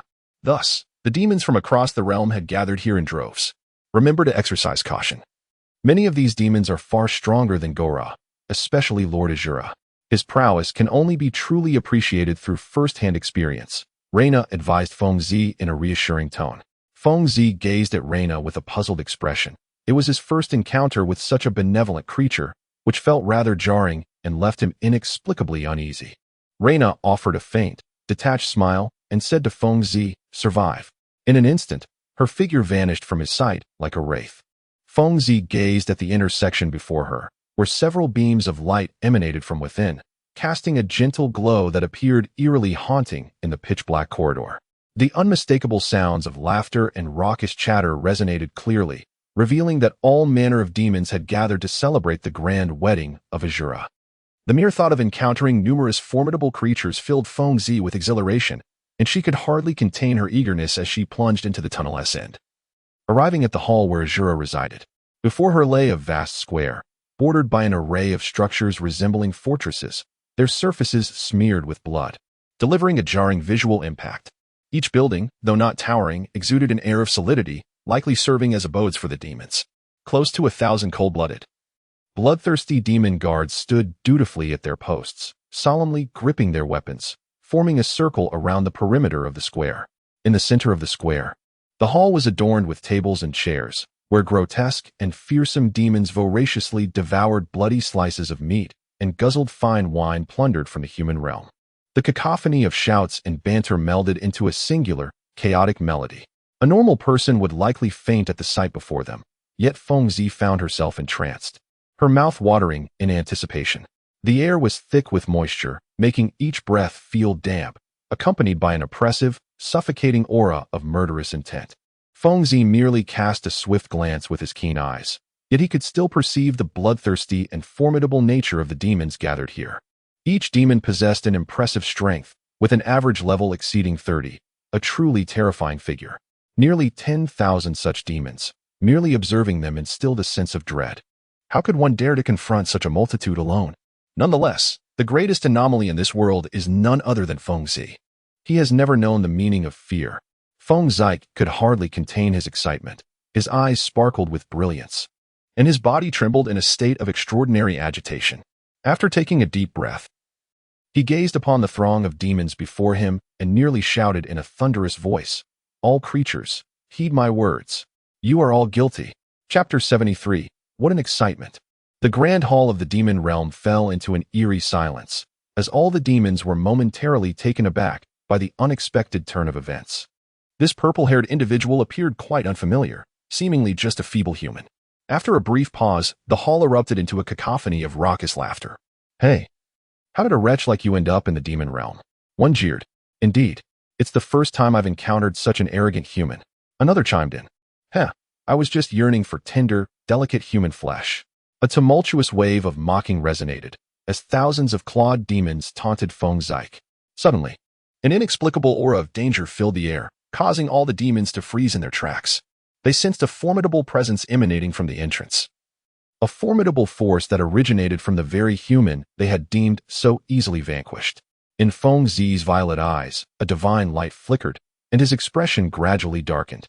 Accompanied by a long, measured breath, the formidable aura surrounding him surged and receded, fluctuating like the tides. He was exercising restraint over his burgeoning wrath. For Feng Zi was indeed incensed. "All those who dared to insult me, come forth." Feng Zi spoke coldly, his voice resonating with an otherworldly power, akin to a summons from the depths of the abyss, echoing in the ears of all the demons. The bloodthirsty demons exchanged glances, their crimson eyes swirling with murderous intent as they emitted growls reminiscent of wild beasts. Almost simultaneously, they rose from their seats, their gaze converging upon Feng Zi. "Kill. Flay this human alive, and present him as a tribute to Lord Azura," bellowed a burly demon, inciting a chorus of agreement from his brethren. And the atmosphere became increasingly unruly. "Humph," Feng Zi scoffed, his expression impassive as he regarded the fierce demons. "If you do not attack, I shall strike first. This human is utterly arrogant. Allow me to deal with him." One of the demons volunteered, charging towards Feng Zi's position. "I admire your spirit," Feng Zi murmured softly, his eyes narrowing into a mere slit, a hint of excitement flickering in his brow as a cruel smile graced his lips. The demon, rushing headlong, possessed an imposing stature that rendered leaping unnecessary. His legs, as thick as those of an elephant, moved with the speed of a deer, truly embodying the adage that appearances can be deceiving. His powerful limbs pounded the ground in a rapid advance, producing a series of thunderous booms that reverberated as if the earth were quaking. Even the small stones beneath him danced violently in response to the relentless tremors. The demon's massive form surged forward like an unstoppable tank, closing the distance to Feng Zi in mere strides. His exaggerated muscles rippled like mercury, coalescing into a formidable iron arm that gleamed with a chilling metallic luster. With unparalleled ferocity, he summoned a force that gathered within a fist the size of a cauldron, unleashing a thunderous roar as he hurled it towards Feng Zi, accompanied by the tumult of wind and a tempest of raw power, capable of shattering stone and earth alike. The cold glimmer in Feng Zi's violet eyes flashed fiercely. With a swift motion of his right hand, he left behind an illusory afterimage, having achieved an astonishing frequency of strikes per second through the mastery of the eight-handed fist. Truly remarkable. In a rapid grasp, he seized the demon's wrist. In the midst of the demon's astonished gaze, Feng Zi bared his teeth in a subtle grin, a smile so faint yet chilling that it sent shivers down the demon's spine. With a thunderous roar, dust billowed, and a mist of crimson surged through the air as the massive demon collapsed to the ground. All the other demons stared, wide-eyed in disbelief, not merely at the defeat of their comrade, but for reasons beyond comprehension. There stood Feng Zi, indifferent and unwavering, clutching a robust arm, blood dripping from it, an arm that undoubtedly belonged to the fallen demon. The atmosphere grew eerie. The typically ferocious demons fell silent, while the human they had always scorned stood before them like a harbinger of death, a complete reversal of their expectations. After a brief silence, a palpable tension filled the air. Feng Zi's gaze, as if solid, scanned the assembly of demons, and he coldly uttered the words, "Next. What jest is this? This human dares to scorn us. A voice erupted from within the throng of demons, and instantly, they snapped back to reality, roaring in unison as they surged towards Feng Zi like a tidal wave. The ground trembled, the entire hall was engulfed in a murderous aura, akin to the apocalypse. Any ordinary person would have been paralyzed by fear, yet Feng Zi remained exhilarated, standing steadfast, his face devoid of any trace of terror. Just as the demons surrounded him in an impenetrable throng, a commanding voice boomed, "Halt." Like thunder and lightning, it pierced through the layers of air, resonating heavily in everyone's ears. In an instant, silence enveloped the scene. All the demons ceased their movements, turning in unison towards the source of the voice. Their previously ferocious gazes now imbued with a complex mix of fear and reverence. Lord Azura, the demons collectively knelt, their voices filled with respect. Feng Zi's expression shifted dramatically. Soul perception was a passive skill that only triggered when a creature of considerable level approached him. This time, the intensity of the soul perception was unprecedented, signaling that the approaching individual possessed formidable strength. In an instant, Feng Zi's gaze lingered on the path that the demons had deliberately cleared, allowing him to behold the visage of the newcomer. The individual bore a pallid countenance, with two sharply arched eyebrows that soared to the sides, and a pair of crimson eyes that appeared unfathomably deep, as if capable of drawing in one's very consciousness. Beneath his straight and prominent nose, his thin lips were pressed tightly together, unmistakably conveying an inner chill of silence. This man's skin was impeccably maintained, radiating a healthy pallor. The arrangement of his features rendered him both handsome and mature, resembling a flawless statue, a type that would undoubtedly incite fervor among young women. His attire consisted of a blood-red, form-fitting robe that accentuated his elongated limbs and robust physique, evoking the image of an extraordinarily agile Black Panther. One could easily envision the swiftness and ethereal grace with which his perfect body would move, ghostly and stealthy. What was even more unsettling was that this individual did not walk. He flew, or rather, sat cross-legged in midair, exuding an aura that transcended all existence. Feng Zi's eyes widened in astonishment, his expression shifting dramatically, as his breath quickened in an instant. The cause was evident. A man before him bore an unmistakable title, King of the Demon Realm, Azura, Level 100. Level 100. A tempest roared within Feng Zi's heart, leaving him in a state of turmoil that refused to subside. Chapter 74. The battle to the death. Azura's indifferent gaze fell upon Feng Zi, and he spoke slowly. "Human, this is not a place for your kind. You are Azura? I intend to defeat you, and save that princess, or whatever her name is." Feng Zi replied with a smile, his demeanor unyielding and fearless.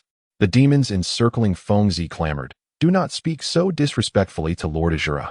Yet Azura merely waved his hand, silencing the commotion, and remarked with a light chuckle, "You seem to possess some degree of strength. Why not engage in a contest with me? That suits me perfectly." Feng Zi exclaimed, locking eyes with Azura's blood-red orbs, exhilaration coursing through him. Azura erupted in laughter, exclaiming, "It has been ages since I encountered such an intriguing human. I cannot recall if it has been hundreds or even thousands of years since I last experienced the thrill of battle. My previous opponents could not withstand even a single strike and were swiftly devoured by the very demons surrounding you. Human, are you prepared?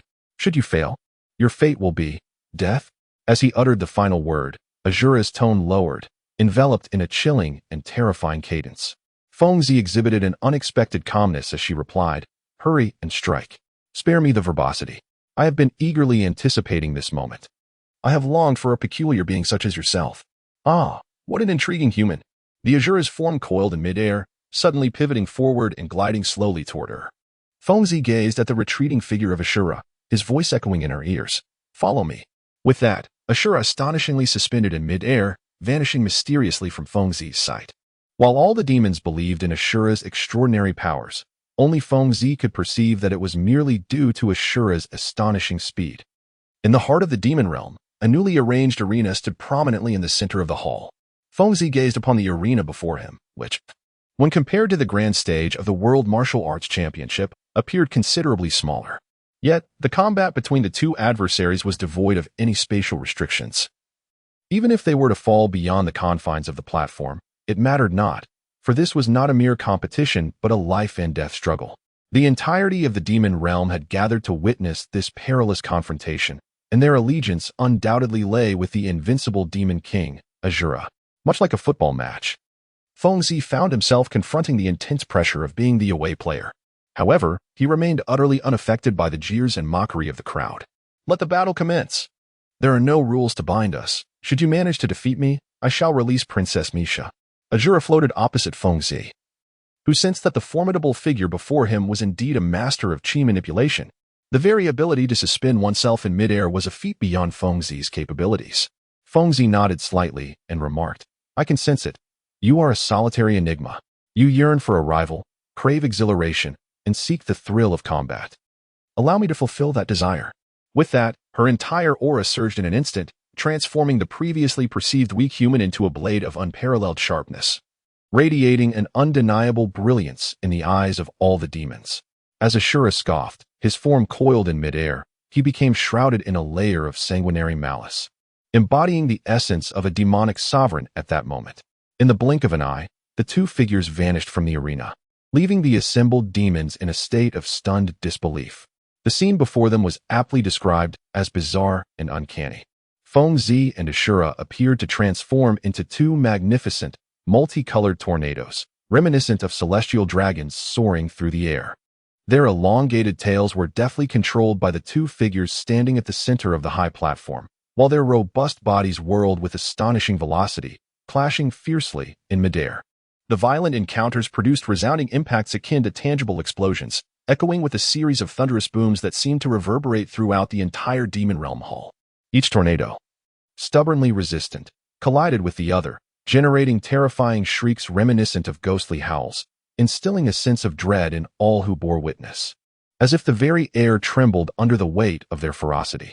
What is momentum? In simpler terms, it is the external manifestation of an individual's mental fortitude, which is directly proportional to their strength. In this contest of momentum, the relatively weaker Feng-Zi undoubtedly faced hardship. Seizing the moment when Feng-Zi fell into a fleeting state of unconsciousness, Ashura's icy visage contorted into a sinister grimace as he bellowed, Die, human. A fierce gust of energy erupted from his being, and in an instant, his form transformed into a fleeting shadow that darted toward Feng-Zi. Meanwhile, his right hand extended, fingers poised like a blade, unleashing a piercing energy that sliced through the air with a resounding crack. With a mere flick of his wrist, an invisible force swept through the atmosphere, cleaving towards Feng-Zi, causing the dust to scatter and retreat. As Feng-Zi regained her senses, she found herself unable to match the speed of the Azura. Gritting her teeth, she forcefully twisted her body to expose herself less to the Azura. With a resounding thud, she narrowly evaded the Azura's attack, but not without sustaining a gruesome wound on her shoulder, a gaping hole that was truly alarming. Go for it, Lord Azura. Lord Azura. Eliminate this human. The cacophony of raucous shouts surged around her, and amidst this dire predicament, Feng-Zi was in an exceedingly perilous situation. Damn it, I refuse to die. So all of you, silence. Feng-Zi cast a cold glance at the surrounding demons, her expression impassive as she shouted. Without regard for the demons' reactions below, she vanished in a flash and charged toward the Azura's position, unleashing a frenzied assault. How will Feng-Zi turn the tide? Stay tuned for the next chapter. Chapter 75, A Life at Stake. Feng-Zi's gaze was firmly fixed upon the Azura, her figure swiftly traversing the 3-meter space. With her right hand clenched into a fist, she unleashed the formidable force of an inch punch, striking the air with ferocity as she aimed a devastating blow at the Azura. The dust suspended in the air erupted with a thunderous explosion, scattering in all directions and creating a vast expanse devoid of any particles. An unmatched, piercing aura emanated from the surface of Feng-Zi's fist, accompanied by a soul-stirring shriek that rent the air, hurtling towards the Azura with the relentless speed of a meteor. Simultaneously, a thunderous roar escaped Feng-Zi's lips. Inch punch. Feng-Zi's punch seemed to possess the might of creation itself. Even a formidable being like Azura dared not underestimate the devastation that such a blow could wreak upon him. After spinning rapidly in place, Azura cast a disdainful glance at Feng-Zi. With a graceful motion, he traced a circle in the air with his palm, accompanied by a cold snort. An astonishing sight unfolded before them. A transparent barrier of energy materialized, standing resolutely before Azura. With a thunderous crash, the clash of Feng-Zi's fist against the energy barrier resonated violently, sending ripples through the air, while a tempestuous wind howled around them. A fierce gale radiated outward, sweeping away all dust within a 10-meter radius. In a sudden explosion, Azura's energy barrier shattered, Yet, being a seasoned warrior, Azura's expression shifted, and in an instant. He raised his palm nonchalantly to meet Feng Zi's relentless strike. The powerful fist collided with the energy-laden hand, and in the blink of an eye, the result became evident. Azura was propelled backward by the force of the impact. After being thrust several meters away, he landed gracefully, standing tall once more. In stark contrast, Feng Zi appeared rather disheveled, his form swaying midair before crashing down into the dust with a resounding thud.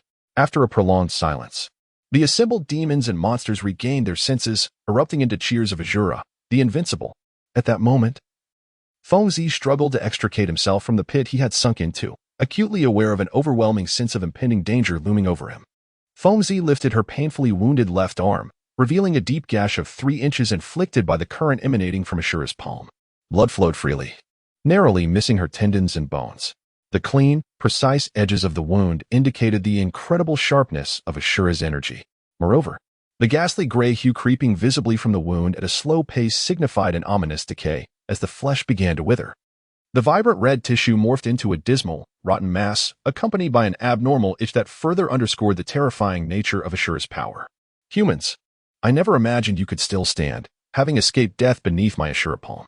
Furthermore, you are the first human I have encountered capable of harnessing energy. Henceforth, I shall take this seriously. Azura's cold, commanding voice echoed throughout the hall, inciting a fervent chorus of excitement from the surrounding demons. Wen Zi gritted his teeth against the sharp pain coursing through his arm, his brows furrowing into a deep frown, yet a smile persisted on his lips. He was acutely aware that his left arm was no longer functional, and now he could only rely on his right hand to combat the Azura. Huh, are you jesting? As a creature that appears utterly detestable, I shall inevitably reduce you to nothingness. Wen Zi tore a strip of cloth from his garments and hastily wrapped it around his wound, casting a cold gaze at the Azura. Although the Azura was oblivious to the precise meaning of Wen Zi's words, he could surmise their derogatory nature. And a fury akin to a volcanic eruption surged within him uncontrollably. Suddenly, a vicious grin flashed across Wen Zi's face, his indifferent gaze shimmering with a fierce brilliance, radiating light as he vanished from sight amidst the astonished stares of the demons. Just as the Azura began to comprehend the situation, he found Wen Zi charging at him like a madman, employing a flurry of punches and kicks, unleashing techniques that seemed to be driven by a desperate will to survive. The piercing sounds of air being sliced echoed continuously. This street-fighting style left the Azura flustered and bewildered, resulting in multiple hits landing upon him. Of course, while Wen Zi's approach proved effective, it came at a significant cost. He had forsaken defense, placing all his hopes on an all-out offensive. Feng Zi roared in the depths of his heart. Only through relentless offense, an unyielding assault, and desperate attacks can he suppress him. In a moment of carelessness, Azura inadvertently allowed several of Feng Zi's strikes to land. Although Azura's body was as hard as steel, sustaining only countless white marks, his clothing suffered greatly, the sound of tearing fabric echoing incessantly. In mere moments, his garments were riddled with numerous slashes, and the air, rushing in like a tempest through the jagged openings, provided a chilling respite. Suddenly, Azura felt a violent ripping sound emanate from below, followed by a refreshing gust of wind surging in. In the next instant, Feng Zi delivered a powerful kick that struck Azura's vulnerable region directly. Azura's complexion turned a deep shade of purple, having been struck in a critical area by Feng Zi's erratic onslaught. Damn human, you must perish, he roared, his face twisted in rage. Triple ring atomic cannon. Azura's expression darkened as he shouted. An invisible yet tangible force surged as his arm sliced through the air, creating strange, translucent ripples. Instantly, these ripples evolved into violent waves of air, akin to the tumultuous tides of the sea, surging outward with increasing intensity. In Feng Zi's astonished gaze, a vortex of air suddenly swirled around Azura's arm, erupting toward Feng Zi's position. It was as if the heavens were collapsing, and the very realm of demons trembled. An incomprehensible cacophony erupted, deafening all present, leaving the demons dizzy and disoriented. In that fleeting moment, Feng Zi felt an unbearable anguish coursing through his body, as though a colossal hammer had struck his chest. Simultaneously, a metallic taste filled his throat, and he involuntarily coughed up blood, the sound of cracking bones resonating as he was engulfed by the ravaging winds. Chapter 76. The Turnaround. Azura's Weakness. Part 1. Boom. The ground of the demon realm trembled once more, debris flying and dust swirling as Feng Zi's body sank deeply into the green brick floor. which cracked around him like a vast spider web. The instant he landed, the chaotic winds surged outward in all directions, sending the demons tumbling like rolling gourds, creating a scene of grand spectacle that left all present, no, all demons, shaken and filled with dread. The vibrations reverberating through the ground further instilled terror, causing them to flee in disarray, appearing utterly wretched. After a brief silence, all the demons turned their astonished gazes toward Azura, believing that Feng Zi could not possibly survive the recent blow. Haha, that wretched human stands no chance against my triple-ring atomic cannon. Azura's derisive laughter echoed throughout the hall, resounding like a clarion call, as if the outcome of this battle was already decided, provoking an uproar of cheers from all the demons. Feng Zi lay in the deep pit, gazing up at the pitch-black sky. He felt as if the heavens had collapsed upon him, the weight pressing down heavily, and he sensed that he had endured countless years of thunder and tempest. An indescribable and horrifying agony that persisted, leaving him uncertain of when this torment would cease. Just as he felt on the brink of surrender, a figure suddenly emerged in his mind. Was it Bulma? A jolt coursed through him, accompanied by an inexplicable surge of emotions, a blend of sorrow, bitterness, reluctance, and an unshakable attachment, feelings Feng Zi had never experienced before. His vision gradually blurred, fatigue enveloping him, yet his mind played on a loop, replaying every cherished moment spent with Bulma and Goku, every fragment of their shared days. To survive? To fight? Yes, I must survive. I must fight. For I am Feng Zi. Gritting his teeth, he fiercely opened his eyes, two blazing beams of light erupting forth. Instantly, the oppressive weight around him lifted, akin to emerging from the terrifying depths of the underworld into a realm of beauty. The world and the starry sky, the radiant moon and rivers reappeared before him, and he felt the preciousness of life and the splendor of rebirth, allowing himself a momentary sigh of relief. However, this respite was fleeting, with a formidable enemy before him. Feng Zi compelled himself to awaken fully. Ashura hovered in midair, the lord of the demon realm, looking down imperiously as he proclaimed, I, Ashura, am the strongest man in this world. Long live Lord Ashura! Long live Lord Ashura! Long live Lord Ashura! The cacophony of demons echoed in fervent agreement. Enough! Silence! The atmosphere shifted abruptly, as every demon's mouth fell agape, their eyes wide with disbelief, including that of their leader, Ashura.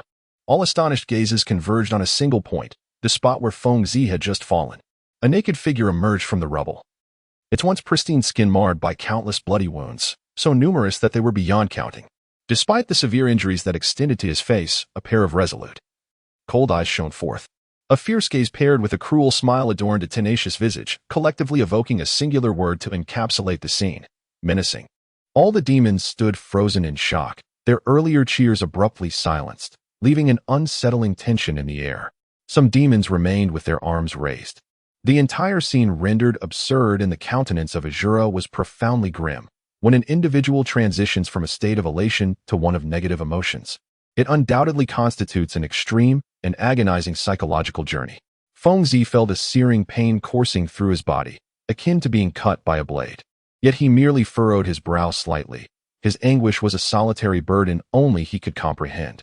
The aura of Azura possessed a corrosive essence, and following the direct hit he had just endured, some of this energy had inevitably infiltrated his being. It was precisely this energy that limited Feng Zi's ability to stand for a mere 10 minutes, after which all functions within his body would deteriorate, leading to his demise in this infernal realm. There exists a certain type of individual in this world, unbeknownst to many, who are born for battle, who perish in combat, reveling in the exhilaration of conflict, regardless of the strength of their adversaries or the formidable challenges they face in overcoming them. As long as they can fight until the very end, shedding their last drop of blood, they embody the essence of manhood. Taking a deep breath, Feng Zi fixed his gaze upon Azura and spoke slowly. At that moment, his dark eyes seemed to ignite with a blazing fire, and he became utterly immersed in the ecstasy of battle. Feng Zi's blood surged to a fervent boil, igniting an indomitable spirit within his chest. Few could evoke such fervor. Yet in this world rife with malevolence, he unexpectedly encountered a creature of such formidable caliber. The exhilaration in his heart was beyond imagination. Ashura was momentarily taken aback. He could scarcely have dreamt of encountering a being willing to forsake life and death for the sake of combat, especially one hailing from the very humanity they, the demons, had long held in contempt. Feng Zi understood that, Given the severity of his injuries, he stood no chance against the formidable Azura in a contest of mere physical combat. Therefore, he resolved to surpass Azura in the mastery of his energy. This was his final gamble, and there was no time left for hesitation. Spiral energy field. Fengzi murmured, as a substantial amount of energy began to coalesce around him at a visible pace. Azura, upon witnessing this, instinctively grew wary. Chapter 77. Reversal. The Azura's weakness.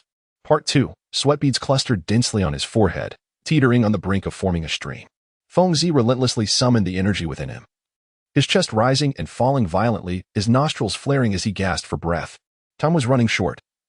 If Fengzi failed to defeat Azura and gain the experience necessary to level up in these final moments, he would face death. Fengzi's violet eyes were intently fixed upon the silhouette of Azura, while her purple hair danced gracefully in the air, swaying as if stirred by an unseen breeze. Fengzi raised his right hand, palm directed towards Azura, a flicker of solemnity crossing his brow. Suddenly, he bellowed, "Open," accompanied by his voice. The remaining energy within him surged forth from his palm, rushing out with a fervor that created a wailing sound akin to a tempest, resonating loudly and distinctly. The vast stone walls of the demonic realm's grand hall echoed with clear reverberations, transforming the quiet of the midnight into a cacophony akin to a tiger's roar or a dragon's chant, reverberating far and wide. Like a torrential flood, the powerful wave of energy surged towards Azura, rampaging with unrestrained ferocity. As it surged, it clashed violently with the air, leaving behind distinct, transparent ripples that emerged in the atmosphere like bamboo shoots after a spring rain. The crimson light flashed brilliantly, reminiscent of the sun within arm's reach, with each layer of glaring red ripples reflecting Azura's figure, swaying and flickering like an illusion in water. A chorus of anguished cries erupted as the demons before this spectacle instinctively shut their eyes, seemingly confronted by an unbearable reality. Azura's expression stiffened momentarily, a glimmer of concern surfacing in his eyes, but he quickly regained his composure. He directed his arm towards the oncoming spiral of energy and unleashed his ultimate technique, the three-ring atomic cannon. In an instant, the two astonishing powers collided, and at that moment, it felt as though the world itself was on the brink of annihilation. The entire demonic realm trembled violently, with all demons swaying chaotically, the scene descending into utter disarray. The formidable waves of energy, like celestial rainbows, spanned several meters before intertwining like two colossal dragons, eventually erupting in a cataclysmic explosion. The displaced air formed a tempest of howling winds, and with a thunderous roar, the unleashed energy swept across a radius of several meters. Those who stood close were flung in all directions by the sudden, overwhelming gust, their frantic flailing in midair rendering them ludicrously comical. Under the impact of the explosive force, Fengzi's expression changed dramatically as he realized that the energy he had unleashed was being repelled by Azura. The rebounding energy stirred up a boundless, transparent wave that surged relentlessly towards the helpless Fengzi. Infuriatingly, he thought, could this be the end? His eyes bloodshot with defiance, he roared in frustration. Just as despair enveloped him and death loomed perilously close, an unexpected figure appeared before him. Astonished, Fengzi was taken aback to find that someone had come to rescue him. Moreover, the savior was someone he could never have anticipated, Reina, the very guard who had impeded him on his journey to the demonic realm. A woman with whom he had no acquaintance, perhaps even an adversary. "Get back!" she cried out, her voice ringing with urgency as she charged towards the oncoming tempest of energy. Boom! A circle of transparent ripples, vividly visible, erupted from Fengzi's front with a frenzied lateral impact, accompanied by a profoundly muffled roar and anguished cries that resonated deeply within the soul. This circle, akin to a tidal wave, swiftly expanded in all directions, mingling with the delicate wails as Reina's body was flung away. The tempestuous air wreaked havoc in the darkened sky. Fengzi gazed in disbelief at the woman who had selflessly saved him. He was perplexed, unable to fathom why this woman, whom he had encountered only once, would go to such great lengths to rescue him, a human despised by her kind. With a sudden movement, he darted forward like lightning. As the chaos gradually subsided, Fengzi hastened towards Reina. At that moment, her garments lay tattered, blood oozing from her wounds, her countenance wan as she lay silently on the ground. In an instant, Fengzi reached her side, shaking her gently while anxiously exclaiming, "Hey, foolish woman, wake up." Reina opened her eyes, a bitter smile gracing her lips, and weakly uttered, "You see now the might of Lord Azura, don't you? Fear not, I shall not perish. The remaining time is entrusted to you. You must defeat Lord Azura." With those words, she succumbed to unconsciousness, yet she did not die. Fengzi gazed at the woman lying before him, bewildered by the inexplicable motive behind her decision to save him. Suddenly, he sensed a palpable aura of murderous intent silently honing in on him. Without the need for conjecture, he understood that this formidable menace emanated from the terrifying Azura. "Human, how is it that you still draw breath?" The Azura's voice was devoid of emotion, casting a cold glance at Fengzi before shifting its gaze to the unconscious Reina. A flicker of surprise crossed its countenance, revealing a hint of imperfection within its eyes. "It is Lady Reina. How could she possibly assist that human wretch? What is happening?" A chorus of whispers erupted among the demons. "It is indeed her." The Azura momentarily paused, glancing at the unconscious Reina, quickly regaining composure to mask any emotional upheaval, before redirecting its attention back to Fengzi. Chapter 78, The Turnaround. The Azura's Vulnerability. Part 2. Fengzi clenched his fists tightly. This was indeed his first encounter with such a formidable adversary, whose strength was terrifying beyond measure. For Fengzi at this moment, he possessed not even the slightest chance of victory. Ashura regarded him with an indifferent smile and remarked, "Human, it is time for you to report to King Yinluo." Fengzi furrowed his brow as he gazed at the approaching Azura. A sense of urgency surged within him as he thought, if only this Azura had a weakness. A weakness. Suddenly, a spark of realization illuminated Fengzi's countenance. It seemed he had stumbled upon an epiphany. As a repository of data, his greatest talent, aside from combat, lay in an analytical prowess that surpassed that of ordinary individuals. Indeed, at this critical moment, Fengzi's mind flickered with insight, and he finally discerned the vulnerability that resided within the Azura. "Die!" he shouted as the Azura closed in. Less than a meter away, raising its right hand enveloped in a surge of energy, ready to strike down upon the severely injured Fengzi. With a fleeting glimmer in her eyes, Fengzi thought to herself, an opportunity. In the next moment, she raised her hands, palms facing forward, striking a pose that left Ashura utterly astonished. If Master Rashi were present, he would surely be amazed to recognize that this stance was none other than the 10,000 National Shocking Palm. Fengzi straightened her body, her nerves taut, and suddenly shouted, under the fearful gazes of Ashura and all the demons. Fengzi transformed her energy into lightning, the electric currents spreading rapidly, an intense blue light erupting before her. She desperately converted her energy into electricity, the magnificent lightning surging forth like the floods of the Yellow River, akin to a mountain torrent, cascading wildly for miles. "Ah!" Ashura screamed in terror, as white vapor resembling steam began to emanate from his skin, which was rotting away. The expression on his face was one of sheer, unadulterated fear. Fengzi smiled, a radiant grin illuminating his face, for he knew he had triumphed. Indeed, as he had anticipated, the Azura and all manner of demons quaked in fear of the brilliant light. In this realm of perpetual darkness, their most significant vulnerability lay in their skin's exposure to illumination. Once their skin came into contact with light, their cells would perish. Fengzi recalled that when he unleashed the spiral energy field, these demons exhibited signs of distress, not due to an overwhelming power that intimidated them, but rather for a very simple reason: they feared the light.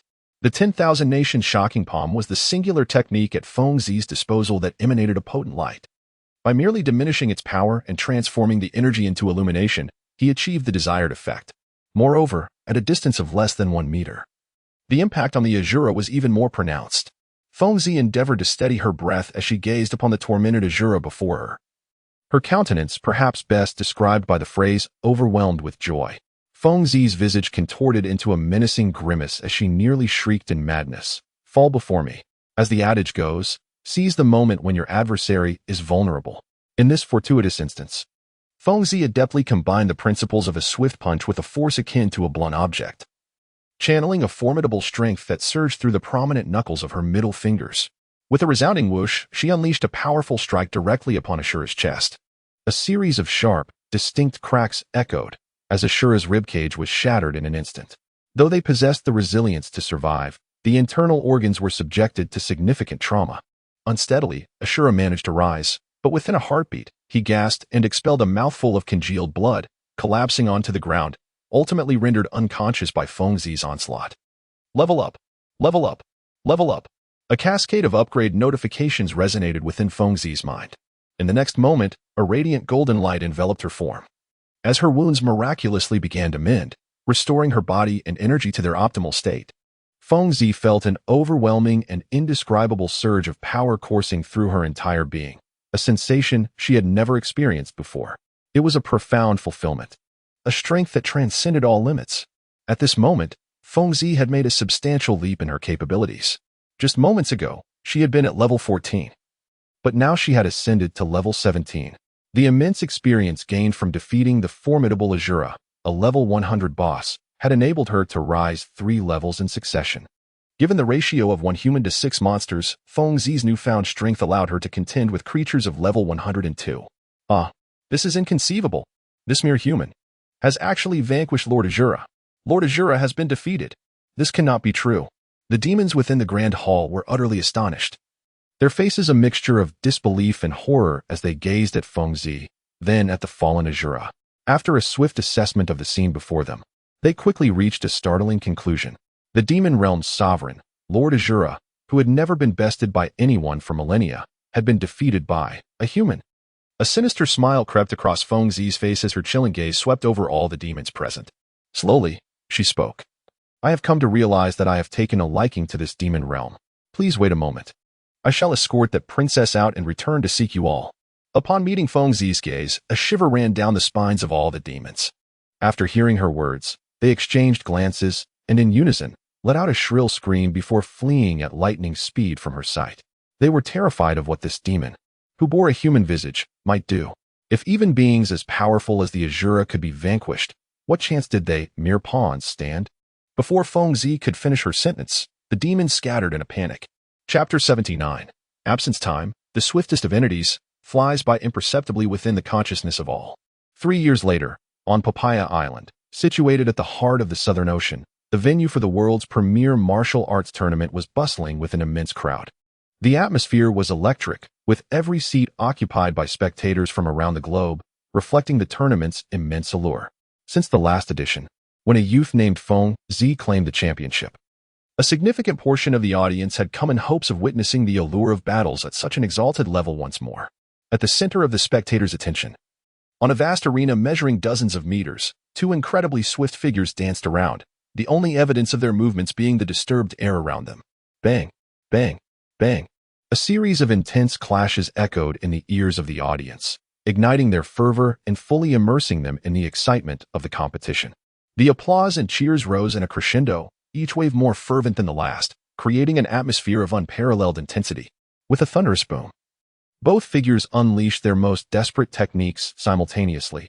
Equally matched, they were both sent reeling backward, only regaining their balance after retreating several meters. Absolutely riveting. Ladies and gentlemen, behold, the contestants Tianjin Fan and Sun Wukong have separated, exclaimed the host from the edge of the arena, passionately narrating under the sweltering heat. As the 2 figures stood apart, their true forms were revealed. On the left stood a diminutive youth clad in a striking red martial arts uniform, emblazoned with the character for Turtle on his back. With jet black hair and fierce, determined eyes, he was marked by a distinct feature, an elongated tail protruding from his rear. This was Sun Wukong, whose strength had dramatically surged over the past 3 years. Opposite him stood a robust and imposing young man, completely bald, with a sharply defined face. What drew the most attention was not the uniqueness of his eyes, but the fact that he possessed 3 of them, a robust physique and impeccably defined muscles. This young man, who has engaged in combat with a formidable creature akin to Sun Wukong, undoubtedly possesses extraordinary strength. This youth is none other than Tianjin Fan. Lauded by the host, and like Sun Wukong, he hails from a prestigious lineage, being a disciple of Master Crane. It is astonishing that this little sprite, adorned with a tail, exhibits such formidable prowess. Gasping for breath, Tianjin Fan's unwavering gaze remains fixed upon Sun Wukong, his vigilance unyielding, as he contemplates in surprise.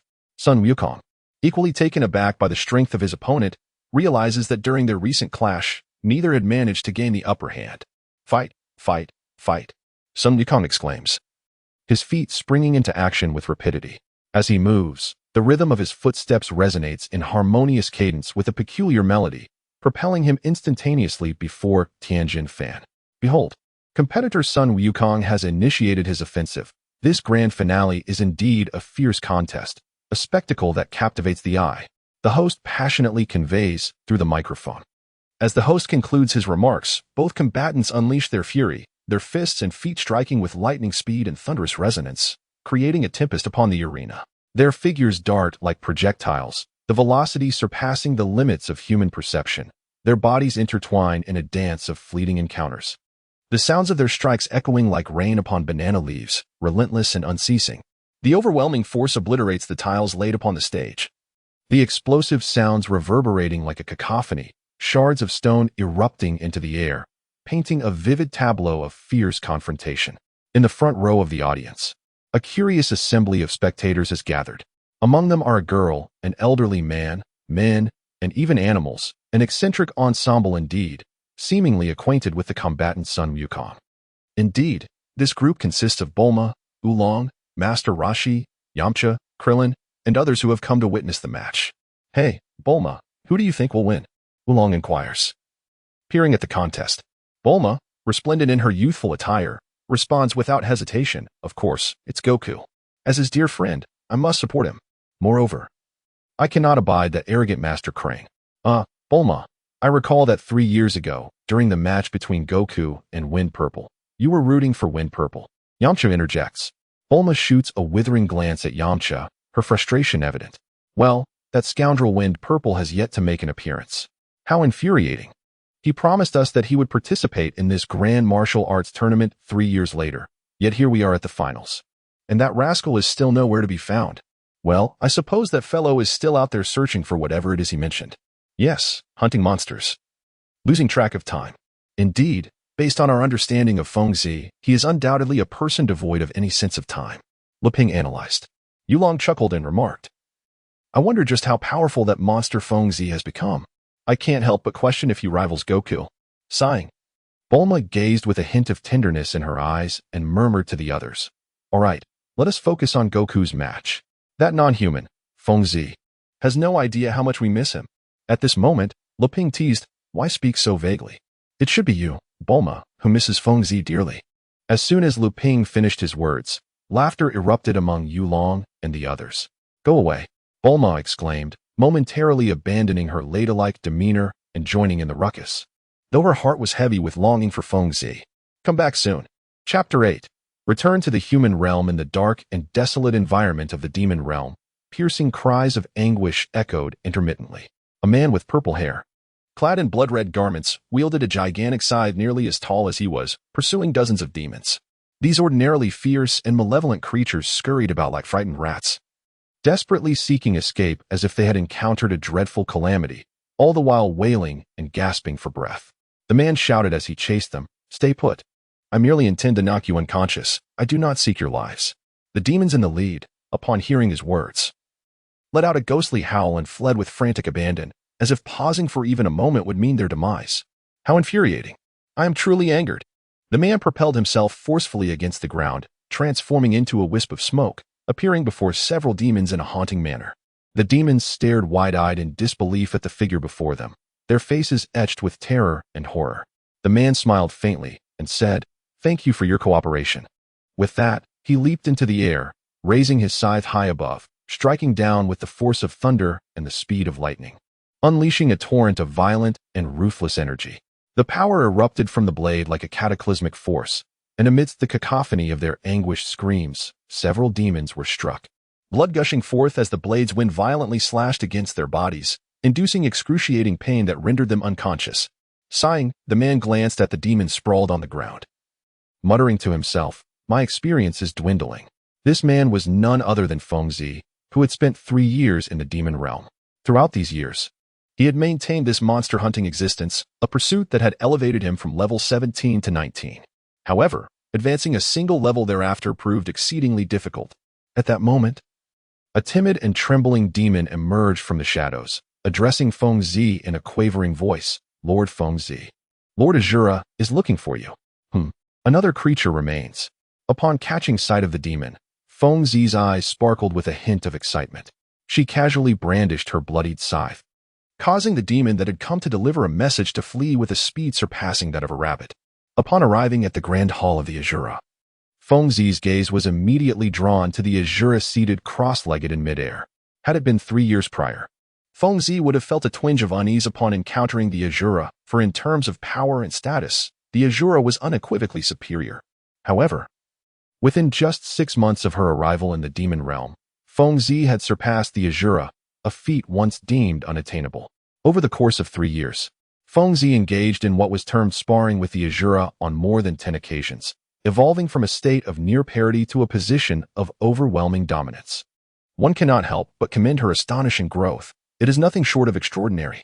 These past 3 years have been immensely fulfilling for Feng Zi, as each day presented her with an array of challenges and opportunities. She was constantly surrounded by a flurry of chaotic energies, and an abundance of sustenance was readily available.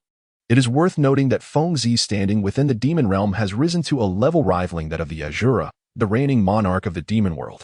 Every creature in the realm now harbors a deep-seated fear of Feng Zi, perceiving her as 100 times more terrifying than the Azura. The average demon has found themselves incapacitated by her strikes approximately 3 times, leading to a widespread reluctance to engage with her. Upon sighting Feng Zi, they flee in terror. Consequently, a popular saying has begun to circulate in the demon realm: when encountering a madwoman, the wisest course is to flee. After countless encounters with monsters and the acquisition of experience, Feng Zi reached a conclusion. If a monster he had previously defeated was vanquished again, he would only receive half of the prior experience. In other words, should he defeat that same monster for the 3rd time, the experience earned would amount to merely a quarter of what he had previously gained. Having sent the princess out of the demon realm and completed the task assigned by the system, Feng Zi was rewarded with a 6-month period of double experience. The demon realm, devoid of day and night, left Feng Zi uncertain of how long he had actually stayed there, causing him to miss the opportunity to participate in the grand martial arts tournament. "Azura, what brings you to me?" Feng Zi inquired, taking a seat without hesitation. Azura floated gracefully in midair using the technique of aerial movement, a sight that appeared miraculous to the demons below, yet to Feng Zi, it was merely a display of harnessed energy. "Ah, Feng Zi," Azura said with a wry smile, "you have grown so strong. Perhaps it is time for you to leave the demon realm?" Upon hearing the words of Azura, Feng Zi suddenly recalled something, her expression shifting dramatically as she inquired, "By the way, how long have I been here?" Azura, uncertain, replied, "According to your human calculations, it should be approximately 3 years. After a moment of silence, Feng Zi nodded and said, "Indeed, I must take my leave from here. Azura, I shall return to visit you when time permits."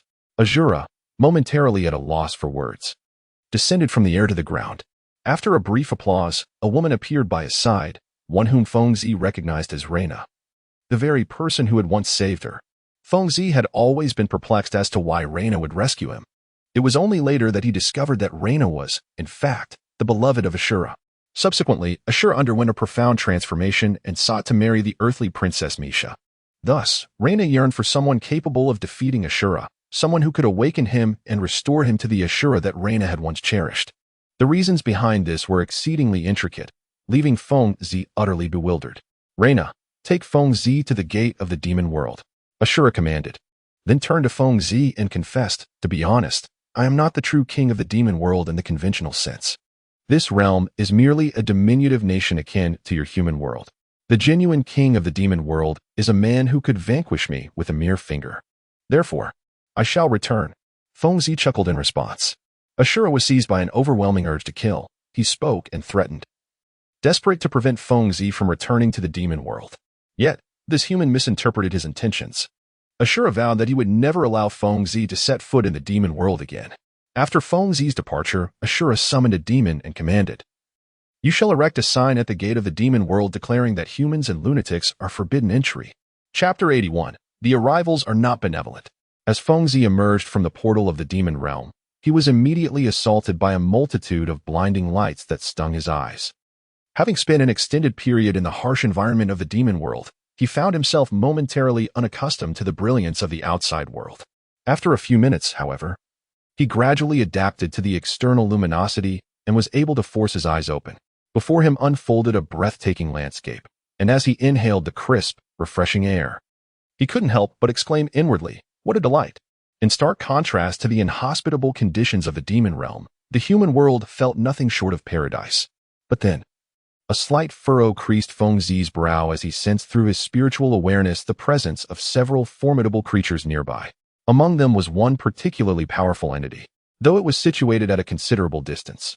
Nonetheless, Fengzi could distinctly perceive its immense strength, undoubtedly surpassing even that of an Azura. Fengzi could hardly contain his exhilaration. He had never anticipated that there existed entities surpassing even the Azura in this world.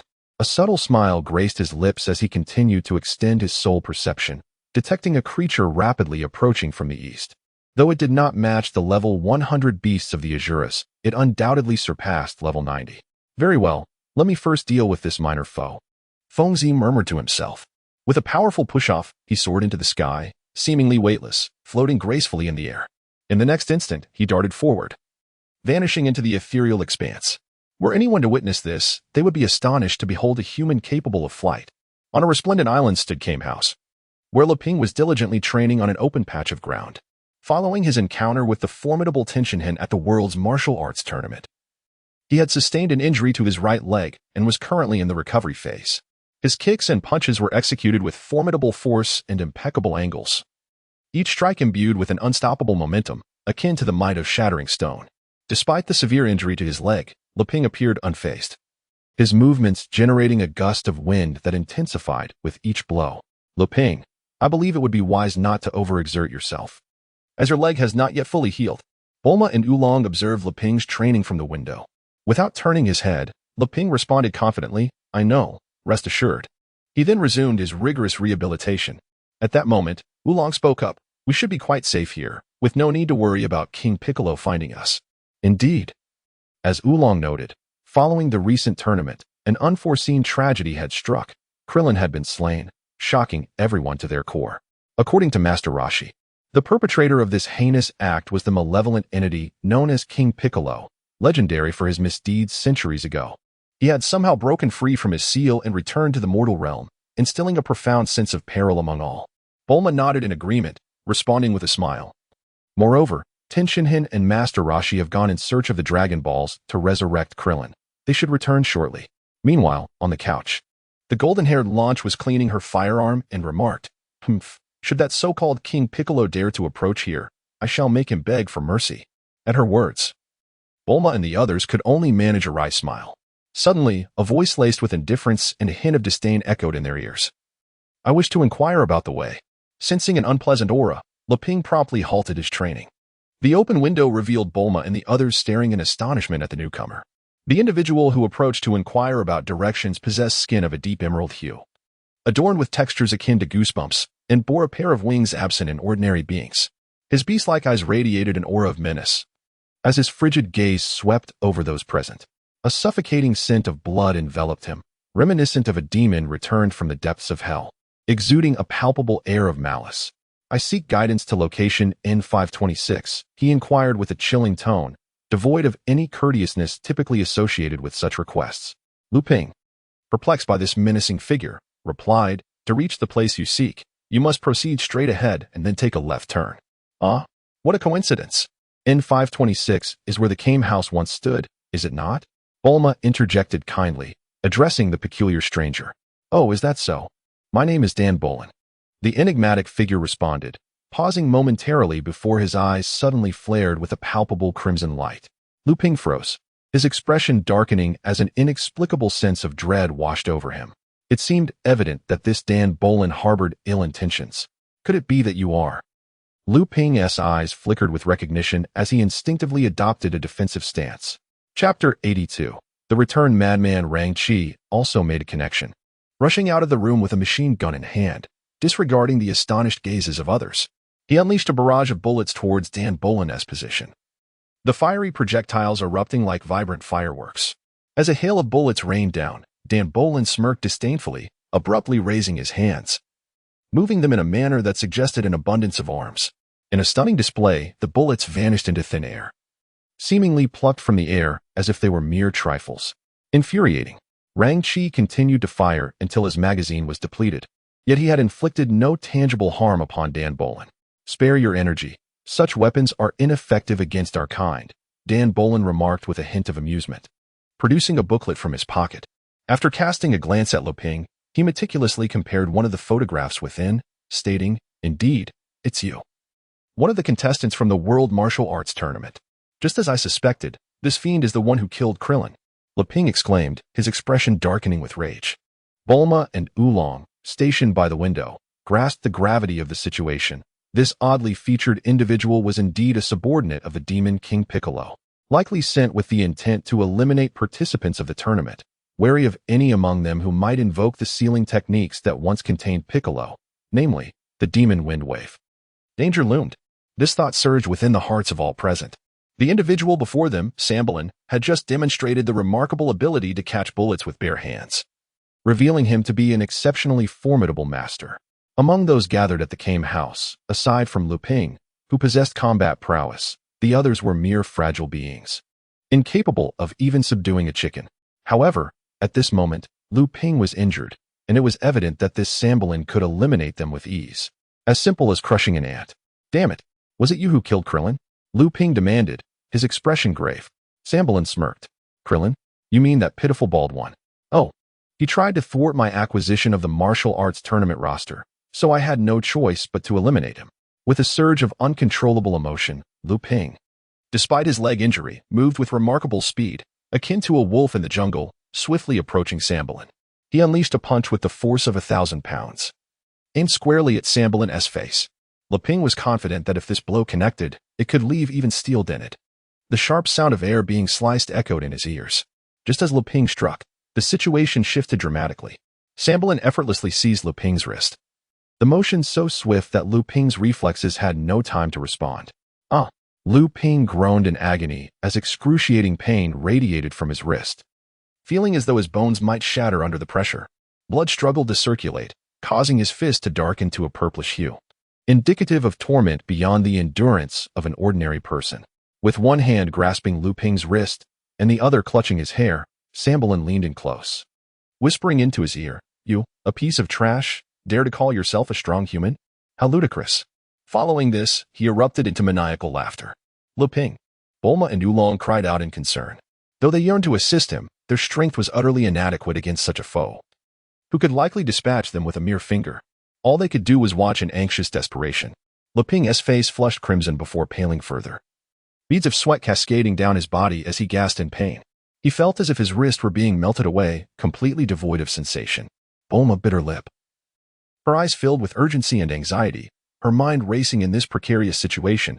If only that scoundrel Feng Zi were here right now. Sambalin continued to apply pressure to Leping's wrist, a cruel smile curling his lips, as though he derived pleasure from this torment. A cold wind swept through, and suddenly the air seemed to ripple, an overwhelming force of energy expanding outward. Boom! With a thunderous roar, the ground 10 meters away from Shan Bolin shattered instantaneously, debris flying and dust swirling, revealing a gaping chasm. A violet figure surged forth like a tempest amidst the storm of flying stones, racing towards the startled Shan Bolin with an astonishing velocity, akin to the wind sweeping away the clouds, cleaving through obstacles as if merging with the cold breeze itself. Shan Bolin, a formidable warrior capable of vanquishing Klin and defeating Leping, swiftly regained his composure upon witnessing this upheaval and lunged towards the newcomer. However, the stranger's speed surpassed his own, resembling a fierce gale that brushed past him without hesitation. The figure, undeterred, sprang off the ground, leaping effortlessly over Shan Bolin's head before he could react, as Shan Bolin charged forward with twin fists aimed at the intruder. The violet figure's eyes glinted with a chilling brilliance. In a swift motion, the stranger intercepted the oncoming fists, and with a sudden shift of the shoulder, unleashed a violent blow directly to Shan Bolin's exposed chest. The force was as swift as lightning and as powerful as thunder, overwhelming in its might and unstoppable in its momentum. Shan Bolin let out a muffled grunt.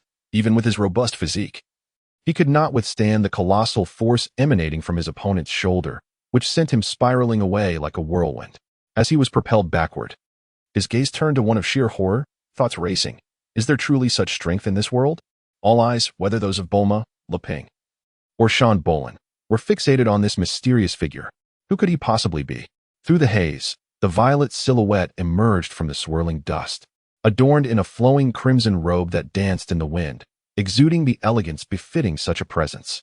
The powerful aura that had once enveloped the tall, imposing figure began to wane, revealing a chiseled face with eyes glinting with murderous intent, radiating an air of dominance, authority, and an intense fervor cloaked in an icy demeanor. His violet hair cascaded to his waist, swaying gracefully in the breeze, partially obscuring his face, yet failing to conceal the sharpness of his gaze or the magnitude of his power. "It is you. How incredible! It is Fengzi. Fengzi, you rascal. You have finally made your appearance." Fengzi nodded and smiled at the crowd, saying, "I have returned. Well, I was a bit hungry. Otherwise, I could have easily vanquished this creature in one fell swoop."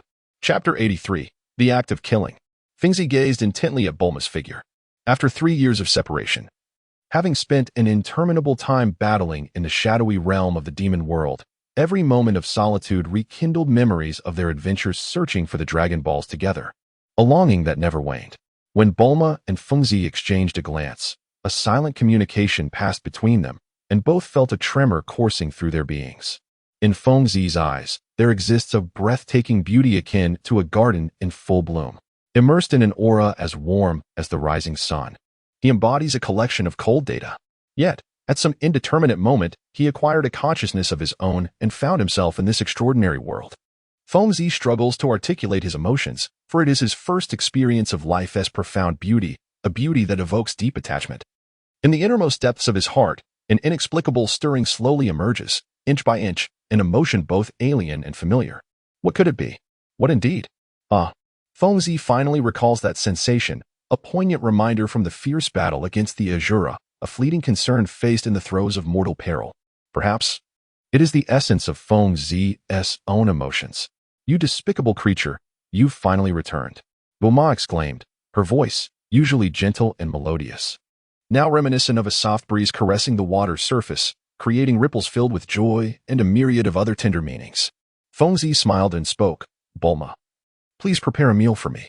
Her slow, deep voice was resolute and powerful, imbued with a fervent intensity that radiated unyielding strength. "You remain the same as ever," Bulma replied with a playful laugh. Upon Fengzi's return, nearly everyone felt the magnetic allure she exuded. In moments of despair, one yearns for a savior, a figure who serves as a pillar of strength, and for Bulma and her companions, that figure is none other than Fengzi. At that moment, Dan Bolin clumsily rose from the ground, his voice laced with hatred. "You bastard! Who exactly are you?" His expression was grotesquely fierce, and his animosity towards Fengzi could not be overstated. "The one who will take your life." Fengzi furrowed her brow, an inexplicable disdain washing over her, and coldly retorted. Dan Bolin's face darkened, his eyes bloodshot like a demon, and he shouted hoarsely, "You have enraged me." With that, a suffocating aura of bloodlust enveloped him. "Come forth. I've encountered many like you," Fengzi disdainfully replied with a cold snort, unable to contain his volatile temperament any longer. Dan Bolin surged towards Fengzi like a whirlwind, igniting the clash of battle. In the blink of an eye, his fist hurtled towards Fengzi with astonishing speed. Her eyes glinted with ferocity, a playful smile gracing her lips as she raised her hand, delivering a punch with the swiftness of a lightning strike. Boom! A hurricane-like shockwave emanated from the two, lifting dirt and grass into the air, while the fierce winds tousled Fengzi's hair skyward and clung her clothes to her body. Suddenly, her fist erupted with cerulean sparks of electricity, a torrent of overwhelming power surging towards Dan Bolin. He felt his arm go numb in an instant. And as their fists collided, a terrifying force coursed through his body. The gale continued for several meters before dissipating, leaving a wide expanse of cleared ground around them. However, the previously menacing Dan Bolin, with a whoosh, was sent flying after just a moment of confrontation. He hurtled backward for several meters, ultimately crashing against the wall of the lowly Kame house. Dust billowed around him as he lay amidst the shattered wooden debris, spitting out a mouthful of blood. Having sustained a grievous injury, Fengzi offered a faint smile as she slowly approached Sean Bolin. As her gaze intensified, the brilliance within her eyes grew increasingly luminous, and the fierce aura emanating from her surged forth, swirling and tumultuously sweeping up the surrounding wood shavings in a chaotic dance. Fengzi's countenance was remarkably tranquil, yet his eyes emanated an eerie crimson light. Coupled with his waist-length hair, which danced wildly in the wind behind him, he appeared almost otherworldly, fierce and formidable. "You." Dan Bolin widened his eyes in terror, gazing at the figure of Fengzi before him, a sense of dread rising within him akin to facing the formidable King Piccolo. Fengzi smiled coldly, declaring, "The weak are not worthy of pity. Allow me to send you to hell." With that, Fengzi's fist descended violently, causing the surrounding air to explode with a fierce crack. The force unleashed shot forth like an arrow, producing a sharp sound that cleaved through the air and struck Sean Boland squarely in the chest. A heart-wrenching scream echoed as Sean Boland's chest was pierced by the blow, blood splattering in a gruesome display. It was his first act of murder. Feng Zi chuckled, vividly recalling when Bulma had once asked him what else he could do apart from battling monsters. I can also kill. Chapter 84. The news of death within the confines of the Kame house. Feng Zi dined on the food laid out before him while engaging in conversation with Bulma and the others. Feng Zi, where have you been for the past 3 years? Bulma inquired, her tone tinged with a hint of dissatisfaction. With his head bowed, Wind Purple continued to eat from his bowl and replied, go find the monster that struck. Cough, just as I expected. Lu Ping glanced at the engrossed Wind Purple and chuckled. Bulma remarked, Wind Purple, you seem to have grown significantly stronger than before. Yes, Bulma, another bowl please. Wind Purple handed his bowl to Bulma and continued. Bulma let out a wry laugh, busily serving more rice for Wind Purple, and inquired. Wind Purple, how could you possibly have missed the triannual World Martial Arts Tournament? That tournament has already taken place? I had no idea, Wind Purple replied innocently. Could you first elaborate on what you have been up to during these 3 years? Lu Ping interjected. Feng Zi pondered for a moment and recounted. I came across a map known as the Demon Realm, where I encountered a being named Azura and subsequently engaged him in battle. Upon hearing Feng Zi's extraordinary tale, Lu Ping and Bu Ma were left bewildered. Terms like Demon Realm and demons transcended their understanding. Could it be that for the past 3 years, you have been embroiled in conflict and violence? Lu Ping inquired, his tone laced with admiration. Feng Zi nodded and said, I relish the thrill of combat. Indeed, Feng Zi, I too take pleasure in engaging in battles. At that moment, Lang Qi, who had been listening intently to Feng Zi's narration, interjected. Feng Zi cast a glance at Lang Qi and smiled, inquiring, who might you be? You seem quite familiar. Lang Qi was momentarily at a loss for words, prompting Lu Ping to clarify, she is Lang Qi. Have you not met her before? Feng Zi suddenly realized. So it is you, Lang Qi. You've dyed your hair. This immediately elicited laughter from Wu Long and the others. Feng Zi, there is something I must tell you, Bulma said, her expression turning serious as she spoke slowly to Feng Zi. Feng Zi, perplexed, inquired, what is it? Bulma responded, you must remember Krillin, who participated in the martial arts tournament alongside you. Of course, he's that feeble-bald fellow. Feng Zi recalled and replied. While Feng Zi and Krillin did not share a profound bond, they were acquainted through Sun Wukong. Bulma took a deep breath and said, Krillin. He has passed away. He was killed by that monster you defeated. Upon our revelation, the atmosphere became heavy with sorrow, and laughter was extinguished among them. Feng Zi let out a soft sigh and said to Bulma, please, continue. According to the words of Master Roshi, the formidable demon King Piccolo, sealed away for centuries, has returned to the mortal realm. He is an immensely powerful demon, and the only ones with a chance to defeat him are you and Goku. However, with Goku's fate currently unknown, the hope now rests solely upon you. After a moment of silence, Feng Zi chuckled lightly. I can already sense the presence of this demon King Piccolo you speak of. As you mentioned, he is indeed strong, but Suddenly, Feng Zi trailed off mid-sentence, words left unspoken. Outside, the sky transformed into an ominous pitch black, reminiscent of the dark heavens of the demon realm that Feng Zi knew so well. What is happening? Oolong exclaimed in astonishment, and all present, including Feng Zi, felt an unsettling familiarity with this experience. Bulma's expression shifted dramatically as she rushed to the window, gazing at the sky that seemed to herald the arrival of night. Her voice laced with concern. Could it be that someone has gathered all 7 Dragon Balls? Is it Tien and the others, or? Just as anxiety gripped their hearts, the sound of a phone ringing pierced the air. Bulma answered the call, saying, hello, this is Master Roshi's house. Tien? Is that you? What? Wait, please repeat that. Bulma's face paled, and the phone clattered to the floor with a thud. Lu Ping, sensing the gravity of the situation from Bulma's expression, urgently asked, Bulma, what happened? That call was from Tien, right? Bulma bit her lip in distress, responding with anguish, Master Roshi and Kairatsu. They are dead. Shock washed over everyone, their faces reflecting disbelief as though struck by lightning, plunged into the depths of this devastating news. How can this be? Is that demon King Piccolo even stronger than Master Mateto? Lu Ping clenched his fists, his voice trembling. Bulma, her complexion ashen, replied with fury and sorrow, and Kairatsu. He was also killed. Feng Zi, who had remained silent, now bore an unusual glint in his eyes, his expression shifting to one of surprise. Oolong. Noticing the subtle changes on Feng Zi's face, inquired with curiosity, Feng Zi, what is it? At the sound of Oolong's question, all eyes turned toward Feng Zi. Feng Zi spoke in a deep voice. What a powerful indication. The creature you refer to as the Great Demon King Piccolo has evidently undergone a significant elevation in strength, surpassing my current capabilities. Chapter 85, The Great Demon King Piccolo, Part 1. This Great Demon King Piccolo must have utilized the Dragon Balls to fulfill his wishes, thereby augmenting his power, Bulma remarked, her brow furrowed in contemplation. Liu Ping clenched his fists, his expression grim, even before his enhancement. The Great Demon King Piccolo could defeat Master Mateto.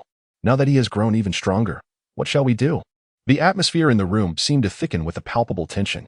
At that moment, Feng Zi broke into a radiant smile, exclaiming, the existence of such a formidable foe is exhilarating. If the creatures in this world were pitifully weak, what would be our purpose?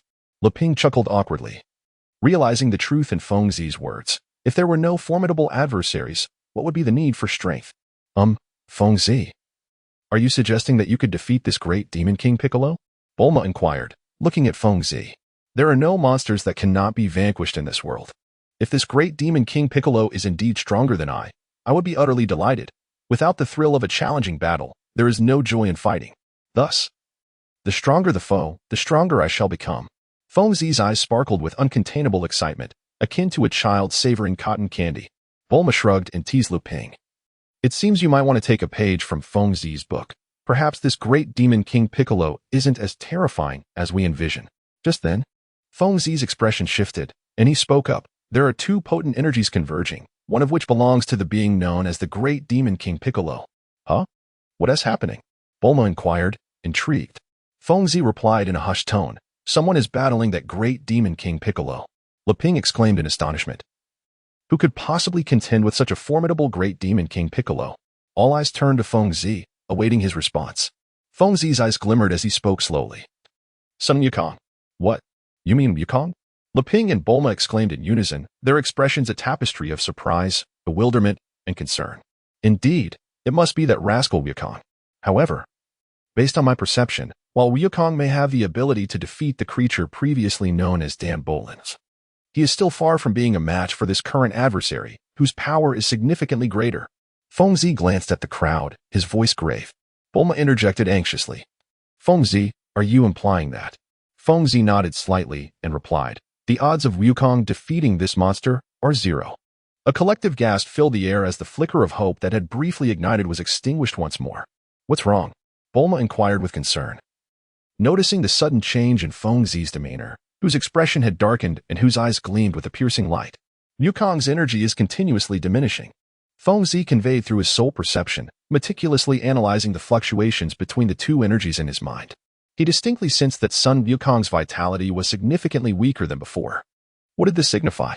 It indicated that Sun Wukong was either injured or had exhausted his energy. Regardless of which scenario, neither boded well. Feng Zi suddenly rose to her feet, and both Bulma and Liu Ping discerned an unusual expression on her face, causing a wave of unease to swell within them. Goku has lost. Feng Zi's countenance shifted slightly as she sighed and spoke in a subdued tone. How infuriating. Liu Ping clenched his teeth, seething with indignation. Feng Zi suddenly declared, I shall confront this monster. Feng Zi, you must not go. Bulma's face twisted into a bittersweet smile, for her greatest fear had come to fruition. After so much effort to reunite with Feng Zi, she could never bear to witness her friend march towards certain doom. Feng Zi gazed at Bulma with a perplexed expression. Bulma grasped one of Feng Zi's arms and said, Feng Zi, you lack the confidence to defeat that Demon King Piccolo, do you not? One must engage in battle to truly understand. Feng Zi replied with a smile, though a fierce determination shone in his eyes. At that moment, Liu Ping interjected, it's futile. Bulma, you cannot dissuade this fellow. Ignoring Liu Ping, Bulma continued to focus on Feng Zi and suddenly asked, are you still hungry? As Feng Zi observed the moisture in Bulma's eyes, an inexplicable emotion stirred within him. After a moment of contemplation, he replied, hungry. Do you still wish to eat? Yes. Seeing this scene unfold, Liu Ping found himself momentarily at a loss for words. It seemed that in this world, only Bulma could persuade Feng Zi. Meanwhile, the king, in celebration of the 3rd anniversary of his ascension to the throne, organized a grand ceremony. Almost all the citizens residing in the capital gathered to witness this unprecedented spectacle, resulting in a throng of people crowding along the once spacious streets. Wait, stop. Who are you? The guards maintaining order confronted an oddly dressed individual accompanied by a subordinate, who was slowly advancing down the blocked street. The newcomer snorted disdainfully, uttering not a word, and pointed his middle finger at the guard. With a resounding burst, a blinding light erupted from his fingertips, striking the guard squarely in the chest. The guard fell to the ground before he could even call for help, his eyes wide open in shock until his last breath. This enigmatic figure was none other than King Piccolo, restored to his youthful prime through the Dragon Balls. Chapter 86, King Piccolo, Part 2. King Piccolo's gaze was chilling. A cold smirk perpetually gracing his lips, enveloped in an eerie aura of menace, true to his name as a ruthless tyrant. Following closely behind was his subordinate, a strategist of modest combat prowess. The two strode confidently down the street, unperturbed. You two, stand there and do not move, or we will open fire. A line of guards intercepted King Piccolo, each wielding heavy firearms, with the leading guard issuing a stern warning. King Piccolo showed no intention of stopping. Continuing forward with an air of nonchalance, his eyes filled with disdain for the guards, dismissing their warnings entirely. Do not approach. Damn it, fire. The guards, seeing that King Piccolo had no intention of halting, reluctantly commanded their comrades. Instantly, dozens of gun barrels were aimed at Piccolo, and a hail of bullets erupted. In the face of such gunfire, survival seemed impossible unless one were a deity. Yet, the guards' perceptions were shattered as they witnessed the bullets ricochet off King Piccolo. Having no effect whatsoever, he continued to advance, as if the bullets were mere tickles against his skin. Unfazed, Piccolo's expression remained unchanged as he steadily approached the guards. Indifferent to the barrage of bullets raining down upon him, Bick, with an impassive expression, gazed at the terrified guard before him, with merely a raised hand. Countless gusts of wind surged forth, and in the next moment, the ground trembled violently. The guard felt as if he were caught in a tempest at sea. The upheaval far more ferocious. A brilliant, crimson light emerged, intensifying in strength, and in a breath's time, a cataclysmic explosion resounded, accompanied by a series of anguished cries. The guards were annihilated on the spot, disturbed by the cacophony from the outside world. The guard headquarters dispatched a formidable military force to obstruct the entrance that the formidable Bick was about to breach. Tanks, helicopters, and artillery formed an imposing defense to protect the king. Upon receiving orders from superiors, they swiftly encircled the entrance, determined to impede Bick's advance. Bick's eyes darted about as he regarded the heavily armed battalion before him. With a chilling voice, he remarked, "These ants are exceedingly loud." Following this, a burst of resplendent light erupted from his palm, hurled towards the army. In an instant, the ground beneath everyone's feet began to undulate like the tumultuous waves of the sea, and an even more deafening explosion erupted. All soldiers were thrown into disarray by this overwhelming force, suffering grievous injuries, blood splattered as they fell lifelessly to the ground. The sheer terror and cataclysmic might of Bick was beyond human comprehension and resistance unless one experienced it firsthand. A few surviving soldiers exchanged horrified glances, their eyes wide with shock. Just recalling the earlier scene sent shivers down their spines, a chilling dread rising from their cores, their backs suddenly beaded with sweat. "You shall all perish," Bick declared, advancing at a leisurely pace. As he approached the remaining soldiers, they finally reacted, fleeing in terror, too frightened even to resist, like startled birds taking flight. Meanwhile, the king, who had been delivering a speech, noticed the ground quaking violently, followed by the ear-splitting sound of an explosion. He set aside his notes, his expression shifting as he turned towards the entrance. Dust filled the air, swirling in a chaotic dance. A menacing figure emerged into the king's view, with skin of deep green and eyes that chilled to the bone. Adorned with a prominent symbol of sorcery, and exuding an aura of malevolence, the newcomer appeared exceptionally terrifying. The king feigned calmness, though anxiety gripped his heart, and he inquired, "Who are you?" Bick cast a disdainful glance over the assembly, laughing wickedly. "From this day forth, the entire world shall be under the dominion of me, the great Bick. You insolent wretch. Protect his majesty, we will handle this," bellowed several guards beside the king as they charged towards Bick. A minute later, all the guards lay sprawled upon the ground. The arrival of the formidable Bick the Demon King inflicted a devastating blow. The intense explosion from the initial assault distorted the doors of the observation room, rendering them firmly stuck and preventing any smooth opening. The crowd, initially gathered for the celebratory ceremony, was paralyzed by this sudden calamity. A violent upheaval sent them, along with tables, teacups, and fruits, crashing to the ground. jolting them back to reality. Subsequently, piercing screams resounded in a cacophony of terror as panic-stricken individuals scrambled towards the back door, stumbling and rolling in their haste. Upon reaching the entrance, they discovered the door was unyielding, which ignited a torrent of frenzied and venomous curses from these seemingly cultured citizens, their words darkening the very air. Fists, legs, and any throwable objects were hurled at the door in a wild frenzy, and after enduring for mere seconds, it ultimately succumbed to their relentless assault. Shattering into fragments. Vic the Demon King's hands erupted with blinding light, accompanied by continuous explosions. His frenzied antics ushered in unprecedented chaos, plunging the entire crowd into a state of terror. The throng swayed perilously, the violently shaking ground rendering them unable to maintain their footings, preventing even a single individual from escaping within moments. Roof tiles collapsed, striking the unfortunate individuals below, resulting in immediate fatalities and injuries. A maniacal laughter erupted from Bick the Demon King, his gaze chillingly indifferent, treating these humans as mere toys, to be destroyed at his whim, for he embodied malevolence itself. Chapter 87. Chaos. A world in crisis.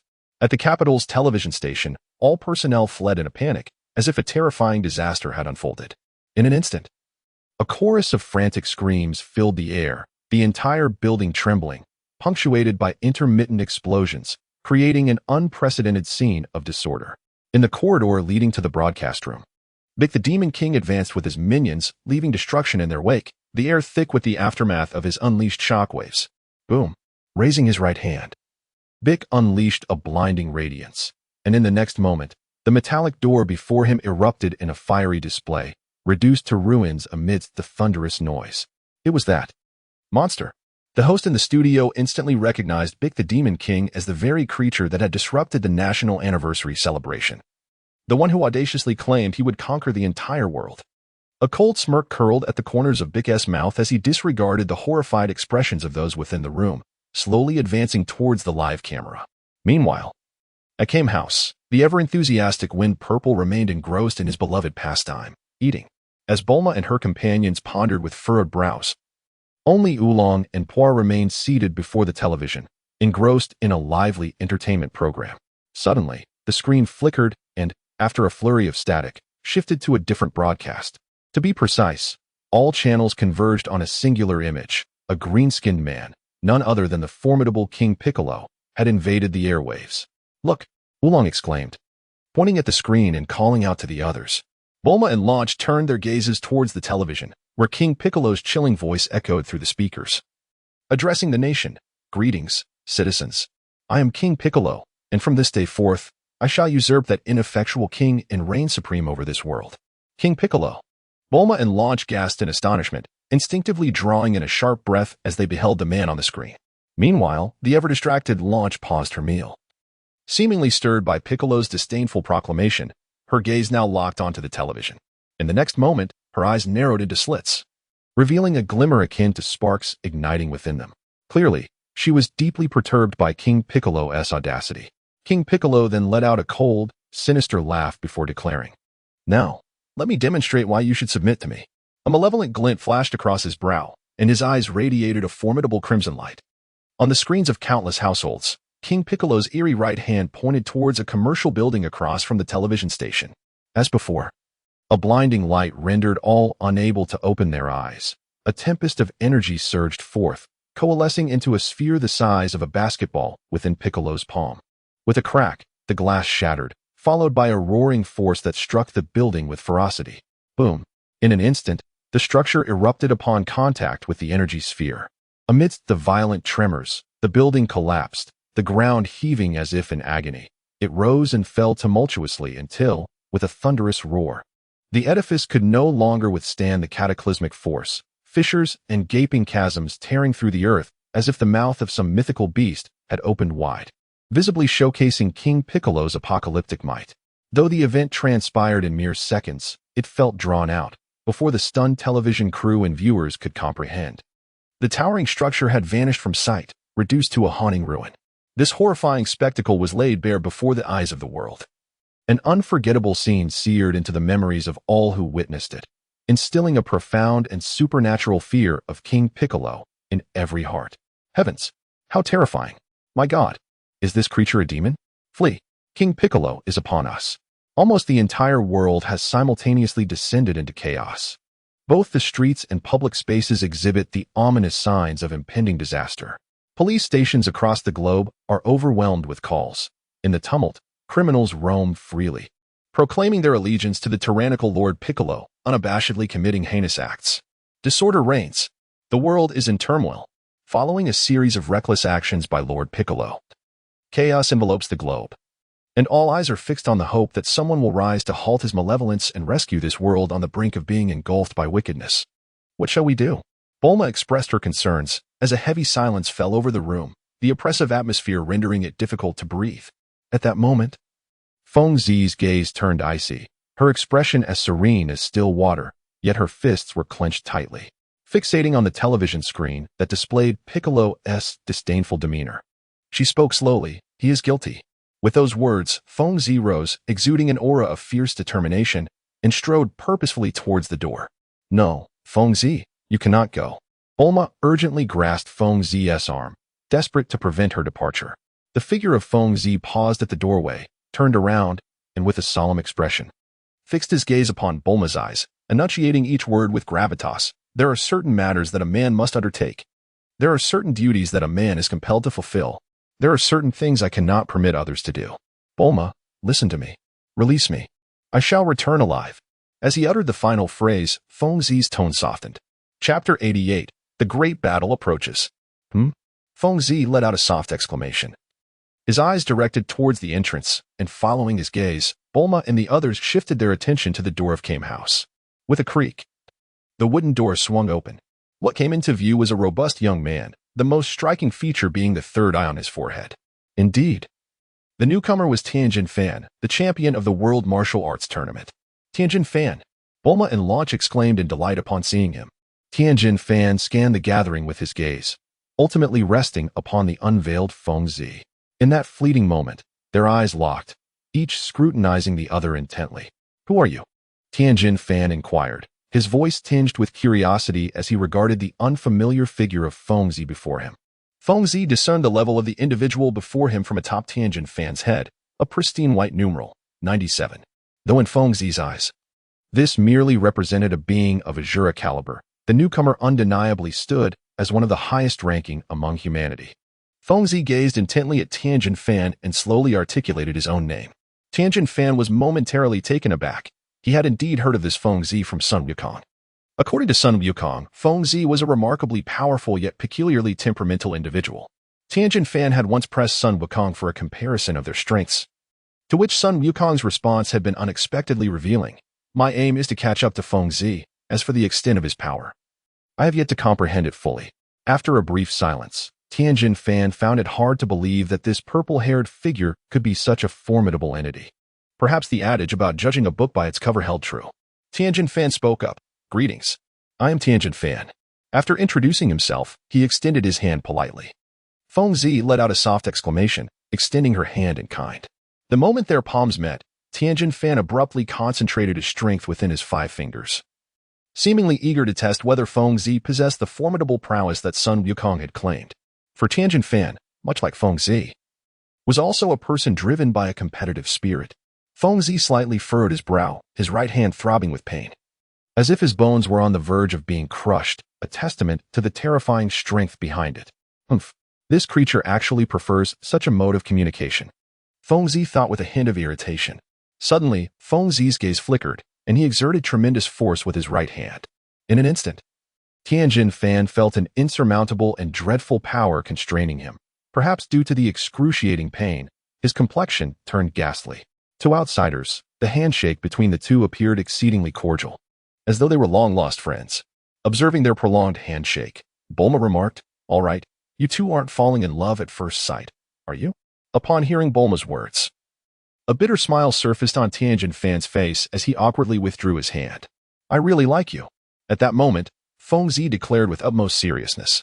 After a brief pause, he continued, "I am quite fond of your third eye. It exudes a masculine charm. Moreover, its level is impressively high. You are indeed an intriguing fellow." Tianjin Fan and Bulma were rendered speechless, while Lepin, unable to contain himself, promptly inquired of Tianjin Fan, What about the bodies of Master Rashi and Chaos? Lepin's words struck like a tolling bell, awakening Tianjin Fan from his reverie. His expression shifted, and he solemnly replied, I have stored their bodies using a universal capsule. With that, he retrieved 2 capsules containing the preserved bodies from the crevice of his belt and tossed them to the ground. With a resounding boom, smoke enveloped the area. And amidst the haze, 2 familiar figures emerged, the icy corpses of Master Rashi and Chaos. The atmosphere grew desolate. An unbearable scene that brought tears to the eyes of all present, memories of the two during their lifetime flooding their minds. Of course, only one among them maintained a semblance of normalcy, Fengzi. He gazed at the 2 bodies within the glass casket, feeling a peculiar sensation within, yet betraying none of it upon his countenance. Was it that fellow known as Demon King Piccolo who did this? Fengzi silently inquired as he observed the bodies. Tianjin Fan nodded, seemingly recalling something dreadful, and gravely responded, that Demon King Piccolo possesses terrifying strength, truly appalling. Master Mateto had no means of resistance before him. Furthermore, and crucially, that scoundrel, through the Dragon Balls, he wished to become even more powerful. The current Demon King Piccolo transcends the limits of humanity. His might is beyond our imagination. Oh, then I am even more eager to encounter this creature named Piccolo. A glimmer of excitement flickered in Fengzi's eyes, and the expression on her face could only be described as euphoric, as if she had been provoked by some extraordinary stimulus. Her demeanor and actions were utterly uncharacteristic of a rational individual. Tianjin Fan gazed at Fengzi in utter bewilderment. He could not comprehend why she would exhibit joy and anticipation upon learning of the formidable enemy. Could it be that such fervent warriors truly exist in this world? Three-eyed, Fengzi suddenly exclaimed. For a moment, Tianjin Fan was taken aback, and only when Fengzi's gaze lingered upon him did he realize he had inexplicably acquired a new nickname, Three-eyed. I am going to slay that accursed monster, Fengzi declared with a steady voice. As soon as her words escaped her lips, Tianjin Fan reacted vehemently. That is impossible. You are seeking death. You do not understand how powerful Piccolo is. His strength is beyond comprehension. Fengzi suddenly smiled, a mocking smile that contemptuously interrupted Tianjin Fan. It is not the strength of the opponent that matters, but rather your cowardice. What defines strength? What defines weakness? It has never been merely about speed and power. It is about our desire to fight.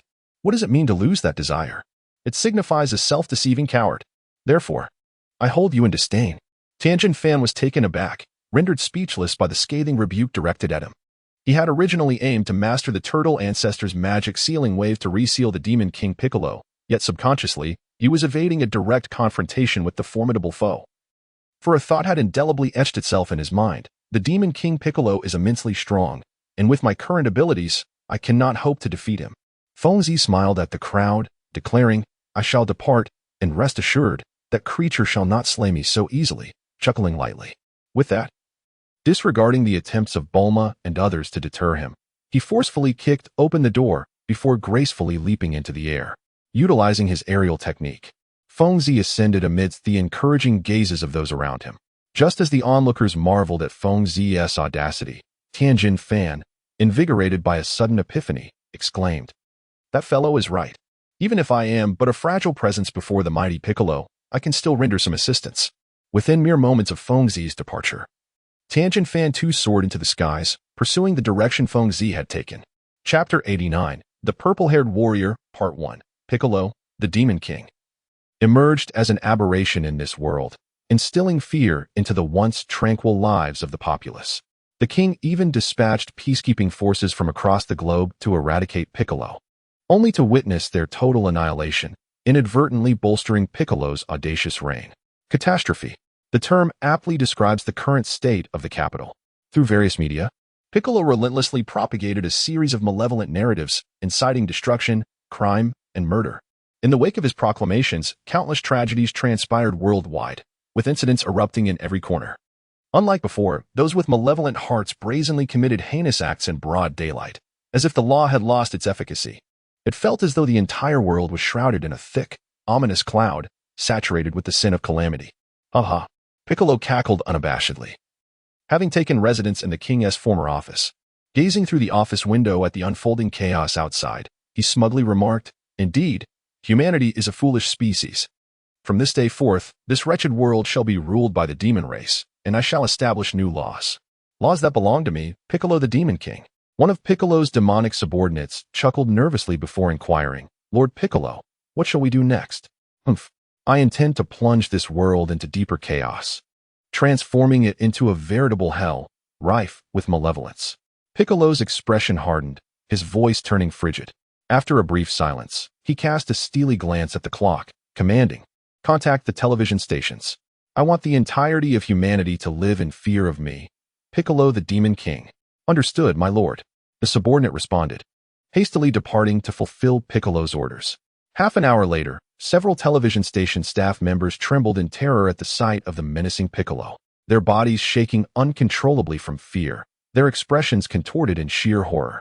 Some even bore visible dark stains on their trousers. Piccolo's icy glare swept over the trembling individuals, causing the temperature in the room to drop several degrees.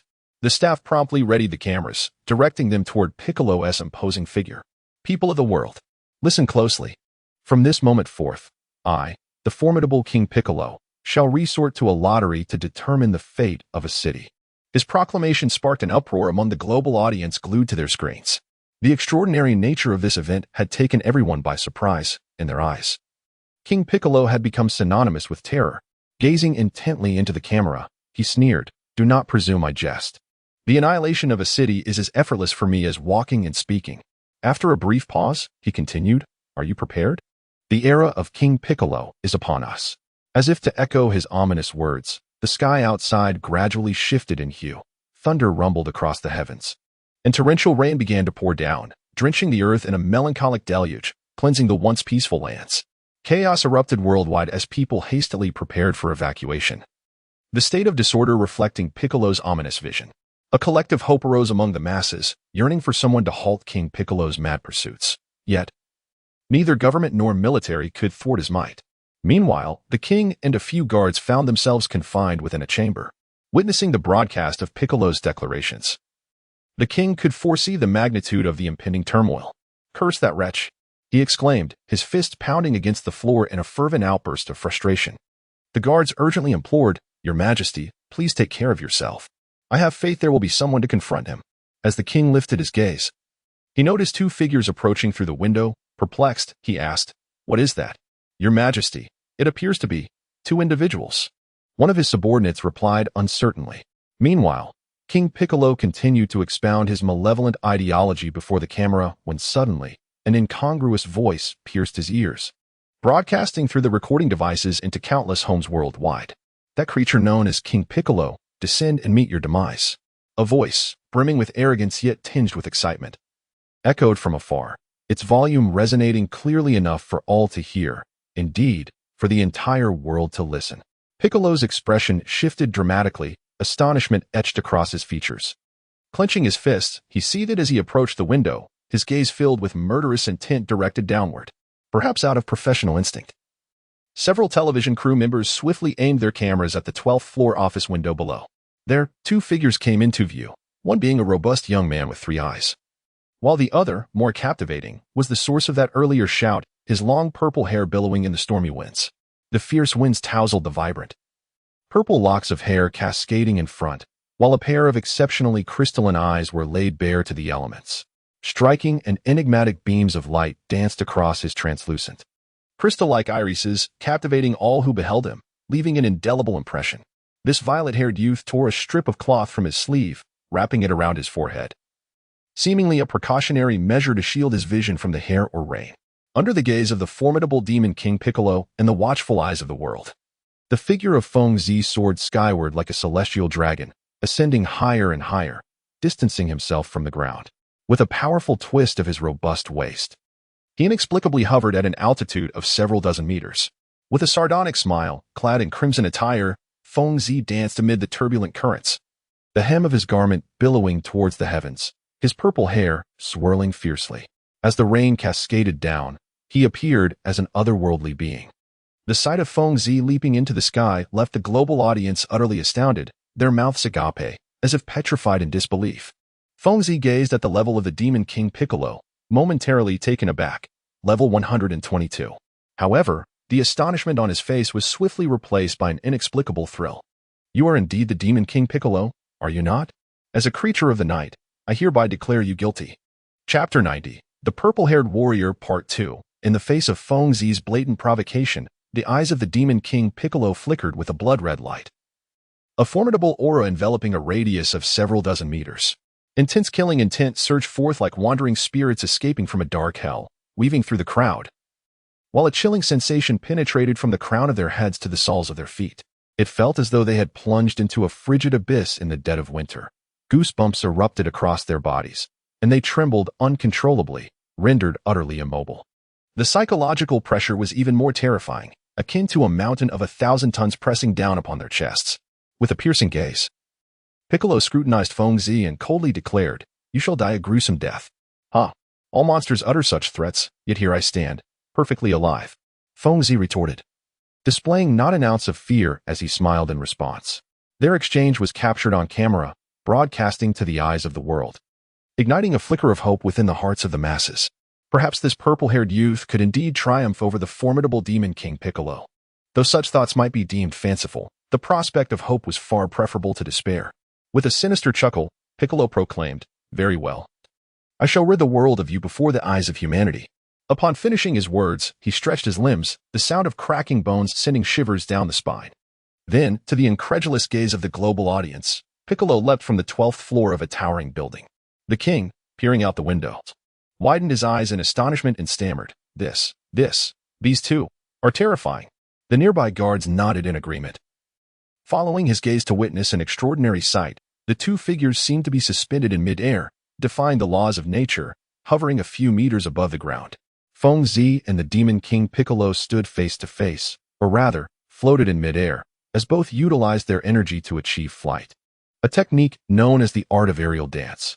"To be honest, you are the most unappealing creature I have ever encountered," Feng Zi remarked with a smile. Speaking with unwavering sincerity, Piccolo remained silent, his countenance dark enough to conjure storms, and an aura of lethal intent enveloped him, causing the temperature of the air to plummet dramatically. Even the distant king and television crew could sense the chilling presence. Piccolo's malevolence saturated the atmosphere, heavy as a mountain, provoking beads of cold sweat to form on the brows of all who were present, their tension palpable. Amidst the torrential downpour, the two adversaries remained locked in a stalemate in the sky. After a prolonged silence, Piccolo's gaze fixed upon Feng Zi, and he uttered two chilling words, "Seek death." With that, the Demon King vanished from sight, only to reappear before Feng Zi in an instant, his speed surpassing even that of sound. Feng Zi had long been prepared. As the figure of Bic the Great Demon emerged, he let out a resounding shout and employed the technique of the eight-handed fist, achieving an unparalleled speed in his strikes. The multitude of fist shadows descended upon Bic like a torrential downpour. Bang, bang, bang. The continuous sounds of air being punctured marked the beginning of an intense clash, where every punch met with another, conjuring a series of breathtaking scenes in mid-air. Soon, the two combatants descended to the ground. For the use of the sky dance technique consumed too much energy and required focus. Thus, fighting on solid ground allowed Feng Zi to unleash his full potential. With a thunderous crash, the seemingly indestructible ground beneath Feng Zi's feet shattered into countless fragments for the first time, forming a shallow pit with a diameter of 1 foot. The force of this tremendous backlash propelled Feng Zi into the air like a sharp arrow piercing the sky, traversing an astonishing distance of 10 meters in the blink of an eye.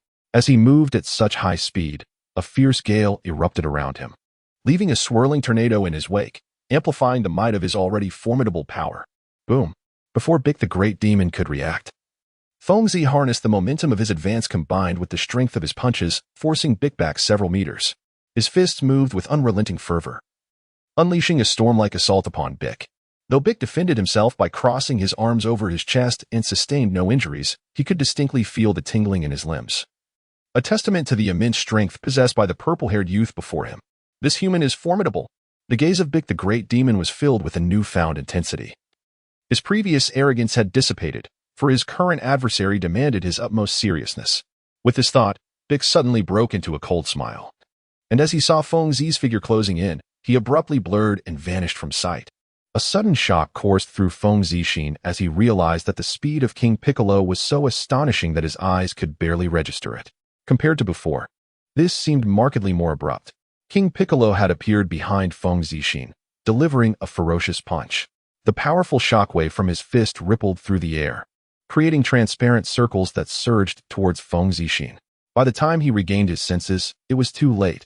The punch landed squarely on his back. Boom. Before the eyes of all the viewers in front of their televisions, Feng Zixin was sent soaring into the air like a kite severed from its string. King Piccolo, seemingly unwilling to let this opportunity slip away, flashed forward, reaching an unprecedented speed. Ha ha! A raucous laughter erupted from King Piccolo as he soared above Feng Zixin, his hands unleashing a barrage of blinding red light like a machine gun. The beams tore through the air, shooting towards Feng Zixin like arrows. And upon contact with his body, they erupted violently. Chapter 91. Severe injury. Could it be that the purple-haired warrior has perished? All the spectators who were engrossed in this battle for Earth's fate felt a pang of worry as they witnessed Feng Zixin fall to the ground. I came house. Bulma shouted at the television screen. Feng Zixin, hang in there. Defeat that hideous monster. It was as if her cries could reach Feng Zixin's ears through the screen. Lepin clenched his fists in concern, exclaiming, "It seems that King Piccolo is far stronger than we imagined." After Feng Zixin fell, he suffered continuous attacks from the enemy. It must be exceedingly difficult for him to rise again. Just as everyone anxiously stared at the television screen, Feng Zixin's body suddenly sprang up from the ground. Seizing the moment when King Piccolo believed victory was assured, he transformed into a blurring arrow of incredible speed, accompanied by a tornado that extended several meters behind him. Feng Zixin resembled a majestic dragon soaring through the clouds, and as he passed, dust and debris were swept away, fading from everyone's view. In mere moments, he arrived before King Piccolo, akin to a proud eagle. With a powerful flap of his arms, his body spun rapidly as he ascended, the tornado trailing behind him, resembling a divine cloud lifting him. As he spun, the tornado encircling his form transformed into a formidable shockwave, radiating outward in a circular pattern from his center, crashing against the surroundings like a tidal wave. A chilling wail echoed through the lofty skies, a sound reminiscent of a ghostly howl. An overwhelming, unyielding aura surged forth, resembling a tumultuous sea crashing against the shores, radiating within a radius of several dozen meters around Feng Zixin. In an instant, he activated a spiral energy field. To the astonished gazes of all the spectators, Feng Zixin appeared to transform into a spinning top, his body enveloped in a swirling stream of energy, becoming an immense gyroscope. In this tumultuous moment, the feet of the violet-haired warrior danced chaotically, leaving ethereal traces in the air. The wind howled fiercely, delivering relentless blows to Piccolo's chest. With a resounding crash, Piccolo was sent hurtling backward, as if he had collided with a freight train, his body unrestrainedly propelled into the distance. How formidable! This violet-haired warrior has astonishingly defeated the mighty demon King Piccolo. A profound silence enveloped the world, as all spectators stood in awe, their gazes fixated on the audacious figure radiating an almost infinite brilliance on the screen. A mix of emotions surged within them: shock, excitement, admiration, fervor, and an almost worshipful reverence. As these complex feelings converged, a profound tranquility settled in their hearts. They silently vowed to etch this electrifying moment into their memories, never to forget it. In an instant, the world erupted in fervor. Everyone glimpsed the dawn of hope beneath the ominous clouds, a promise of an end to the chaos. Yet, amidst the jubilant cheers of billions, the violet-haired warrior remained vigilant, for the demon King Piccolo was not to be so easily vanquished. Ha ha ha! A chilling cacophony of laughter echoed as the dust settled, revealing the undamaged form of the demon King Piccolo, his attire tattered like that of a beggar, shredded into rags. With an intense gaze fixed upon the violet warrior, Piccolo's face twisted in a grotesque expression as he declared, "Damn human, I shall make you aware of the terror that is the demon King Piccolo." Before the warrior could react, darkness enveloped him, and the chilling visage of Piccolo loomed perilously close, with a burst of blinding red light emanating from his right hand. It resembled a gaping maw thirsting for blood, infused with a terrifying aura, unleashing a deafening tempest of wind and thunder, conjuring an overwhelming wave of translucent energy directed at the violet warrior. In the astonished gaze of all, Piccolo's hand transformed into a lethal blade, tearing through flesh as he pierced the warrior's chest, driving half of his arm within. Blood splattered, and the warrior's complexion turned ashen, his body swaying as he felt an excruciating agony akin to thousands of ants biting at his flesh. In the next heartbeat, he tasted blood, expelling a torrent from his mouth. Ha ha ha! Piccolo's bone-chilling laughter reverberated through the hearts of all, and as he withdrew his hand, blood gushed uncontrollably, revealing a horrifying gaping hole in the warrior's chest. Viewers at home gasped in shock, though separated by great distances. They could vividly imagine the unbearable pain that was surely being endured.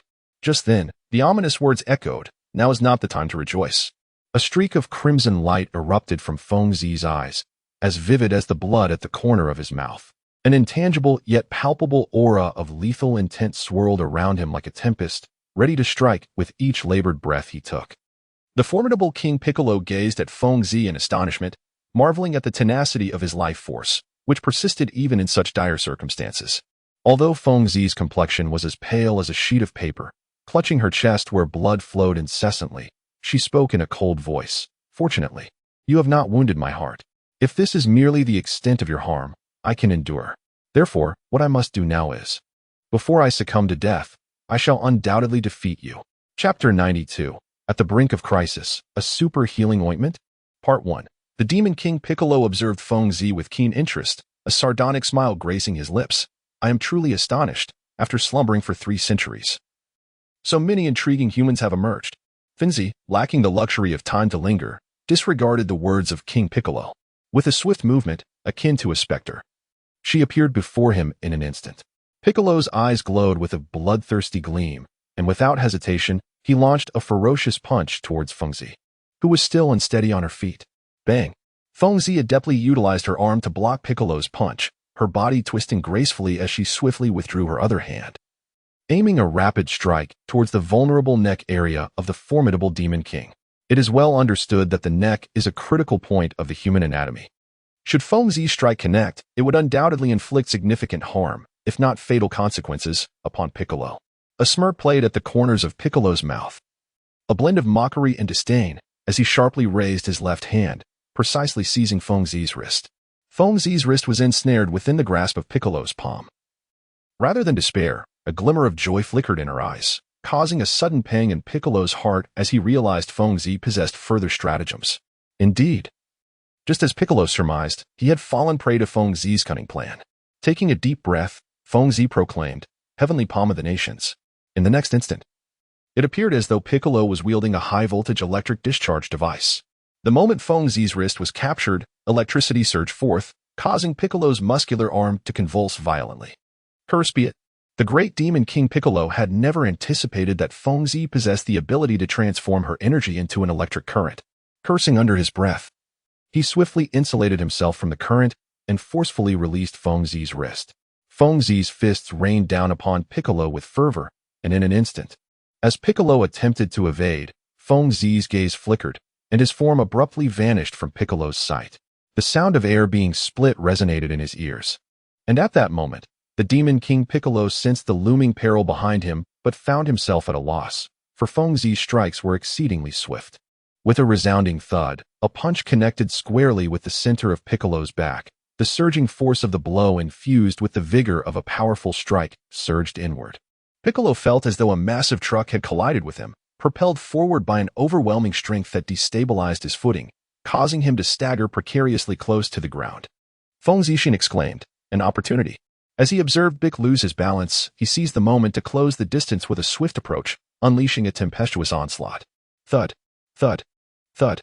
Feng Zixin employed no particular strategy. His fists flew with abandon, delivering hooks, elbow strikes, and powerful kicks in a dazzling array of attacks that met no resistance, all landing upon the formidable Bic. Although Bic attempted to shield the impacted areas with his energy, the effort proved futile, as darkness clouded his vision and blood erupted from his throat. Before Feng Zi could revel in her good fortune, she witnessed the menacing aura emanating from the Demon King Piccolo, who wiped the blood from the corner of his mouth. Like a vengeful deity returned from the depths of hell, he swiftly advanced towards Feng Zi, closing the distance and striking her shoulder with a forceful grip. Feng Zi immediately reacted, shaking his shoulder and swinging his arm back to shake off Demon King Piccolo's grip. Unfortunately, the extended arm became an even larger and more vulnerable target, and with a resounding thud, Piccolo's fist crashed into Feng Zi's spine. Coughing, Feng Zi spat out a spray of blood, the sound of his bones cracking echoing in the air, and he collapsed to the ground like a lifeless dog. Before Piccolo could catch his breath, Feng Zi seized his ankle and, with a sudden surge of strength, pulled Piccolo down to the earth. Their battle stirred a global uproar. not merely for its intensity, but for the fate of humanity that hung in the balance. Should Piccolo triumph over this violet-haired warrior, it would signify the triumph of evil over justice, plunging the future of Earth into unprecedented chaos. Consequently, in every distant corner, every city was deserted as people flocked to their screens, captivated by the broadcast of the ongoing clash. Go. Defeat that demon. Hang in there. Countless souls silently offered their blessings and hopes for Feng Zi, anxiously rooting for the violet-haired fighter on the television. Spiral Aura, activate. Feng Zi's figure darted about. His injuries worsening, yet his resolve to fight was unwavering. He continuously reminded himself that vanquishing this monster was the only path to salvation. A crimson light flickered, a blinding radiance coalescing into a torrent of raging energy. Piccolo, having anticipated Feng Zi's spiral aura, had already begun to gather a red energy sphere in his hands. As they converged, a massive explosion of crimson light erupted, illuminating the realm in a breathtaking display. Boom! A violent explosion engulfed an area of 20 to 30 meters, shrouding both Feng Zi and Demon King Piccolo in a tempest as if they were devoured by a monstrous wave. In that critical moment of life and death, a figure suddenly appeared before Feng Zi. Gazing at the newcomer with astonishment, Feng Zi exclaimed, "Tianjin Fan." In an unexpected move, Tianjin Fan swiftly turned his back to the flames of the explosion, shielding Feng Zi with his own body. Grasping Feng Zi's arms tightly, he rendered him immobile. Tianjin Fan locked eyes with Feng Zi, shouting, "For the sake of Jiaozi and Master Mateto's vengeance, this is all I can do for you." Before he could finish his sentence, the ferocious wind swept over him, and Tianjin Fan's face paled, his eyes widening in shock as he coughed up a mouthful of blood that splattered onto Feng Zi's face. Feng Zi felt the scalding liquid rolling down her face, staring in astonishment at Tianjin Fan. Little did she dream that he would choose this moment to affirm the dignity of a martial artist in such a manner. Chapter 93. At the Brink of Crisis, the Ultimate Healing Ointment? Part 2. Tianjin Fan did not perish. However, he had taken a direct hit from the Demon King Piccolo, sustaining injuries that left him unconscious from the excruciating pain.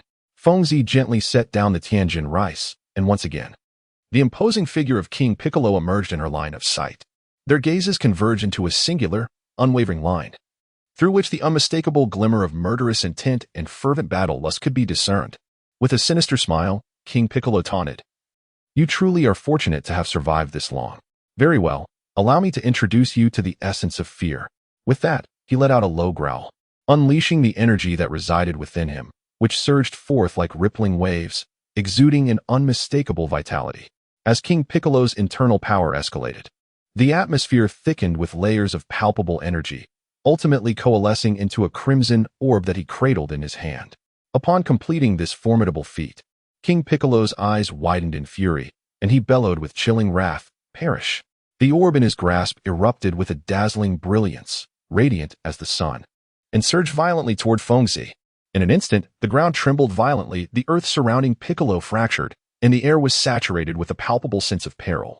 Painting a scene reminiscent of the apocalypse, Feng Zi's expression turned grave upon witnessing Piccolo's attack. The sheer magnitude of the gathered energy promised a cataclysmic strike, likely affecting an expanse of several hundred meters. Under such circumstances, escape from Piccolo's assault seemed implausible. Thus, the only viable course of action was to endure it head-on. Kamehameha. In this moment of peril, Feng Zi could not afford the luxury of overthinking. A glimmer of resolve flickered in his eyes as he bellowed, thrusting his hands forward with fervor. Instantly, a cerulean energy dragon erupted forth. In the next heartbeat, the two forces collided within the realm of visibility, warping the very fabric of the scene. Earth cracked, the sky darkened, and the energies began to merge and clash, sparking with radiant brilliance. After a brief standoff, a sudden surge of crimson light initiated a counterattack. An overwhelming force began to erode Feng Zi's energy in an instant, as if a ferocious beast were rending his assault with its fangs. In the midst of Feng Zi's astonished gaze, the red energy mass, embodying the ferocity of a cataclysm, surged toward him with the intent to annihilate all in its path. As the scene unfolded before Feng Zi, his vision blurred and his breath grew increasingly labored, heralding the impending storm. A chaotic tapestry of colors enveloped everything, and in an instant, the tempestuous winds unleashed a cataclysmic onslaught, swallowing Feng Zi whole. The tremendous force propelled his battered body like mere scraps of paper, the excruciating pain from his myriad wounds coursing through him. His skin began to decay, blood gushing forth, intermingled with heart-wrenching agony and desperate screams. The crimson light painted the ground, which trembled violently, sending dirt soaring into the air. And even buildings several dozen meters away swayed in response. In the blink of an eye, all around him crumbled and shattered. Fengzi could distinctly feel his endurance waning against the relentless torment. His nerves were frayed, veins bursting, and his face contorted from involuntary spasms. His once bright eyes dimmed, blood vessels clouding his vision, leaving only a sense of defiance and inner turmoil. A thunderous roar erupted as a mushroom-shaped cloud ascended into the air, smoke billowing forth. And the ground lay in disarray, as if subjected to an unspeakable assault. This devastation was the result of a battle that would determine the fate of humanity. The great demon king Piccolo, hunched and fierce, gasped for breath. The confrontation with Fengzi had not only inflicted injuries upon him, but had also drained a significant portion of his energy. Now, his combat prowess had diminished by approximately 20% from its peak, making victory seem exceedingly arduous. Gazing toward Fengzi's last known position, Piccolo surveyed the desolate scene before him, just as he had anticipated.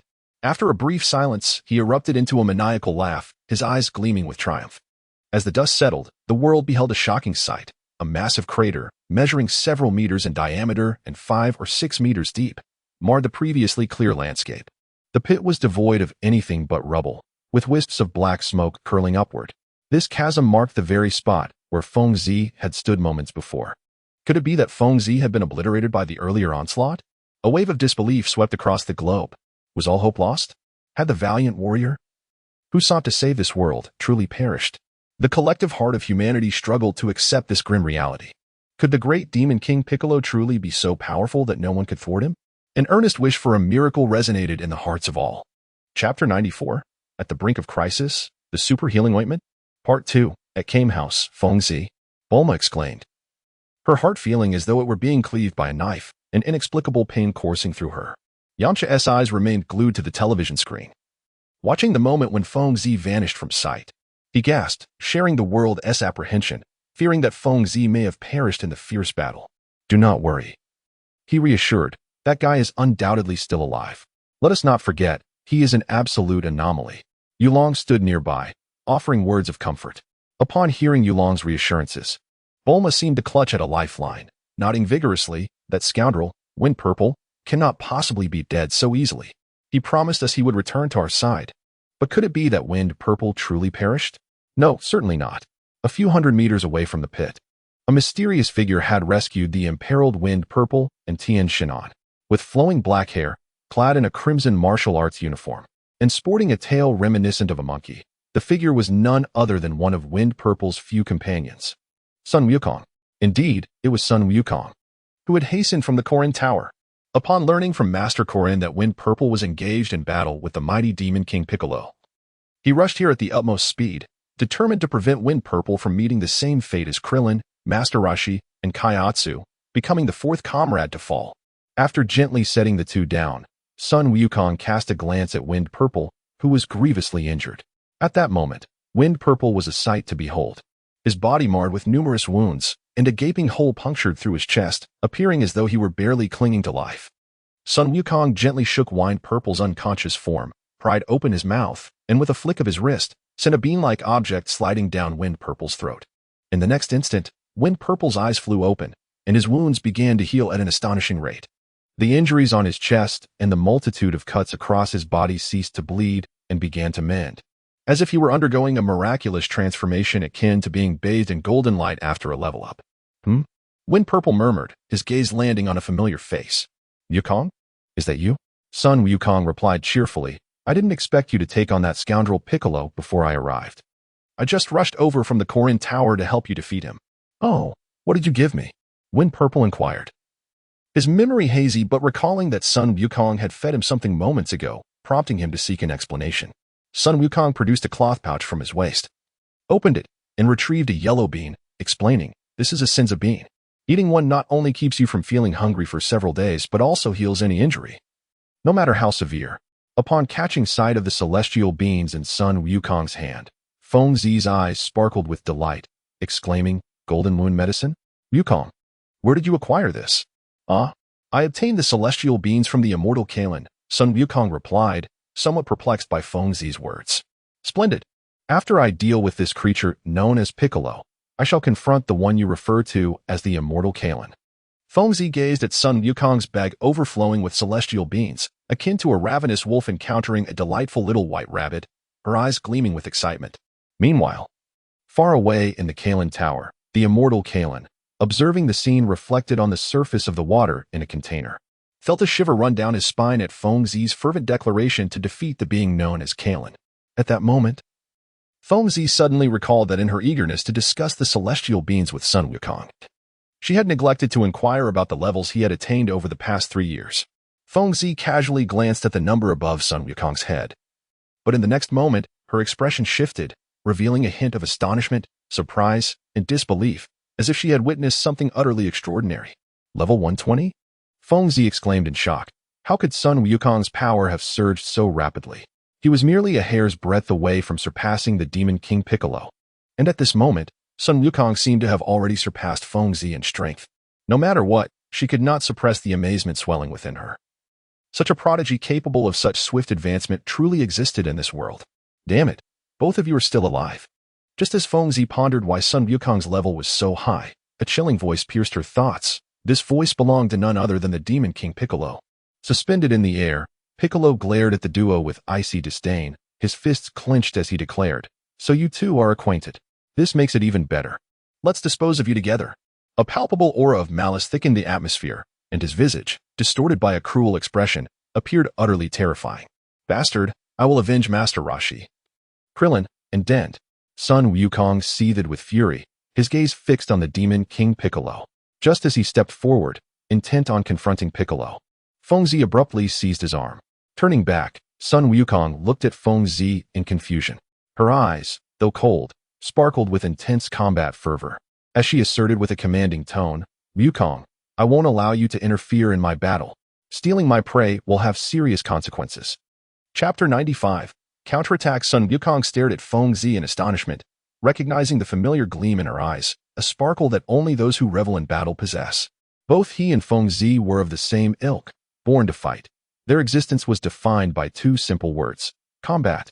Regardless of how formidable the opponent or the outcome of the battle, as long as they savored the experience, that was all that mattered. Fengzi spoke softly. "Take good care of Tangent Fan. I shall not be defeated by anyone, including you." As he spoke, he cast a meaningful glance at Sun Wukong. Indeed, Fengzi had always been a fiercely competitive individual, and his relationship with Sun Wukong had consistently been one of rivalry. Now that Sun Wukong had surpassed him in rank, Fengzi viewed this as a form of failure that he could not accept. Thus, he vowed to himself that he must conquer Piccolo Daimao. Otherwise, he would lose not only his life but also his dignity. Sun Wukong chuckled and encouraged, "You must win, Fengzi." To which Fengzi nodded resolutely, tearing away the tattered remnants of his upper garment, revealing a robust physique. Although his muscles were not overtly defined, they still emanated a strong and virile silhouette. Fengzi strode directly towards the formidable King Piccolo, his pace deliberate, an intense battle spirit etched upon his countenance. His eyes blazed with what appeared to be flames, enveloping him in an aura that felt almost tangible. King Piccolo, with a fierce and penetrating gaze, fixated on the approaching Fengzi and proclaimed, "Though I am uncertain as to how your injuries have fully healed, I assure you, if I can slay you once, I can certainly do so a second time." Fengzi remained silent, his pace unhurried. Suddenly, his figure transformed into an ethereal semblance. When Fengzi's form abruptly materialized in another location, the shadow left behind dissipated into a wisp of faint smoke in the eyes of Piccolo, leaving him incredulous and questioning the reality before him. Beside him, Sun Wukong, witnessing this bizarre spectacle, exclaimed in astonishment, "Residual Shadow Fist?" At that moment, standing alongside Sun Wukong was Tangent Fan, who had just recovered from his injuries. The figure of Fengzi appeared and vanished with an almost ethereal grace, re-emerging within a mere 5 meters of the formidable King Piccolo, only to disappear once more without a trace. King Piccolo clenched his fists, his gaze sharp and vigilant as he scanned his surroundings in search of Fengzi's elusive presence. As the saying goes, the storm is brewing, and indeed, Fengzi's silhouette re-entered King Piccolo's line of sight. Seizing the moment when his opponent's mind was momentarily clouded, Fengzi unleashed a flurry of swift, electric strikes, his hands moving in a blur. Waves of crimson energy surged forth like a barrage of razor-sharp blades, aimed directly at King Piccolo's head. Dodon Wave. Tian Shinhan exclaimed, his expression shifting in astonishment as he recalled his master, the original wielder of the Dodon wave, the legendary Tao Pai Pai. Fengzi understood that mere holes could not inflict substantial harm. Raising his fist, he shouted, "Si Yun Quan." The air shimmered as if seared by scorching flames. And with fierce momentum, his fist struck mercilessly towards the face of the Demon King Piccolo. Bang! Engrossed in evading the energy blasts, Piccolo was caught off guard and received the full force of Fengzi's punch, which landed squarely on his visage.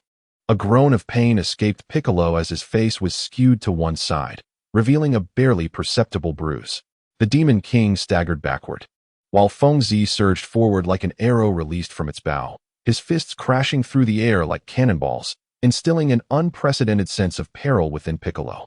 A change flickered across Piccolo's countenance, his frustration mounting at Fengzi's relentless and unyielding assault. In a fit of rage, he bellowed, "Die!" raising one arm. He clenched his fist into a massive blow, infused with fury, and launched it towards Fengzi with great force. Fengzi's countenance darkened like the depths of a turbulent sea as he let out a thunderous roar, akin to a fierce tiger descending a mountain. Swiftly, he began to unleash a flurry of punches, his heart fervently clamoring, "I cannot afford to lose. I must ascend. I shall not falter." With a resounding clash, Fengzi's fists collided with those of the Demon King Piccolo in a breathtaking exchange, their strikes occurring over a dozen times in the blink of an eye. An astonishing speed that transcended the limits of mere mortals. Fengzi's relentless onslaught, akin to a chaotic tempest, was both frenzied and rapid. Coupled with the fact that Piccolo was already wounded from prior skirmishes and had significantly depleted both his stamina and energy, he found himself in a position where he could only barely defend against the barrage. For a fighter like him, who relied on offense as his means of defense, this predicament placed him at a distinct disadvantage from the outset. Under the relentless and vigorous bombardment of Fengzi's fists, the air crackled with energy as each punch rained down upon Piccolo, causing him great pain and forcing him into a desperate dance of evasion and defense. Fengzi's gaze was resolute as iron, a fierce desire for battle and an indomitable spirit surged within him. His purple hair danced in the wind. And with a sudden halt, he ceased his ferocious onslaught, inhaling deeply. His eyes emitted two piercing beams of light as he roared, "Transform into experience."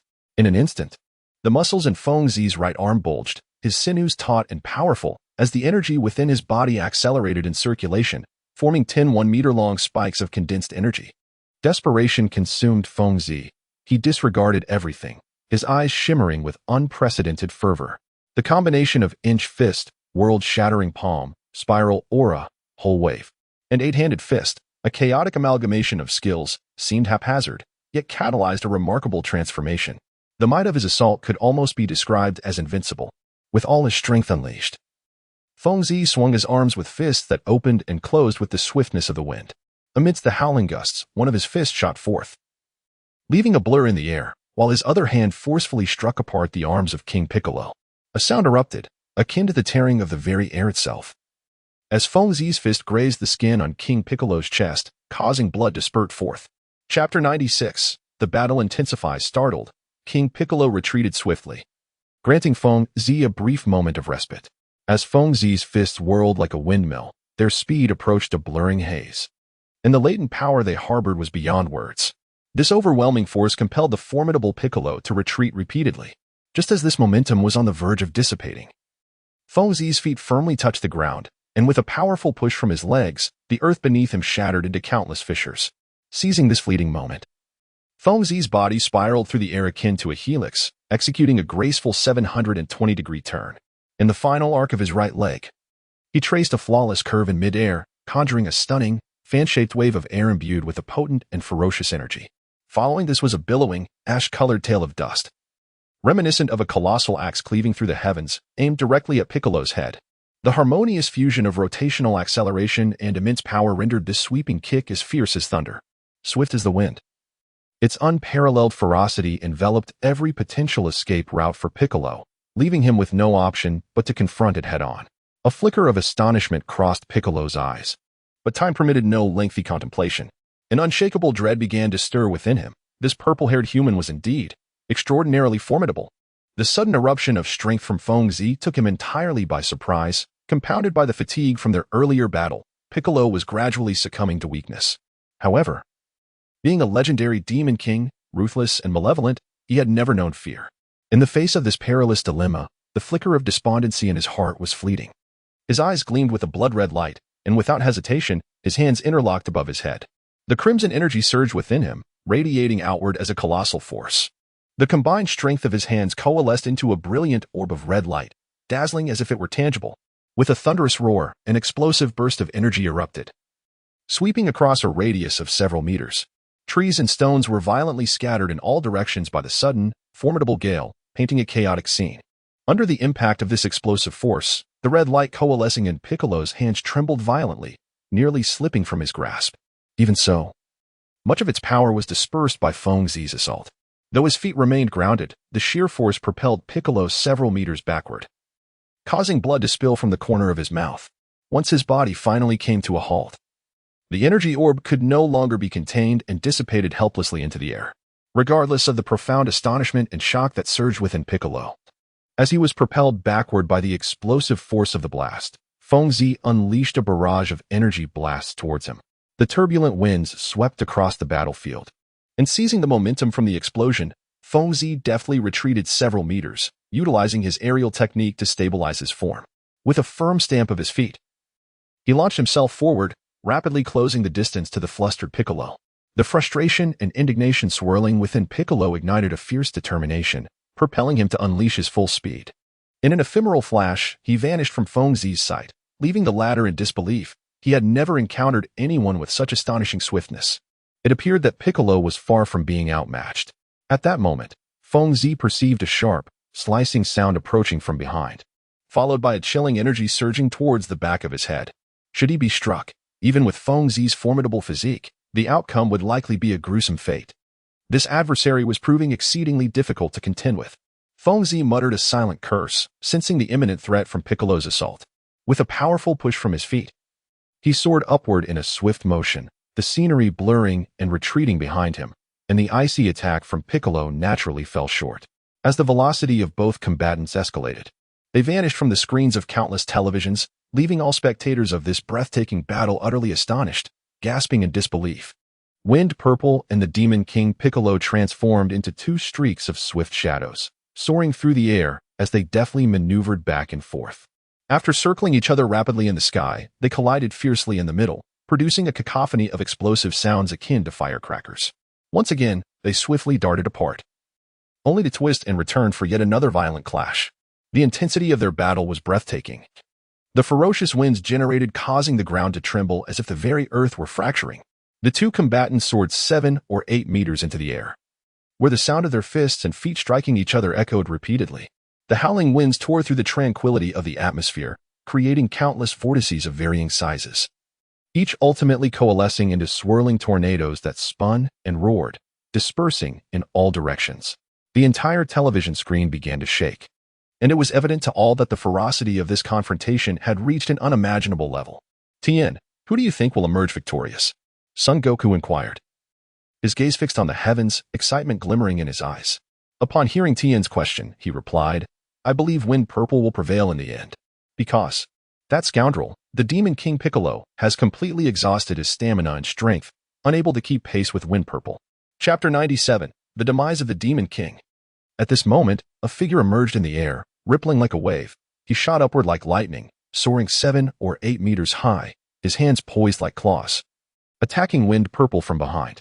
Feng Ziqing distinctly heard the sound of rushing air behind her, and her expression suddenly changed dramatically. The phrase sneak attack flashed through her mind.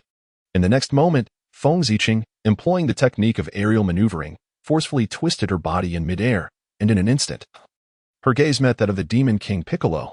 Without a moment's hesitation, Feng Zi raised his arm and unleashed a powerful punch, as if his fist were parting the very air itself. With a resounding roar, he met Piccolo's assault head-on, within a radius of 3 to 4 meters around Feng Zi. The furious gusts of wind uprooted every blade of grass, sending them soaring into the air and revealing the barren, yellow-brown earth beneath. As Feng Zi and King Piccolo descended simultaneously to the ground, the moment their feet made contact with the earth, fissures erupted across the surface like a densely woven spider's web, particularly in the area where their feet landed. Two deep impressions nearly half a meter deep were etched into the ground.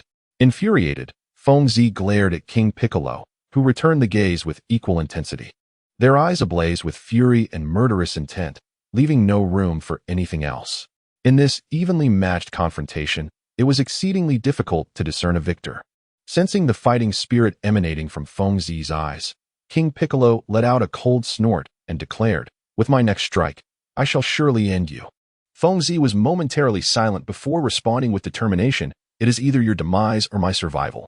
Upon uttering these words, both individuals simultaneously sprang into action, their bodies surging with energy as the surrounding air grew restless, pulsating with the gathering force of their spirits. Feng Zi's violet eyes emitted two beams of radiant light, each extending a foot in length. The surging energy radiated from his body like the tumultuous waves of a stormy sea, causing the ground to tremble and the sky to shift in hue. It was akin to a dragon soaring amidst a tsunami, the very fabric of the earth fracturing, enveloping the world in a golden haze. Within a few meters of Feng Zi, one could even discern flickering starlight dancing in the air. The expression of King Piccolo resembled that of a feral beast, eager to devour. His entire being exuded a thick, sanguine aura, an insidious atmosphere rising, reminiscent of a harbinger of death returned from the depths of hell, suffused with annihilation and slaughter. In the palm of King Piccolo, a mass of energy gradually swelled. It was more aptly described as a sphere of light than mere gas, a vivid crimson mist coalescing terrifyingly bright, eerily strange, and exuding an overwhelming malevolence. Pulsating with a blood-red luminescence. Spiral energy field, Feng Zi proclaimed, and in an instant, an unusual sound erupted.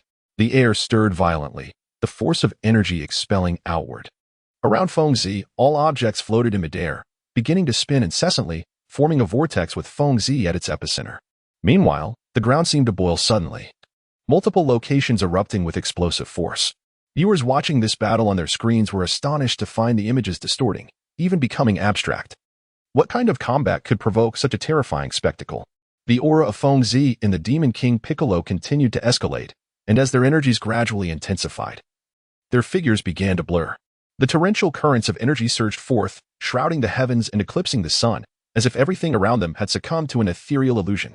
Feng Zi and the Demon King Piccolo simultaneously unleashed a thunderous roar, causing the already tumultuous energy to surge outward with renewed ferocity. Their overwhelming presence enveloped an expanse of several hundred meters, instilling a sense of awe and trepidation as the very heavens seemed to shift in hue. A spectacle both breathtaking and alarming. How formidable! But if this continues, I fear the entire city may be obliterated, Tianjin remarked, initially filled with admiration, soon clouded by concern as he surveyed the combatants. I hope Feng Zi can completely suppress that scoundrel's power, Sun Wukong responded gravely, nodding in agreement. Suddenly, Feng Zi and the Demon King Piccolo acted in unison. Spiral energy field, activate. Perish.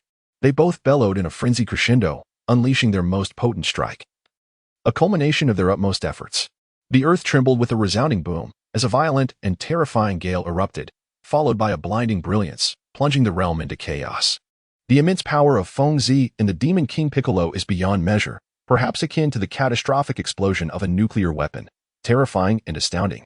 The building that housed the king began to tremble violently, as all surrounding sites were obliterated and eroded by the tempestuous winds. Dust swirled chaotically, and the citizens of the city felt the ground beneath them sway. Every structure commenced a synchronized quaking as the apocalyptic energy of Feng Zi and Piccolo swept through everything like a devastating storm. Perhaps due to the prior battle's exhaustion, or perhaps a momentary lapse of vigilance on Piccolo's part, his energy was entirely suppressed by Feng Zi. In an instant, a formidable force rebounded. An unparalleled power coursed through Piccolo's skin, penetrating his entire being. The might of this force was unfathomably overwhelming, surpassing Piccolo's wildest imagination. With anguished cries echoing into the air, Piccolo felt as though his body was being twisted by an invisible giant hand. Every muscle, sinew, and bone within him was mercilessly crushed and contorted, rendering his form unrecognizable. The agony was excruciating as this force rampaged through his weakened flesh. This strike was utterly terrifying. Piccolo felt his life slipping away. His arms had vanished completely, shattered from the fingertips to the shoulder into disconnected fragments of bone and flesh. Before Piccolo's now exposed chest, a horrifying blood hole emerged, signifying the destruction of not only his right arm, but also his right chest from the force that had pierced through him. In mere seconds, As Piccolo's dazed gaze suddenly brightened, two beams of blood erupted forth. With his last ounce of strength, his muscles convulsed in pain, and he opened his mouth wide, expelling bile, blood, and a colossal egg that embodied his unyielding rage, his fury, and his wickedness. "My child, avenge me, perpetuate evil." Piccolo gasped, enduring excruciating torment, his voice hoarse as he laughed maniacally at the egg soaring from his mouth.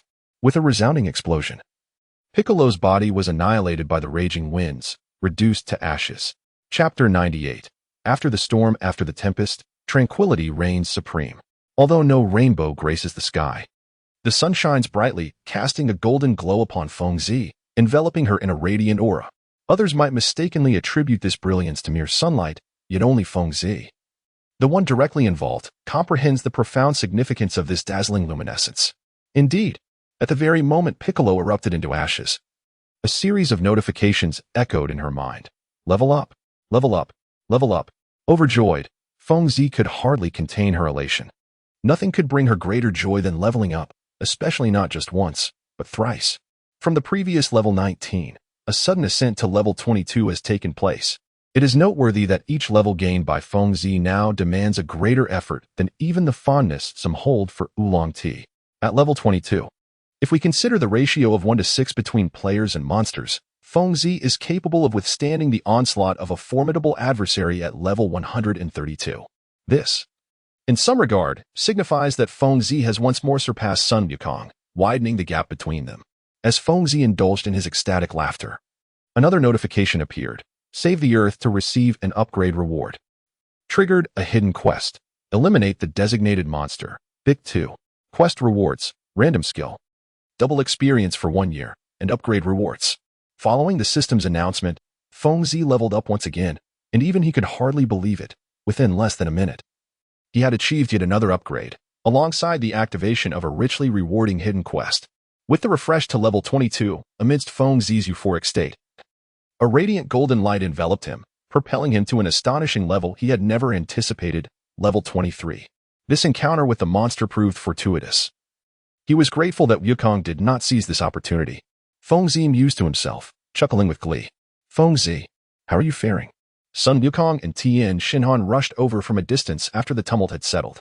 Fengzi glanced at her body, restored to its optimal condition, and replied, "Oh, it's nothing. I am unscathed." "Fengzi, you are truly remarkable. To emerge unscathed from such a fierce battle," Sun Wukong exclaimed, as if he had stumbled upon a new world, marveling at Fengzi's pristine form. Tianjin Fan joyfully proclaimed, "At last, we have triumphed over that formidable Piccolo. I extend my gratitude to you on behalf of the dearly departed Jiaozi." Fengzi shrugged her shoulders and remarked with a smile, "There's no need for thanks. Vanquishing monsters is simply my duty. If only more of these creatures would appear, how exhilarating it would be. It has been ages since I encountered such a plump adversary." Tianjin Fan and Sun Wukong exchanged puzzled glances, bewildered by Fengzi's words. Suddenly, Tianjin Fan seemed to recall something and inquired of Fengzi, before his demise. It seemed that Demon King Piccolo expelled something. Fengzi murmured, a spark of realization igniting in her eyes. After a brief silence, she replied, "Let it be. Perhaps you misinterpreted what you saw." While dismissing the topic, her mind was preoccupied with thoughts of what they were referencing, most likely the second generation of Piccolo mentioned in the quest. First, it must be fattened up before it can be slain. At that very moment, the world erupted in a fervor. People everywhere witnessed the breathtaking battle. And in the aftermath of Demon King Piccolo's demise, cheers erupted in every street and alley where life thrived. People raised their glasses in jubilant celebration, rejoicing in the end of calamity and the liberation from the need to flee from the terror that was Demon King Piccolo. As Fengzi and others engaged in conversation, television stations from around the globe flocked to the scene, with nearly every journalist harboring a singular ambition, to be the first to interview the hero who had vanquished the formidable Big Demon King, the remarkably powerful purple-haired warrior. Greetings, esteemed viewers of the West Capital television station. I am the enchanting host of Global News, Yao Rao Shuehua. I am currently broadcasting live the heroic battle that has captivated the attention of the entire world. A reporter, microphone in hand, conducted his report from a television interview vehicle en route to Fengzi's location. Within 5 minutes, Fengzi found himself surrounded by a throng of journalists, akin to a small white rabbit ensnared in the gaze of a hungry wolf, with layers of reporters encircling him. leaving no room for escape. "Excuse me, Mr. Purple Hair. What is your name? May I inquire about your height? What is your blood type? Could you tell us your zodiac sign? What is your gender? And why did you choose to dye your hair purple?" Countless microphones were thrust toward Feng Zi as the reporters clamored to ask their questions. Wind Purple cast an irritable glance at the incessant chattering of the reporters. As their commotion grew increasingly outrageous, he coldly remarked, "If you continue to make noise, I shall have no choice but to knock you all down." At the Came House, Wind Purple had finally triumphed. Leping exclaimed with joy as he beheld Wind Purple's victorious figure on the television screen. Bulma, filled with excitement, declared, "Wind Purple has saved this world." Who would have thought that the once unruly brute, so quick to resort to violence, would arrive at such a moment? "Ah, Bulma, you are mistaken," Oolong interjected quietly. "Wind Purple remains a man of violent inclinations, and it seems his world-saving endeavor was merely an excuse to engage in battle with the Demon King Piccolo." Bang! Bulma delivered a playful punch atop Oolong's head, chuckling. "Perhaps it is precisely such a rascal as Wind Purple that is most endearing. At the very least, he is dependable. Is he not? Bulma, you hopeless romantic," Leping retorted, unable to contain his exasperation. Bulma shot him a glare, seized a cushion, and playfully exclaimed, "Get lost." She hurled it at Leping, who, caught off guard, was struck squarely. Thus, the entire world basked in laughter and merriment, with radiant smiles illuminating every face. A life of peace remained the aspiration of all, while the Demon King Piccolo drifted away like a fleeting cloud in the annals of history. Chapter 99, Wind Purple's Unconventional Training Method, Part 1. Amidst the astonished gazes of all the reporters, Wind Purple broke through the encirclement. Soaring into the sky with the aid of the flight technique, accompanied by Sun Wukong and Transcending Han. "Wukong, where do you intend to go next?" Wind Purple inquired, his long hair dancing in the brisk wind against the backdrop of the azure sky.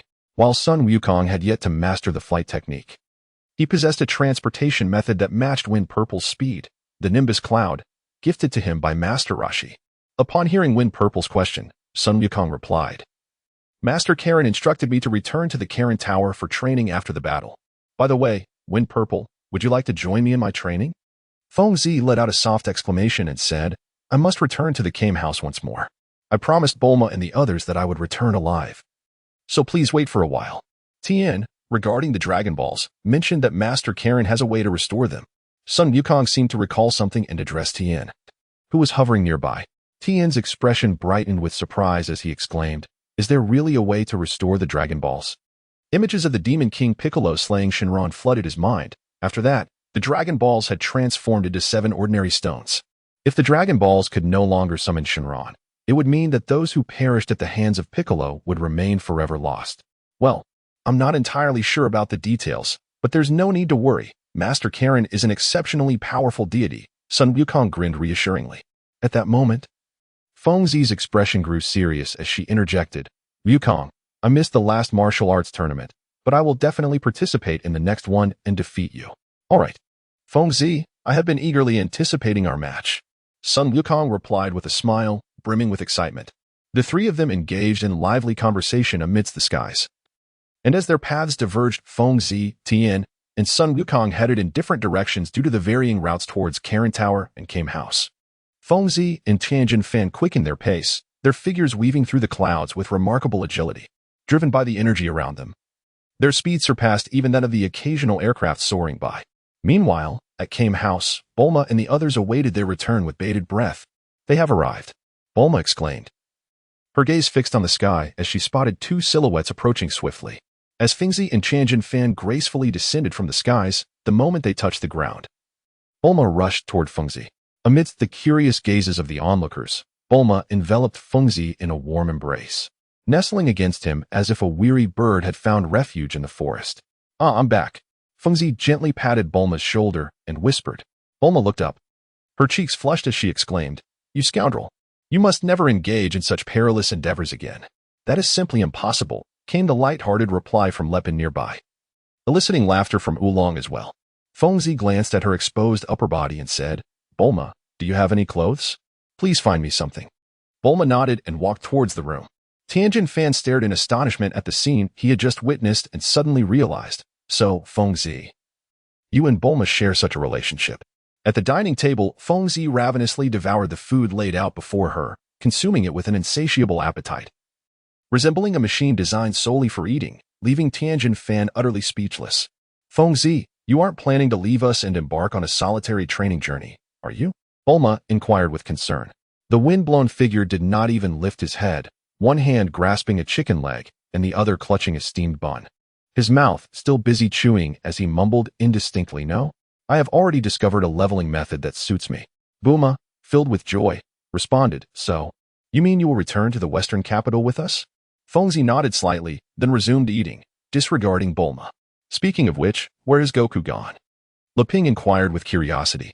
Tianjin Fan explained from the side, Sun Wukong has set off to seek a way to restore the Dragon Balls. Suddenly, Fengzi set down his utensils and proclaimed, "Let us return to West City at once." His tone bore an air of urgency, a demeanor characteristic of him only when he had heard of a monster's presence. Fengzi, what is the matter?" Bulma questioned, puzzled. Fengzi's eyes sparkled as he spoke in a low voice. "I must elevate my level, or else I will be outpaced by that fellow Wukong. Thus, I cannot afford to squander a single moment of these past 3 years. I have devised a training method that suits me exceptionally well, and should it prove successful, my level should ascend dramatically."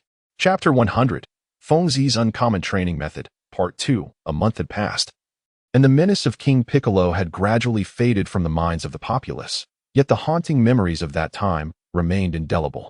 In West City, at Bulma's residence, life proceeded with its usual tranquility and laughter. Notably, the Dragon Balls had been restored, which meant that Krillin, Din, and Master Roshi would soon be revived. However, wishes could only be granted once every 3 months, with Krillin being the first to return. Bulma and her companions lounged on the sofa in the living room, watching television and sharing laughter. After taking a spoonful of ice cream, Oolong inquired, "Bulma, why has Fengzi been so elusive lately? Indeed, how can someone as restless as him remain so subdued? Not only has he refrained from causing trouble or engaging in fights, but he has also been conspicuously absent." Lu Ping chimed in eagerly. Bulma, feigning ignorance, replied, "Well, it seems Fengzi borrowed a storage room from my father along with a plethora of instruments and tools. I have no idea what he is up to. Could it be that he has forsaken fighting and wishes to settle down as an inventor?" Lu Ping jested. Bulma retorted, "If Fengzi becomes an inventor like my father, I shall leap from the upper floor. Come, let us see what he is up to." Lu Ping exclaimed, rising from the sofa. His suggestion received unanimous agreement, for after all, curiosity can indeed be a cat's undoing. Upon arriving at the storage room Fengzi had borrowed, they pushed open the iron door to unveil a scene that left them utterly astonished, their faces reflecting sheer disbelief. Inside the spacious storage area, apart from the ceiling lights, there was no decoration, creating an emptiness that amplified even the slightest sound into echoes. What truly rendered them speechless were the metallic machines affixed to the walls. Machines of a design Bulma had never encountered before, leaving her completely unaware of their purpose. About 8 of these machines were suspended on the walls, arranged in a seemingly orderly fashion that enveloped the storage room.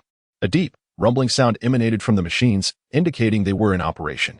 Upon closer inspection, one would observe that each set of machines displayed a data panel, showcasing a myriad of intricate symbols and numbers. At the very center of the storage room, directly beneath the light, stood Fengzi, motionless and resolute. At this moment, Fengzi stood bare-chested, a towel draped around his neck, his gaze icy and resolute. Sweat beaded profusely upon his forehead, his complexion flushed, and his muscles quivered incessantly, his expression contorted in agonizing discomfort, as though he were suffering from a high fever. A glance around revealed that the enigmatic machines surrounding him emitted a visible azure glow, with 8 beams of light illuminating his form, as if he were adorned with stars and the moon. These 8 blue rays, reminiscent of boiling water, differed from ordinary light. Each beam pulsated and shimmered, creating an unsettling atmosphere. Upon contact with these blue lights, Fengzi's skin erupted in goosebumps, every hair seemingly standing on end, his pores opening and closing as the blue light relentlessly permeated his being. "Bulma, if I am not mistaken, that must be high-voltage electricity, right?" Lu Ping inquired, gazing at the persevering Fengzi with a look of horror. Bulma had scrutinized the blue light countless times. Superficially, it appeared innocuous, yet it concealed a lethal potency. Given the density of the current, any ordinary person would have perished or been incinerated under such voltage. Yet, Fengzi, this remarkable individual, had accomplished something truly astonishing. "I believe it is indeed high-intensity electricity. Fengzi is certainly not a typical person," Bulma replied with a wry smile, a hint of resignation in her voice. Oolong interjected. Isn't this what Feng Zi refers to as his unconventional training method? Bulma sighed, contemplating Feng Zi's current ordeal. I truly cannot fathom what goes through his mind. This is the first time I have heard of someone using high-voltage electricity to enhance their physical prowess. Indeed, as Bulma stated, Feng Zi was engaged in a form of training unlike any other. He possessed unique talents, such as the ability to harness electrical currents. 3 years prior, during the Grand Martial Arts Tournament, he discovered that he could absorb vast amounts of electricity through his body, achieving results akin to gaining experience from defeating monsters. The machines in this warehouse were his creations, designed as jet generators capable of emitting approximately 80,000 volts of electricity. The experiments confirmed Feng Zi's suspicions. This training method suited him perfectly, allowing him to gain experience almost every second, far more efficiently than seeking out monsters in the vast sea of humanity. Although the results of this training were evident, the agony endured throughout the process could only be truly comprehended by Feng Zi himself. It was a heart-wrenching torment, as if thousands of insects were gnawing at every nerve. Any ordinary person would have succumbed to unconsciousness, yet Feng Zi, through sheer willpower, persevered and gradually acclimated to the intensity of the current. Chapter 101. Forging a Unique Path. Level Up. A sudden revelation surged through Feng Zi's mind, and immediately, a radiant golden light enveloped her body, filling her with an overwhelming sensation of bliss. The expression on Feng Zi's face brightened with joy, a laugh escaping his lips. Indeed, as he had anticipated, this method of cultivation through electrical stimulation was an unparalleled pathway to rapid advancement. In just 1 month's time, he had ascended from level 23 to 24, a remarkable leap in strength that could only be described as meteoric. The profound sense of empowerment invigorated Feng Zi, dissipating the fatigue he had previously experienced during his training. The 80,000 volts of electricity posed no challenge to him now. His body had gradually acclimated to such intense stimulation.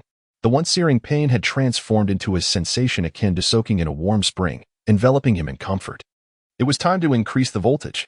A glimmer of excitement flickered in Feng Zi's eyes as a smile curved his lips, murmuring to himself. With this thought, he shook his limbs to loosen his joints, which crackled like popping beans, and then strode purposefully toward the control switch connecting the 8 discharge machines. Feng Zi took a deep breath, shedding his garments with a serene smile, while murmuring to himself, I hope my body can withstand the stimulation of 100,000 volts. Memories of the Grand Martial Arts Tournament resurfaced in his mind, where the Turtle Sage's formidable universal palm seemed to embody that very voltage, nearly causing him to faint. Now, he was about to endure the agony of 8 electric currents, a torment he anticipated to be 8-fold greater than before, uncertain if he could persevere. With a decisive motion, Feng Zi adjusted the settings and gently pushed the lever upward. Instantly, the entire chamber illuminated, and 8 currents, resembling serpentine dragons, surged forth with a crackling roar. The blue electrical sparks compelled Feng Zi to instinctively close his eyes. As the 8 arcs of electricity intertwined, they enveloped him, casting an awe-inspiring aura akin to that of a thunder god. The dispersed current swiftly enveloped Feng Zi's entire being, the familiar and terrifying electricity eagerly invading his pores, penetrating deep into his internal organs, and violently agitating them as if countless insects were mercilessly gnawing at his very marrow. His spirit seemed to endure the relentless torment of hellfire from the netherworld.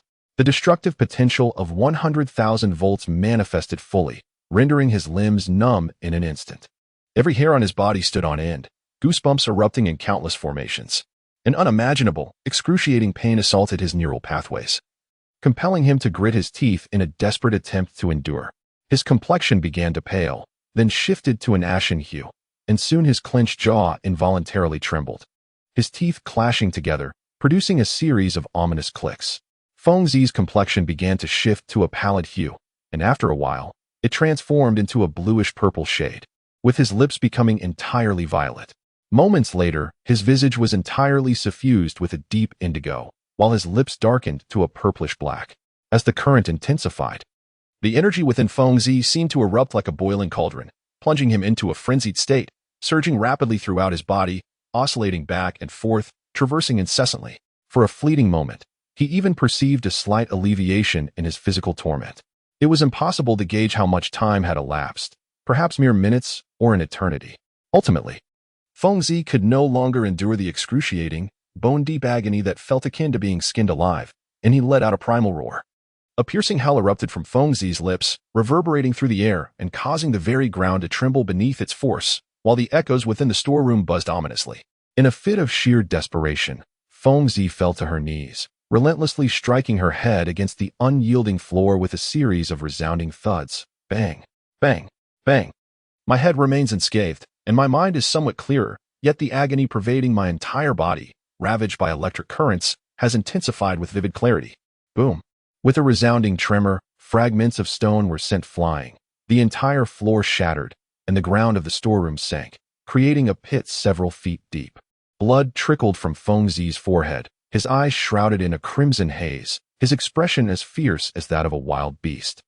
Overwhelmed by excruciating pain, a torment more agonizing than death itself. Experience. Advancement. Strength. Feng Zi roared, sweeping and striking with his legs, unleashing a barrage of fists upon the unyielding floor and walls. No one could fathom the scene. His fists were harder than hammers, his long legs sharper than axes. Each punch carved out a hole the size of a human head in the ground or wall, while every kick shattered the stones beneath him into fragments. The air resonated with the sound of impact, a deafening cacophony merging with the thunderous crashes against the walls. Under the flickering lights, debris flew, shards scattered, and dust filled the air, all in sync with Feng Zi's movements, swift as lightning, powerful as thunder. If his earlier warm-up was akin to a tempest, then he had now transformed into a whirlwind, an unstoppable force sweeping everything in its path. No one could discern his movements. No one knew how many punches he had thrown or how many kicks he had unleashed. The entire warehouse reverberated with the deafening sounds of his assaults, merging into a continuous roar. He was an enraged dragon, a ferocious tiger, causing the entire warehouse to tremble under his might. His shadow darted beyond limits, appearing and disappearing in an instant, employing his head, fists, legs, back, knees, and shoulders. All parts of his body were engaged. Each strike was infused with his utmost strength, obliterating everything he touched. He exerted himself to the fullest, daring not to pause for a moment, unleashing all the power within him. Experience 100, experience 100. Experience 100. The prompts echoed in his mind as Feng Zi's body gradually acclimated to the stimulation of the 100,000-volt current. The pain began to diminish, and his consciousness returned to clarity, everything progressing toward a favorable outcome. To be extraordinary, one must tread an extraordinary path. Chapter 102. A Sensuous Dream. Part 1. Within the warehouse, Feng Zi stifled a yawn, his eyelids fluttering slightly, his vision somewhat blurred. He glanced outside at the night sky. It was quite late. Though he was a person who would disregard everything for the sake of cultivation, he was still a flesh-and-blood human, in need of rest, in need of sleep. Upon returning to Bulma's residence, Feng Zi found himself in the stillness of the late night. Despite his impulsive nature, he was acutely aware that disturbing others at such an hour would be most unwelcome.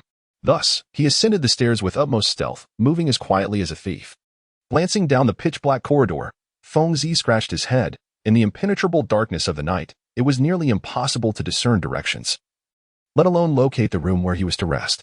Feng Zi arrived before the door and, with a tone of bewilderment, murmured to herself, I believe my room should be here, right?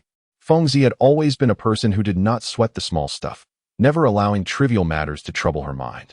Without overthinking, she pushed the door open and strode in with a carefree demeanor. Yawning once more, Feng Zi felt her eyelids grow heavy as she approached the bed and softly collapsed onto it. Feng Zi lay on the bed, soon succumbing to a rhythmic breathing.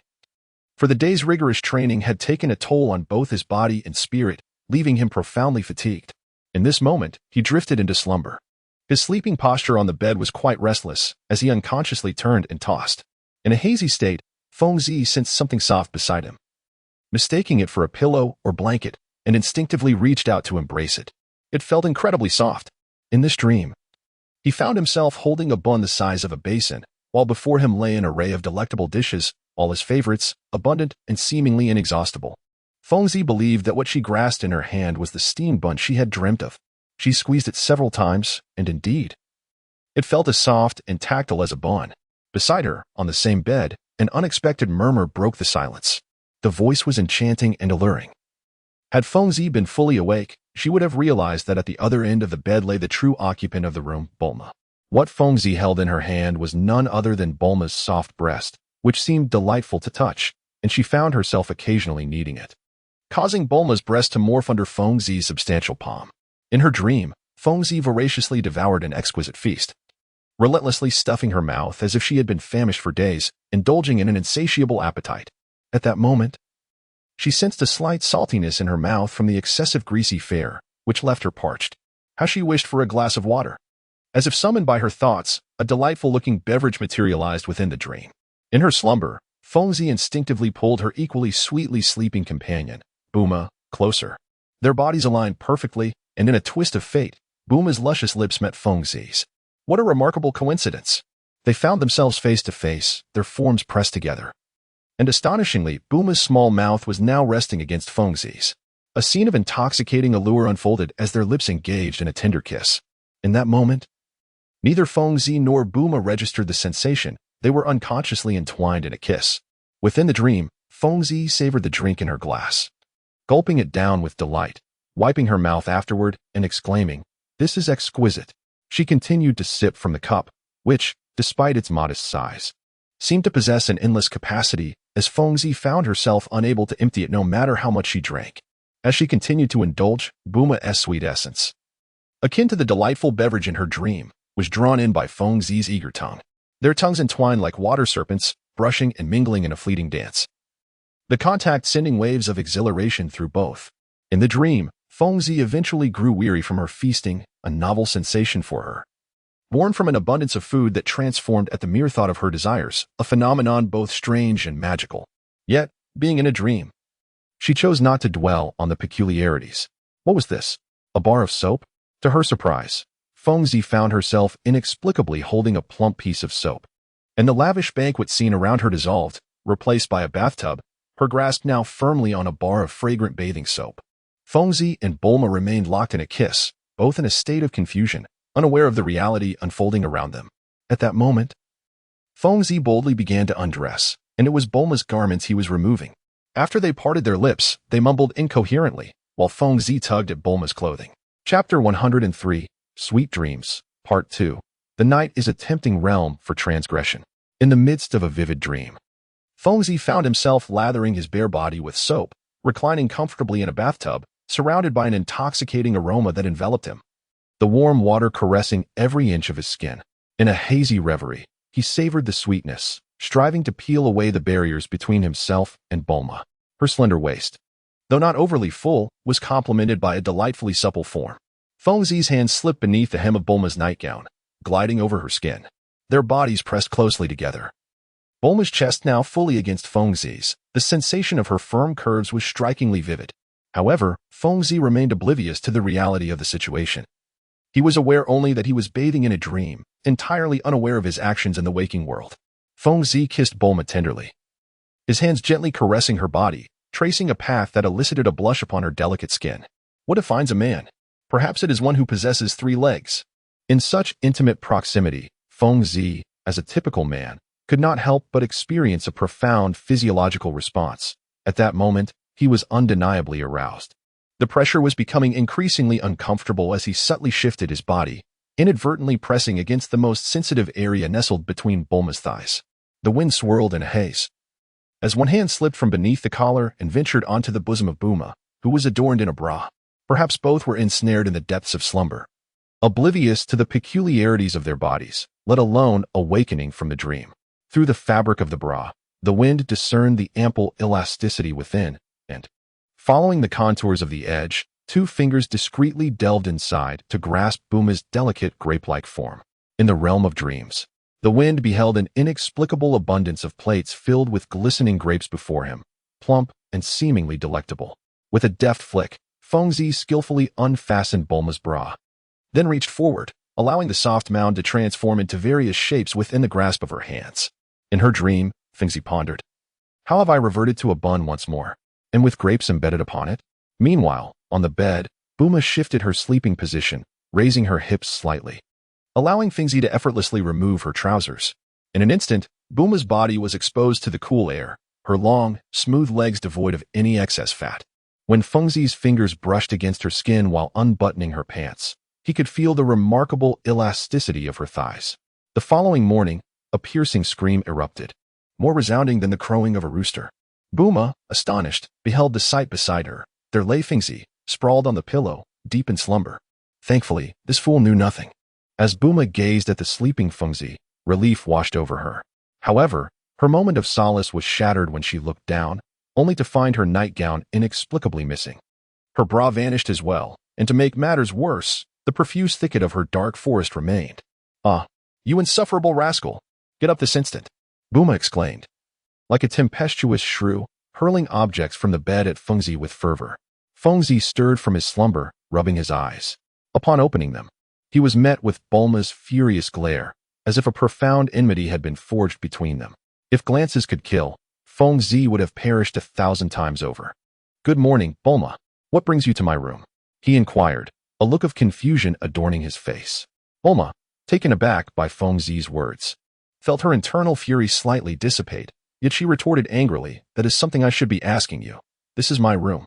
"Oh, and what of it? What did you do last night?" Bulma questioned, her cheeks slightly flushed. "Nothing at all," Fengzi replied candidly. Bulma finally exhaled in relief. Indeed, Fengzi likely had done nothing untoward.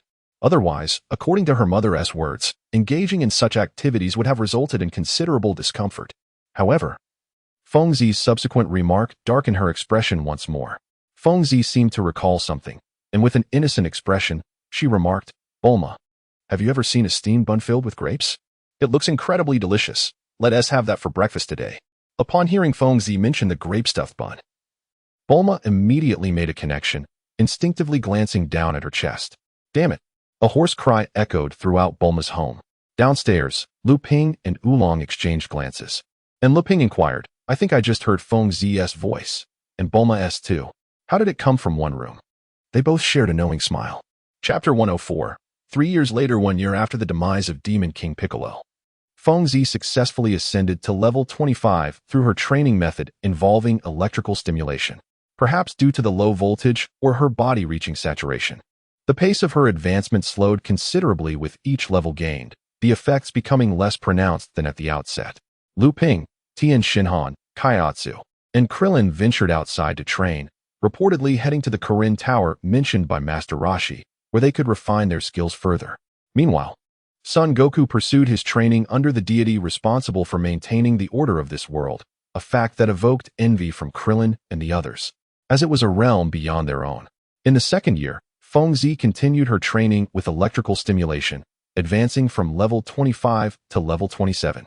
With the voltage escalating from an initial 80,000 volts to a current 200,000 volts. This voltage had reached its limit. Any further increase would incapacitate the entire city's power supply.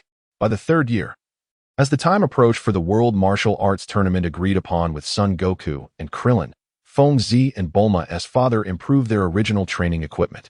What was once a crude and simple storeroom had transformed into a modern training facility. If the previous slow training progress was merely due to electrical stimulation, they had now introduced an additional method suited for Fengzi, gravity training. Gravity is a challenging engineering feat, and at present, Earthlings could only manage a gravity range of 2 to 3 times normal. In an environment where gravity was applied, combined with high-voltage electrical stimulation, the results proved to be significantly more effective than previous methods. The morning air was fresh and pleasant as the sun peeked over Dongshan, casting a soft, warm light that enveloped the newly awakened world in a delicate sheen. Distant mountains were shrouded in a faint mist, appearing ethereal and almost unreal. A gentle breeze fluttered the clothing of passers-by, playfully slipping into their collars, and with a soft breath, it caused a delightful shiver to run through their bodies. In the tranquil embrace of the morning, the world is serene, the breeze gentle, and all of nature appears reborn. Within the training room, Fengzi lies weakly on the ground, her limbs devoid of strength, her eyes vacant, and her complexion unnaturally pale. Sweat pours from her body, underscoring her profound fatigue.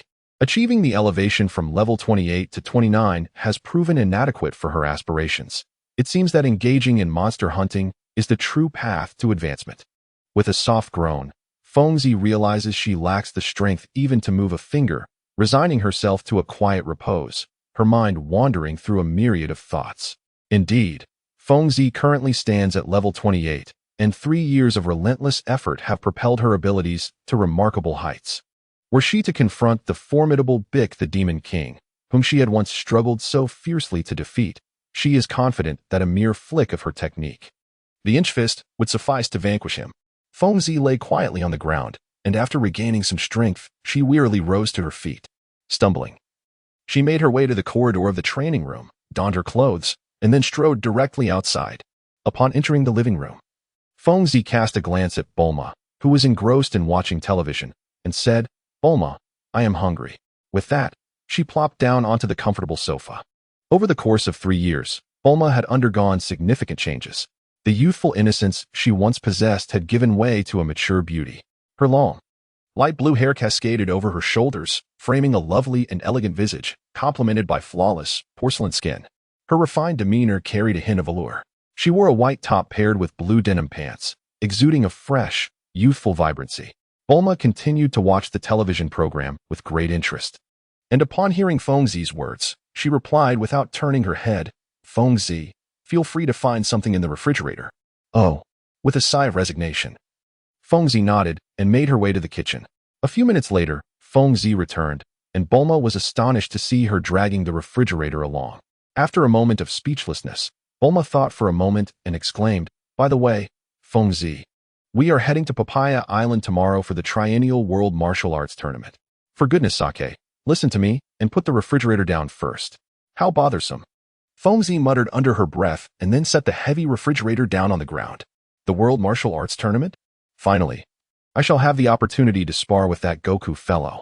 Not to mention a plethora of bizarre opponents waiting for me to challenge." Feng Zi mused excitedly, her face lighting up at the prospect of unleashing her fists and feet. She had grown weary of this comfortable existence. Only the path of challenges and training could bring her genuine pleasure. Bulma observed Feng Zi's jubilant demeanor and chuckled. "After 3 years, you remain unchanged. Just as you always were." Chapter 105, Reunion. On a rainy day, light rain fell steadily, with droplets cascading from the sky like lingering sorrow entwined within the hearts of a few who understood. Despite the rain, the streets were bustling with crowds, each individual's face reflecting an exuberant spirit.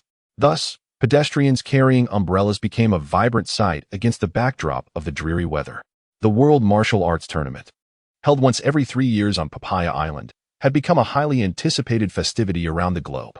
It provided an opportunity to relieve stress, unleash passion, and witness spectacular and intense battles, making its allure resonate throughout the world. This year's tournament attracted an unprecedented number of participants, with martial artists and fighters from all corners of the earth converging to vie for the coveted title of champion. Of course, some were also drawn by the 500,000 yuan prize for the victor. At the registration area, a long line formed in orderly fashion, comprising a diverse array of robust individuals, the very contestants eager to enter the tournament. Passers-by paused to observe, pointing and voicing their opinions about the contestants. Among them were a few attention-seeking individuals flaunting their muscular physiques, eliciting admiration and awe from onlookers. All participants in the martial arts tournament must complete their registration today. Failure to do so will preclude participation in tomorrow's preliminary selection, so please take heed, exclaimed the staff at the registration desk, brandishing a megaphone. On the side of the street, Master Roshi and Lan Chi stood beneath an umbrella, patiently awaiting the arrival of their companions. Why have they not yet arrived? If they delay any longer, they will miss the registration time. Surely they haven't forgotten such an important day? Master Roshi fretted, glancing anxiously at his watch. Lan Chi, holding the umbrella, looked astonished. Could it be? However, these 3 years have truly flown by. Indeed, the time is drawing near. Where are Goku and Feng Zi? The two exchanged worried remarks, concerned that their friends might forget the registration deadline and miss the opportunity to participate in the World Martial Arts Tournament. Suddenly, a horn blared as a taxi pulled up before Master Roshi. The door swung open, and out stepped Oolong and Puar. Master Roshi and Lan Chi's faces brightened with recognition, realizing that their friends from West City, residing with Bulma, had arrived. Oolong, Puar, over here. Master Roshi waved enthusiastically. Upon seeing Master Roshi, Oolong and Puar hurried over and engaged in lively conversation with him. Following them, Bulma emerged, her beauty instantly capturing Master Roshi's lingering gaze. Just as Master Roshi's hand was about to reach toward Bulma, the other side of the taxi door opened, revealing Feng Zi, who stepped out with a gentle smile. Compared to 3 years ago, Feng Zi had undergone significant changes. He had grown taller than 6 feet and had developed a much sturdier physique. Most striking was his long purple hair. However, To avoid it hindering his combat, he had opted for a fresh hairstyle, cutting his once waist-length locks into a stylish crop. Additionally, with the notoriety of the purple-haired warrior being well known, many passers-by had dyed their hair purple, having rarely ventured out in the past 3 years. Fengzi's whereabouts remained largely unknown to the media. However, a change of hairstyle could disguise him, while his face remained unchanged. Therefore, to maintain a low profile as per Bulma's advice, he had adopted a different look from 3 years prior, ensuring he would not draw undue attention. "Ah, it's Fengzi. Long time no see," Master Rashi chuckled, greeting him warmly. Fengzi smiled and nodded politely, replying, "Ah, it has been a while. Do come and spar with me when you have the chance. You remain as you always were, still so fond of battle." Master Rashi chuckled awkwardly, aware that Fengzi had single-handedly vanquished the formidable demon king Piccolo, a testament to the vast chasm separating their respective strengths. He understood all too well that he had long since fallen behind the era of these young warriors. Subsequently, accompanied by others, Fengzi took the lead in registering. "Haven't Goku and the others arrived yet?" Bulma inquired of Master Rashi. His gaze was fixated on Bulma's pronounced figure, and upon hearing her question, he replied, "No. They have yet to arrive. By the way, what about Lepin?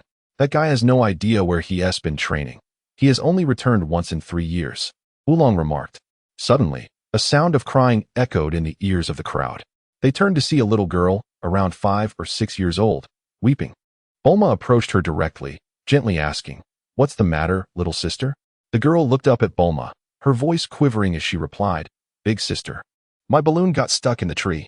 Looking up at the tree, Bulma indeed spotted the balloon entangled in the branches. She stood on her tiptoes, straining to reach the string tied to the balloon, but her efforts proved futile. Fengzi leaned against the wall, appearing to be a solitary figure. His head was slightly bowed, his expression as inscrutable as water, remaining utterly still. A glimmering shard of light, sharp as a blade, flickered through the gaps in his hair, enveloping him in an atmosphere heavy with the impending arrival of a storm. "Here it comes," Fengzi murmured softly, his brows furrowing slightly. Through his soul's perception, he distinctly sensed the approach of a creature of formidable rank. Amidst the downpour, a familiar silhouette, exuding a sense of languid detachment, gradually approached from the distance. The umbrella held by the figure obscured their face, rendering their identity a mystery. With a flash of keen insight, Fengzi's gaze settled upon the insignia above the figure's head, and in the next moment, his expression froze in astonishment as a white numeral, 158, materialized before his eyes. Level 158? Such a powerful creature. A sense of familiarity washed over him. Could it be? Chapter 106, all gathered at the moment when Bulma felt embarrassed for being too short to reach the balloon. The figure suddenly halted beside her, effortlessly retrieving the balloon that hung from the tree. "Here you go, little sister," the newcomer said, bending down to hand the balloon to the little girl with a smile. Bulma regarded the man before her with confusion. The familiar silhouette and the voice echoed in her memory, yet she could not piece it together. "Thank you, big brother." The little girl expressed her gratitude, wiping away her tears, and joyfully bounded away from the crowd. The figure abruptly turned, allowing Bulma and Fengzi to clearly see his face, a seemingly harmless visage, with a layer of white bandages wrapped around his hair, revealing a strikingly handsome and youthful countenance. "Bulma, hello," the young man began, and Bulma's expression shifted to one of shock. Who was this charming youth that knew her name and emanated such a familiar aura? With a tone of bewilderment, Bulma inquired, "Who are you?" Seeing that Bulma did not recognize him, the young man appeared to recall something. He reached up to his head and slowly unwrapped the layers of white bandages, as a cascade of fluffy black hair was revealed to the air. A radiant smile broke upon his face. He turned to Master Rashi and exclaimed, "I'm so glad Grandpa can be revived." The onlookers were taken aback. This young man felt oddly familiar to everyone, yet they struggled to recall his identity. At that moment, Fengzi, who had been leaning against the wall, stepped towards the young man, his eyes alight with excitement. "Wukong, it's been 3 years. You've grown even stronger." Upon hearing Fengzi's words, realization dawned upon everyone. It was the tall, handsome young man before them who had once been the diminutive boy, Sun Wukong. Is that really Wukong? What a transformation. We hardly recognized him. Everyone stood agape, astonished by the stark transformation of Sun Wukong, who not only appeared vastly different but also emanated an entirely distinct aura. If the Sun Wukong of yore was a naive and fearless imp, the figure before them now resembled a mature and composed adult. Upon encountering Fengzi, Sun Wukong's countenance brightened with joy as he exclaimed, "Fengzi, you truly came to participate in this grand martial arts tournament. I have awaited this day for what feels like an eternity. Indeed, just as I anticipated, you possess remarkable potential," Fengzi remarked, gazing deeply into Sun Wukong's eyes. Sun Wukong, scratching his head, chuckled, "Fengzi, you remain unchanged, always uttering words that elude my comprehension." As their conversation unfolded, Bulma interjected, scolding, "Let us not get lost in nostalgia just yet. Wukong, you must register now. If you delay, you will forfeit your chance to compete." Sun Wukong acknowledged her with a simple "oh" and proceeded to the registration desk, formally inscribing his name as per the tournament's customary procedure. Observing Sun Wukong's retreating figure, Bulma and the others began to converse. "I never imagined that the little Wukong of our past would evolve into such a handsome young man." "Isn't Fengzi quite handsome as well?" one remarked. "Fengzi? To me, he is merely a foolish oaf," Bulma retorted dismissively, casting a glance at Fengzi beside her. Fengzi was bewildered by Bulma's scolding, questioning, "Is the term bastard edible?" The others were speechless. Indeed, Fengzi was formidable, even surpassing Sun Wukong. Putting aside such matters for the moment, the deadline for registration was fast approaching, yet Tianjin Fan and Krillin had yet to arrive. At this juncture, Master Roshi interjected. Bulma pondered for a moment and suggested, "Why don't we go to the registration office and explain the situation? To see if they can assist us in registering them in advance?" With no other options available, this seemed the only course of action. However, the staff at the registration desk flatly rejected their proposal, stating that personal attendance was mandatory for registration to be valid, and only 5 minutes remained until the deadline. As the rain ceased, the sky began to clear, and warm sunlight bathed the earth, although puddles still lingered on the streets. The overall atmosphere was one of relaxation compared to before. What on earth are Lepin and the others up to? Bulma glanced anxiously at her watch, aware that time was slipping away, and soon half of the 5 minutes had elapsed. With just 2 minutes remaining until registration closes, we urge participants to hurry, the staff announced loudly, holding a megaphone.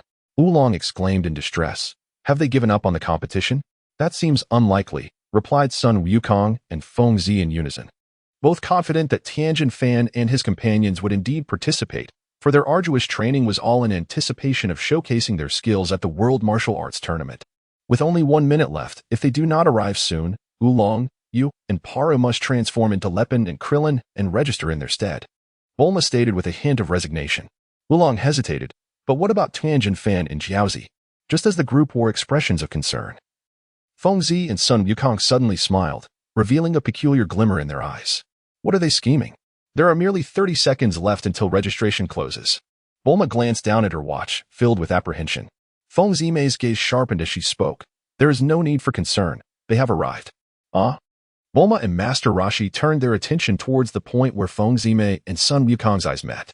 In the distance, amidst a blur, several streaks of color danced. In the next instant, a powerful gust of wind surged, lifting Bulma's long hair, and Master Roshi's had as 4 figures, akin to lightning and tempest, whirled past.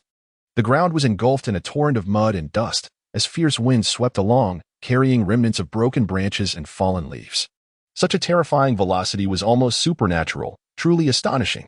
With a sudden hush, accompanied by the sound of slicing air, the 4 figures silently settled at the registration point.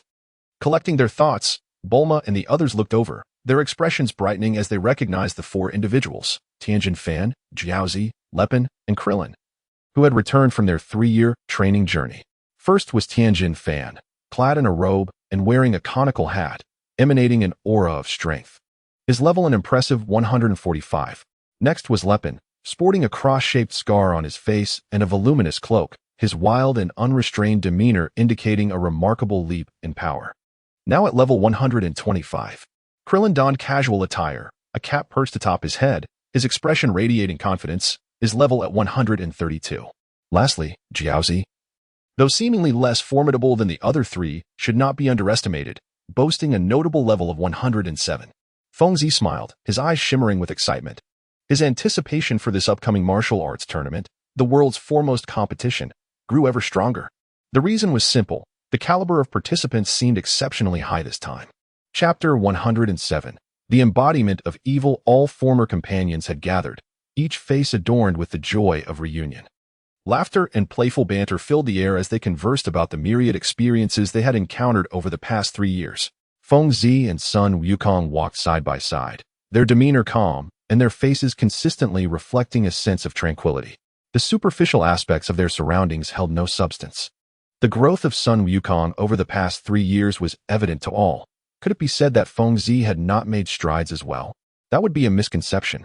Feng Zi's resolve had gradually matured, and he began to evolve in a more humanistic direction as he started to integrate into society. One cannot alter their environment, yet the environment can profoundly influence an individual. This is not a mere game, but the essence of reality. Thus, Feng Zi subtly began to grasp certain ineffable truths. Whenever he spent time with Bulma, inexplicable sentiments would often cloud his rational thinking. Feng Zi recognized that these disturbances in his thoughts were collectively known as emotions. Feng Zi, you are aware of that matter, are you not? Sun Wukong's expression turned solemn as he suddenly whispered to Feng Zi beside him. Feng Zi cast a slightly astonished glance at Sun Wukong, perplexed by the specific matter he was referencing. Thus, he opted for silence, patiently awaiting further elucidation from Sun Wukong. Observing Feng Zi's attentive demeanor, Sun Wukong inhaled deeply and solemnly declared, "The Demon King Piccolo has not truly departed from this world." Upon hearing this, Feng Zi raised an eyebrow, his eyes glimmering with intensity as his expression swiftly turned icy. "Are you referring to that egg?" he pondered, recalling the scene from 3 years prior when they vanquished the Demon King Piccolo. Sun Wukong nodded, a smile gracing his lips as he remarked, "It seems you are indeed aware of this matter. Indeed, that egg is the offspring born just before the demise of the Demon King Piccolo, his second incarnation. Not only has it inherited the malevolent powers of its progenitor, but it has even surpassed him. Is your implication that this being is formidable?" Feng Zi inquired with growing interest. Sun Wukong replied, "At the very least, it is not far removed from my current level of strength. Although this information was imparted to me by the gods and remains unverified through personal experience, I can sense a profoundly evil presence lingering in this world." Ah. Feng Zi finally comprehended why. Upon defeating the Demon King Piccolo, an inexplicable hidden mission had emerged: eliminate the second incarnation of Piccolo. It all made sense now. Feng Zi's lips curled into a smile, laughter escaping her. Sun Wukong, puzzled, turned to her and inquired, "What's the matter?" "Oh, nothing. I was just thinking that you must be quite excited too, right? There's a formidable beast awaiting our challenge. That egg was intentionally released by me back in the day, with the aim of letting it grow stronger before we dealt with it. Now that it has reached this stage, the time has come." Sun Wukong paused for a moment, then replied with a grin, "Feng Zi, do not forget that I am here too. I have spent 3 arduous years training under the gods, not only to prepare for defeating the Demon King Piccolo, but also to determine our own victor." "Indeed." Feng Zi nodded in agreement. Just then, Krillin approached with a mischievous grin. "It seems you two have always been the closest." "Ah, Krillin, it's been 3 years since we last met. I wonder if you have grown stronger," Sun Wukong remarked. Krillin, brimming with self-satisfaction, responded, "Of course. I am quite powerful now." He flexed his arms, showcasing his modest muscles. At that moment, the smiles of Feng Zi and Sun Wukong froze upon their faces, as if they had sensed something of great concern. Such malevolent energy! Such a high level! Alarm bells rang in their minds, and their gazes turned towards a point not far from them. Krillin, taken aback by their sudden change in demeanor, followed their intense stares with curiosity. Beneath the dimly lit sky, a solitary, cold figure stood at the street corner. Feng Zi and Sun Wukong immediately recognized the power radiating from this man. His aura was overwhelmingly strong, exuding an unusual wickedness, reminiscent of a demon's descent. Feng Zi's eyes narrowed as she discerned his level, 160. Remarkably formidable, far from ordinary.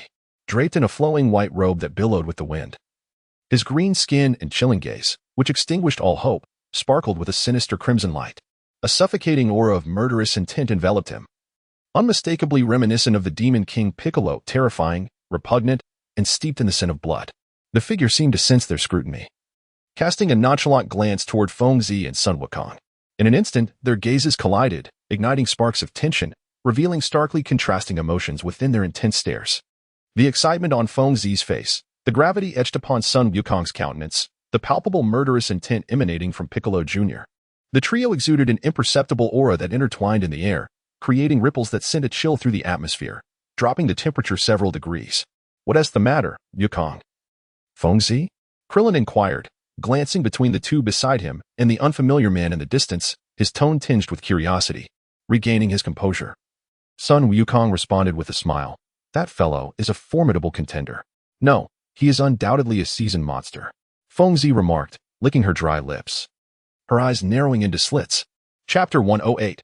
Undercurrents rising. After registering for the tournament, the group settled temporarily in a nearby inn. The following day dawned bright and sunny.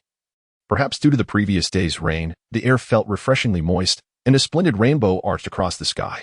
Within the martial arts arena, competitors from around the globe filled the spacious hall, their voices rising and falling in a cacophony of excitement. Each participant harbored dreams of claiming the title of champion at the world's foremost martial arts tournament, fervently practicing their techniques as if securing a ranking was an assured outcome. In an inconspicuous corner, Fengzi and her companions gathered, distinct from the other contestants. Their expressions relaxed and unassuming. They eschewed warm-ups, instead engaging in a light-hearted exchange, exuding a sense of confidence. Krillin pointed towards Piccolo, who was resting against the wall with his eyes closed, and said to Sun Wukong, "Wukong, is that guy really as formidable as you claim?" "Yes, he is indeed powerful. If we encounter him in the competition, it could spell trouble for us," Sun Wukong replied with a grin. At that moment, Tianjin Fan approached Sun Wukong, his face pale as he glanced at Piccolo in the distance, his voice laced with suspicion. "That guy, could it be?" Sun Wukong nodded, causing Tianjin Fan's expression to shift dramatically. Fengzi interjected, "If he was able to defeat him once, he can do so again." Sun Wukong readily concurred with this sentiment. Just as their conversation heated up, a young girl approached the group. Indeed, she was a girl, strikingly cute and beautiful. She appeared to be around the same age as Wukong and Krillin, possessing an exquisitely flawless face and fair skin. Dressed in a qipao that accentuated her graceful figure, she radiated charm with every movement. Yet, this youthful beauty stood before Fengzi and the others, gritting her teeth and glaring at Sun Wukong with a look of palpable resentment. Sun Wukong gazed at the girl, puzzled, scratching his head in bewilderment. Humph. The girl turned away, disregarding the astonished onlookers, and strode off in another direction. The surrounding competitors cast envious glances at Sun Wukong, whispering and pointing at the girl, extolling her unparalleled beauty. Suddenly, Klin leaped in front of Sun Wukong, nudging his chest with an arm, exclaiming, "What an adorable girl!" Wukong confessed quickly, "How do you know this stunning lady?" "I don't know her at all," Sun Wukong replied emphatically, eliciting disdainful gestures from Klin and Lepin. None of the participants were aware of the girl's identity, except for Fengzi, who recognized her at first glance. However, he detested gossip and refrained from divulging trivial information for amusement. As impatience grew among the contestants, the loudspeakers positioned in the corners of the hall crackled to life. "We extend our heartfelt gratitude to everyone for taking the time out of their busy schedules to attend this grand martial arts tournament." An elderly voice resonated throughout the hall. Fengzi and the others turned to see an old man from the organizing committee speaking at the podium. This time, there are 72 participants. Although this number is significantly lower than in previous tournaments, our research indicates that the overall skill level has notably improved, which may account for the reduced turnout. Upon hearing this, the competitors exchanged glances, acknowledging the truth in the old man's words. Indeed, while fewer in number, each individual appeared exceptionally formidable. The preliminary rounds would soon commence, eliminating the majority of the 72 participants, leaving only 8 to advance to the subsequent stages. Everyone patiently awaited the conclusion of the old man's lengthy speech, after which the customary lottery to determine opponents and the order of the preliminary rounds would take place. Contestant 12. Contestant 58. Fengzi, what about you? 44. How is it again 44? The group compared their numbers, engaging in discussions, with many searching for their respective opponents based on their assigned numbers. As the preliminary rounds began, Fengzi, focused solely on his path, arrived at his designated arena, only to be met with a gaze filled with animosity.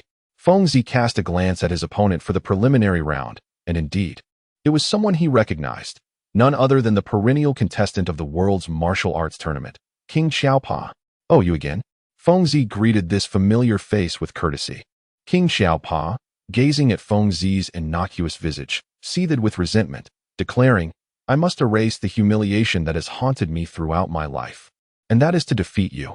Fengzi let out a soft sigh and, with a smile, remarked, "To praise you is to acknowledge a most spirited oddity." King Jopa's eyes blazed with fury, his breath coming in heavy bursts, his face flushed to a deep shade of indigo, as if harboring an ancient grudge against Fengzi. He seethed, infuriating. "When the competition commences, I shall undoubtedly deal with you most severely." Fengzi, indifferent to King Xiaopa's remarks, chuckled and remarked, "There's no need to wait for the competition. Your peculiar tricks have long become outdated." Before King Xiaopa could react, Fengzi vanished from sight. In a swift motion, like a wraith, Fengzi reappeared beside King Xiaopa, offering a faint smile. With a flick of his right hand, he left an ethereal afterimage in the air, which then struck fiercely against King Xiaopa's chest. With a resounding crash, King Xiaopa's body soared through the air like a kite severed from its string, uncontrollably hurtling away until he collided with the wall of the hall, collapsing into unconsciousness. All the competitors were captivated by the spectacle, their eyes wide with astonishment as they gazed at King Xiaopa, sprawled several meters away, an expression of sheer terror reflected in their eyes.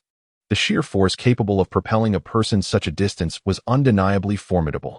With exuberance, Fengzi dashed towards the referee in charge of the competition regulations, pointing at the unconscious King Xiaopa and inquired, "That creature can no longer participate in the contest, correct? Could you arrange for another opponent for me?" Chapter 109. The android Tao Bai by the preliminary selection unfolded with ruthless intensity. Losing even a single match signified disqualification, potentially leading to elimination without ever encountering the audience. The clashes echoed with resounding ferocity as each contestant poured forth their utmost strength, vying fiercely for a coveted place among the top 8.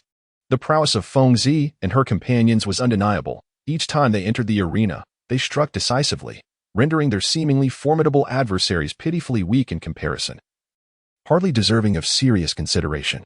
Fengzi gazed at the imposing figure before him and spoke, "Let us commence."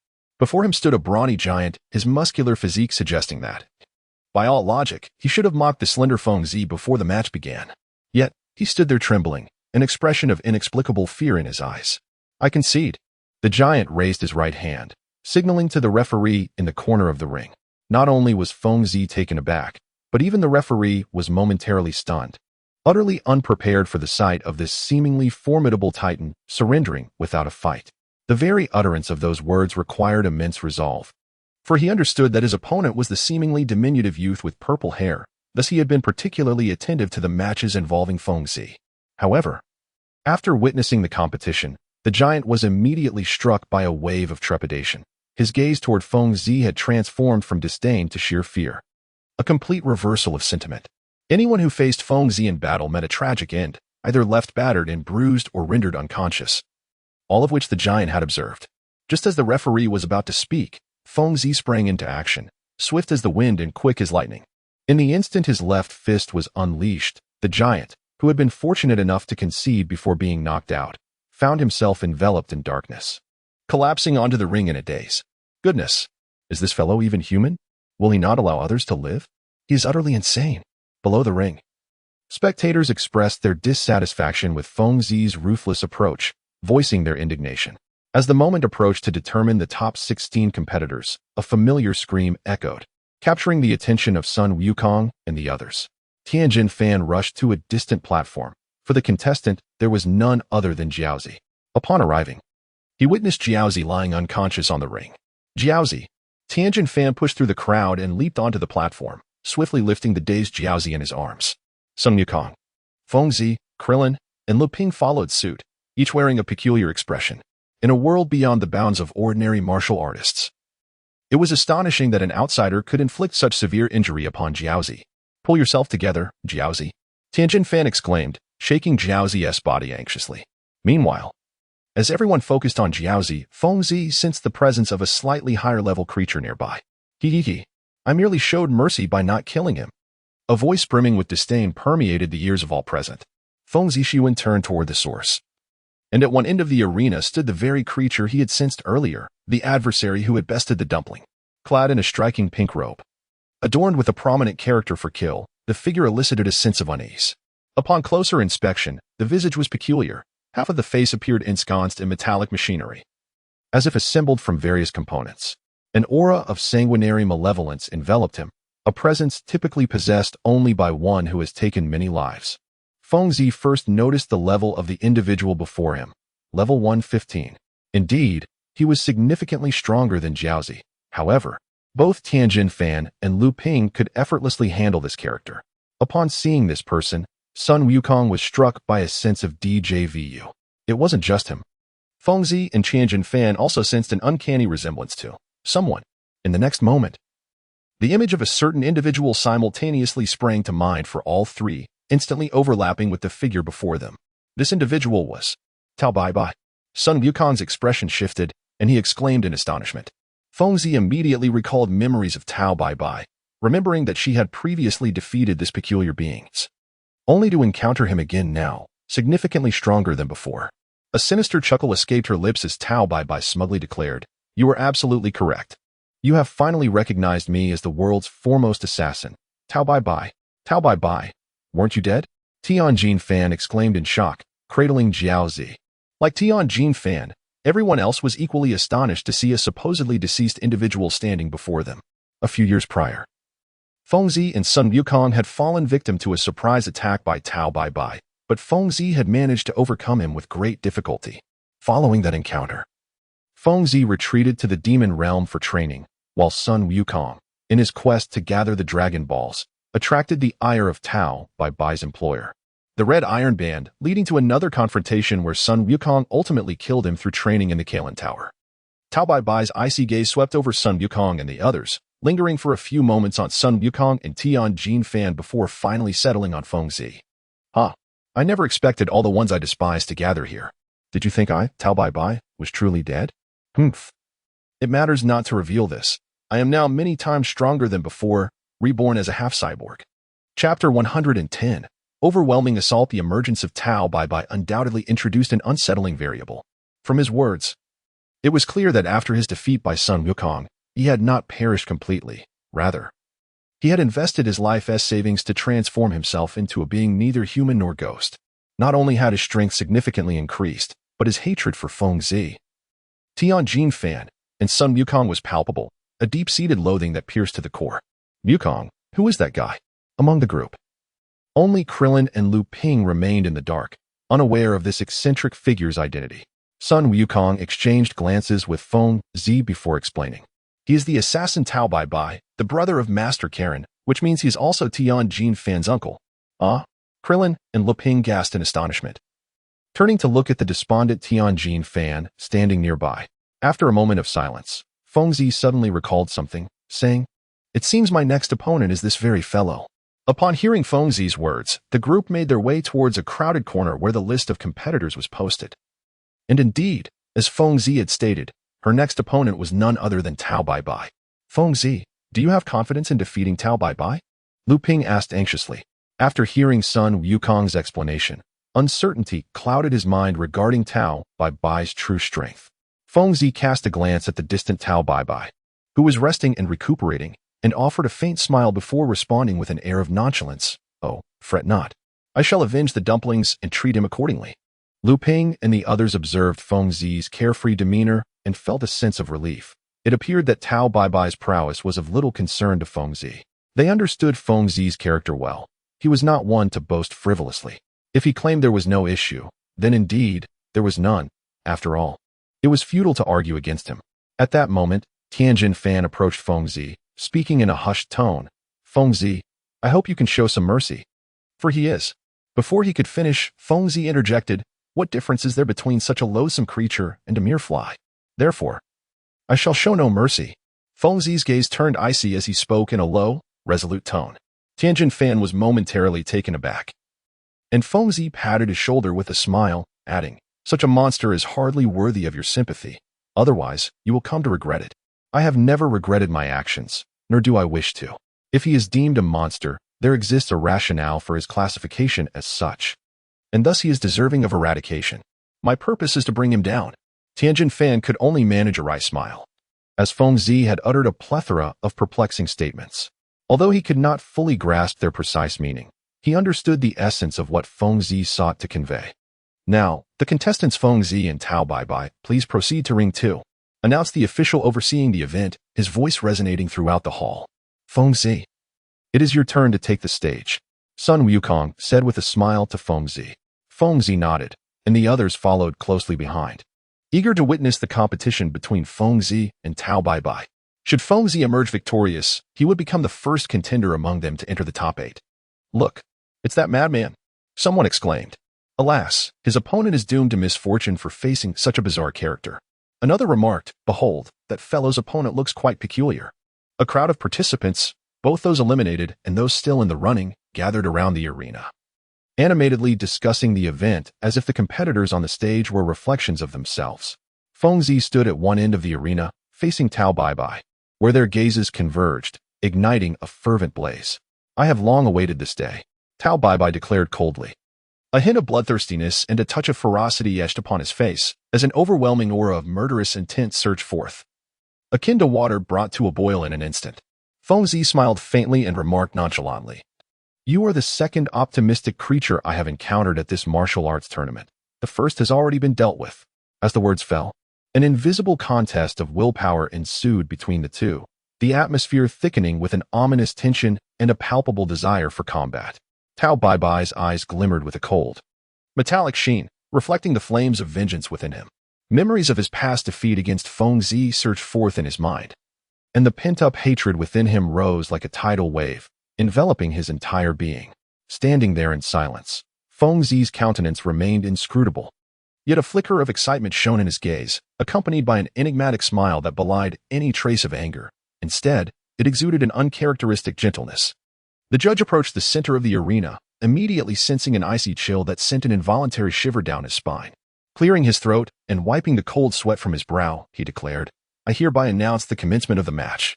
With that, he hastily retreated to a corner of the platform, as if fearing the repercussions of the impending clash. As the match commenced, the battle between Feng Zi and Tao Baibai was poised to erupt. "Allow me to demonstrate the prowess of the half-cyborg Tao Baibai," he declared, while inwardly contemplating. Even if this purple-haired fellow has grown stronger over the years, he could never hope to defeat a being engineered as I am. I shall make sure to thoroughly dominate him. Just as Tao Baibai envisioned himself pummeling Feng Zi into submission, the latter seized the initiative. With astonishing agility and supernatural speed, Feng Zi transformed into a blur before the astonished eyes of the spectators, instantly covering the wide expanse of the arena. His fist, propelled by a fierce gust of wind, hurtled toward the momentarily dazed Tao Baibai.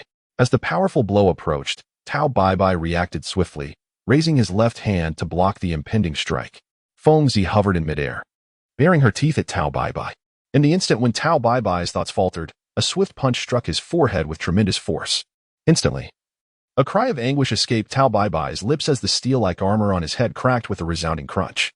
"Feng Zi is surprisingly powerful," exclaimed Clin and Leping, utterly astonished that, right from the onset, Feng Zi had overwhelmed Tao Baibai with such dominance, leaving him no chance to retaliate. Chapter 111. The madman like a devil. Tao Baibai, unsteady and losing his balance, staggered backwards several meters. Feng Zi's brows knitted, her figure flickered and vanished, pursuing Tao Baibai with a terrifying swiftness, akin to a specter. In an instant, Feng Zi materialized before Tao Baibai, devoid of any words, at this moment. Her fist spoke volumes. Leaning forward, one fist coiled at her waist while the other, a massive iron hammer, surged forth like a powerful spring. A cruel smile briefly graced Feng Zi's lips, for he relished the sensation of inflicting pain. In an instant, his figure vanished, only to reappear at the right side of Tao Baibai. With lightning speed, he unleashed a rapid succession of 3 iron fists upon the wide-open flank of Tao Baibai. Leaping deftly into the air, Feng Zi executed a miraculous waist twist, delivering a sweeping cyclone kick to Tao Baibai's midsection. This series of movements was nothing short of extraordinary, captivating the audience and eliciting their enthusiastic applause. Bang! The arena shook violently, debris and fragments of brick scattering in every direction as dust swirled around. Tao Bai's waist sank deeply into the green brick floor, while the surrounding tiles fractured into an expansive spiderweb pattern. Feng Zi appeared relentless in his pursuit of Tao Baibai, gradually advancing towards her with a grin that bore a diabolical semblance. With a thunderous impact, he shattered her eyes, which resembled binoculars, with a single punch. The sound erupted in a series of consecutive thuds, unlike before. Feng Zi unleashed his fists at an astonishing frequency, relentlessly hammering Tao Baibai's upper body. Each strike resonated with the ferocity of thunder, splitting the air as if it were stone, unleashing a cacophony of anguished cries that pierced the atmosphere, culminating in a faint rumble that reverberated in the ears, disorienting all present. Yet, the exhilaration within Feng Zi remained unabated, his fist raining down like a torrential storm. Tao Bai Bai's mouth gushed forth blood like a faucet. And ultimately, even bile was expelled. Silence. An eerie stillness enveloped the arena. All spectators were rendered speechless, their gazes towards Feng Zi transformed into expressions of sheer horror. As if they had glimpsed a specter, their skin prickling with fear, their eyes reflecting the dread emanating from their very souls. Clin, witnessing the unfolding scene, expressed his concern. At this rate, will this Tao Bai Bai survive? Meanwhile, Leping pondered briefly, glancing at the frenzied Feng Zi, and nodded, stating, "It is time to intervene. Otherwise, he might just beat this Tao Bai Bai to death." Indeed, Sun Wukong agreed. Nodding in affirmation before calling out to Feng Zi on the stage, "Feng Zi, cease your assault. If you kill her, you will be disqualified from the competition." Upon hearing this, Feng Zi paused momentarily, as if he had momentarily lost sight of the fact that this was a contest, not a life-or-death struggle.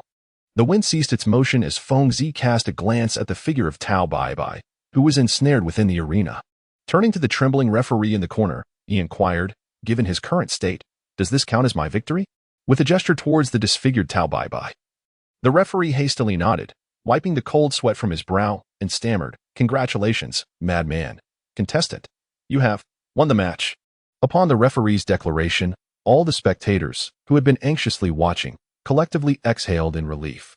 This was their first encounter with such a deranged individual. Had they faced this madman during the contest, they vowed to surrender at the earliest opportunity. Otherwise, they could end up like Tao Bai Bai, so brutally defeated that their very existence would be in jeopardy. After Feng Zi stepped down from the arena, he noticed that Sun Wukong and others were regarding him with peculiar glances. Feng Zi scratched his head and laughed. "Have I inadvertently revealed my mercy towards my opponents?" Upon hearing his words, everyone fell silent, their expressions shifting to one of discomfort. Feng Zi explained to herself, "I haven't hunted monsters in quite a while, so I feel a bit exhilarated. However, that fellow truly can withstand a lot of damage." Indeed, what he said is correct. Androids are remarkably effective. Lu Ping remarked with a wry smile, "Feng Zi, I now find myself sympathizing with Tao Bai Bai, for his opponent is you." Feng Zi chuckled and said, "Rest assured, there will undoubtedly be an opportunity to face me." Everyone wanted to voice their thoughts. Feng Zi, you have misunderstood, but ultimately refrained from doing so. In their hearts, Clin and the others harbored a singular thought: never encounter this individual, may heaven protect us. Chapter 112. The Divine. The competition was fervently underway, with exhilarating battles unfolding in succession. Advancing from the top 16 to the top 8 may sound simple, yet it was a fierce contest of skill. Each round showcasing spectacular and intense confrontations. On the arena, Clin effortlessly dispatched his opponent, determining the victor with a single blow, highlighting the stark disparity in their strengths. For Clin, battling such relatively ordinary competitors felt like child's play. "Clin, indeed, 3 years of cultivation has made you stronger," Sun Wukong exclaimed, patting Clin on the shoulder with a smile. Clin replied with pride, "Of course. Wukong, you have no idea how diligently I have trained these past 3 years to become stronger, to keep pace with you and Feng Zi." As the two conversed, Feng Zi gently nudged Sun Wukong with his elbow, signaling him to look towards the arena. Sun Wukong furrowed his brow, sensing an ominous aura. Could it be? With a stirring in his heart, he turned his gaze to the arena. Noticing Sun Wukong's abrupt silence and his serious expression, Clin's curiosity piqued, prompting him to glance over as well. To his dismay, he beheld a peculiar figure, a cold man with a bandaged head. Indeed, it was the second generation of Piccolo. Sun Wukong and Feng Zi had long harbored concerns regarding this unsettling presence. Judging by his aura and demeanor, this individual was no ally, much like his father. The current Piccolo must have come to this tournament with sinister intentions. Piccolo II seemed to sense the scrutiny from Feng Zi and the others.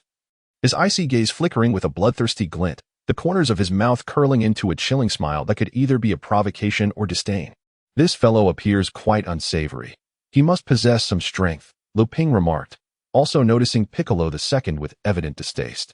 On the arena, the referee glanced at Piccolo II and inquired, "Are you the contestant from the Demon Clan?" Piccolo nodded, his expression frosty as he bluntly replied, "Stop wasting time. Let the match begin."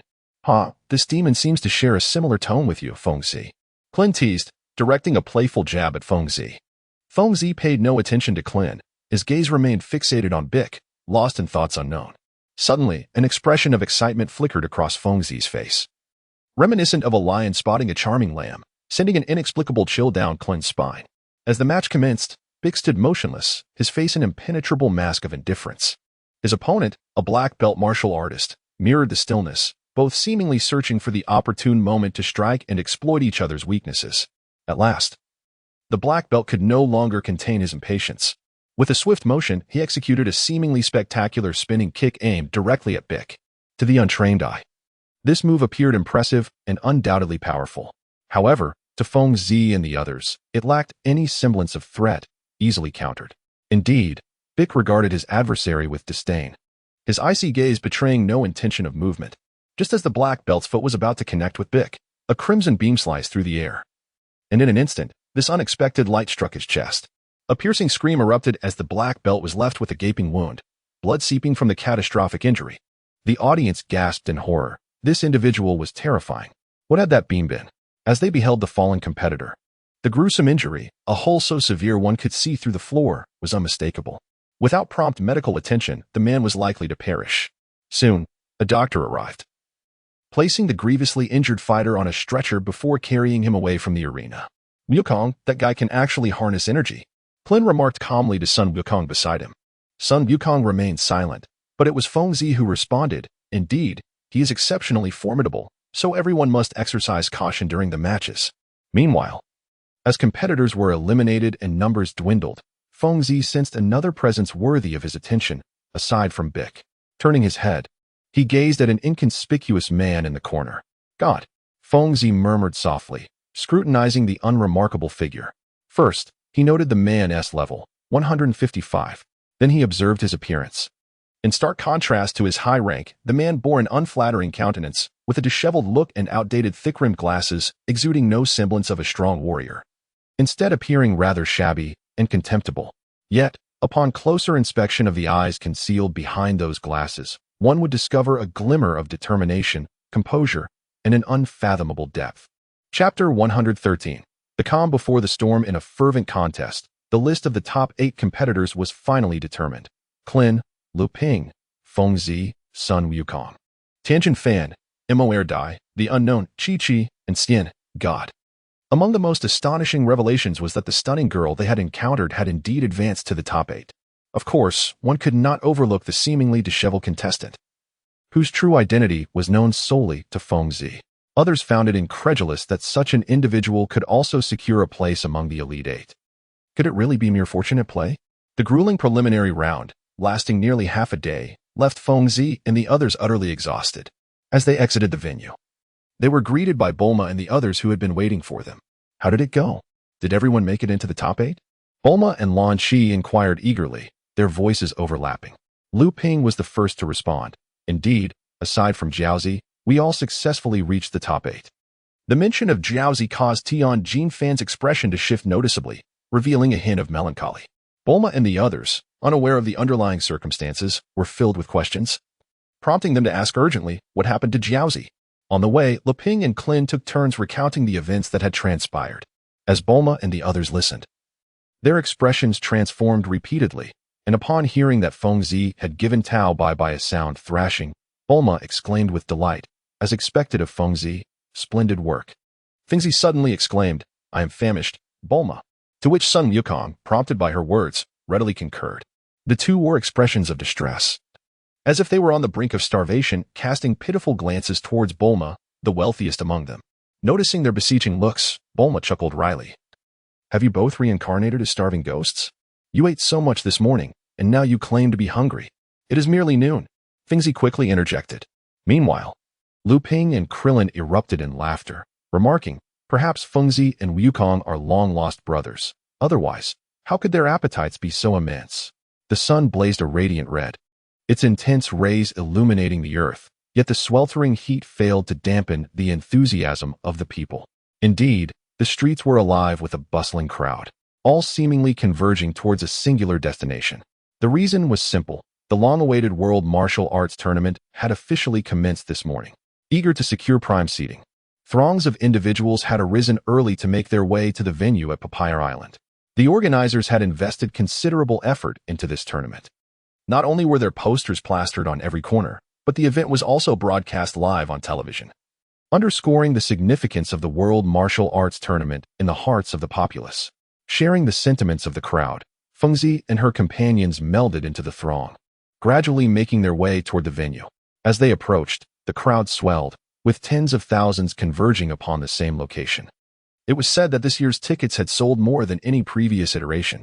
Prices surged, yet the desire to purchase tickets remained unabated. "What a multitude!" Krillin exclaimed, exhilarated by the sight of clusters of people around him. Master Rashi and Oolong, with lecherous glances, surveyed the women passing by, their eyes shamelessly lingering on their curves with expressions of delight. "You two perverts," Bulma remarked disapprovingly, casting a disapproving glance at Master Rashi and Oolong. As Sun Wukong and Fengzi walked together, there was a noticeable height difference, with Fengzi towering over Wukong. Yet, in terms of presence, Wukong held his own. "Wukong, tell me, what is that deity truly like?" Fengzi inquired as they strolled. Sun Wukong paused momentarily, glancing at her before responding. "Why do you ask?" "Just out of curiosity." Fengzi replied nonchalantly. "Oh, the deity resembles Piccolo quite a bit, and his strength is formidable. My training in the heavenly realm was only possible with his guidance." Sun Wukong gradually elucidated. Fengzi nodded knowingly and smiled as she spoke. "If I were to defeat this deity, would the system impose a punishment upon me?" Sun Wukong inquired, perplexed. "What exactly is this system?" As Fengzi was about to explain something, Bulma approached her, retrieving a scarf from her handbag. "Fengzi, I'm concerned that the television broadcast might recognize you. It would be prudent to wear this," she remarked, with a soft acknowledgement. Fengzi accepted the scarf from Bulma's hand, but hesitated to don it. "What is it? Do you find it unappealing?" Bulma inquired, puzzled by Fengzi's reluctance to tie the scarf around her head as suggested. Fengzi cast a glance at the black scarf in her hand and remarked, "Isn't this meant for wiping sweat?" It was at that moment that Bulma regained her focus. Unaware of how to properly use the scarf, she stepped in front of Fengzi, halted their progress, and gently instructed her to lower her head. With great care, Bulma draped the black scarf over Fengzi's head. Instantly, Fengzi's appearance transformed dramatically. Her once violet hair was concealed, and the black scarf imparted an air of wildness, granting Fengzi an entirely different aura. Amidst the laughter and chatter of the crowd, they had unknowingly arrived at the competition venue. "Everyone, give it your all," Bulma and Launch encouraged the group, who responded with nods before making their way to the resting area for the competitors. Standing beside Bulma, Master Rashi peered through his sunglasses at the retreating figures of Fengzi and the others, sighed, and murmured, "It seems I have grown old. This is now the era of the youth."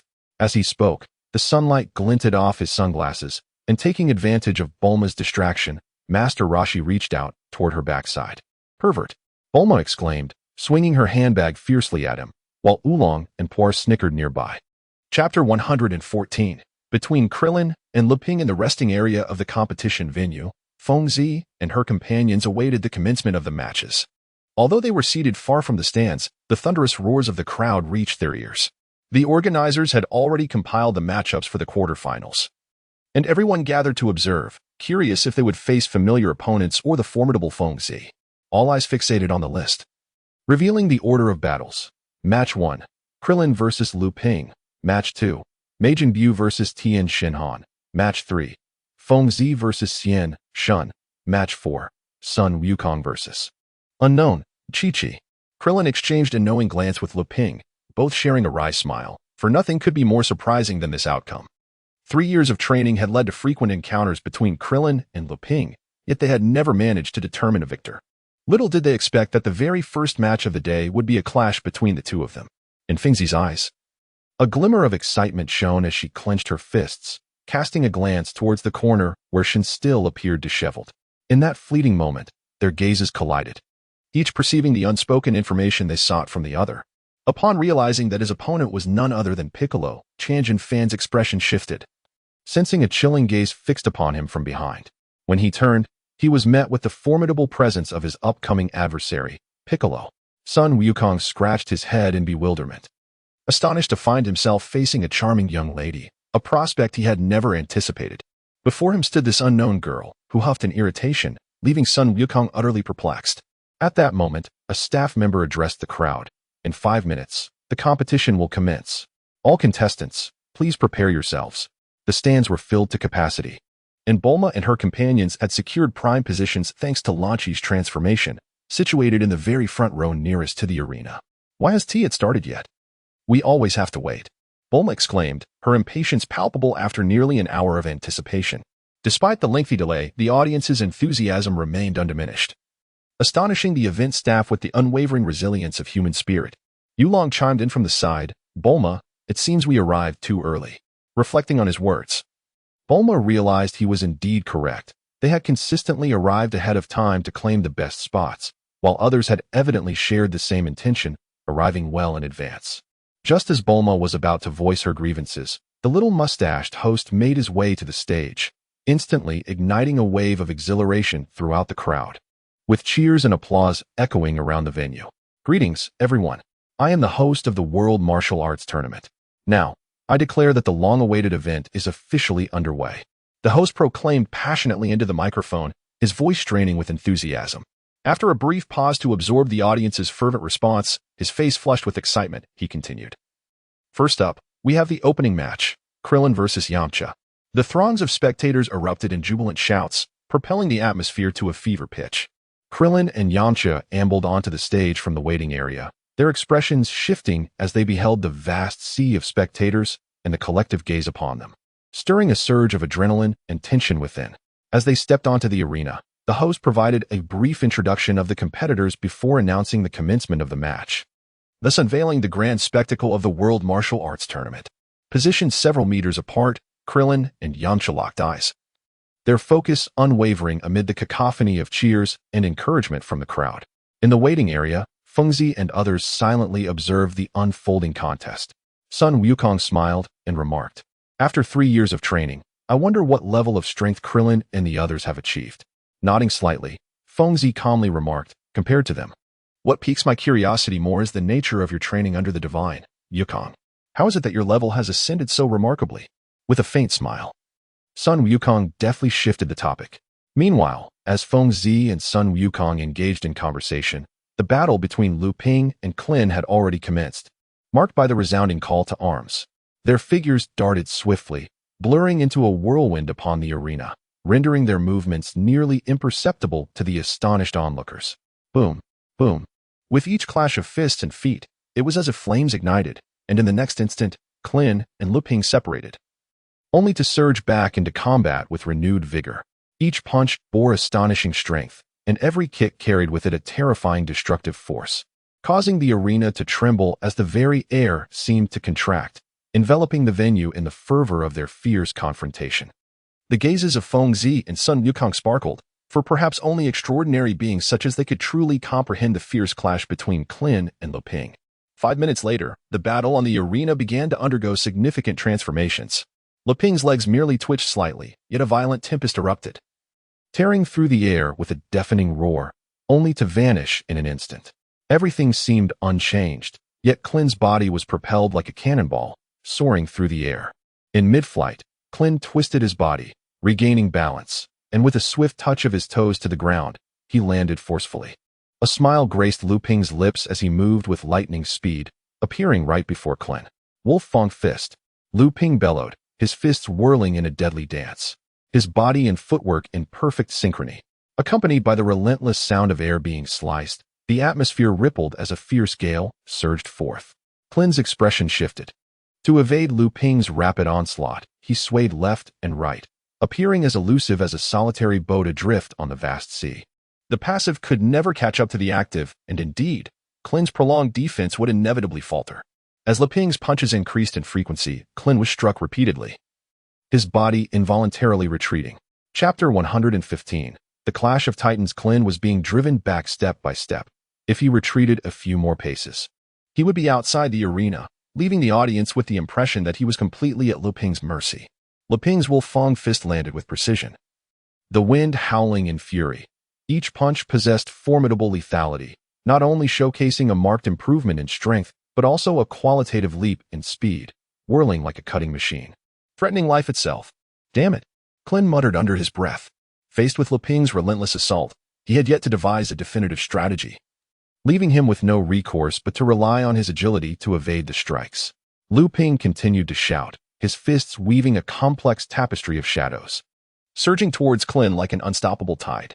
Klin found himself in dire straits, One more step back, and he would be out of the ring, which would inevitably lead to his defeat. Suddenly, Qin halted, standing firm right before Lu Ping. Observing Lu Ping's unpretentious attacks, Qin's eyes flickered as he swiftly vanished from view, appearing behind Lu Ping in a most uncanny manner. What astonishing speed! Lu Ping was inwardly astonished. The shadow cast upon the ground made it clear that Qin was right behind him. Realizing this, Lu Ping's expression grew grave. He understood that Qin had likely been conserving his strength. Leaving one's back exposed to an opponent was a cardinal sin in battle. It signified either defeat or, worse yet, death. A smile crept across Lu Ping's lips. Before Qin could mount an attack, he leaped into the air, graceful as a swallow, executing a somersault. And in the next moment, he vanished from the audience's sight entirely. Wolf Fong Fist. At the moment the sound erupted, a figure suddenly shot forth from several meters away, hurtling towards Qin like a meteor. Upon witnessing the abrupt appearance of this silhouette, Qin remained unfazed, his senses heightened in anticipation. With his keen perception, he discerned that although Lu Ping was advancing in a straight line, he had actually altered his trajectory multiple times mid-air. With a swift exclamation, Qin's right fist surged towards the empty space beside him. In that fleeting instant, a figure indeed manifested at that very spot. As their fists approached, the air between them seemed to be violently compressed, producing a series of piercing sounds.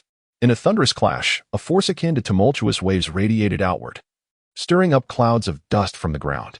The spectators present were visibly astonished, their eyes widened in awe at the magnitude of the battle unfolding before them. In a breath's time, Qin gracefully retreated a few meters, regaining his stance, while Lu Ping appeared considerably more disheveled. The surprise attack from Qin had caught him off guard, leaving him at a disadvantage in the brief exchange, from which he bore the brunt of the force, staggering back to the edge of the arena. Recognizing an opportunity, Qin propelled himself forward like an arrow released from its bow, charging towards Lu Ping. With a series of resounding impacts, the two engaged in a rapid flurry of strikes. Initially, their forms were distinguishable, but in mere moments, they reached the pinnacle of speed, rendering them mere fleeting shadows, accompanied by the sharp whoosh of air and the thunderous sounds of collision. Minutes later, the palpable energy emanating from their conflict sliced through the arena's stone tiles, evidencing the ferocity of their struggle, which left the audience in awe, unable to contain their cheers. Suddenly, the intensity of their energy surged once more. With a deafening boom, the two figures were propelled backward, each staggering slightly as they regained their balance. After a considerable pause, their breaths began to stabilize. Qin and Lu Ping exchanged a glance, only to discover that both were drenched in sweat, their garments marred with several tears, appearing quite disheveled, prompting them to burst into laughter. "Allow me to demonstrate the fruits of my arduous training over the years," Lu Ping declared earnestly, gazing at Qin as he caught his breath. "Oh," Qin replied, momentarily taken aback before responding with a grin. "Not just you. I too have been preparing. Let us unveil our respective ultimate techniques." With that, both began to prepare their next moves. Lu Ping assumed a peculiar stance, his left hand grasping his right wrist, channeling his energy toward the tips of his fingers. This maneuver was the first of its kind that Feng Zi and others had witnessed. Qin halted his preparations, standing still to observe Lu Ping, seemingly intrigued by the technique he was about to unleash. Chapter 116. Krillin's Victory, Tian's Entrance. Lu Ping concentrated his energy, gathering it between his hands. As the air around him began to transform, a radiant yellow glow erupted from his palms, producing a series of crackling sounds that rendered the surroundings eerily tranquil. Only those with keen perception, like Feng Ziming, recognized this phenomenon as the rapid compression of energy.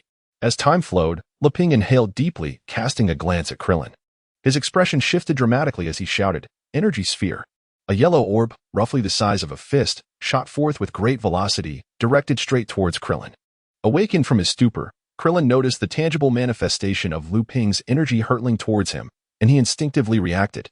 With remarkable speed, he darted across the arena like a flash of lightning. However, to everyone's astonishment, the glowing sphere followed him relentlessly, quickly closing the distance. "What is happening? What technique is this?"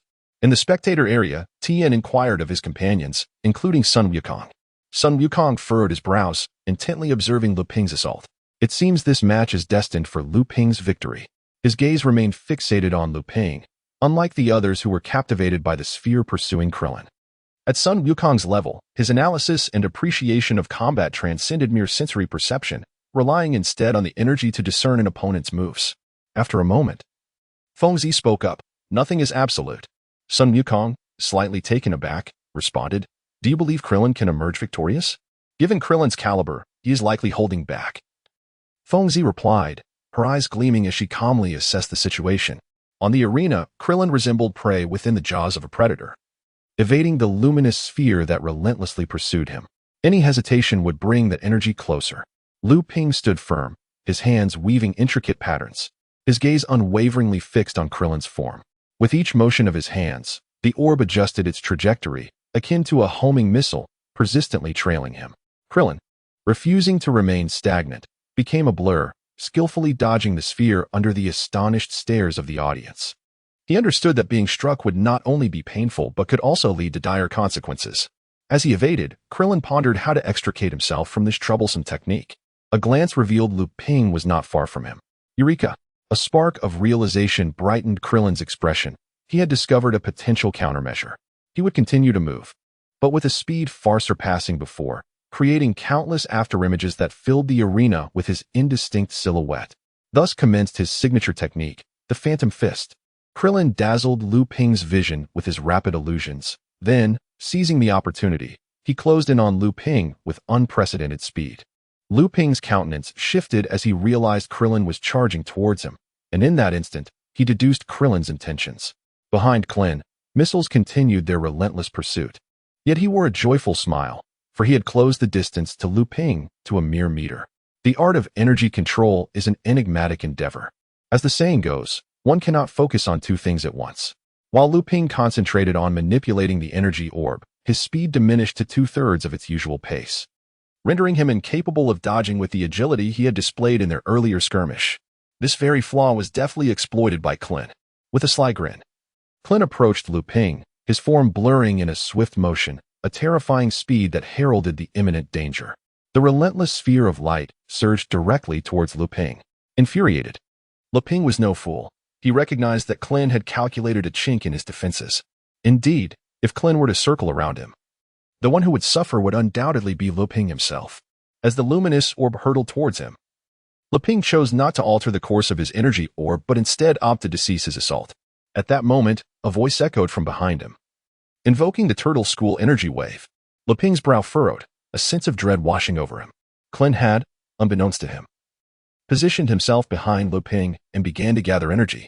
With a powerful thrust of his arms, a brilliant blue dragon erupted forth, its radiance striking Liu Ping squarely in the back, sending him hurtling away. "Huh, Goku, you guessed wrong." Wind Purple chided Son Goku. Unfazed, Goku chuckled. "It matters not who wins between Krillin and Liu Ping. We are all friends. Now, Tien, it's your turn to take the stage. Be wary of your opponent." As he spoke the latter half of his sentence, Goku's tone shifted, growing somber. Tien nodded, his expression remaining unchanged. Feng Zi remarked, "The disparity in strength can sometimes be compensated by other means." Tianjin Fan, puzzled, inquired what means. "Courage and conviction, and an unwavering spirit that refuses to succumb to cowardice. In this world, nothing is absolute. Every monster has its day of defeat. We must be grateful for every monster, for without them, my days would be devoid of joy. Therefore, Tianjin Fan, you must surely defeat that hideous green creature." Chapter 117. The terrifying power as Tianjin Fan conversed with Feng Zi and the others. A chilling aura of malice swept through the air. Piccolo approached the exit, and all, including Feng Zi, wore expressions of grave concern. Piccolo's face bore no hint of emotion, but was etched with a fierce intent to kill. As he drew near to Tianjin Fan, his steps came to a halt. "I hope you do not perish too soon in the arena." A voice, cold as frost, echoed ominously in their ears. Tianjin Fan's expression shifted dramatically. He understood all too well that Piccolo's words were directed at him. As the tempest within Feng Zi threatened to erupt, Sun Wukong grasped his arm and shook his head. Feng Zi endeavored to quell the discontent simmering within him, yet his fist remained tightly clenched, his gaze fixed upon Piccolo, his eyes ablaze with restrained fury. Ignoring Tien Shinhan, Piccolo's gaze swept over Feng Zi and Sun Wukong, a haughty smile gracing his lips as he proclaimed, "Do not be hasty. Once I have dealt with him, I shall attend to both of you." With that, he strode away with a boisterous laugh, seemingly unfazed by Feng Zi's murderous glare, making his way towards the arena. After a moment of silence, Feng Zi turned to Tien Shinhan and cautioned, "Do not heed this man's words." Tien Shinhan, momentarily taken aback, understood the underlying message in Feng Zi's statement. He must survive at all costs. Nodding in agreement, Tian Xinan replied with a smile. I shall demonstrate the fruits of my relentless training over the past 3 years. With that, he proceeded towards the arena at a measured pace. Sun Wukong watched Tian Xinan's retreating figure and remarked to Feng Zi, we should urge him not to engage in battle with Piccolo. Oh, one must not merely scratch the surface. If he succumbs to fear of that man, Tian Xinan's strength will stagnate, for he will have forfeited his dignity as a man. Feng Zi replied solemnly. Both he and Sun Wukong recognized that Tian Xinan's prowess was evidently inferior to that of Piccolo, yet regardless of victory or defeat, it was a matter of pride. Upon hearing Feng Zi's words, a look of surprise flickered across Sun Wukong's face, imbuing his gaze with deeper significance. Indeed, one must not merely take things at face value. On the arena, Piccolo and Tian Xinan stood at opposite sides as the host approached the center, microphone in hand. Allow me to introduce our 2 contestants. To my left is the champion of the previous World Martial Arts Tournament, Tian Xinan. As the announcer's voice fell, the crowd erupted into a frenzy, applause erupting like popping corn, cheers soaring as if they had partaken of a stimulant. Seeing the enthusiastic response, the host continued. And to my right, we have a newcomer, yet one not to be underestimated. He displayed astonishing strength in the preliminary rounds. He is the Demon's 2nd generation. Sparse applause trickled through the audience, who regarded the pallid-faced contestant with skepticism, doubting his ability to triumph over the reigning champion, Tian Xinan, resulting in a marked decrease in enthusiasm compared to before. Piccolo remained indifferent to the audience's judgment, his expression stoic as he coldly regarded his opponent, Tian Xinan. The latter, equally vigilant, scrutinized Piccolo, having discerned the true identity of the demon's 2nd generation. After observing Piccolo's matches, Tian Xinan recognized that both he and the Demon King shared similarly malevolent ideologies, their strikes equally ruthless. If this individual were allowed to run rampant, another catastrophe would undoubtedly ensue. As the host's voice grew hoarse with excitement, he finally declared, I announce that the match officially begins. The atmosphere in the stands surged with fervor, a palpable intensity igniting the air. Tianjin Fan's expression was grave as he cautiously closed the distance to Piccolo, intending to gauge the strength of his opponent. After all, during the preliminary rounds, Piccolo's adversaries had been woefully inadequate, offering no insight into his true capabilities. A lethal aura emanated from Piccolo, thickening the air with an oppressive tension. To Tianjin Fan, it felt as though Piccolo was dismissing him entirely, exhibiting no defense and leaving himself wide open to attack. Growing impatient, Tianjin Fan realized that prolonging the standoff would only allow Piccolo's imposing presence to dominate him. Thus, he made a decisive move. With a flicker of determination in his eyes, he locked onto Piccolo's position and surged forward, closing the gap in an instant.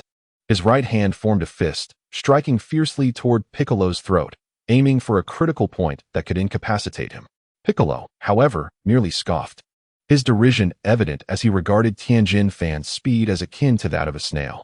As Tianjin Fan unleashed his attack, he suddenly accelerated, delivering a punch that transformed the air itself into a ferocious tempest, swirling violently like crashing waves. The impact resonated with a thunderous boom, causing the very air to feel as if it had exploded. In disbelief, Tianjin Fan stared at Piccolo, realizing that his fist had met with an excruciating pain, akin to striking a steel plate, revealing the disparity in their power. A dismissive grunt escaped Piccolo, heightening Tianjin Fan's alertness. In a mere blink, Piccolo's figure materialized before him, unleashing an overwhelming sense of pressure that gripped Tianjin Fan's chest. He was caught off guard, never anticipating that he would find himself at a disadvantage so early in the bout. With a series of rapid collisions echoing across the arena, the two figures clashed with ferocity, only to part again in a blur, their speed surpassing that of lightning. The audience was rendered speechless, eyes wide with astonishment, completely absorbed in the breathtaking exchange. At that moment, Tianjin Fan could only describe his feelings as one of sheer shock. Piccolo's speed was terrifying, his strength astonishing, rendering Tianjin Fan utterly outmatched. He found himself repeatedly struck, his once pristine attire now tattered by the relentless onslaught, revealing bruised flesh beneath. As Chapter 118 unfolded, for body fists, Tianjin Fan's punch missed Piccolo's form, striking only air. Seizing the opportunity, Piccolo sidestepped and delivered a swift elbow strike to Tianjin Fan's chest. The impact reverberated with a deafening crack. A wave of indescribable pain surged through Tianjin Fan's torso, followed by an overwhelming force that sent him hurtling through the air. his body tracing an arc before crashing to the ground. The crowd erupted, their collective gaze fixated on Tianjin Fan. A gasp escaped from Lang Lanqi's lips, and the expressions of everyone present turned grim, beads of sweat forming in their palms. None among them had anticipated that Tianjin Fan's opponent would be such a formidable adversary, showcasing this astonishing spectacle right from the outset. Piccolo slowly approached Tianjin Fan, a cold smirk playing on his lips. To think you are so easily vanquished. How disappointing that I have exerted merely 80% of my strength. Upon hearing this, Tianjin Fan's countenance shifted dramatically. 80% of his strength? He had only employed that much? This was undoubtedly a severe blow. Tianjin Fan had been utilizing his utmost power since the commencement of the match in an effort to defeat Piccolo. This implied that should Piccolo unleash his full strength, Tianjin Fan might not even have the opportunity to retaliate. With his hands supporting him against the arena floor, Tianjin Fan rose from the ground. Wiping the blood from the corner of his mouth, he aggressively tore away the tattered remnants of his clothing and declared, "Do not rejoice too soon. This technique was originally intended for the finals against Goku or Feng Zi, but I never anticipated encountering someone like you, so I shall unleash it ahead of schedule." Piccolo regarded Tianjin Fan with keen interest, perplexed as to what the latter's so-called ultimate move could possibly be. In the resting area, Feng Zi and Sun Wukong wore solemn expressions. As they had suspected, Tianjin Fan's strength had indeed surged remarkably compared to 3 years prior. However, he still seemed to be at a disadvantage against Piccolo. "Wukong, do you know what ultimate move Tianjin Fan is referring to?" Feng Zi inquired of Sun Wukong. Her gaze fixed on Tianjin Fan. Sun Wukong shook his head, uncertain. "I only know that Tianjin Fan's Kikaho is exceptionally powerful, but I'm not sure if that's what he means by his ultimate move." With a soft acknowledgement, Feng Zi fell silent, continuing to observe the battle between Tianjin Fan and Piccolo alongside the others. On the arena, Tianjin Fan took a deep breath, and upon seeing his current disheveled state, he managed a self-deprecating smile. He then bent forward, his expression becoming solemn and his entire being enveloped in a heavy aura. Piccolo stood coldly, refraining from interrupting Tianjin Fan's technique, not out of mercy, but rather out of curiosity regarding the confident move that this human spoke of. Tianjin Fan concentrated his spirit. His expression shifted gradually, the muscles in his face twitching, veins bulging on his forehead as if an endless agony sought release. Sweat trickled slowly down his cheeks. As time passed, the muscles of Tianjin Fan rhythmically pulsed, and the air surrounding him grew increasingly tense. Suddenly, Tianjin Fan's eyes widened, his brows furrowing, and he shouted, "Four-way fist." In the next moment, accompanied by a desperate roar, the painful expression on Tianjin Fan's face began to ease, transforming into one of determination.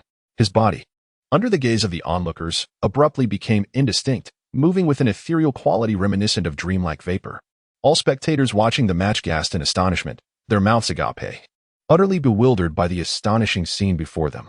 Even Piccolo, the opponent, was taken aback, his expression shifting dramatically as if he had witnessed an egg striking a rock. Before them stood not one, but 4 distinct figures of Tianjin Fan, seemingly alive and well upon the arena. Could it be the remnants of the elephant fist? Krillin pondered, his face a canvas of confusion. Sun Wukong furrowed his brow, asserting, "It should not be. I can sense 4 equally potent energies." Feng Zi nodded in agreement with Sun Wukong's assertion. In his line of sight, the 4 Tien Shinhan figures had evenly divided their original power into 4 distinct entities, each a tangible presence.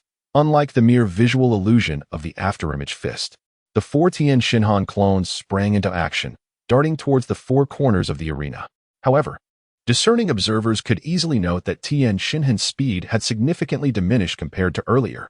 Positioned at the center of the stage, Piccolo cast a cold glance at the 4 Tien Shinhan figures, his eyes shimmering with an unusual intensity. Heavens, how could Tien Shinhan have achieved this? The arena was graced by 4 Tien Shinhan competitors. Could it be that he had 3 siblings? This was truly astounding. The host, with a tone of astonishment, addressed the microphone, resonating with the audience's curiosity, as everyone yearned to understand the secret behind Tien Shinhan's extraordinary feat. Chapter 119. The Divine Assault Plan. As Tien Shinhan divided into 4 corners, he effectively encircled Piccolo, with 3 eyes fixated on his form.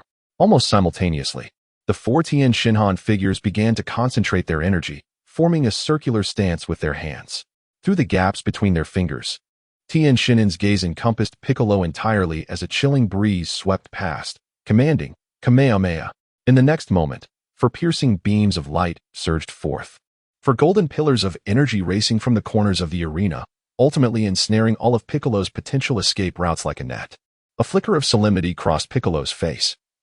For the first time since the match began, he approached the situation with utmost seriousness. It was evident that Tien Shinhan's technique had taken effect. Even the formidable Piccolo dared not take it lightly. As he witnessed the four beams tearing through the air, poised to strike him, Piccolo finally sprang into action. In a moment of peril, he leaped gracefully into the air, the entire maneuver appearing effortless yet fraught with danger.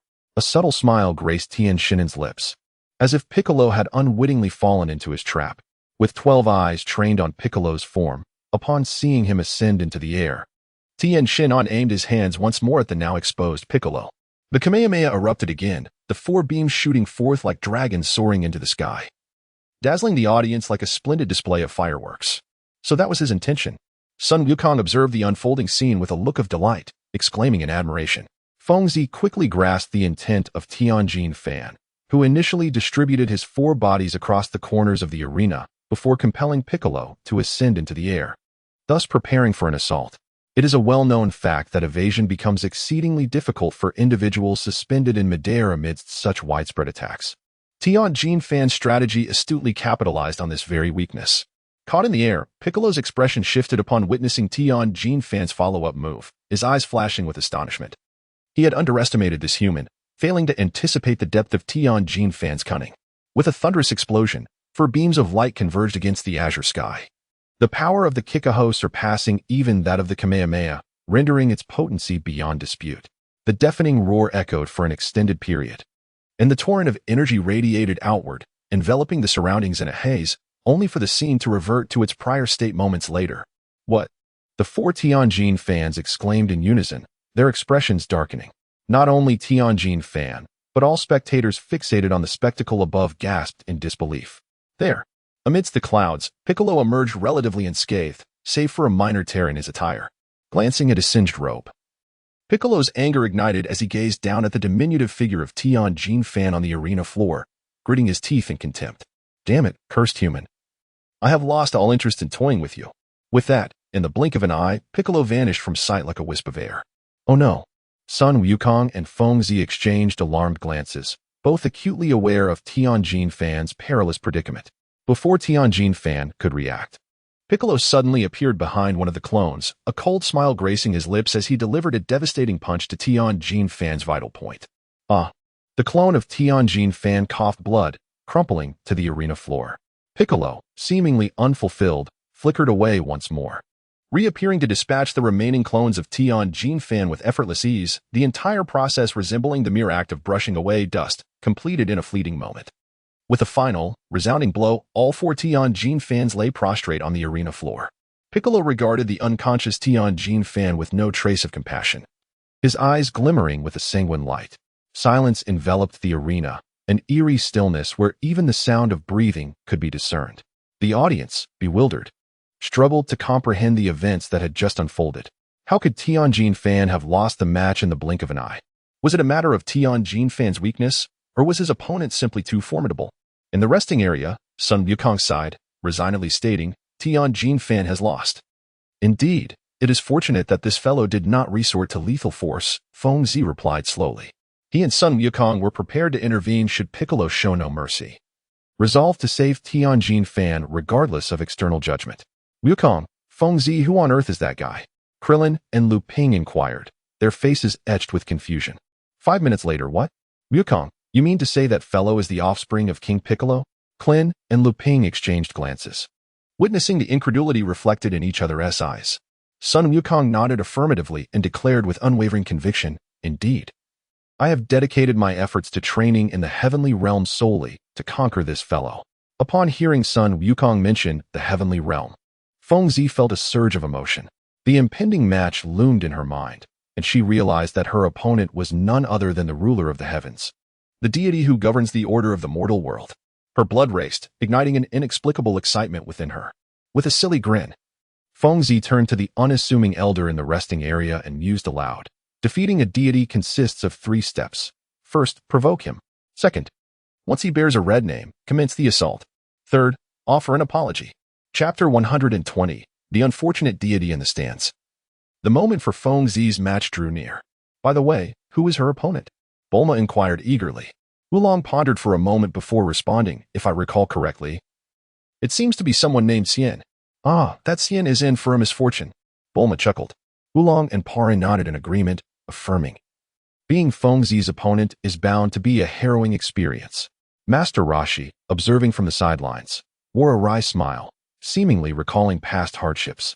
He had experienced the brunt of Feng Zi's prowess firsthand, and he understood her nature all too well. In his mind, regardless of age or gender, any opponent would inevitably fall to Feng Zi.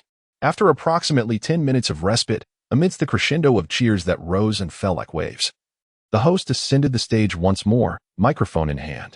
He first wiped the sweat from his brow with a handkerchief, then, with a fluctuating expression, took a deep breath and bellowed, "Ladies and gentlemen, please welcome competitors Feng Zi and Xian to the stage." Instantly, applause erupted, akin to the thunderous gallop of 1,000 horses, as excited voices reverberated throughout the expansive arena, transforming the previously tense atmosphere into one of exuberant anticipation. In the resting area, staff reminded Feng Zi that the time had come. After exchanging a few words with Sun Wukong, she and Xian proceeded towards the arena, side by side. Notably, as Xian passed by Sun Wukong, something was said that rendered Sun Wukong's expression one of astonishment, as if he had discerned Xian's true identity. As Feng Zi ascended the stage, a wave of hearty laughter erupted from the crowd. Turning to glance back, he beheld the absurd sight of the celestial being, who, in a fit of folly, had stumbled and fallen as she made her entrance. In stark contrast to Feng Zi's graceful ascent, the celestial clumsily scrambled to her feet, a sight that undoubtedly elicited the audience's amusement. Feng Zi furrowed his brow, disliking the jester-like antics of Xian, feeling an inexplicable disdain rising within him. The host, suppressing a chuckle at Xian's arduous ascent to the stage, addressed the microphone. "To my left stands the contestant Xian. Do not be deceived by his appearance. He is, in fact, a remarkably skilled expert." As the host extolled his virtues, Xian bowed and nodded profusely towards the audience, utterly incongruous with the image of a master. Instantly, murmurs erupted among the spectators, who could not fathom how such a character had managed to infiltrate the top 8.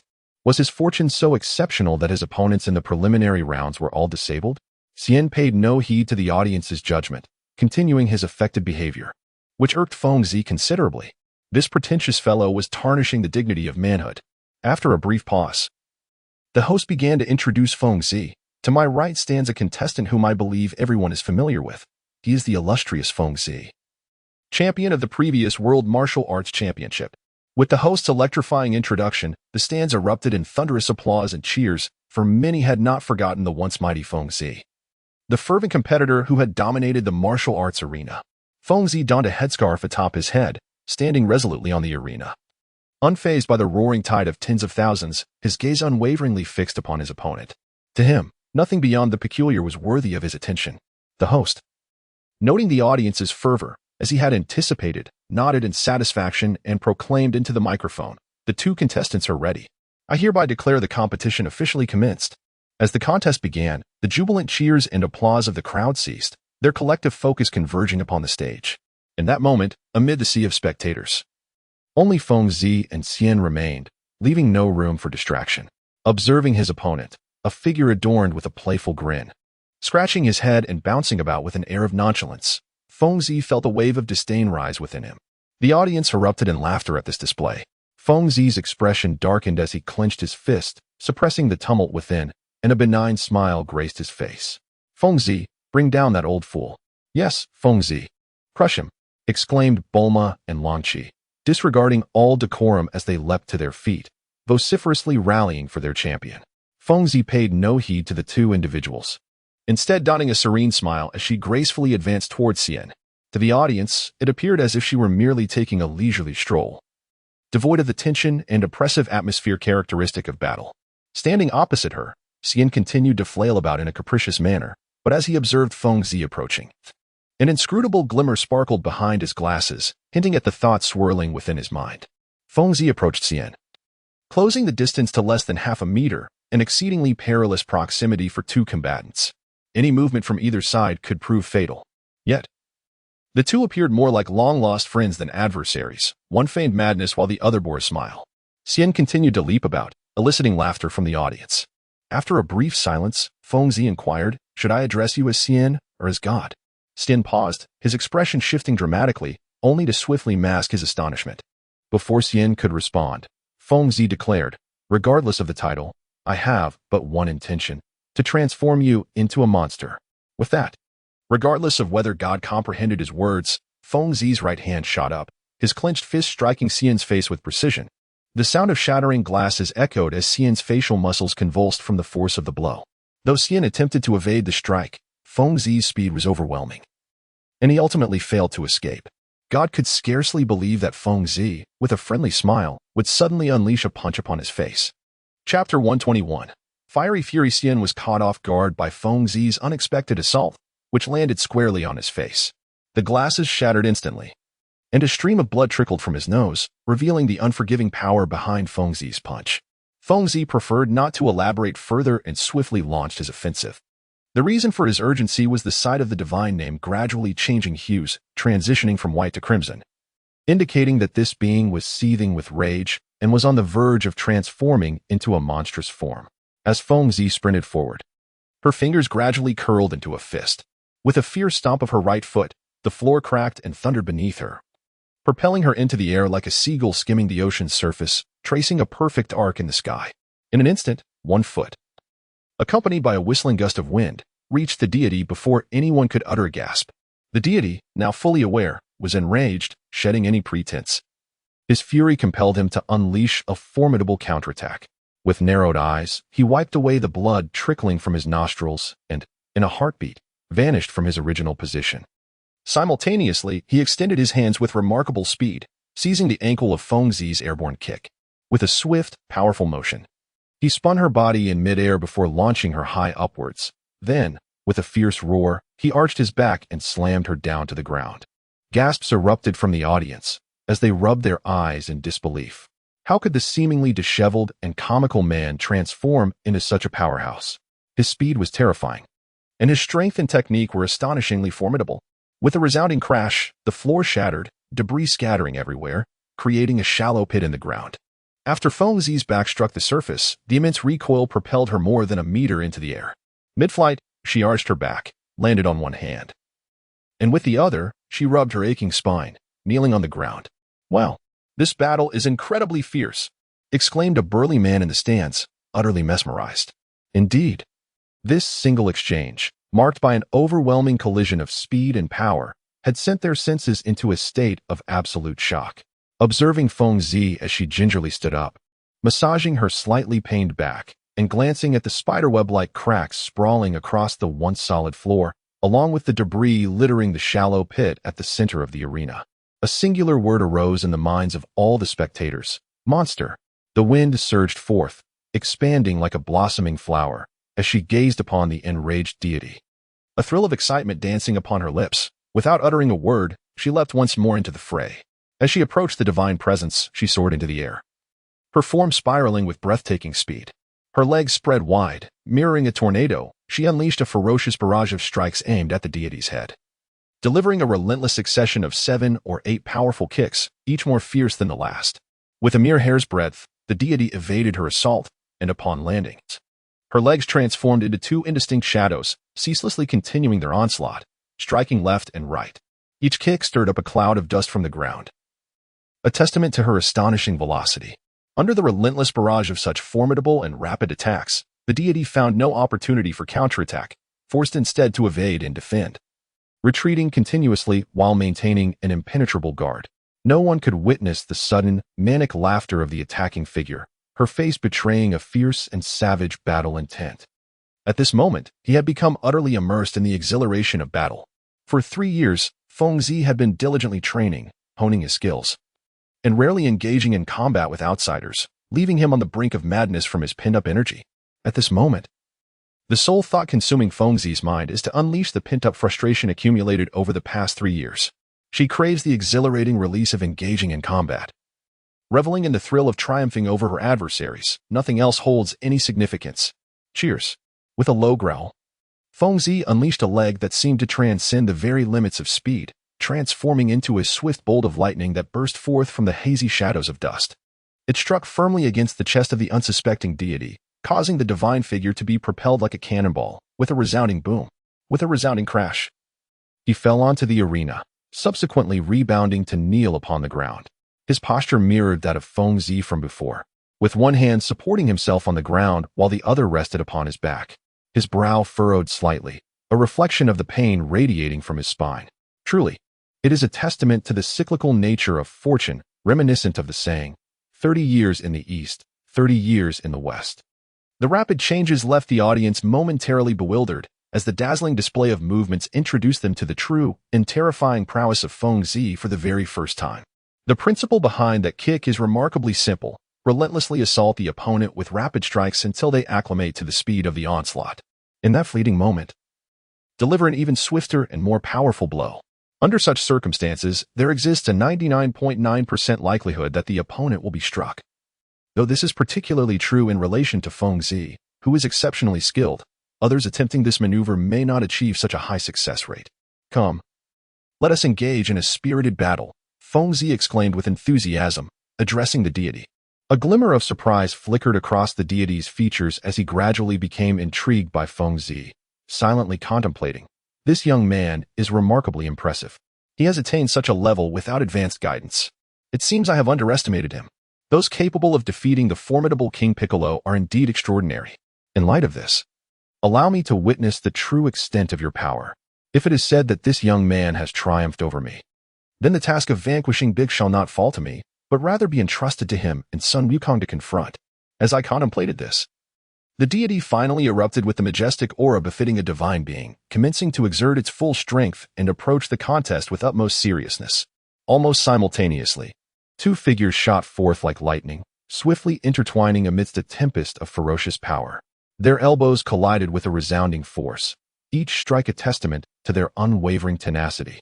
Their fists rained down with relentless fury, and their legs moved with an ethereal agility, shifting and darting with electric precision. The pace of their movements accelerated, and the cacophony of explosive sounds intensified, rendering their silhouettes increasingly indistinct, merging into an indistinguishable whirlwind of destruction, akin to two formidable tornadoes entwined in a fierce embrace. Overwhelming each other, the powerful gusts of wind swept up the dust from the ground, enveloping their surroundings in an ominous haze. It was utterly terrifying. Chapter 122. The Might of the Inch Punch, fully unleashed. The battle raged on with intensity, leaving spectators utterly speechless, their mouths agape in astonishment.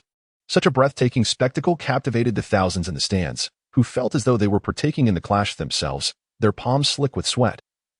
Expression shifting with every nuance of the conflict.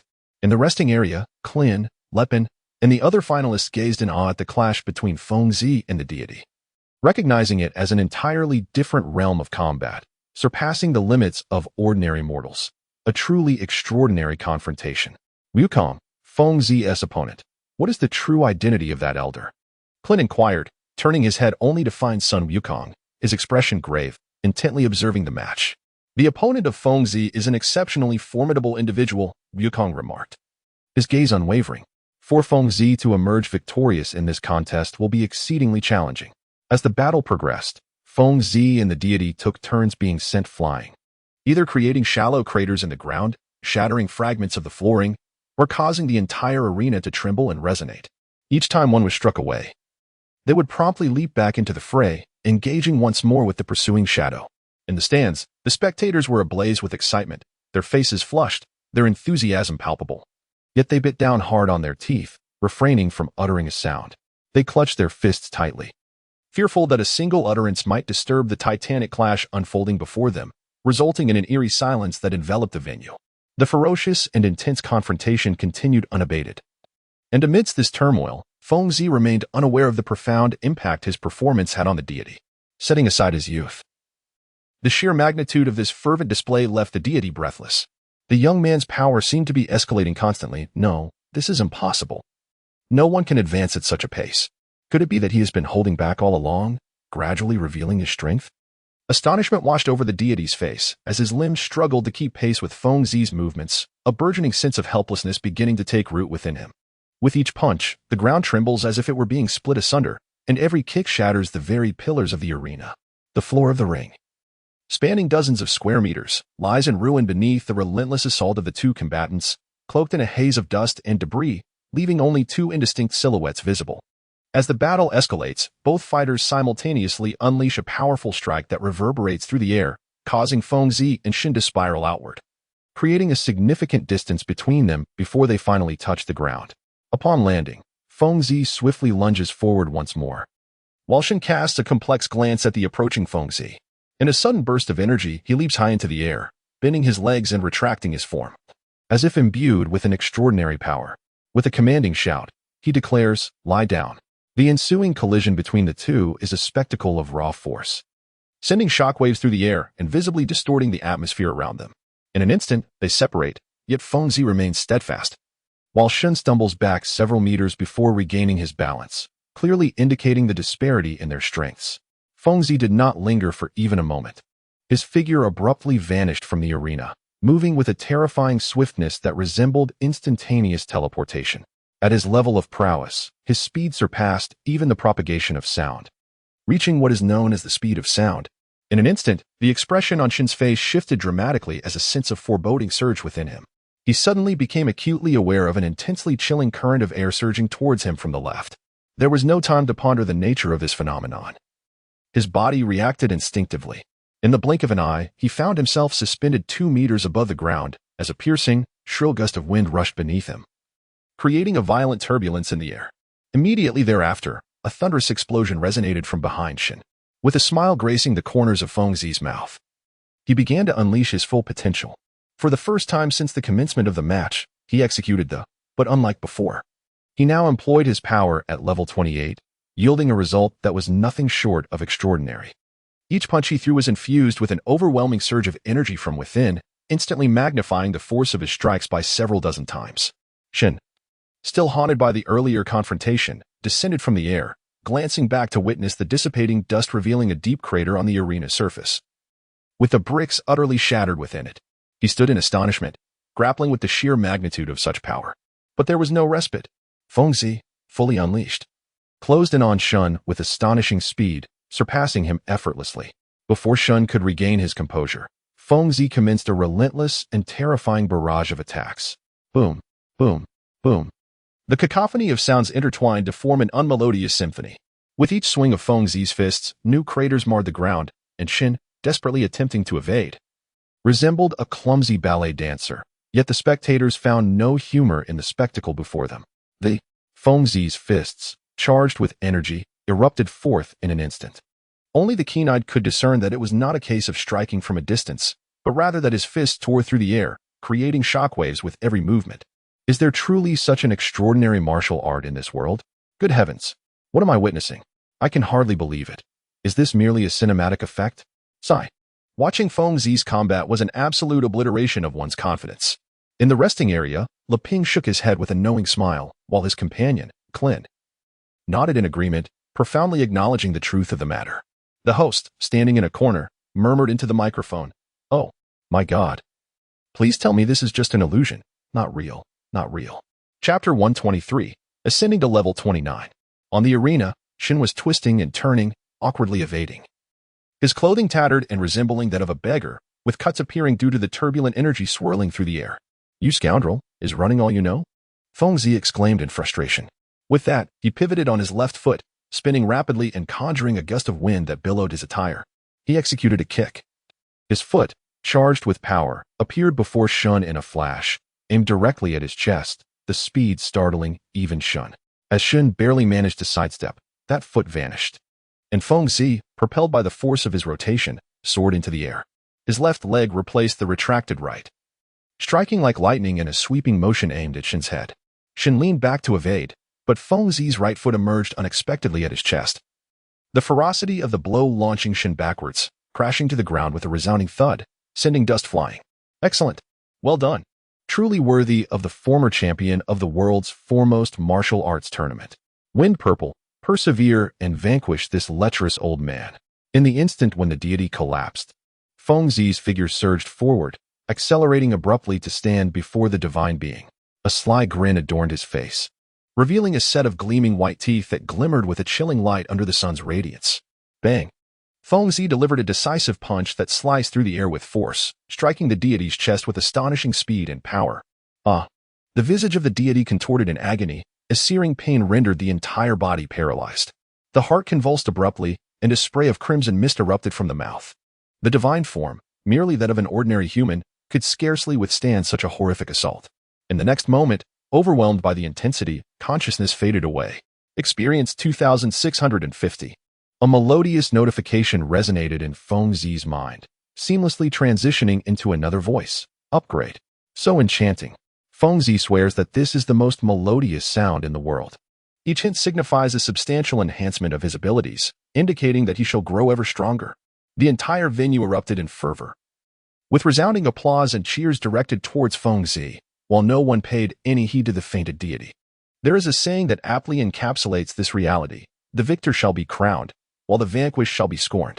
This truth has been vividly validated. Feng Zi basked in the golden light, as if the sun had draped a robe upon him.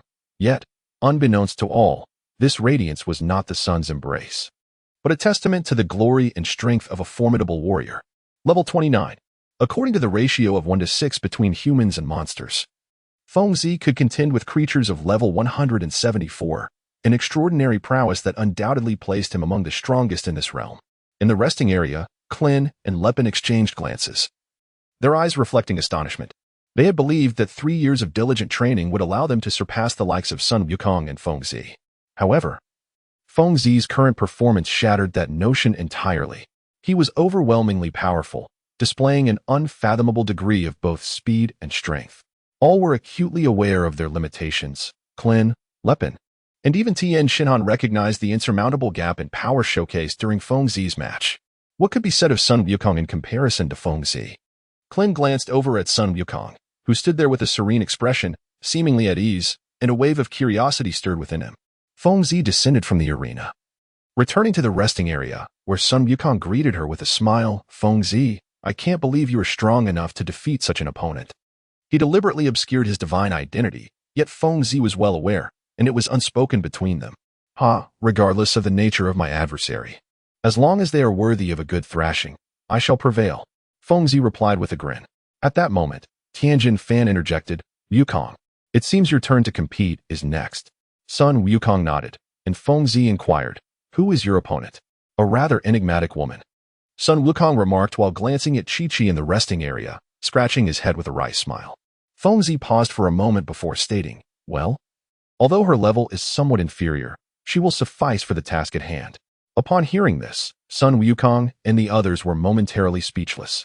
Noticing their silence, Feng Zi cast a glance at Chi-Chi and continued, "You may focus on her lower half. The most formidable aspect of a woman lies in her upper body, which serves as a protective cushion."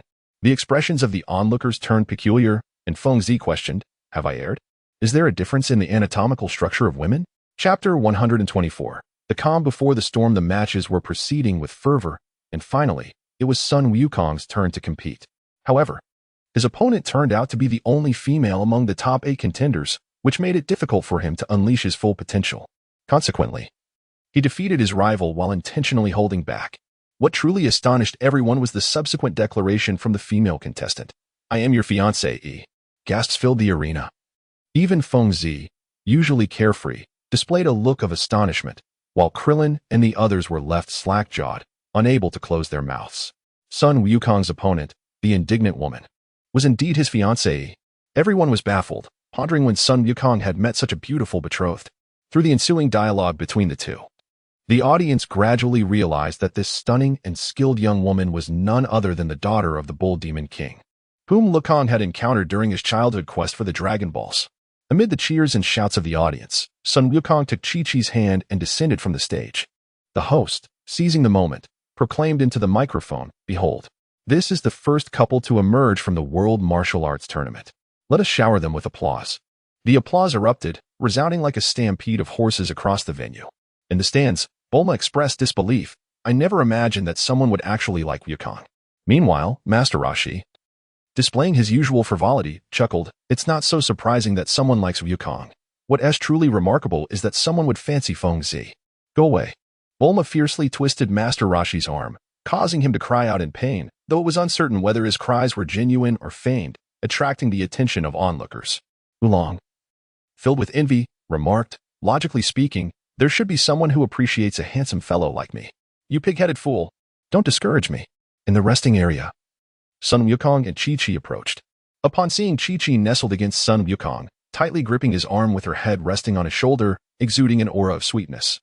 Everyone couldn't help but feel envious. However, only Wind Purple noticed the undeniable look of helplessness on Sun Wukong's face. "Wukong, you lucky rascal. To have such a beautiful fiancée, and not even inform us." Krillin teased with a smile. "Indeed, when we inquired about this lovely lady, you claimed you didn't know her." Yamcha chimed in. Hearing their remarks, Chi-Chi gracefully bowed, saying, "Hello everyone. I am Wukong's fiancée, and I kindly ask for your support." Feng Zihua regarded Sun Wukong with suspicion, casting a glance at Chi-Chi as she inquired, "Wukong, why don't you simply take her down?" The onlookers were rendered speechless. Approaching Chi-Chi, Feng Zihua scrutinized her closely and remarked, "This creature appears rather foolish. Are you planning to fatten her up before the kill?" Chi-Chi's eyes seemed to blaze with fury as she retorted, "You were the foolish one. You silly creature. You were the imbecile. You wretched woman." Feng Zihua and Chi-Chi launched into a fierce exchange reminiscent of quarrelsome street vendors, their words flying like projectiles, leaving Krillin and the others astonished. Ultimately, it was Sun Wukong's intervention that brought an end to their bickering. At that moment, a staff member responsible for the competition's regulations approached Feng Zihua and said, "Are you the contestant Feng Zihua?" "Indeed," she replied. "Prepare yourself. Your opponent in the semifinals will be the second-generation demon. The match is set to commence in 5 minutes." Feng Zi paused momentarily, suddenly recalling that his match against Piccolo II was imminent. The atmosphere grew hushed as all eyes converged upon Feng Zi's countenance, only to find that he exhibited not a trace of pre-match anxiety, maintaining a gentle smile throughout. "Feng Zi, exercise caution with that individual," Son Goku remarked solemnly. Feng Zi nodded in acknowledgement, responding, "I shall not be defeated by that grotesque green creature." "Go for it, Feng Zi. You must vanquish that loathsome opponent," Krillin encouraged. Lepin chuckled softly, adding, "Feng Zi, persevere. Regardless of who your adversary may be, I have unwavering faith in your ability to triumph. His strength is formidable. Both his power and speed are truly terrifying, and he seems utterly unconcerned with the outcome of the match. Therefore, you must remain vigilant and wary of any lethal intent he may harbor."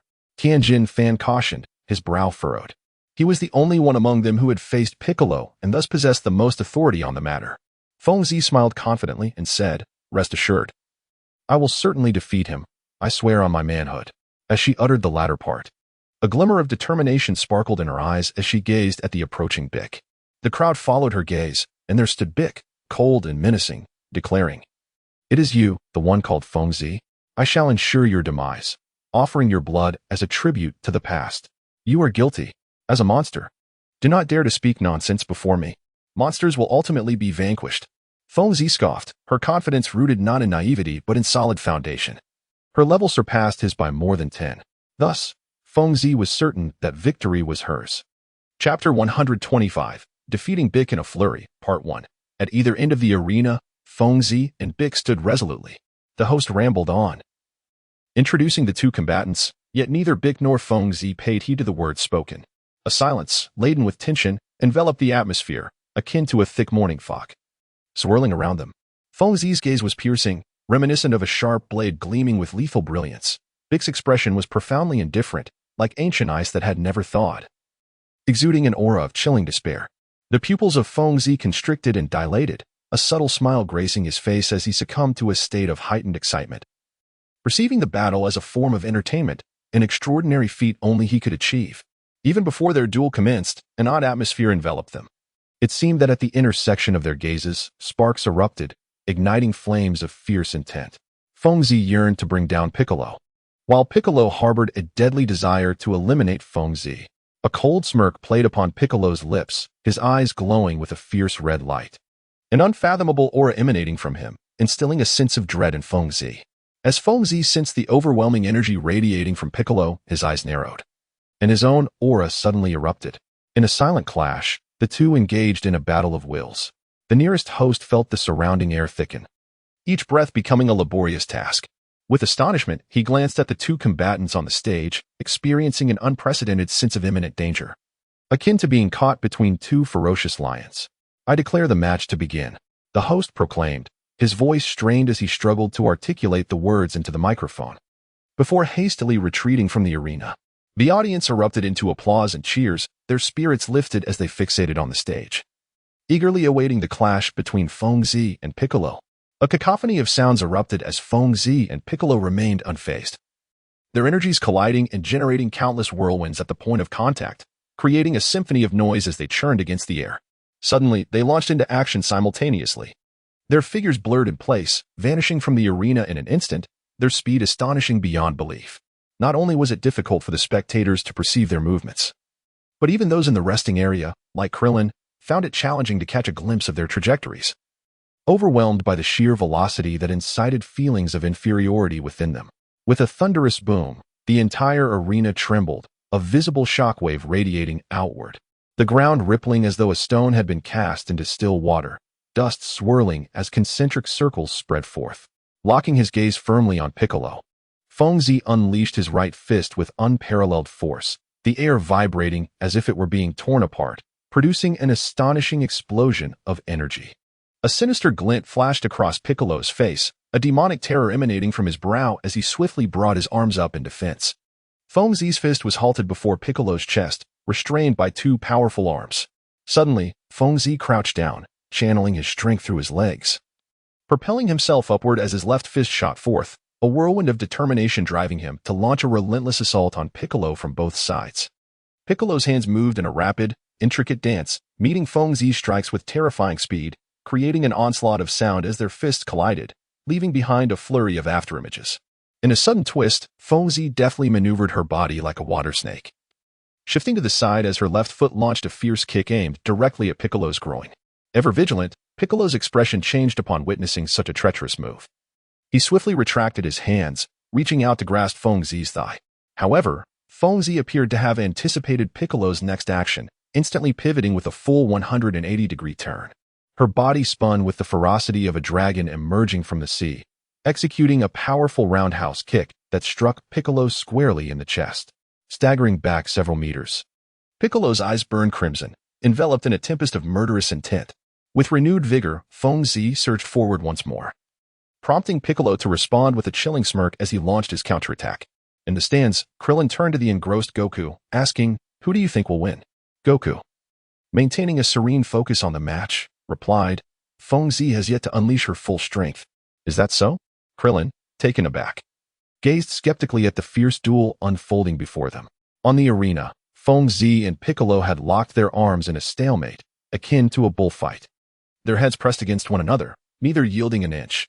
To the astonishment of the spectators, the ground beneath them suddenly cracked, resembling a spider's web as it spread outward. With a low growl, Piccolo's muscles swelled, veins protruding on his neck and arms as he trembled with exertion. Yet, to his surprise, Feng Zi remained steadfast, her feet seemingly anchored to the ground, showing no signs of strain, her expression even bearing a hint of a smile. Chapter 126, Transforming Piccolo into a Wreck. The battle intensified, eliciting gasps from the audience as Feng Zi launched her counteroffensive. "I shall reduce you to a mere farce," she bellowed, forcefully pushing Piccolo back a step. Then, with a downward press, she bent his upper body, wrapping her arms around his and lifting him off the ground, hoisting him above her head with tremendous strength. Gasps echoed throughout the arena as the crowd bore witness to this astonishing feat. Feng Zi's muscles bulged as she suddenly slammed Piccolo headfirst into the arena floor, causing the entire platform to tremble and resonate with a cacophony of sound. Piccolo's body sank into a half-meter-deep crater formed by the impact. Yet, in less than a second, a burst of red light erupted as Piccolo furiously rose from the arena. "Die!" Piccolo roared, his right fist cleaving through the air as he aimed a devastating strike at Feng Zi's face. Feng Zi remained silent, her eyes narrowing as she took a decisive step forward, unleashing a ferocious horizontal punch with a speed that resembled a thunderclap. Piccolo, taken aback by the astonishing velocity of her strike, hastily retracted his own fist, attempting to counter her blow. Yet, he was unprepared for Feng Zi's rear leg, which arced gracefully from behind, delivering a sweeping attack that caught him off guard, striking him squarely on the side. Spectators were left in disbelief, their eyes questioning reality. As in the next instant, Feng Zi's right fist seemed to divide into two, one remaining in place while the other appeared at Piccolo's chest. The nearly 1 meter gap between the fists distorted momentarily, a phenomenon born from the sheer speed of her attack, creating an illusion and a distortion in the air as her punch cut through it with lightning swiftness. The formidable force of her strike coalesced into a singular, devastating blow. In an instant, Feng Zi's fist showcased its unparalleled might, exuding an almost insurmountable power. Boom, boom, boom. A series of deafening explosions erupted almost simultaneously as the collision between Piccolo's chest and her fist unleashed a torrent of chaotic air currents, sending his body hurtling uncontrollably through the air. Amidst the astonished gazes of the audience, the ground was engulfed in a swirling vortex akin to a tornado. Feng Zi understood that such an attack, despite its intensity, would not suffice to defeat Piccolo. As the dust settled, Piccolo's figure hung suspended mid-air, his attire tattered, revealing his dark green skin marred by bloodstains. His eyes widened in fury, nearly distorting with rage, crimson light flickering within them. Enveloped by an aura of malevolence that rendered him a fearsome apparition, reminiscent of a demon from the depths of hell. "You wretched fool, you have drawn blood from me. You shall regret this," he spat, wiping the blood from the corner of his mouth, his tone laced with fury. "Oh, spare me your lamentations. Descend and fight me." Feng Zi replied coolly, a nonchalant smile gracing her lips. Piccolo gritted his teeth, clenching his fists, struggling to suppress the anger boiling within him as he slowly descended to the ground. "Allow me to demonstrate the might of the demon clan," he declared in a low voice. No sooner had he spoken than his muscles began to writhe like a serpent, his aura surging forth, causing the surrounding air to be drawn away, creating a vacuum around him. With a guttural cry, Piccolo's voice strained, his eyes glazing over with a bloody sheen, as his body swelled dramatically, resembling an inflated balloon. The wind caught Ziwei by surprise as she observed Piccolo's transformation with great interest. The audience erupted in astonishment, their expressions frozen in disbelief, their eyes nearly bulging from their sockets. What kind of technique is this?" Krillin's face was etched with surprise as he stammered. Even Son Goku was momentarily taken aback. The reason was simple. Piccolo on the arena was steadily enlarging, resembling a monstrous being. His body swelled to such an extent that the already vast arena felt constricted, leaving all witnesses to this astonishing spectacle rubbing their eyes in disbelief, as the impact on their vision challenged their comprehension of reality. Piccolo's form continued to expand until, amidst the wide-eyed astonishment of the spectators, he finally halted. Compared to his previous state, Piccolo had undergone a profound transformation, towering several dozen meters high and weighing several tons. Even his fingers dwarfed Ziwei's entire figure. If one were to liken Piccolo to an elephant, then Ziwei would be akin to an ant. The physical disparity was glaringly apparent. "Behold, this is the power of the demon clan. Marvel at it, if you must, for I shall crush you beneath my fingertip." Piccolo laughed maniacally, his laughter reverberating through the clouds, filling the venue with his chilling, inhuman mirth and arrogant proclamations. Feng Zi gazed at the colossal beak before her, pausing in silence for a moment as she fixated on his blood-red, piercing eyes. With a sense of exhilaration, she exclaimed, "Praise be to you. You appear even more monstrous than before. Such a confrontation is truly exhilarating." Chapter 127, Pummeling Beak into a Wulong, Part 2. Beak shifted his immense form, raising his heavy paw, which carried a chilling gust of wind, accompanied by the howling sound of air being sliced. He then lunged violently towards Feng Zi's position. A glimmer of insight flashed in Feng Zi's eyes, and she inwardly murmured, "This is dire. Should that colossal foot strike her, it would be no mere jest." In the fleeting moment before the giant foot descended, Feng Zi sprang away with such swiftness that even Piccolo had not anticipated it. With a thunderous crash, Piccolo's foot, laden with formidable force, descended upon the very spot where Feng Zi had just been, leaving behind a hauntingly large crater on the arena floor. The ground trembled violently, dust swirling in the air. With a furious roar, Piccolo adjusted his stance, exhibiting agility that belied his massive form, as though this colossal physique posed no hindrance whatsoever. Suddenly, a fierce glint ignited in Piccolo's eyes, and in an instant, he unleashed a devastating punch. The air around him crackled with intensity, and where his fist landed, a wave of despondency followed. The once elusive Feng Zi, who had been deftly maneuvering around the arena, was struck squarely by that punch. Coughing, Feng Zi resembled a kite severed from its string. The moment her body met Piccolo's fist, a tumult of energy surged within her, and an unimaginable force crashed upon her corporeal form. Feng Zi was hurled several meters away by an immense force, ultimately landing on the arena floor. Piccolo let out a cold laugh, disregarding the gasps of the audience, as his massive form strode directly towards Feng Zi. With a resounding crash, Piccolo's fist descended in a sweeping arc, devoid of any finesse, striking with ferocity akin to, relying solely on raw power.